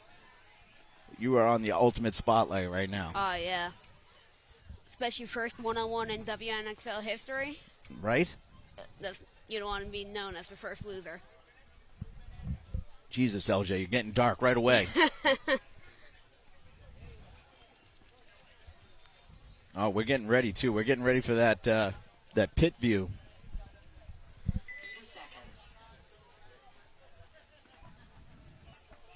All right, we got 25 seconds. Again, this is a tie match with a no point in overtime. So who's your bets on? Fems or Surikatos? I don't know. I mean, don't Shelly should have the better experience. She's definitely played more actual points than Lady against the higher competition, but one-on-ones, anything can happen. Yeah.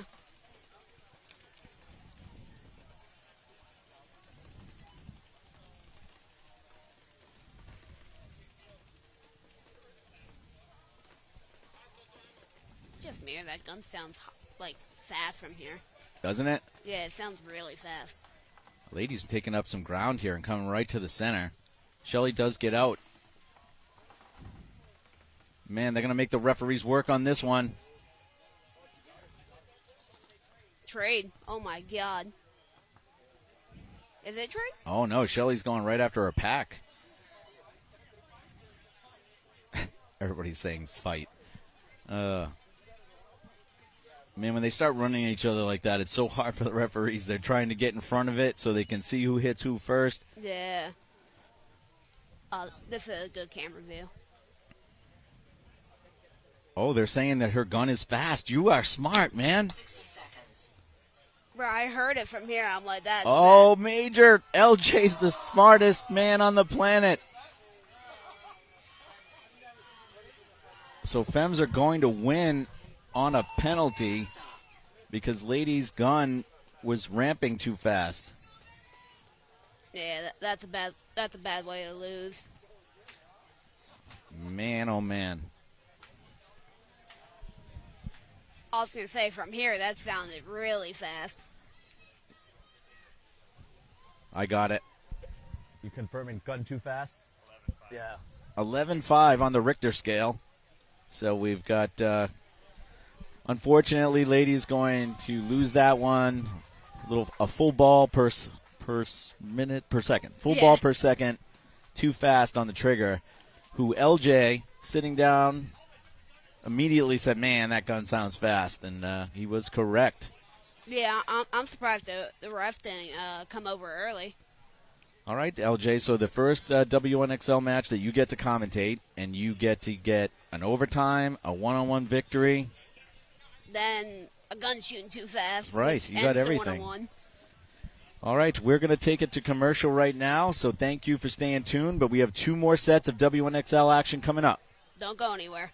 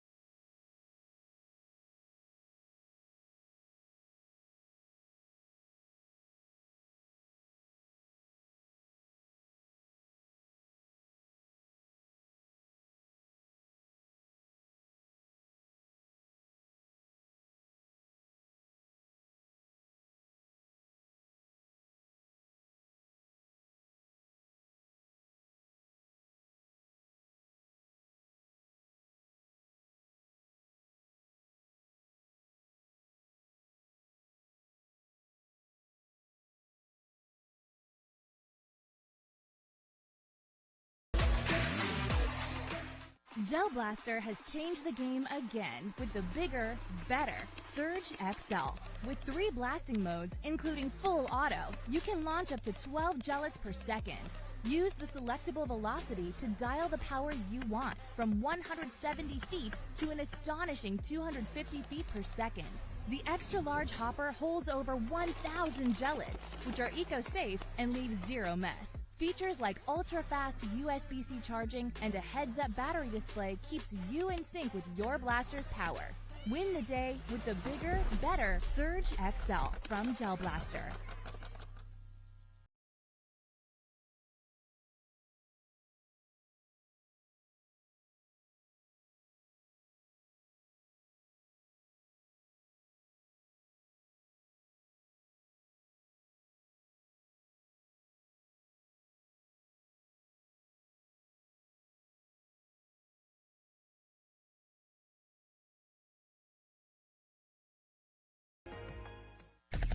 This is Surge.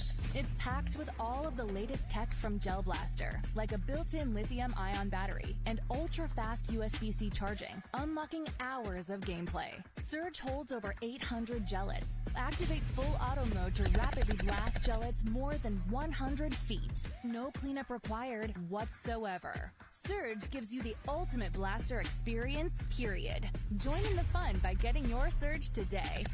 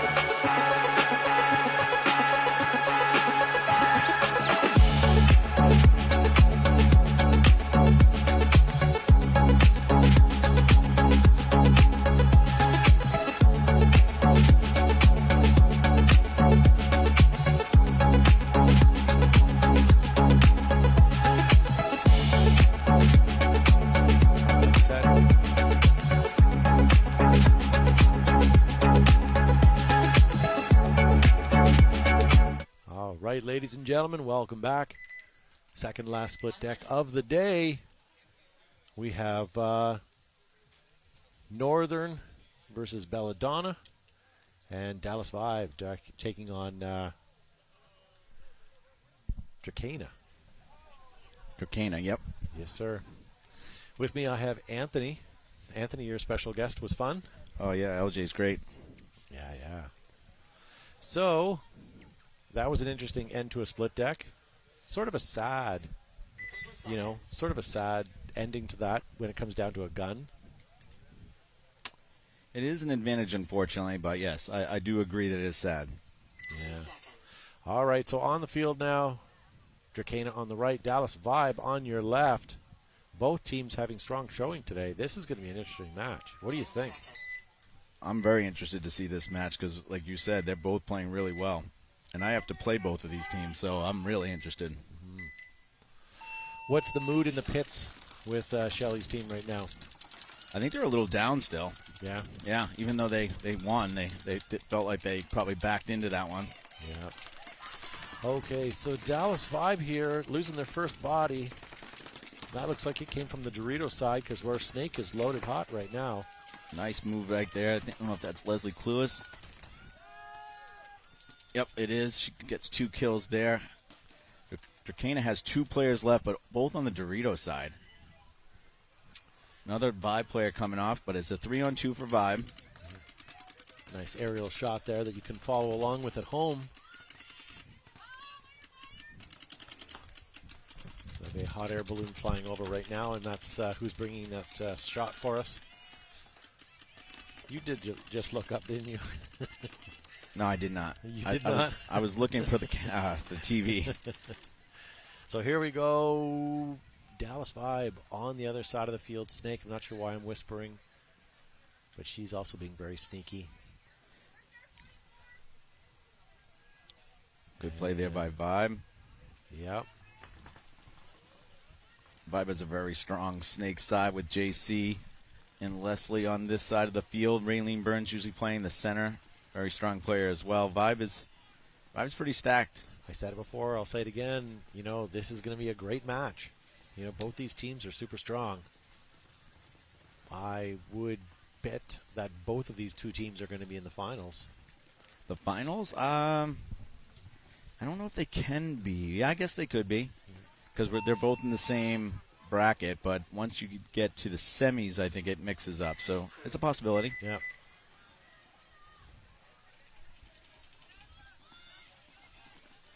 You can't take away my predictions. I'll give it to you. You can't take the power away. So there's what I just spoke about. Burns, JC Paradis, Lewis, Leslie. 3 strong players for Vibe. Usually have Beard on the Dorito side. Allen plays up the center too, I believe. And I think, I'm trying to think who else is, Lawrence Salinas is usually on the Dorito side up the center as well. So Vibe has a very good roster. Northern Lights have had a rough day today, but hopefully they'll be able to pull back. But they're up against a pretty fierce team right now. Yeah, Belladonna, especially off the break, was really good. But I like that Northern Lights is challenging them, trying to get out wide. Yep. Referee's checking her out, but takes her out. The rest of the Northern Lights team had guns up, which was good, but they didn't eliminate anybody off the break. But I do see a Belladonna player walking out now, and a Northern Lights player walking out as well. So it looks like it's a 4-on-3 in favor of Belladonna. And Belladonna's in the Snakeside Tower as well as the Snakeside Can. Takes one in the face, so Northern Lights is going to even this up 3-on-3. Rocket or Snakeside Tower shot her mirror. Belladonna comes out and bounces one off of Northern Lights player that's in the tower, and the tower moves out of there and goes into the center, but then is eliminated. I think we have a 3-on-2 right now for Belladonna. It looks like it. Northern Lights are down to their last 2 bodies right now. Belladonna comes into the Snake 1. They have the Dorito 1, the Snake 1. Is it the home that they... Where's the third Belladonna? Do you see that, Todd?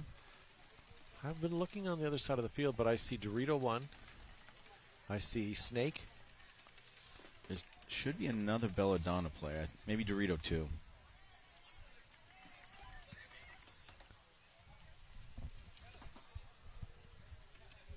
Snake regardless, Snake Belladonna in the Snake coming down hot here.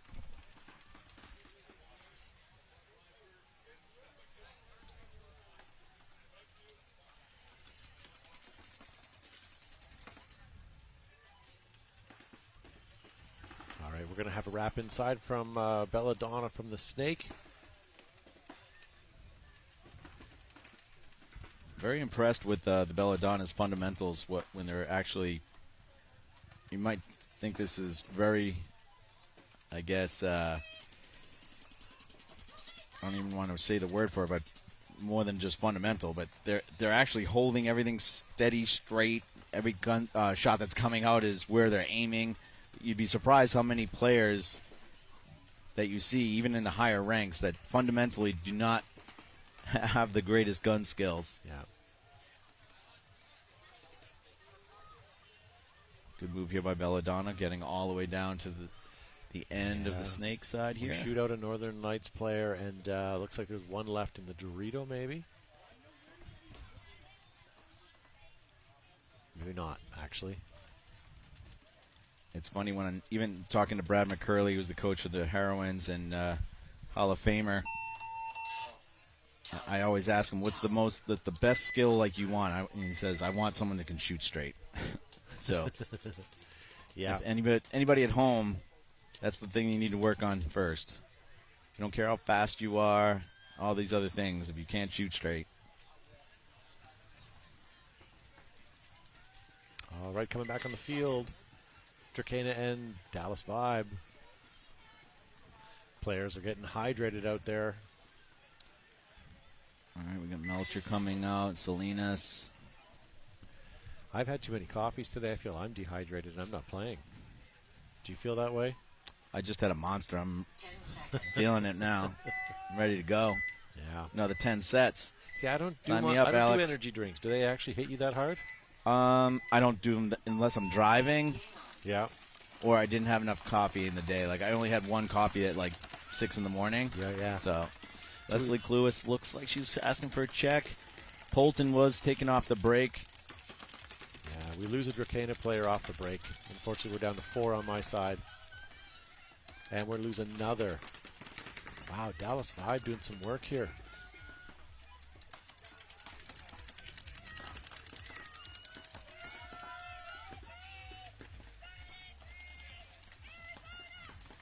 We lose another Dracana player.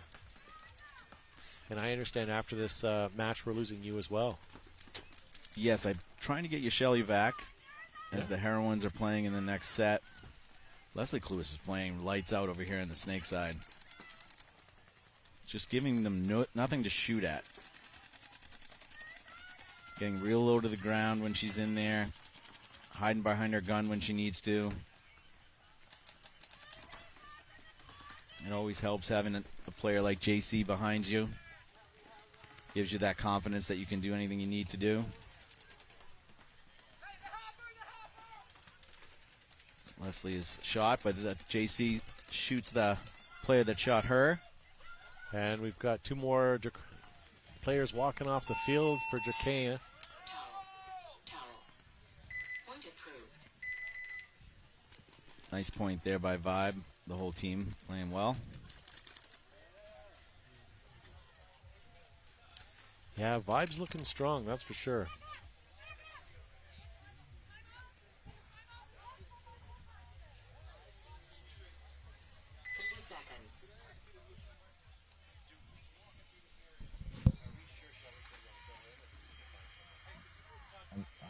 Wally's talking to him now. Lori, yeah. 10 seconds.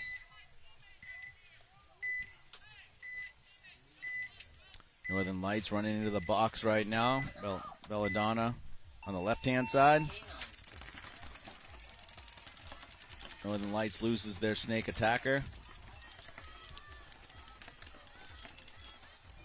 Belladonna's probably, if I had to guess, 70 to 80% of the points. They're shooting somebody off the break, so that's a huge advantage.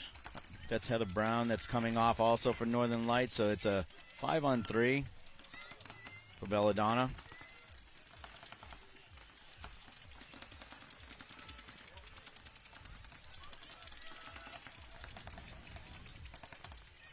Belladonna still 5 bodies alive, looking strong here, just rolling their guns, living off the point they've already got. Still have lots of time on this match. I just looked at the clock and realized we're 11 minutes in. Or still have 11 minutes to go, rather. Belladonna's breaking some paint. They're cleaning up. See a couple squeegees out there.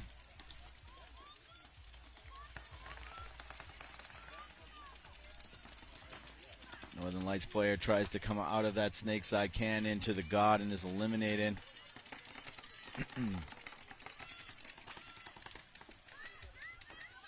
Back to what I said earlier about Belladonna and the fundamentals. They really do shoot straight. You're not going to get away with too much. You've got to make sure you're checking off your spots before you're going to make moves. The word I just came up with, I've been trying to, is discipline. They've got good discipline. Their guns are always up. Their posture is right. When they commit to a move, it seems to be committed. No, that is a really good description, Todd. Thank you, Anthony. I went silent for 20 minutes to think of that. Well, but that is the word I was looking for. Discipline.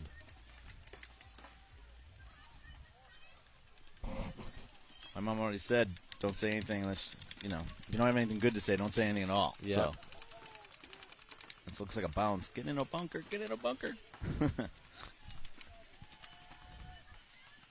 Yeah, you're right. That made me nervous, getting a paint check in the middle of nowhere. Yeah.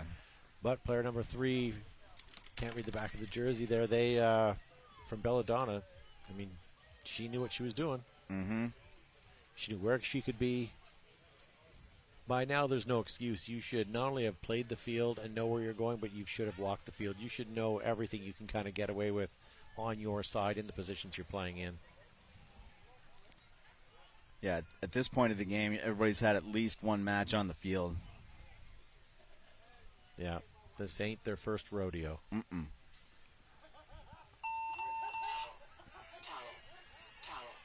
All right, towel being called for by Northern Lights. That's going to give the point to Belladonna, taking it 2-0 with 9 minutes on the clock. Coming back on the field, we have Dallas Vibe up by 2, and we're just shy of 12 minutes. We've seen this before where Dallas Vibe gets the first couple points and then drops the next few. So let's see, maybe Dracana will can answer some of these these points here. Get at least another 2 on the board. Yeah, Dracana definitely can respond. They played really well in that last match. I want to see that 1-2 punch they had over here with Polton and Grew. Yeah. They got to match JC and Leslie over here, or it's going to be a very long match for them. All right, Dallas Vibe looks like she got hit off the break. That might have just been off the bunker. We'll own it here in a second. Otherwise, they had 4 guns up solid. But Kano loses their home player. One, yeah. But it looks like Leslie Cluis is getting eliminated and getting a penalty. Minor penalty. That's no good for anybody.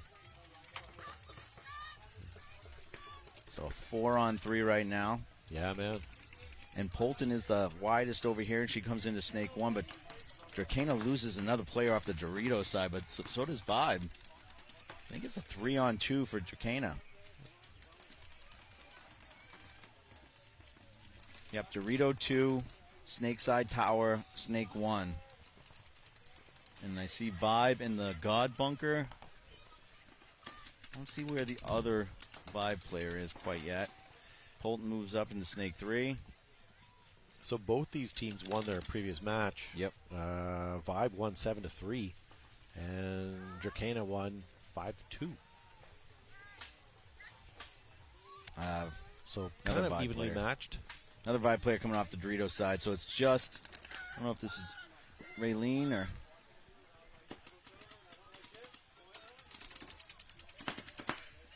Nice shot right there. That is Raylene coming over to Snake 1. And that might be the last Dallas Vibe player. No need to towel it. At this point, they're up on points, and they just want the clock to burn, so they're going to let it go. Dracana kind of maybe not aware of what's going on. How many of your players do you have left? I see one just as a quick glance. I think there's 2 left. I think there's one on the Dorito side who actually shot Raylene. Yeah, she's already down there at the home there. So she's cleared the field, going to hang the flag. Penalties hurt. They sure do. They sure do. For those at home that are watching, maybe some family members or whatever, when a minor penalty is thrown, it doesn't mean that the person was really trying to cheat. A lot of times they get shot in a place that they can't check, or they don't even know they got hit. But if there is a hit there, referee didn't see it hit, even if it's in an inobvious place, they're going to throw a minor. Let's be honest, you're running down the field, so you may be in motion. You may not feel. You may be feeling other things. Your adrenaline's going. It's hard sometimes, especially in the pack or a padded area. If you get shot in the knee and your pants are pillowed, you're not going to feel it. So penalties are always going to happen, even with the most cautious player. Agreed. All right, so now we have Belladonna on the right. I was just shooting facts. True. My aim was good on that one. So Belladonna coming in with a 5-1 win from their last match against Northern Lights, who unfortunately went 0-5. So unfortunately, I hate to say Belladonna is the favorite to win in this split deck, but I'm not going to stop cheering for Northern Lights. I think they're going to get some points on the board here. Yeah, Belladonna has one of their taller players here in the Rocket, which is an advantage for sure in this Snakeside Tower. 5-on-4 right now for Belladonna. Northern Lights does make a good move out here and get out wide to Snake 1. See if they can capitalize on that. Nice move up to Snake 3. Very smooth.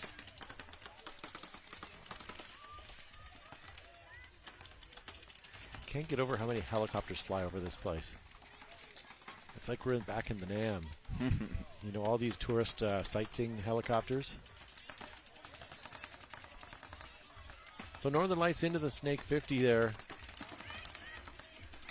Going to look down the wire and try to close the gap here. And see if Northern Lights player can snap this Snakeside Tower out.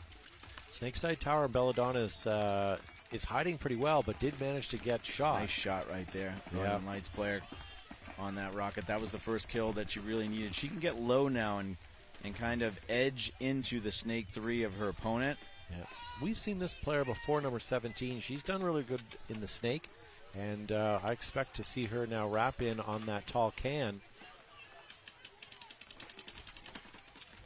Oh, no. Yeah, that was a bad Where did death. that come from? Oh, from home. Sorry, I was blocked out by one of the media guys. I didn't realize it was a home player. So Northern Lights down to at least 2 bodies, I see. One in the Dorito, one in the lay-down juice box.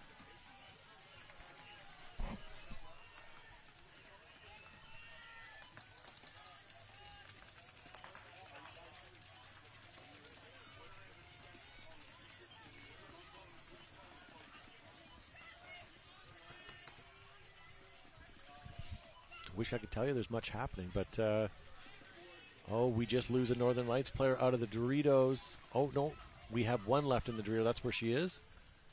Not sure where that player got eliminated from, but we're getting wrapped on by Belladonna at the 50. And she's going to close that angle off and see the Dorito player in a moment.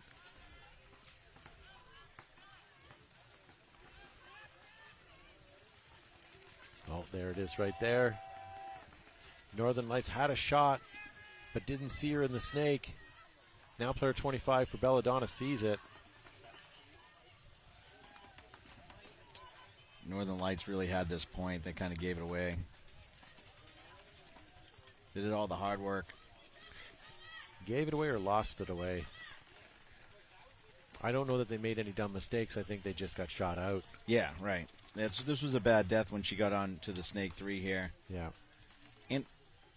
And her teammates didn't really play off of her either. You know, they had 3 guns on her. They should have been able to take some ground. I hate to say it, but unfortunately for Northern Lights, Belladonna plays more cohesively. Oh, for sure, yeah. There's another word that I took up my thesaurus. There you go. Cohesive, disciplined. Her bulk of knowledge over there now. I bought a very inexpensive thesaurus. The only way I could describe this cheap thesaurus is both awesome and awesome. All right, we got little extra players coming out here for Vibe. Tejada's a newer player from, I think she played maybe one event last year, but definitely newer this year. Very athletic. Beard's back out there, number 18. I thought you said the Beard is. So that's a terrible nickname. Tejada goes right into the God. Oh, Decana loses a player off the break. That's the first we've seen.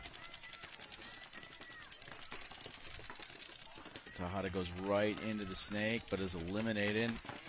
Good lane holding there by Decana.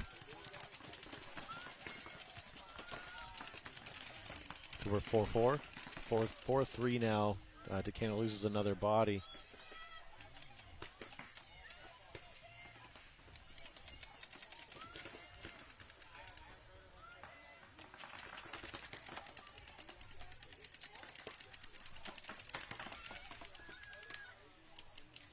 That stage music is quite loud. Can you hear it from here? Yes.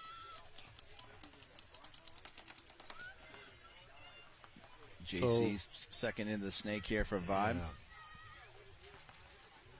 I don't think I think she got in there unseen too, which is nice. That's the free kill she gets. Did. What a slow point. It's good. They're playing methodical paintball right now. Of the U.S. teams it's kind of, they're playing old AC Dallas style paintball. Oh, that was close. Number 9 from Dallas Vibe nearly got caught standing in the middle of nowhere from the home player from Decana.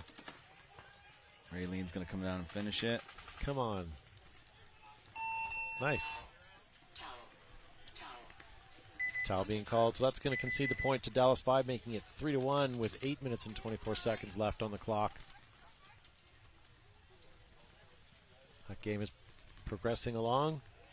Back on the field, we've got Belladonna and Northern.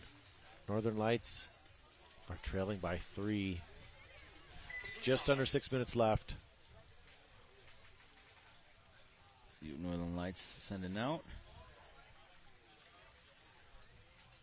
3 seconds. See captain there, Aaron Scott's coming back out.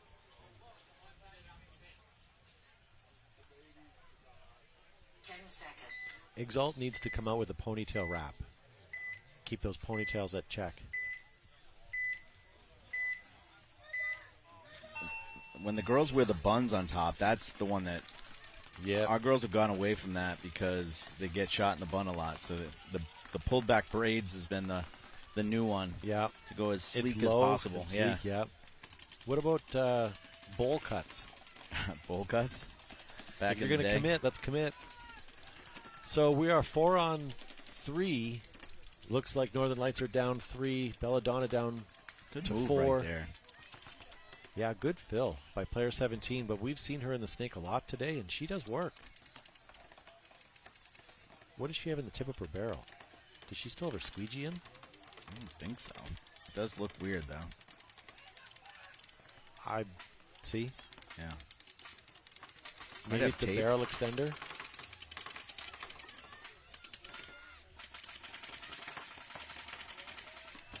Maybe it's a tactical tip. Remember those? Putting on breachers. The high vis. Yep. Dude, I love those. I would still use those if I could get one to work. All mine are cracked and broken. Talk to Jason Edwards. I think he had one. Oh, yeah? He does something to his barrel tip. There is a high-vis company that still sells those. We'll talk about those later. But here we go. We have Northern Lights into the Belladonna snake. We're going to have a quick wrap here, maybe. Oh, no, she gets called on it. Pop the top. But she doesn't. But she knows she can't. Yeah. Oh, and she's still alive. Nice work here. Oh. We need to find her name. She's super She's a smooth. killer. Yeah. When she gets unleashed, it's like unleashing a beast. Just the way she moves in the snake and stays low, and she's fast. She's very athletic. Good point there by Northern. So player number 17 is Ferguson. Kate Ferguson. Oh, Livingston. Kate. Maybe you have better eyes than I do. Second on the list.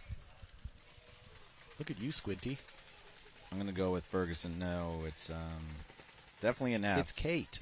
It's definitely Kate. We're going with Kate. I'm so sorry, Kate. Unfortunately, Yeah, we're talking to two guys who have taken their glasses off to put sunglasses on. Yeah. And, yeah.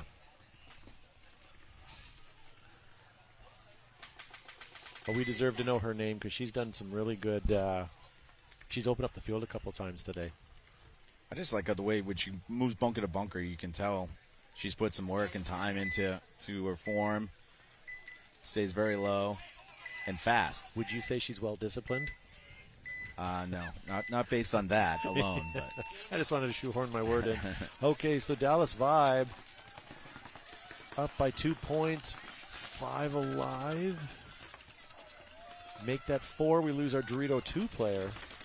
Dracana loses one as well from the snake side can, so it's 4 on 4, but then Vibe loses another. But then so does Dracana, so 3 on 3. Another Vibe players, that might be Tejada that's walking off. So there's only 2 Vibe left. Maybe 3 Dracana? 3 Dracana? Let me see. It's 2 Vibe left for sure. Yeah, Snakeside can. I think that's Lauren Salinas. So it's Kate Evingston. Starts with an E. And it's funny because I'm looking at it in my chat on the phone, and the text is just as small as the sheet of paper I have. You can't zoom in? I cannot zoom in. Dracana loses their snake 1. So Vibe right now has 2 players left still. Dracana does as well. Dracana's in the Snake 50 complex over there, as well as the Doritos side tower. So 2-on-2. Vibe comes over to the Snake 1, is wrapping, edging, shooting down the field, shooting over at the Dorito 50.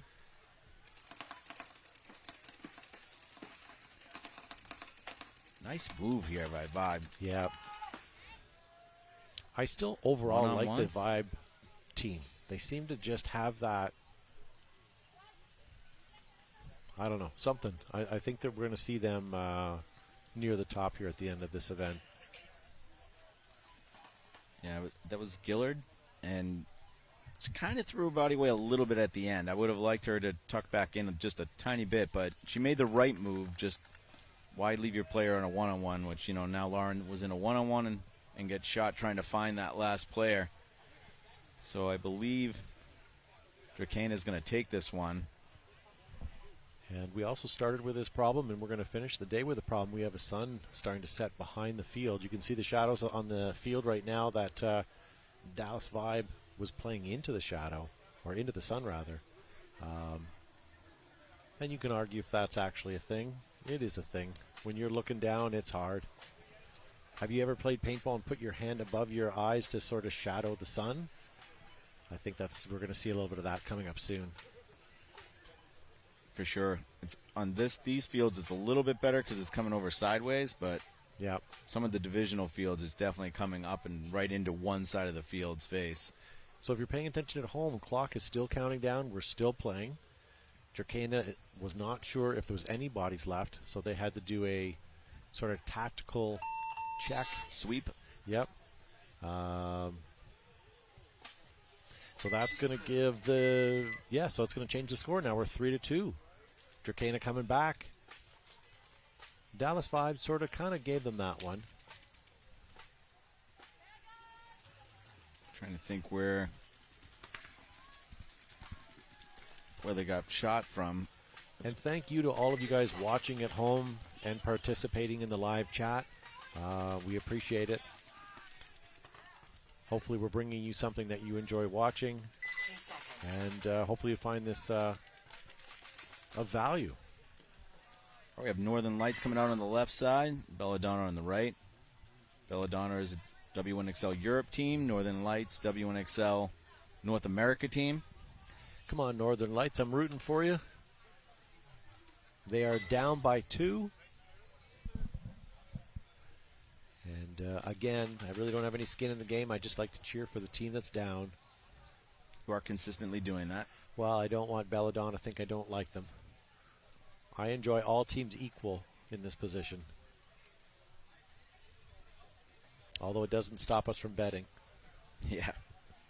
We'll see if Belladonna can, let's bet on this. Belladonna has shot someone off the break more times than not. Although Northern Lights just did on the last. Yeah, they did good on that last point. See if number 17, I'm just going to call her Kate. 3 seconds. See if they have her back out there. Can you see if she's back on the field from where you're at? Cannot. Maybe we can get a pit shot. Or sorry, that's okay. So Northern Lights on the left side of your screen here, ladies and gentlemen. They also had their guns up, but I don't see any bodies dropping. I see ref checking a Belladonna player in the Dorito, but he's pulling her. So now it's 4-on-4 as Northern Light loses their first player at home, and looks like their snake player getting checked, and it's getting pulled. She's getting pulled. So now it's a 4-on-3. Belladonna in favor there with the body count. No, it's a 3-on-3. Belladonna losing another body out of the home. Belladonna has the Snakeside Tower, the Snakeside Can. Maybe the home. Home moves out to the Dorito side can now. And the Snake side can moves into the God Aztec insert bunker. But I'm Northern just going to Lights is say up there. first team into the Snake is going to do some damage here. And there goes Belladonna into the Snake. We've got to watch out. Don't bet against Northern Lights in that Dorito structure. They're already on Belladonna's side of the field. That Snake tower is going to get real tight in a second for that Belladonna player. If you're a Northern Lights player and you don't know there's a Snake player, that person can do lots of damage. But I do hear communicating over there.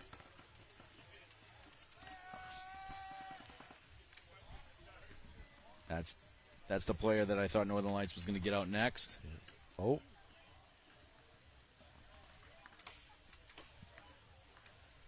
It's hard to tell old hits from new hits on those white jerseys. So I've got Northern Lights in the back Snake corner, looking for a shot. She might just have to go and do her. Yeah, I just don't know if she can get there clean. Yeah, but oh, she missed her. That Northern Lights player is very lucky. What? There's got to be another Northern Lights player, right? That.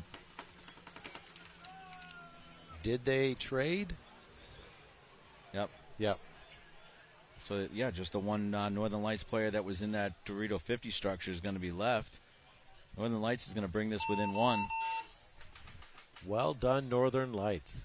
So 3-2, as long as she's clean.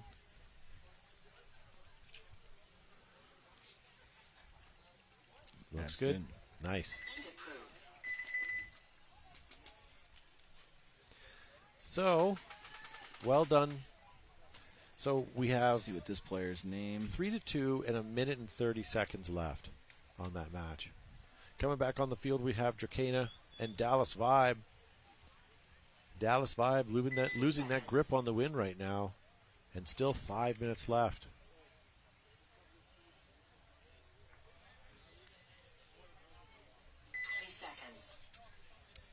I don't think that player from Northern Lights made it onto our sheet. So thank you guys for joining us at home. Love that you guys are tuning in. Hope you guys are enjoying the broadcast. Vibes on the right side of the field in white. Drakena with the purple and green.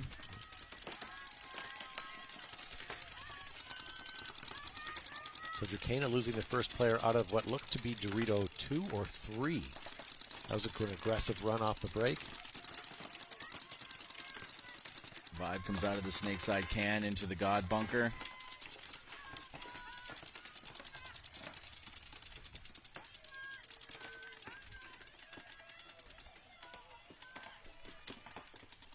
Vibe went to the snake corner. See if Leslie, I think that's Leslie, will try to come up into snake one, which he does. Drakena loses another player, so it's a 5-on-3, I believe. Vibe's got it back. Let's see if they can finish strong or if they're going to get picked apart again. No, they're set up pretty well. I do enjoy her bubblegum coloring on her colorways on her Planet Eclipse marker. Let's see if that's JC coming up behind her again. Another player for Drakena is eliminated. It's a 5-on-2. Drakena definitely has the home in the snake side corner, so I'm thinking that's it. Home's eliminated. Oh. And the corner. I think you're going to see a concession. Well played. Towel being called by Drakena. That makes a lot of sense. With under 4 minutes left on the clock and a deficit of 2 points. Very solid point there by Vibe. They might have won 5 alive. Yep. 5 alive for Vibe. Yep. Belladonna, Northern Lights. Northern Lights winning the last 2 points. Belladonna's going to try and put a stop to that. All right, we do have Kate coming back out. See her most likely on the snake side. Captain Aaron Scott.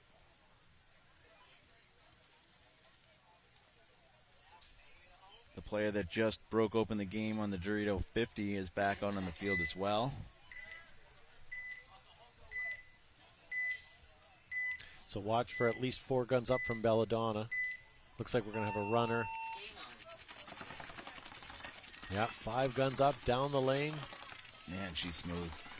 But I don't think they managed to get anybody. And Belladonna doubling up that home bunker didn't help. They got eliminated. Oh, so now it's a 4-on-4. She is smooth. Kate's doing some work right there. Almost shoots the home. Does shoot the rocket. Comes on the outside here. Oh, well done. Oh, boy. That's going to hurt. Home. Oh, look at this. Northern Lights may key up to tie it. If Kate can pull this off, it's a lot to ask for one player. She's already had a snack pack here. Oh, she gets eliminated. Does she take anybody with her? No. 2 last Belladonnas. What's going on the D side? Northern Lights needs to do something on the center here. Oh, no. It's a 1-on-2 now. Yeah. Northern Can Lights Belladonna gets a hold it for the next 30 seconds? And the player does not know that she's the last player alive for Northern Lights. She's going to win this gun battle. And she loses it, unfortunately. So that's going to immediately leave Belladonna with 3-2. Not enough time to hang the flag, I don't think. No. I don't see Chad Boucher on the field. Time finished. Did you and I talk about that? Yeah, we did. We did.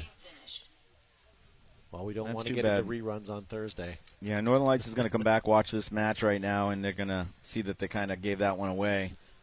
But Kate did a good job. Oh, she did amazing. She got a 3-pack there for sure.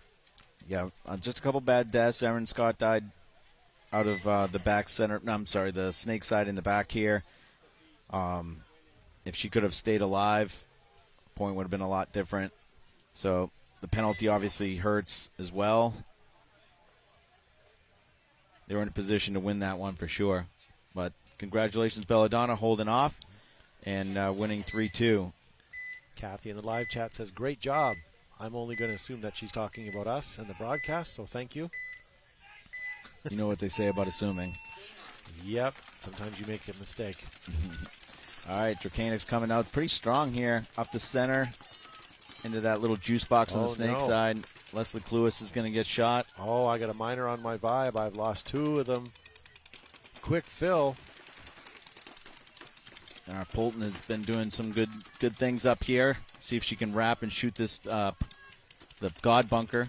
She does. Yeah, now she's going to look to shoot the home. By looking for players without her gun up. I like to see Gru. I think this is Gru. Yeah, I like when I see her backing up Polton. Uh-oh. No penalty. That's good. She immediately stopped. I didn't see when she got hit. I lose another vibe player. Unfortunately, I believe we're down to the none. That's it. I just saw the 5th one walk off as well. So that's going to take it possibly 4-3 with just under 3 minutes left on the clock. Still time for Dracana to get yet another point. But Vibe seems to do this. They come out the first couple points strong, and then they kind of lose their grip. Hopefully they can rally enough to make this one happen. Yeah, Dracana got plenty of time here. I'd like to see them come back out with Polton and Gru. When they're together and they're playing this snake side together, really good things have happened. So I would just spin those 2. Last time Vibe was playing, they gave up 3 points and still won 7-3. So hopefully they can hold it down. Dracana was a little closer at 5-2, but they've only been able to score 3 times so far in this point. And we are on split deck because we've finished the other match. But I do want to take an opportunity to thank our sponsors. You can see them on your screen. Hopefully you guys are supporting them because they're supporting your broadcast. We got the Hater, one of the younger players for Vibe, coming out. And, this is a big point. So for her to be out there for this point, she's got to feel like she's doing something good. JC's out there. Lawrence Salinas. Baird. Looks like Raylene Burns is coming back out.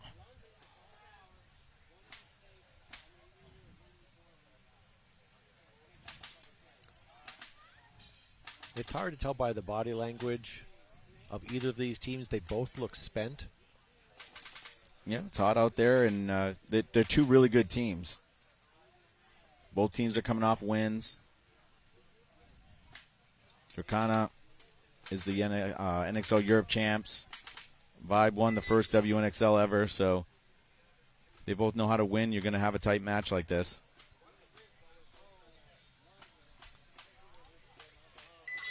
I see Gru. Do I see Polton? I thought there was going to be a rhyme there. No, I'm not that good. All right. Well, let's keep an eye on Dracana here. We're down by 1 on the left side of your screen, but we have just under 3 minutes to maybe tie it up. Less guns off the break. More movement. Uh-oh. But we Hopefully took a someone's chance not to hit. the Dorito, and we lost a Dracana player. Vibe's in good spots over here. I think that's Raylene Burns Who's in another that Dracana rocket. player, yeah. JC's in the money. Tejada gets shot going across, though. Dracana hasn't changed their breakout in the last 3 or 4 points, and they lose their Dorito because of it, and they lose their snake insert. So they did fill it, but now they've lost another, so they're down to 2. They only have 2 Dracana players left. And our field position is unfortunately not the greatest. We have a God and the Can at home. So what's that, a 4-on-2 for Vibe? Yeah. Looks like someone else is getting pulled, Maybe too. a 4-on-1 here. Nope. So God, Snake, Can is all we have for Dracana. Vibes in Snake 1. They're in Dorito 3. They're in Snake Side Tower. Oh, another Dracana. This one's going to be over. Yeah. Can you towel it right now? Probably. Would be a good idea. Wow, speaking of the devil. Yep. I don't know if you've noticed the aroma in the air right now. Is a little something burning? Brisket. I smell me some brisket. There is some great food vendors here. There's a guy that's doing barbecue, and it is phenomenal. We had an opportunity to sample some of that. There's a lot of great vendors here. Even if you guys get a chance to come down anytime this weekend, if you're working now or within the area of Florida, get yourself down here. All the vendors are here. All the main sponsors have booths. Lots of paintball products to look at, lots of things to buy, lots of goodies. We have the Paintball Museum. For the kids, we have a jelly ball field set up where you can go run your kids through the jelly ball field. And if you can't get to this event, but you're thinking, man, I'd like to play one of these events, the next event for the NXL, which will be the first of 2024, will be in Las Vegas. Not only will that be the first event, but it's going to be coupled with Summit's first awards show on the Sunday night. Yeah, and they're then, collaborating with Iconic. Yeah, and then the industry conference on the Monday, Tuesday.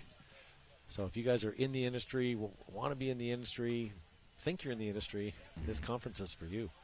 Store owners, field owners, employees, people that want to learn how to tech guns, this conference is for you. And that happens on the Monday and Tuesday, just after the event. So come for the event, watch some paintball. I believe the event itself is March 8th through the 10th, and like you said, the Paintball Summit is the Monday, Tuesday, which should be the 11th and 12th of March. Yeah, and Anthony himself will be watching Adele live in concert, and he's looking for people to go with. So I am looking to go to the Sphere, so no doubt about that. Whoever's I'm playing, not seeing U2 at the Sphere. One of my friends actually did go see that at the Sphere, so must be nice. Yeah. All right, so Dallas Vibe on your left. Are they going to give up 2 more points to Dracana, or are they going to hold it down for a minute and a half? 5 bodies alive right now. Say they're going to hold it. No, not for Vibe. They're going right up the field. She's eliminated, but looks like Dracana lost 4 bodies there. They did. JC's already up the field here, looking to close this out, maybe get 1 more point. Towel being called. Good call from Dracana to call the towel. That point was not going to go any better. Cut your losses, get 4 of your girls back out there. Sorry, 5 of your girls back out there. Yeah, you just don't want to get the points run up on you too much, but that point was going to be against you no matter what. So they have a 3-point differential now. No chance of winning this match, so you want to see Dracana just come out with a good game plan. Minute 12 left. Try to put 1 back on the board and go away from this one down 2 towards your point differential. You already had a good match where you won 1. You just don't want to get blown out here and lose another point and lose this thing 7-4. Minute 15 to the point. Again, we're in X-Ball. Our next set is going to be Heroines and Saracatos. Nice. And then Destiny and Karma. Nice. This is going to be interesting. And since we still have a minute left, move your mouse cursor over to the subscribe button. Make sure you guys get subscribed to Major League Paintball. That way, anytime any of the videos or live streams go up, you know. And this is where a lot of the media is going to start getting funneled through, so you may want to check this out. Coach's Corner. Anthony and I are starting a cooking show. Not sure when that's going to see the air, but... it'll be more of an eating show if I'm on it. What are Boston delicacies or things you eat in Boston? I eat a lot of Italian. But are you known for anything? Like, I know this is going to sound the horrible, North but End. Boston cream pies I've heard Yeah, before. I've heard that. Beans, Clam chowder? Clam chowder for sure. Yeah. Beer? Sam Adams is from our area. Yeah. Tea parties. Yes. Little Christopher Columbus. Actually, Ben Franklin and the Lanterns. 2 if I see. Oh, big hit on her leg. Oh, Dracana losing 2 bodies. Come on, you guys need this point. You're down by 3. Vibe does lose 2. Leslie Cluis is in the snake. She gets eliminated. Yeah, no need to take any chances right now. This could be a swing point if we get some major penalty. Yeah, Dracana's definitely looking to put a point on the board and just lose this by 2. They do lose their Dorito player, though, so I think it's a 2-on-2. Don't come down sloppy. Still got time. 34 seconds. There you go. One Very more. disciplined. You got one more. Nope. Drew. There we go. So here we go. 24 seconds left. What looked like it was going to be Vibe's game became Dracana's, and they're going to get it with a 6-4 spread here. But the downside is we're 19 seconds. Will they run that 19 seconds? No, they're going to play it. They didn't come all the way here just to wash 19 seconds away. Vibe's not one of the teams I would try, not be happy about trying to win a 19-second point, too. So they're going to come out disciplined, like you said, with that nice word you got going on. But they're going to have their lanes covered. It's going to be very hard to score a 19-second point on Vibe. Yeah. Nice shot there of the Vibe pit. Vibe players nice and calm. Coach keeping them calm.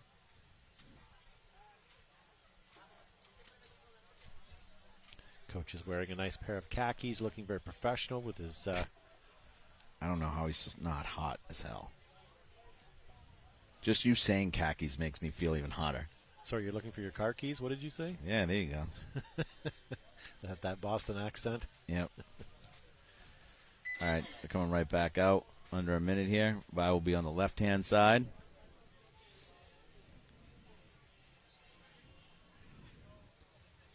If I'm Dracana, I just come out here and hold myself. Don't try to get a point and get a penalty.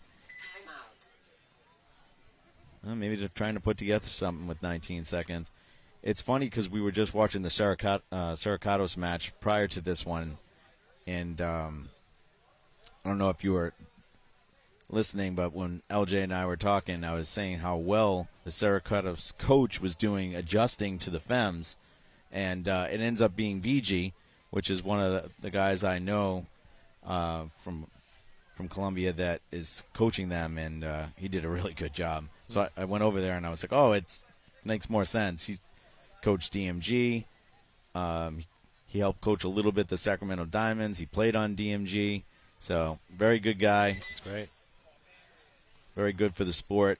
I'm very curious to see what's going to happen here. Dallas 5 does have a 2-point lead, but I want to see how both teams come out and react to this. 19 seconds. Well, if nothing else, it's going to be an interesting paintball match.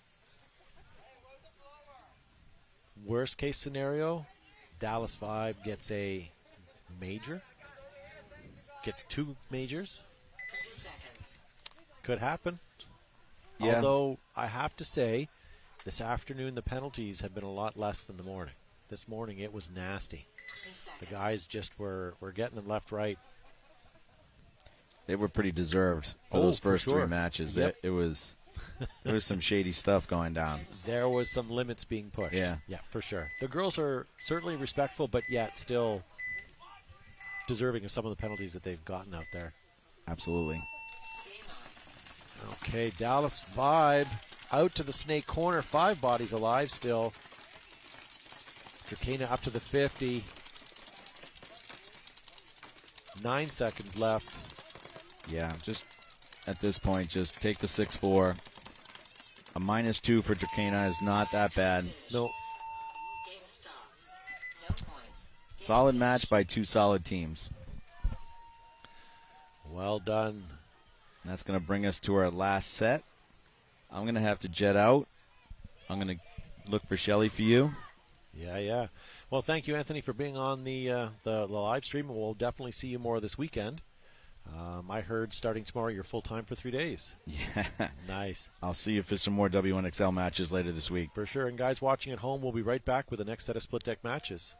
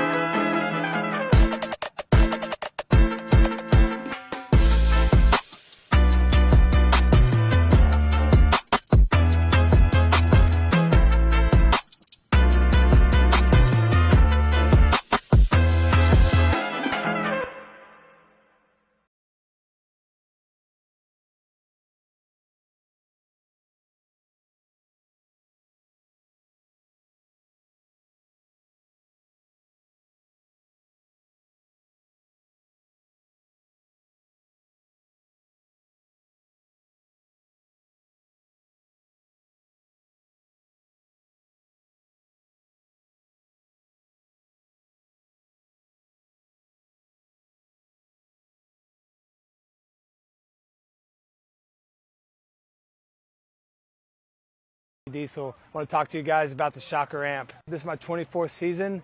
I'm playing in the Pro Division. I want to talk about the amp. Straight out of the box, under $1,000 retail gun. Straight out of the box, shoots just like your top $1,500 gun. One good thing about the Shocker amp is the efficiency. I shoot 9 to 10 pods, no problem on my 88. And then it does come with the Freak Kit, the best barrel on the market right now, and you get your inserts as well. And you can upgrade with the full insert kit.